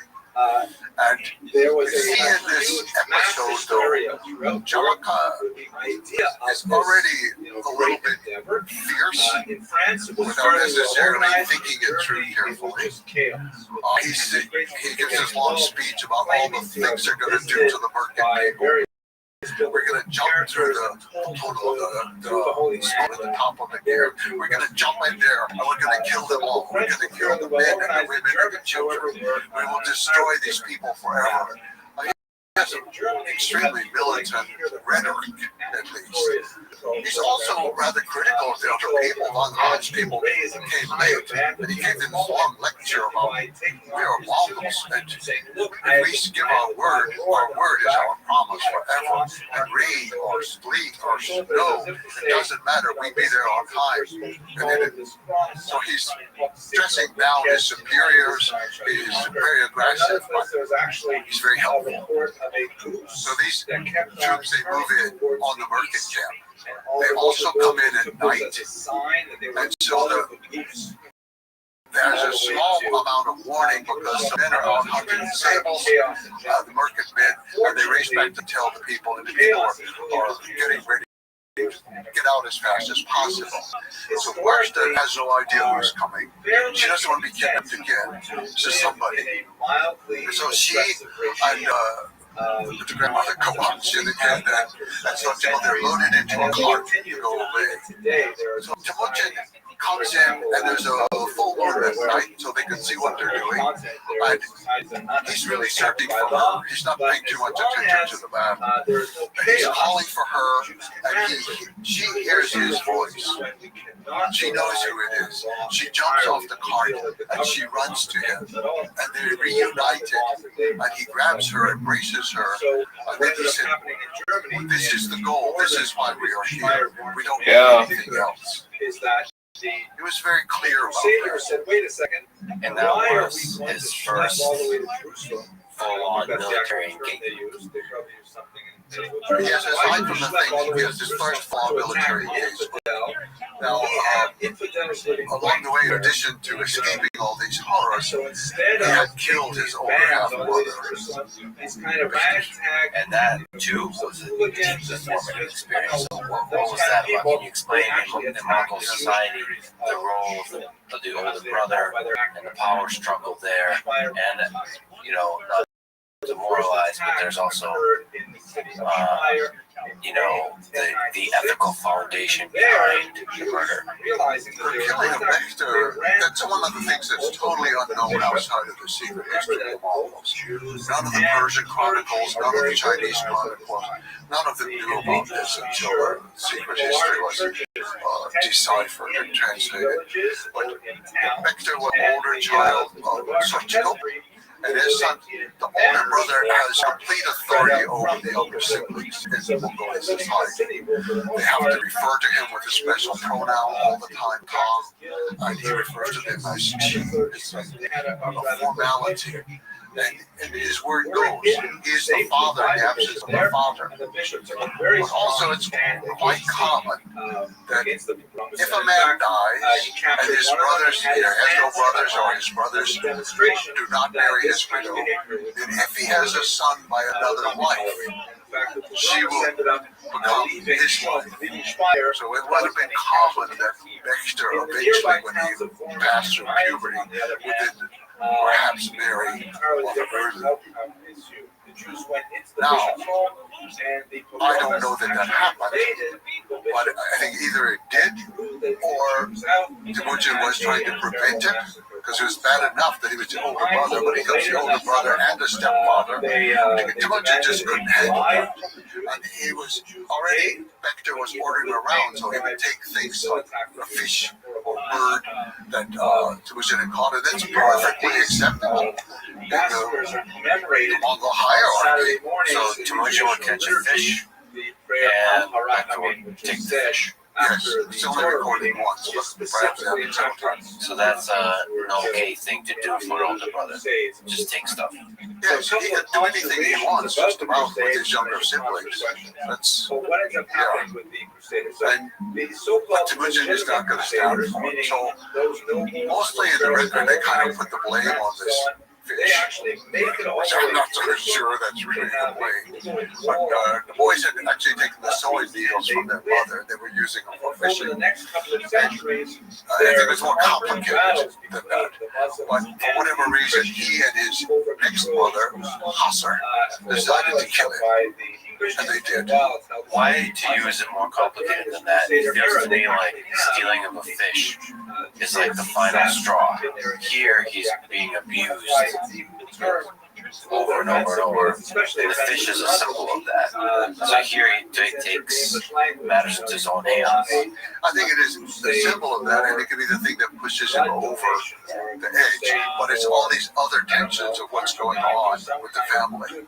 Because they shoot him with arrows, they kill him. But what happens afterwards is also interesting for the dynamics of what was going on before, because we hear nothing from Xochitl. She and her younger son, Melchitai, they stay with the family. They don't go away. But the one who is outraged is Mother Ergo, his mother. She screams and hollers at him in the longest kind of tirade you can imagine. You will never have anybody in your life except your own shadow, and you are worse than everything that she could be. Even be worse than she was outraged, went on and on and on about it. So she was obviously extremely distressed about it. Whereas Xochitl, the mother of the boy, she may have been distressed, I don't know, but nothing is shown up in the record. So he does have this episode of having killed off his mother, but I don't think it was a deeply meaningful. I think it was important, but I don't think it was mostly deeply meaningful for Taguchi. The brother was gone. Problem was solved. Mother is extremely ticked off at him. But it does show. It's interesting if it's not a big deal for him. It does show that he's willing to resort to murder to take care of a bad situation. Yes. He is capable of doing anything that needs to be done to resolve what he sees a problem. If there was a problem, he resolved it at a very young age. So he'd had that experience behind him.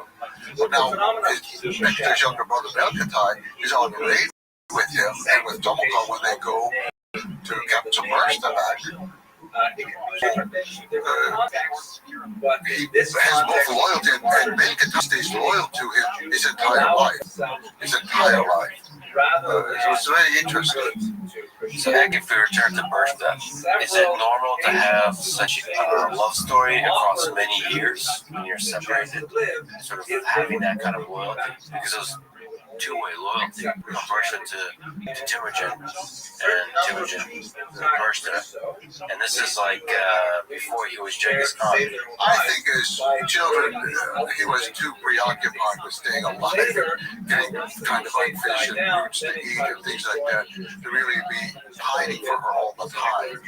But for whatever reason, she came, and it could be that her family liked him in some way, that she remembered him, or that she had no other suitors. Because at 17, she should have been married, actually. So I can't explain why, but it was certainly a strong love story after the fact, if not before. And those two were loyal to each other throughout their lives. She was, I would say, the most important person to him after that. Literal war to get her. He risked everything. He was willing to die. He was willing to kill. He was willing to die in order to get her back. And he got her back. And now he's reestablished his relationship in Jamaica. So they decide to stay together. They all go off to the Holinam Valley. And she is pregnant. This becomes a huge issue for her. It's one of those things that to this day, almost, it's an issue. What happens? But as he says much later in life, when his own sons rebel against him, and they call that first child a merchant bastard, he defends his wife vigorously. His own son. He says, "You were not there. You do not know who loved who and who did not. You did not see the sky turning around. You did not see the stars falling. You did not see the earth turn over. You don't know what was happening. And if I say he is my son, he is my son. Who are you to say otherwise? You were not there. You come from the same warm womb. And if your mother could hear your words, her warm womb would turn to cold stone." So he defended her forever. But he's off now. We go back to the beginning. She's pregnant. They're in the Holinam Valley. And he and John decide to to renew their vows of being unjust to each other. So this time it's more serious. Ceremonial in front of the whole. We can't say tribe; it's not big enough yet for a tribe. But the whole clan that's there. And someone takes off a gold belt, which actually he'd stolen from the market at some point. We don't know if they had a gold belt. I don't know. He took off a gold belt and he put it on Temujin. And then Temujin gave him a mare who had never had a foal, had never given birth. It was an unusual mare who had a little growth on her head, which they call a horn. So it was an unusual gift. And it has meaning, but I don't know all the meanings behind it. It's sort of odd to me. But golden belt, you can kind of sort of think about it in different ways. But the belt for the local man is really the sign of manhood. And in fact, a woman was often then and even now called a person without a belt. This is how they were at that time. Today, women wear belts, of course, but they still use the word "musqui" with no belt. So it's a very important symbol of manhood.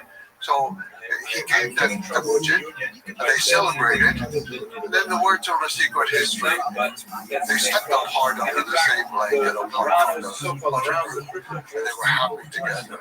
And then when the baby was born, Temujin named the baby Tunch, which means visitor. Some people say, well, it's because the child was really the market child. Other people say, no, it's because he was a visitor on the territory of Jamuk at that time. And other people could say, well, Jamuk's ancestor, who had been born from the kidnapped woman who was pregnant, they had named that Jariga, that's meant foreigner. So it's kind of like a parallel, the visitor, the foreigner. And so Jamuk's clan took the name from him. They were called Jatavar. And so there are all these things that sometimes we can't quite understand because we don't have the mentality of that time and we're not there. But we should say that I think a pretty powerful part of this love story is that the child is likely not his, and he accepted that the child is his own without and defended it as it becomes much more important later as his first child. Yes, he defends child through his entire life. And but not long after the birth, he and Jamuk break apart, or really it's Temujin breaks apart at the urging of Urshta. She said he lords it over you too much, he orders you around too much, you need to be free, you need to break away. And she urged him, and he loved his wife more than anything. I think that it is certainly the most important other character in his life, adult life, would be the Anda relationship, which gets up being severely tested in the future years. They run away through the night. They go all night long to escape from him. But he obviously loved Bertha the most and took the baby, of course, with him as well. So here's this breaking point of that relationship evolved. The two of them never claimed to break it. They had just separated. And now we have the Banahan, this most powerful ruler on the steppe, who's ruling out of central Mongolia, the Karyak people. And so Jamuk remains loyal to him, but at first so does Temujin. They're both loyal to him, but they're fighting in different kinds of campaigns. So for a while, they're not fighting each other. But eventually, some things happen that separate Temujin. Temujin was making all of these great victories for Wang Han, but he was even got the title Wang, which means from Chinese means prince or king. Wang Han received that from the Jin dynasty because of all of these conquests against the Tatar people. So Temujin was rising up, and then he wanted his son to marry the daughter Von Han. And Von Han said no. His own son, told the father, no, we don't marry those little people. They're moguls. They're not like us. We are carrier people. We're not going to marry. And so then, now war, you could say, breaks up more of a Temujin has to flee far away into the east to a place called Baljuna. And he goes to Baljuna, and at this time, then Jamaka is going to fight on behalf of his lord, Von Han. The two of them do not meet in combat. But now their forces are fighting each other. And they didn't see that. I mean, there's an obvious tension there. There's an obvious, slight breaking of loyalty. Right? Yes, it's hard to know what's going through their mind at that point. Only have it later on, when the relationship is being resolved in unfortunate ways. They claim that neither one ever truly because they never harmed each other directly. And in fact, then the Temujin eventually defeats Von Han. So he takes over Central Mongolia. He's starting to really rise up now. And he has the title from his own people of Genghis Khan. They give him that Black Heart Mountain by the Blue Lake. It's a very beautiful, special place. But he takes that title. That's not a title that anyone had ever held that we know of. Genghis Khan, it was a new title that he just thought up, or somebody thought up, or somebody thought it had an auspicious meaning behind it. It's very close to the word Tingis, which means the sea. It could have had something to do with that. Mongolians really like, I'd say, puns. They like words with multiple meanings. And it's very important to them. The more meanings a word has, the more power that word has. There's different meaning in different languages. So in Mongolian, it sounds like strong. But in Turkic, there are many Turkic people, including Turkic themselves, are mostly Turkic people. It sounds like the sea, So it's exciting to them when there's this double meaning. Yes. And the double meaning plays with each other, and that excites them. Especially with names. Like today in Mongolia, I've been there so long, I think the fad is past now, but about 20 years ago, it was popular to name the children Michelle, girls, because it's a French name, an American name, and it means smile in Mongolian. So it's the power of three great languages and three great civilizations, and so many names are like that. And so I think Genghis doesn't have one meaning. I think it means powerful, it means the sea, I think it means many different things. So he had become a Khan, and he was ruling over Jamaka. Now switched loyalties to the next kingdom over called the Naiman, who were forced he becomes the second protege of the Naiman. In fact, it worked very well because we could rely on the church. When Genghis Khan attacks the Naiman, Jamaka exerts the Naiman. He tells them these people have snouts of steel and they eat humans alive.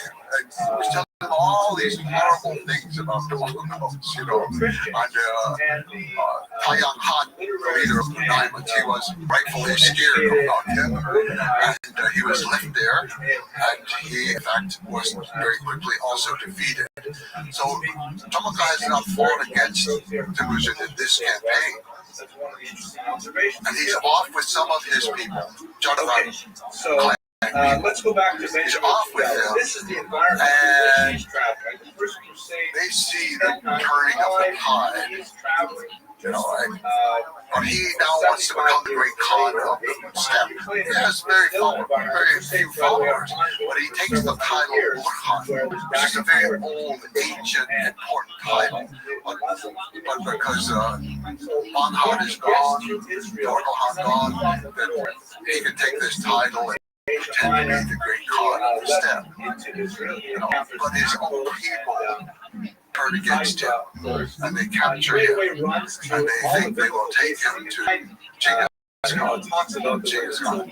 They'll take him and they'll be rewarded perhaps for turning him in. Genghis Khan doesn't reward them immediately. He kills them all because they have betrayed their leader, who is his uncle.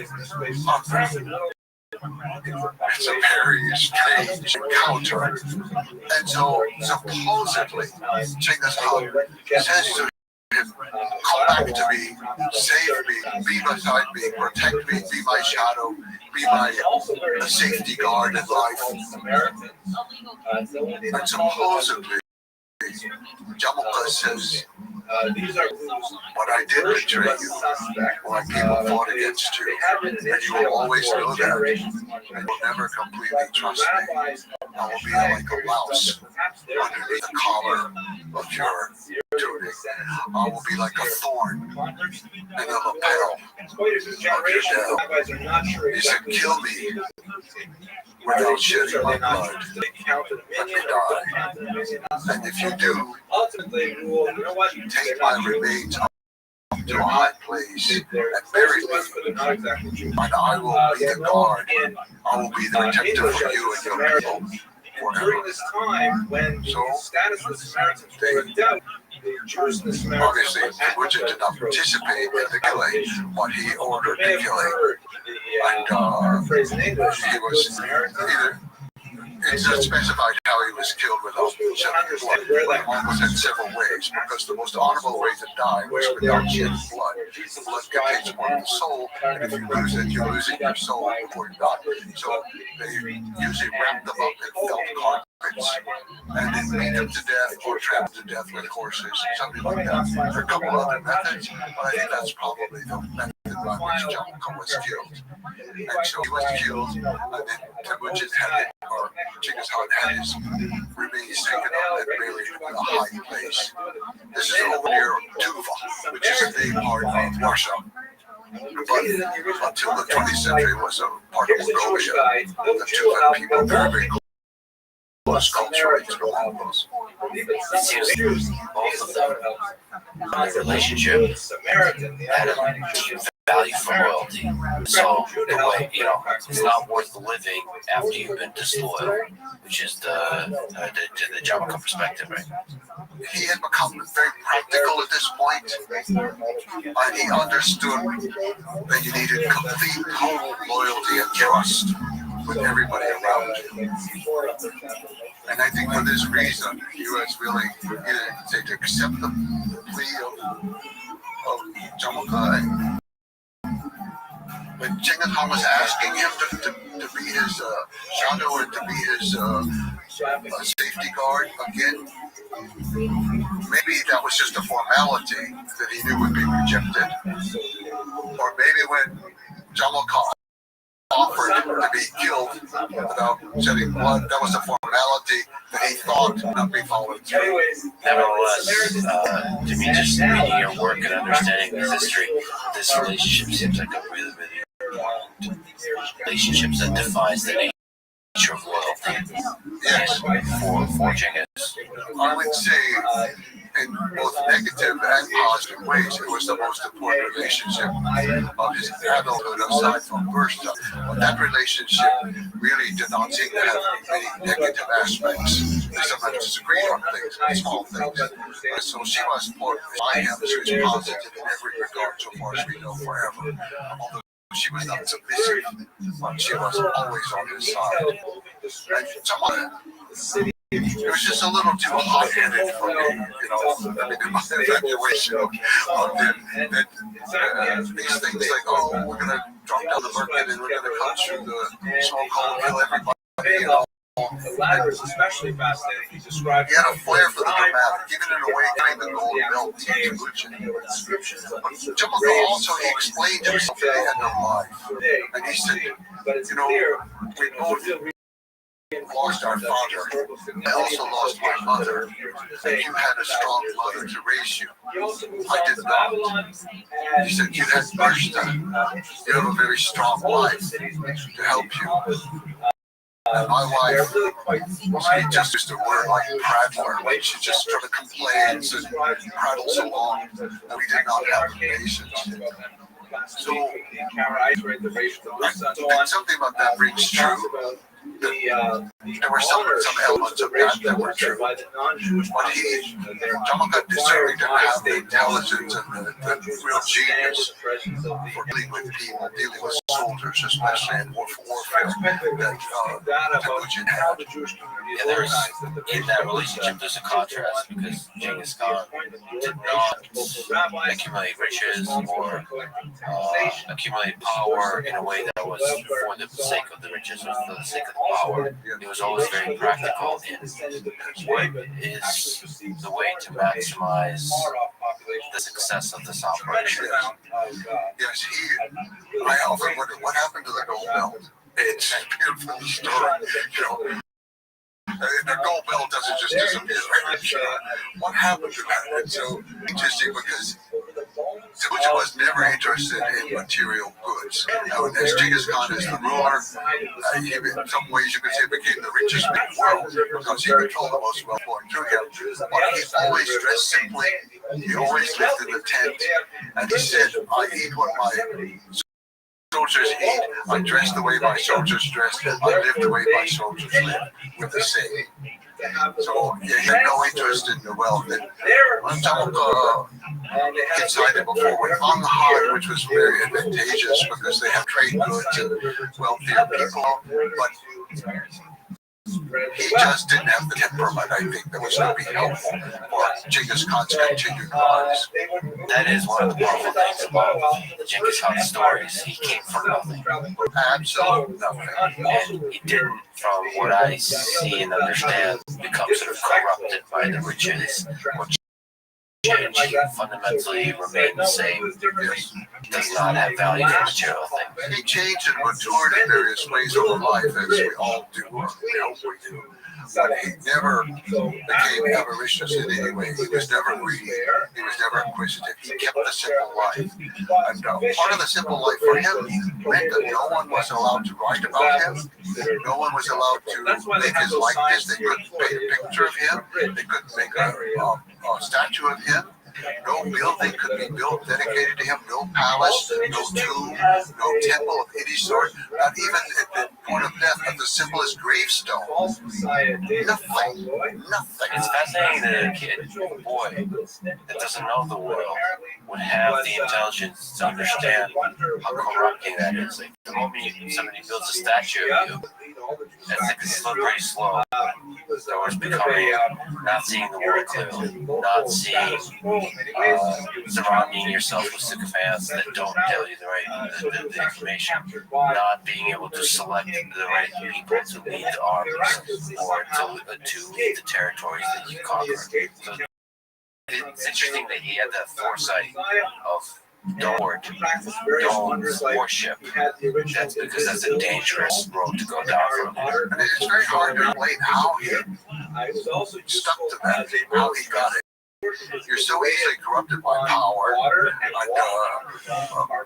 and yet he maintained this very fierce attitude towards his relationship was with the people around him, his guard mostly, or his private part of the army that went with him, the central part of the army. That was his relationship, his family. He had 4 wives. This was what was important to him. And in fact, no portrait was painted until 1278. Well, by then he already been dead for 51 years. And then no statue until the 21st century. Just incredible, but let's go to the document that you referenced several times, the Secret History. Secret History is a very unusual document, and I happen to love it very much. But I said, Genghis Khan allowed nothing to be written about him in his lifetime. People couldn't take notes, even the armies. Genghis Khan ordered the invention of the alphabet for the Mongol people, and it was adapted from the Uyghur people. And so to this day, it's often called the Uyghur alphabet, the Uyghur alphabet. So he had ordered that, and he'd ordered his children to learn to read and write, and some did, I think. Not as much, some did. But one one of the things he did with every campaign, even the one with American when he rescued Bertha, was he always adopted one orphan. And that child became a full member of the Mongol nation in his household. His mother Erlen would raise the child. So she eventually had a whole household full of boys of different tribes, but they all became very high-ranking members of the government. And one was a Tatar boy who turned out not to be so great as a soldier, but he could read and write. He was the best. And later, eventually, he became the supreme judge, appointed by Genghis Khan, of course. And so when Genghis Khan died, he recognized it was important not just to write down the law. That's all Genghis Khan allowed to be written, rule books, only the law. Nothing about him or campaigns or military anything. But Shigehutu was his name. Shigehutu realized that this was going to be lost, that this is a great historic thing that has happened. So he compiled it. I don't know if the people contributed, helped him. It's a little bit unclear. They don't specify that. They always tell you exactly where something happens. So we know exactly where it happened. One you can still go to that spot where he wrote it. That's very important to the Mongols. This week in Jewish history. Today we're going to speak about an extremely consequential Jewish astronomer and historian named Abraham Zacuto. His role in Jewish history is especially important this week because we're commemorating the anniversary of Columbus's departure from Spain for the New World, and Zacuto's work was of signal importance in getting Columbus to the New World. So let's have a quick look at his life and work. So Zacuto came originally from, his family originally came from Castile, and they migrated to Spain. Zacuto received his education at the University of Salamanca, and he spent much of his time studying astronomy in particular, although a good deal of his training was especially in the Jewish sciences, the study of Torah in particular. One of his teachers, besides his father, was the great Rabbi Abuab, the author of the Menorah HaMaor, very important Kabbalistic work. He made his claim to fame primarily with the Chibur HaGadol, which is the translation of the big book, the great book, which is essentially a collection of highly accurate astronomical tables, which is later translated into non-Jewish languages, and an important role in a lot of the exploration that happened late in the 15th century. Columbus himself owned a copy of the Chibur HaGadol in obviously a language we read, and we have his marginal notations on the side, and he directly credits Zacuto with an exceptional event in his memoirs when he describes how he was taken captive by natives of some type at one point and was threatened with death until he used Zacuto's timetables to be able to accurately predict an eclipse, which of course demonstrated his superior knowledge and so on, and allowed him to be saved. Zacuto's work also played an extremely important part in the travels of Vasco da Gama, and particularly his improvement of the engineering of the astrolabe, which was a device that was originally made out of wood. Zacuto switched to metals and also calibrated it in such a way that it was possible to actually calculate one's position at sea far more accurately than ever been done before, and ultimately led to the circumnavigation of the globe. Zacuto was, of course, highly regarded in his own lifetime for his astronomical work. He was the astronomer to the King of Portugal, actually, after he had been, along with the other Jews, expelled from Spain in 1492. He resided in Portugal, and he is credited with the many great discoveries of that great age of exploration. One of the modern recognitions is the fact that a crater on the moon has been named after him. However, his life did not end well in Portugal. He was exiled from there as well, along with the expulsion of all Jews in 1497. He made his way with great difficulty to Tunis, eventually to the Holy Land, where he believed to have passed away in the year 1515. One of the most important aspects of Zacuto's work outside of his astronomy was the compilation of an amazing book called Sefer Yufasin, which is a truly phenomenal 15th century history book that gives us tremendous insight into Jewish history as a whole. Well, that's it for this week in Jewish history. I hope you found this interesting, and I wish you a Sometimes they call it hot, which is the chief of the which is empty. It's a big difference. So there are little things like this that move around that you're not sure why, but it's a document that I have great faith in. It was not published in English until 1982, when Francis Woodman Cleaves at Harvard University translated it in the 50s. It was ready for publication, and he was having trouble with the publisher, and so it didn't appear for nearly 30 years. It was supposed to be 2 volumes. The first volume was the translation. The second volume was going to show notes, and the second volume was lost. Important aspects of understanding how This day, it hasn't been found. I would love to see that. But anyway, now it's in more languages.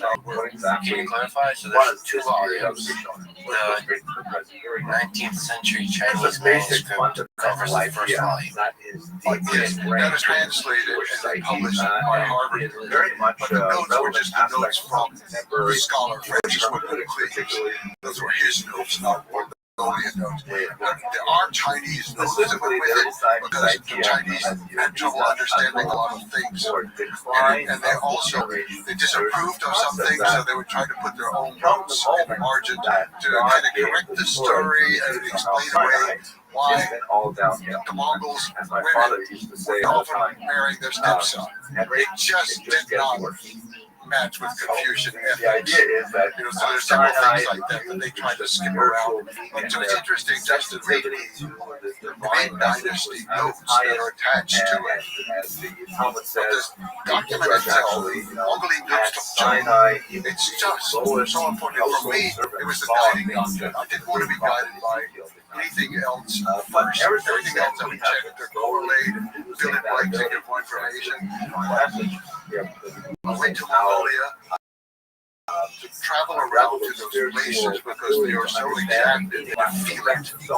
It's so important, I think, because history does not live in our intellect. History does not live in our culture or in libraries. As much as I need them for my work, history lives in the people.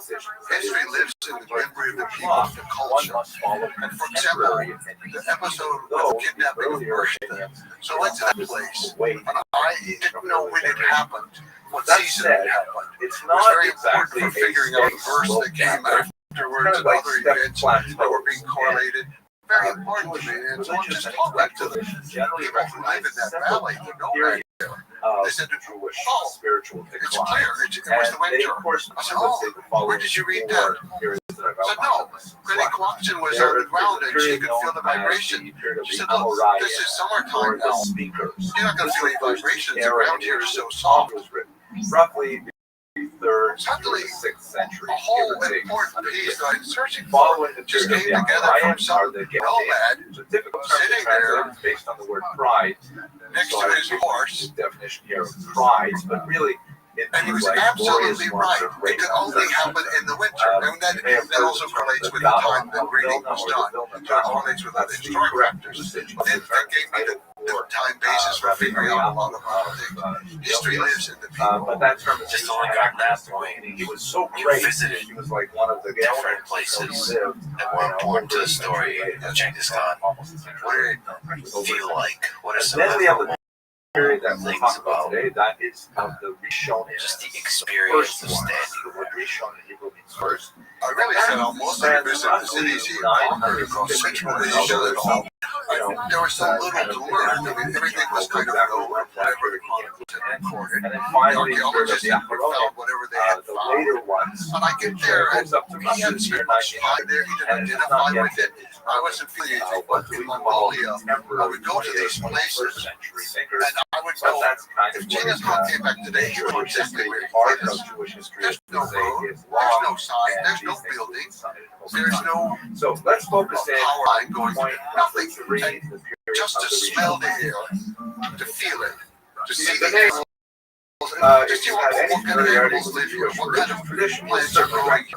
You begin to get a feeling of how he was thinking, and then you begin to see, I know which direction they came from. The only direction they could come from was that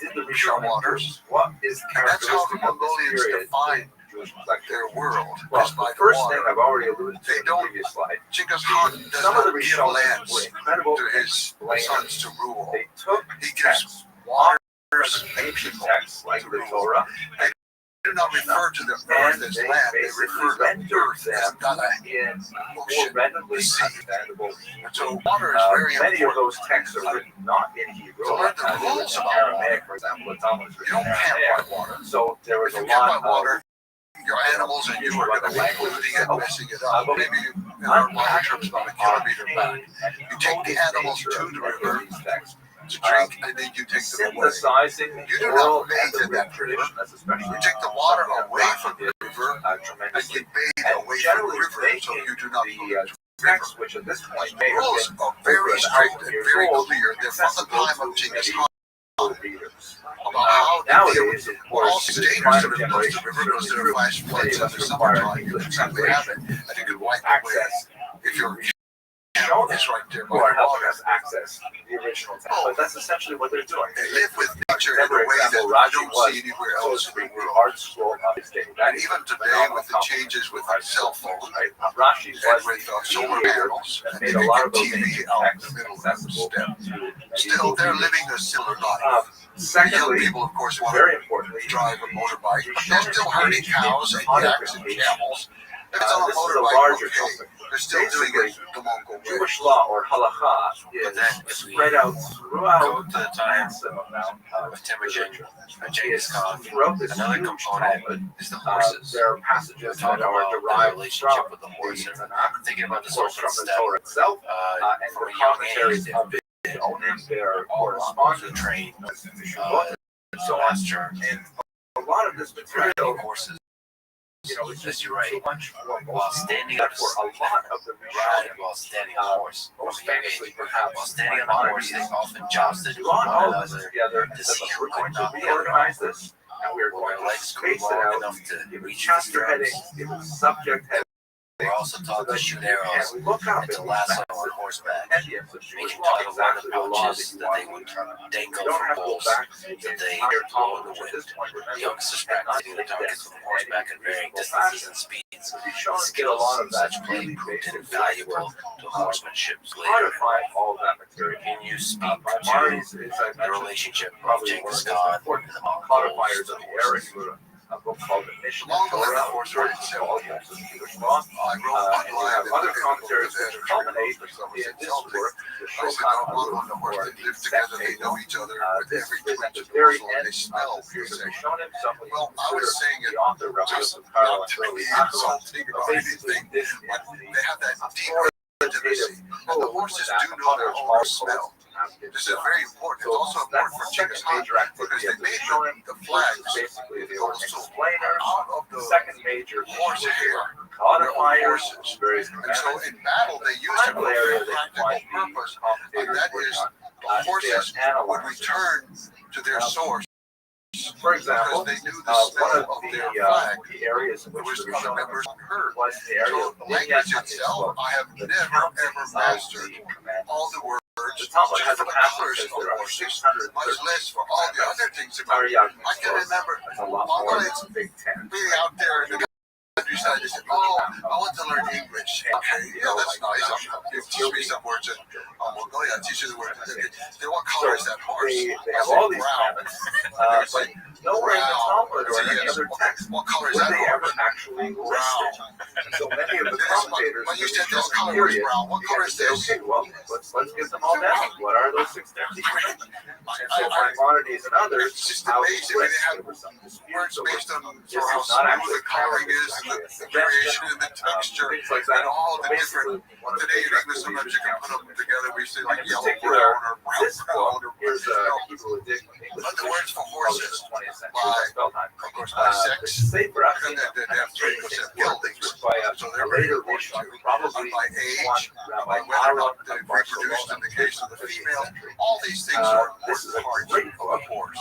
If And you the want a horse, general introduction, a few years ago, the basically presidential what he did candidate was ran under the anonymously slogan, wrote raise book the as dust a of bar really mitzvah fast fast. horses. When I was growing up, with the Mongolian spirit, the dust itself is a my son's Mongolians, like I thought, they will wipe the sweat and dust off the horse and wipe it onto their own forehead, which is the most sacred part of the body where the soul resides. This is how intimate the relationship is with horses. And in each of those partials, they train them very well. The author very hard. The horses are also trained for that. Describe how they are small crop. There's a historical background. Like a stick with a slight rip at the end that they hit the crop with the horse. Never anything else. They're horrified. This is an area of activity that spurs even shy away from. At least metal and print. They don't harm the horse. The commandments are there. God says to harm the head of a horse. But they say it's a capital crime. Very interesting. It's over executed son. Like you never ever harm a horse's head. So horses are. And it's really important in every way. Even religiously important with the making of the fermented horse's milk that together. Mother goes out every morning and she throws some to each of the four directions. Another philosophical they use it for every kind of is that of Maimonides. Well, you know, some things puzzle me in my watching. I remember one day being with a very nice friend. This is a picture, an illuminated gilding manuscript of his would-be stallions who look into these stallions. One of the artists, this family had a bunch of boys, seated on the right, where two girls, like 4 or 5 boys. And the boy was maybe 11 years old. He fell from the horse. You could see it, not so far away. He fell from the horse. An area which is known in contemporary hero as they all kind of turned attention away. And I basically what am I supposed to say? This boy fell down, somebody go get him. Why did God create the world the way he created? The boy was trying to hack. He still had the razors all working and so on. But he got the more now. But he was trying to come back. So his little brother went out to help him come in. Of course, my mom. They came into the area, they sat down, and in fact, mother just turned her back. I'm thinking, how on earth can you do this? This is a child. This is your child. No, but 2 weeks later, by chance, that's basically a quick overview. Another boy who's practicing for God. We understand them a little better, especially when we contrast them with the later period. He was off in an area right close to the forest mountain area. And the horse place again, going back off through the woods. He got knocked off by a tree, and then the horse went deeper into the woods. I followed him, the boy became lost. And their activity, 12 years old, he was lost for 2 weeks. Explaining the text and so on. I would have died in 48 hours. He said, well, he slept in the daytime when it was warm. He walked at night when it was cold. Afterwards, this was a summertime. He spent a lot of energy finding the and he sang loudly all night long to keep the wolves away. And he knew what to eat. And he walked until he found water moving. All that water down novel situations that occur in the contemporary period.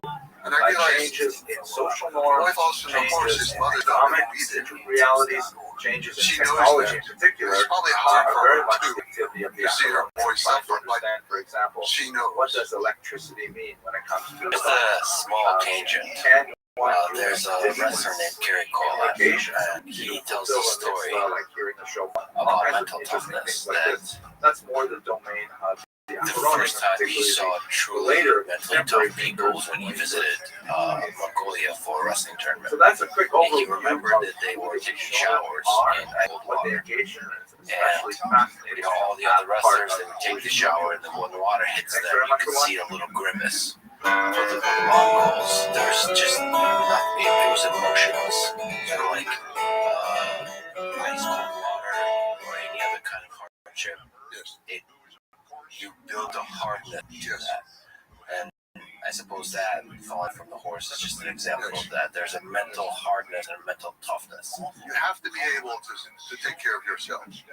And with the weather, for example, often in that time and still today, some people, if they can have the privacy to do it, the men will strip naked in the first heavy snow and roll around in the snow in order to prepare for the coming winter.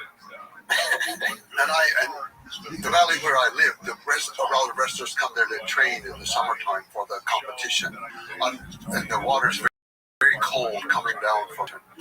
And every day when there's a break, they go and they take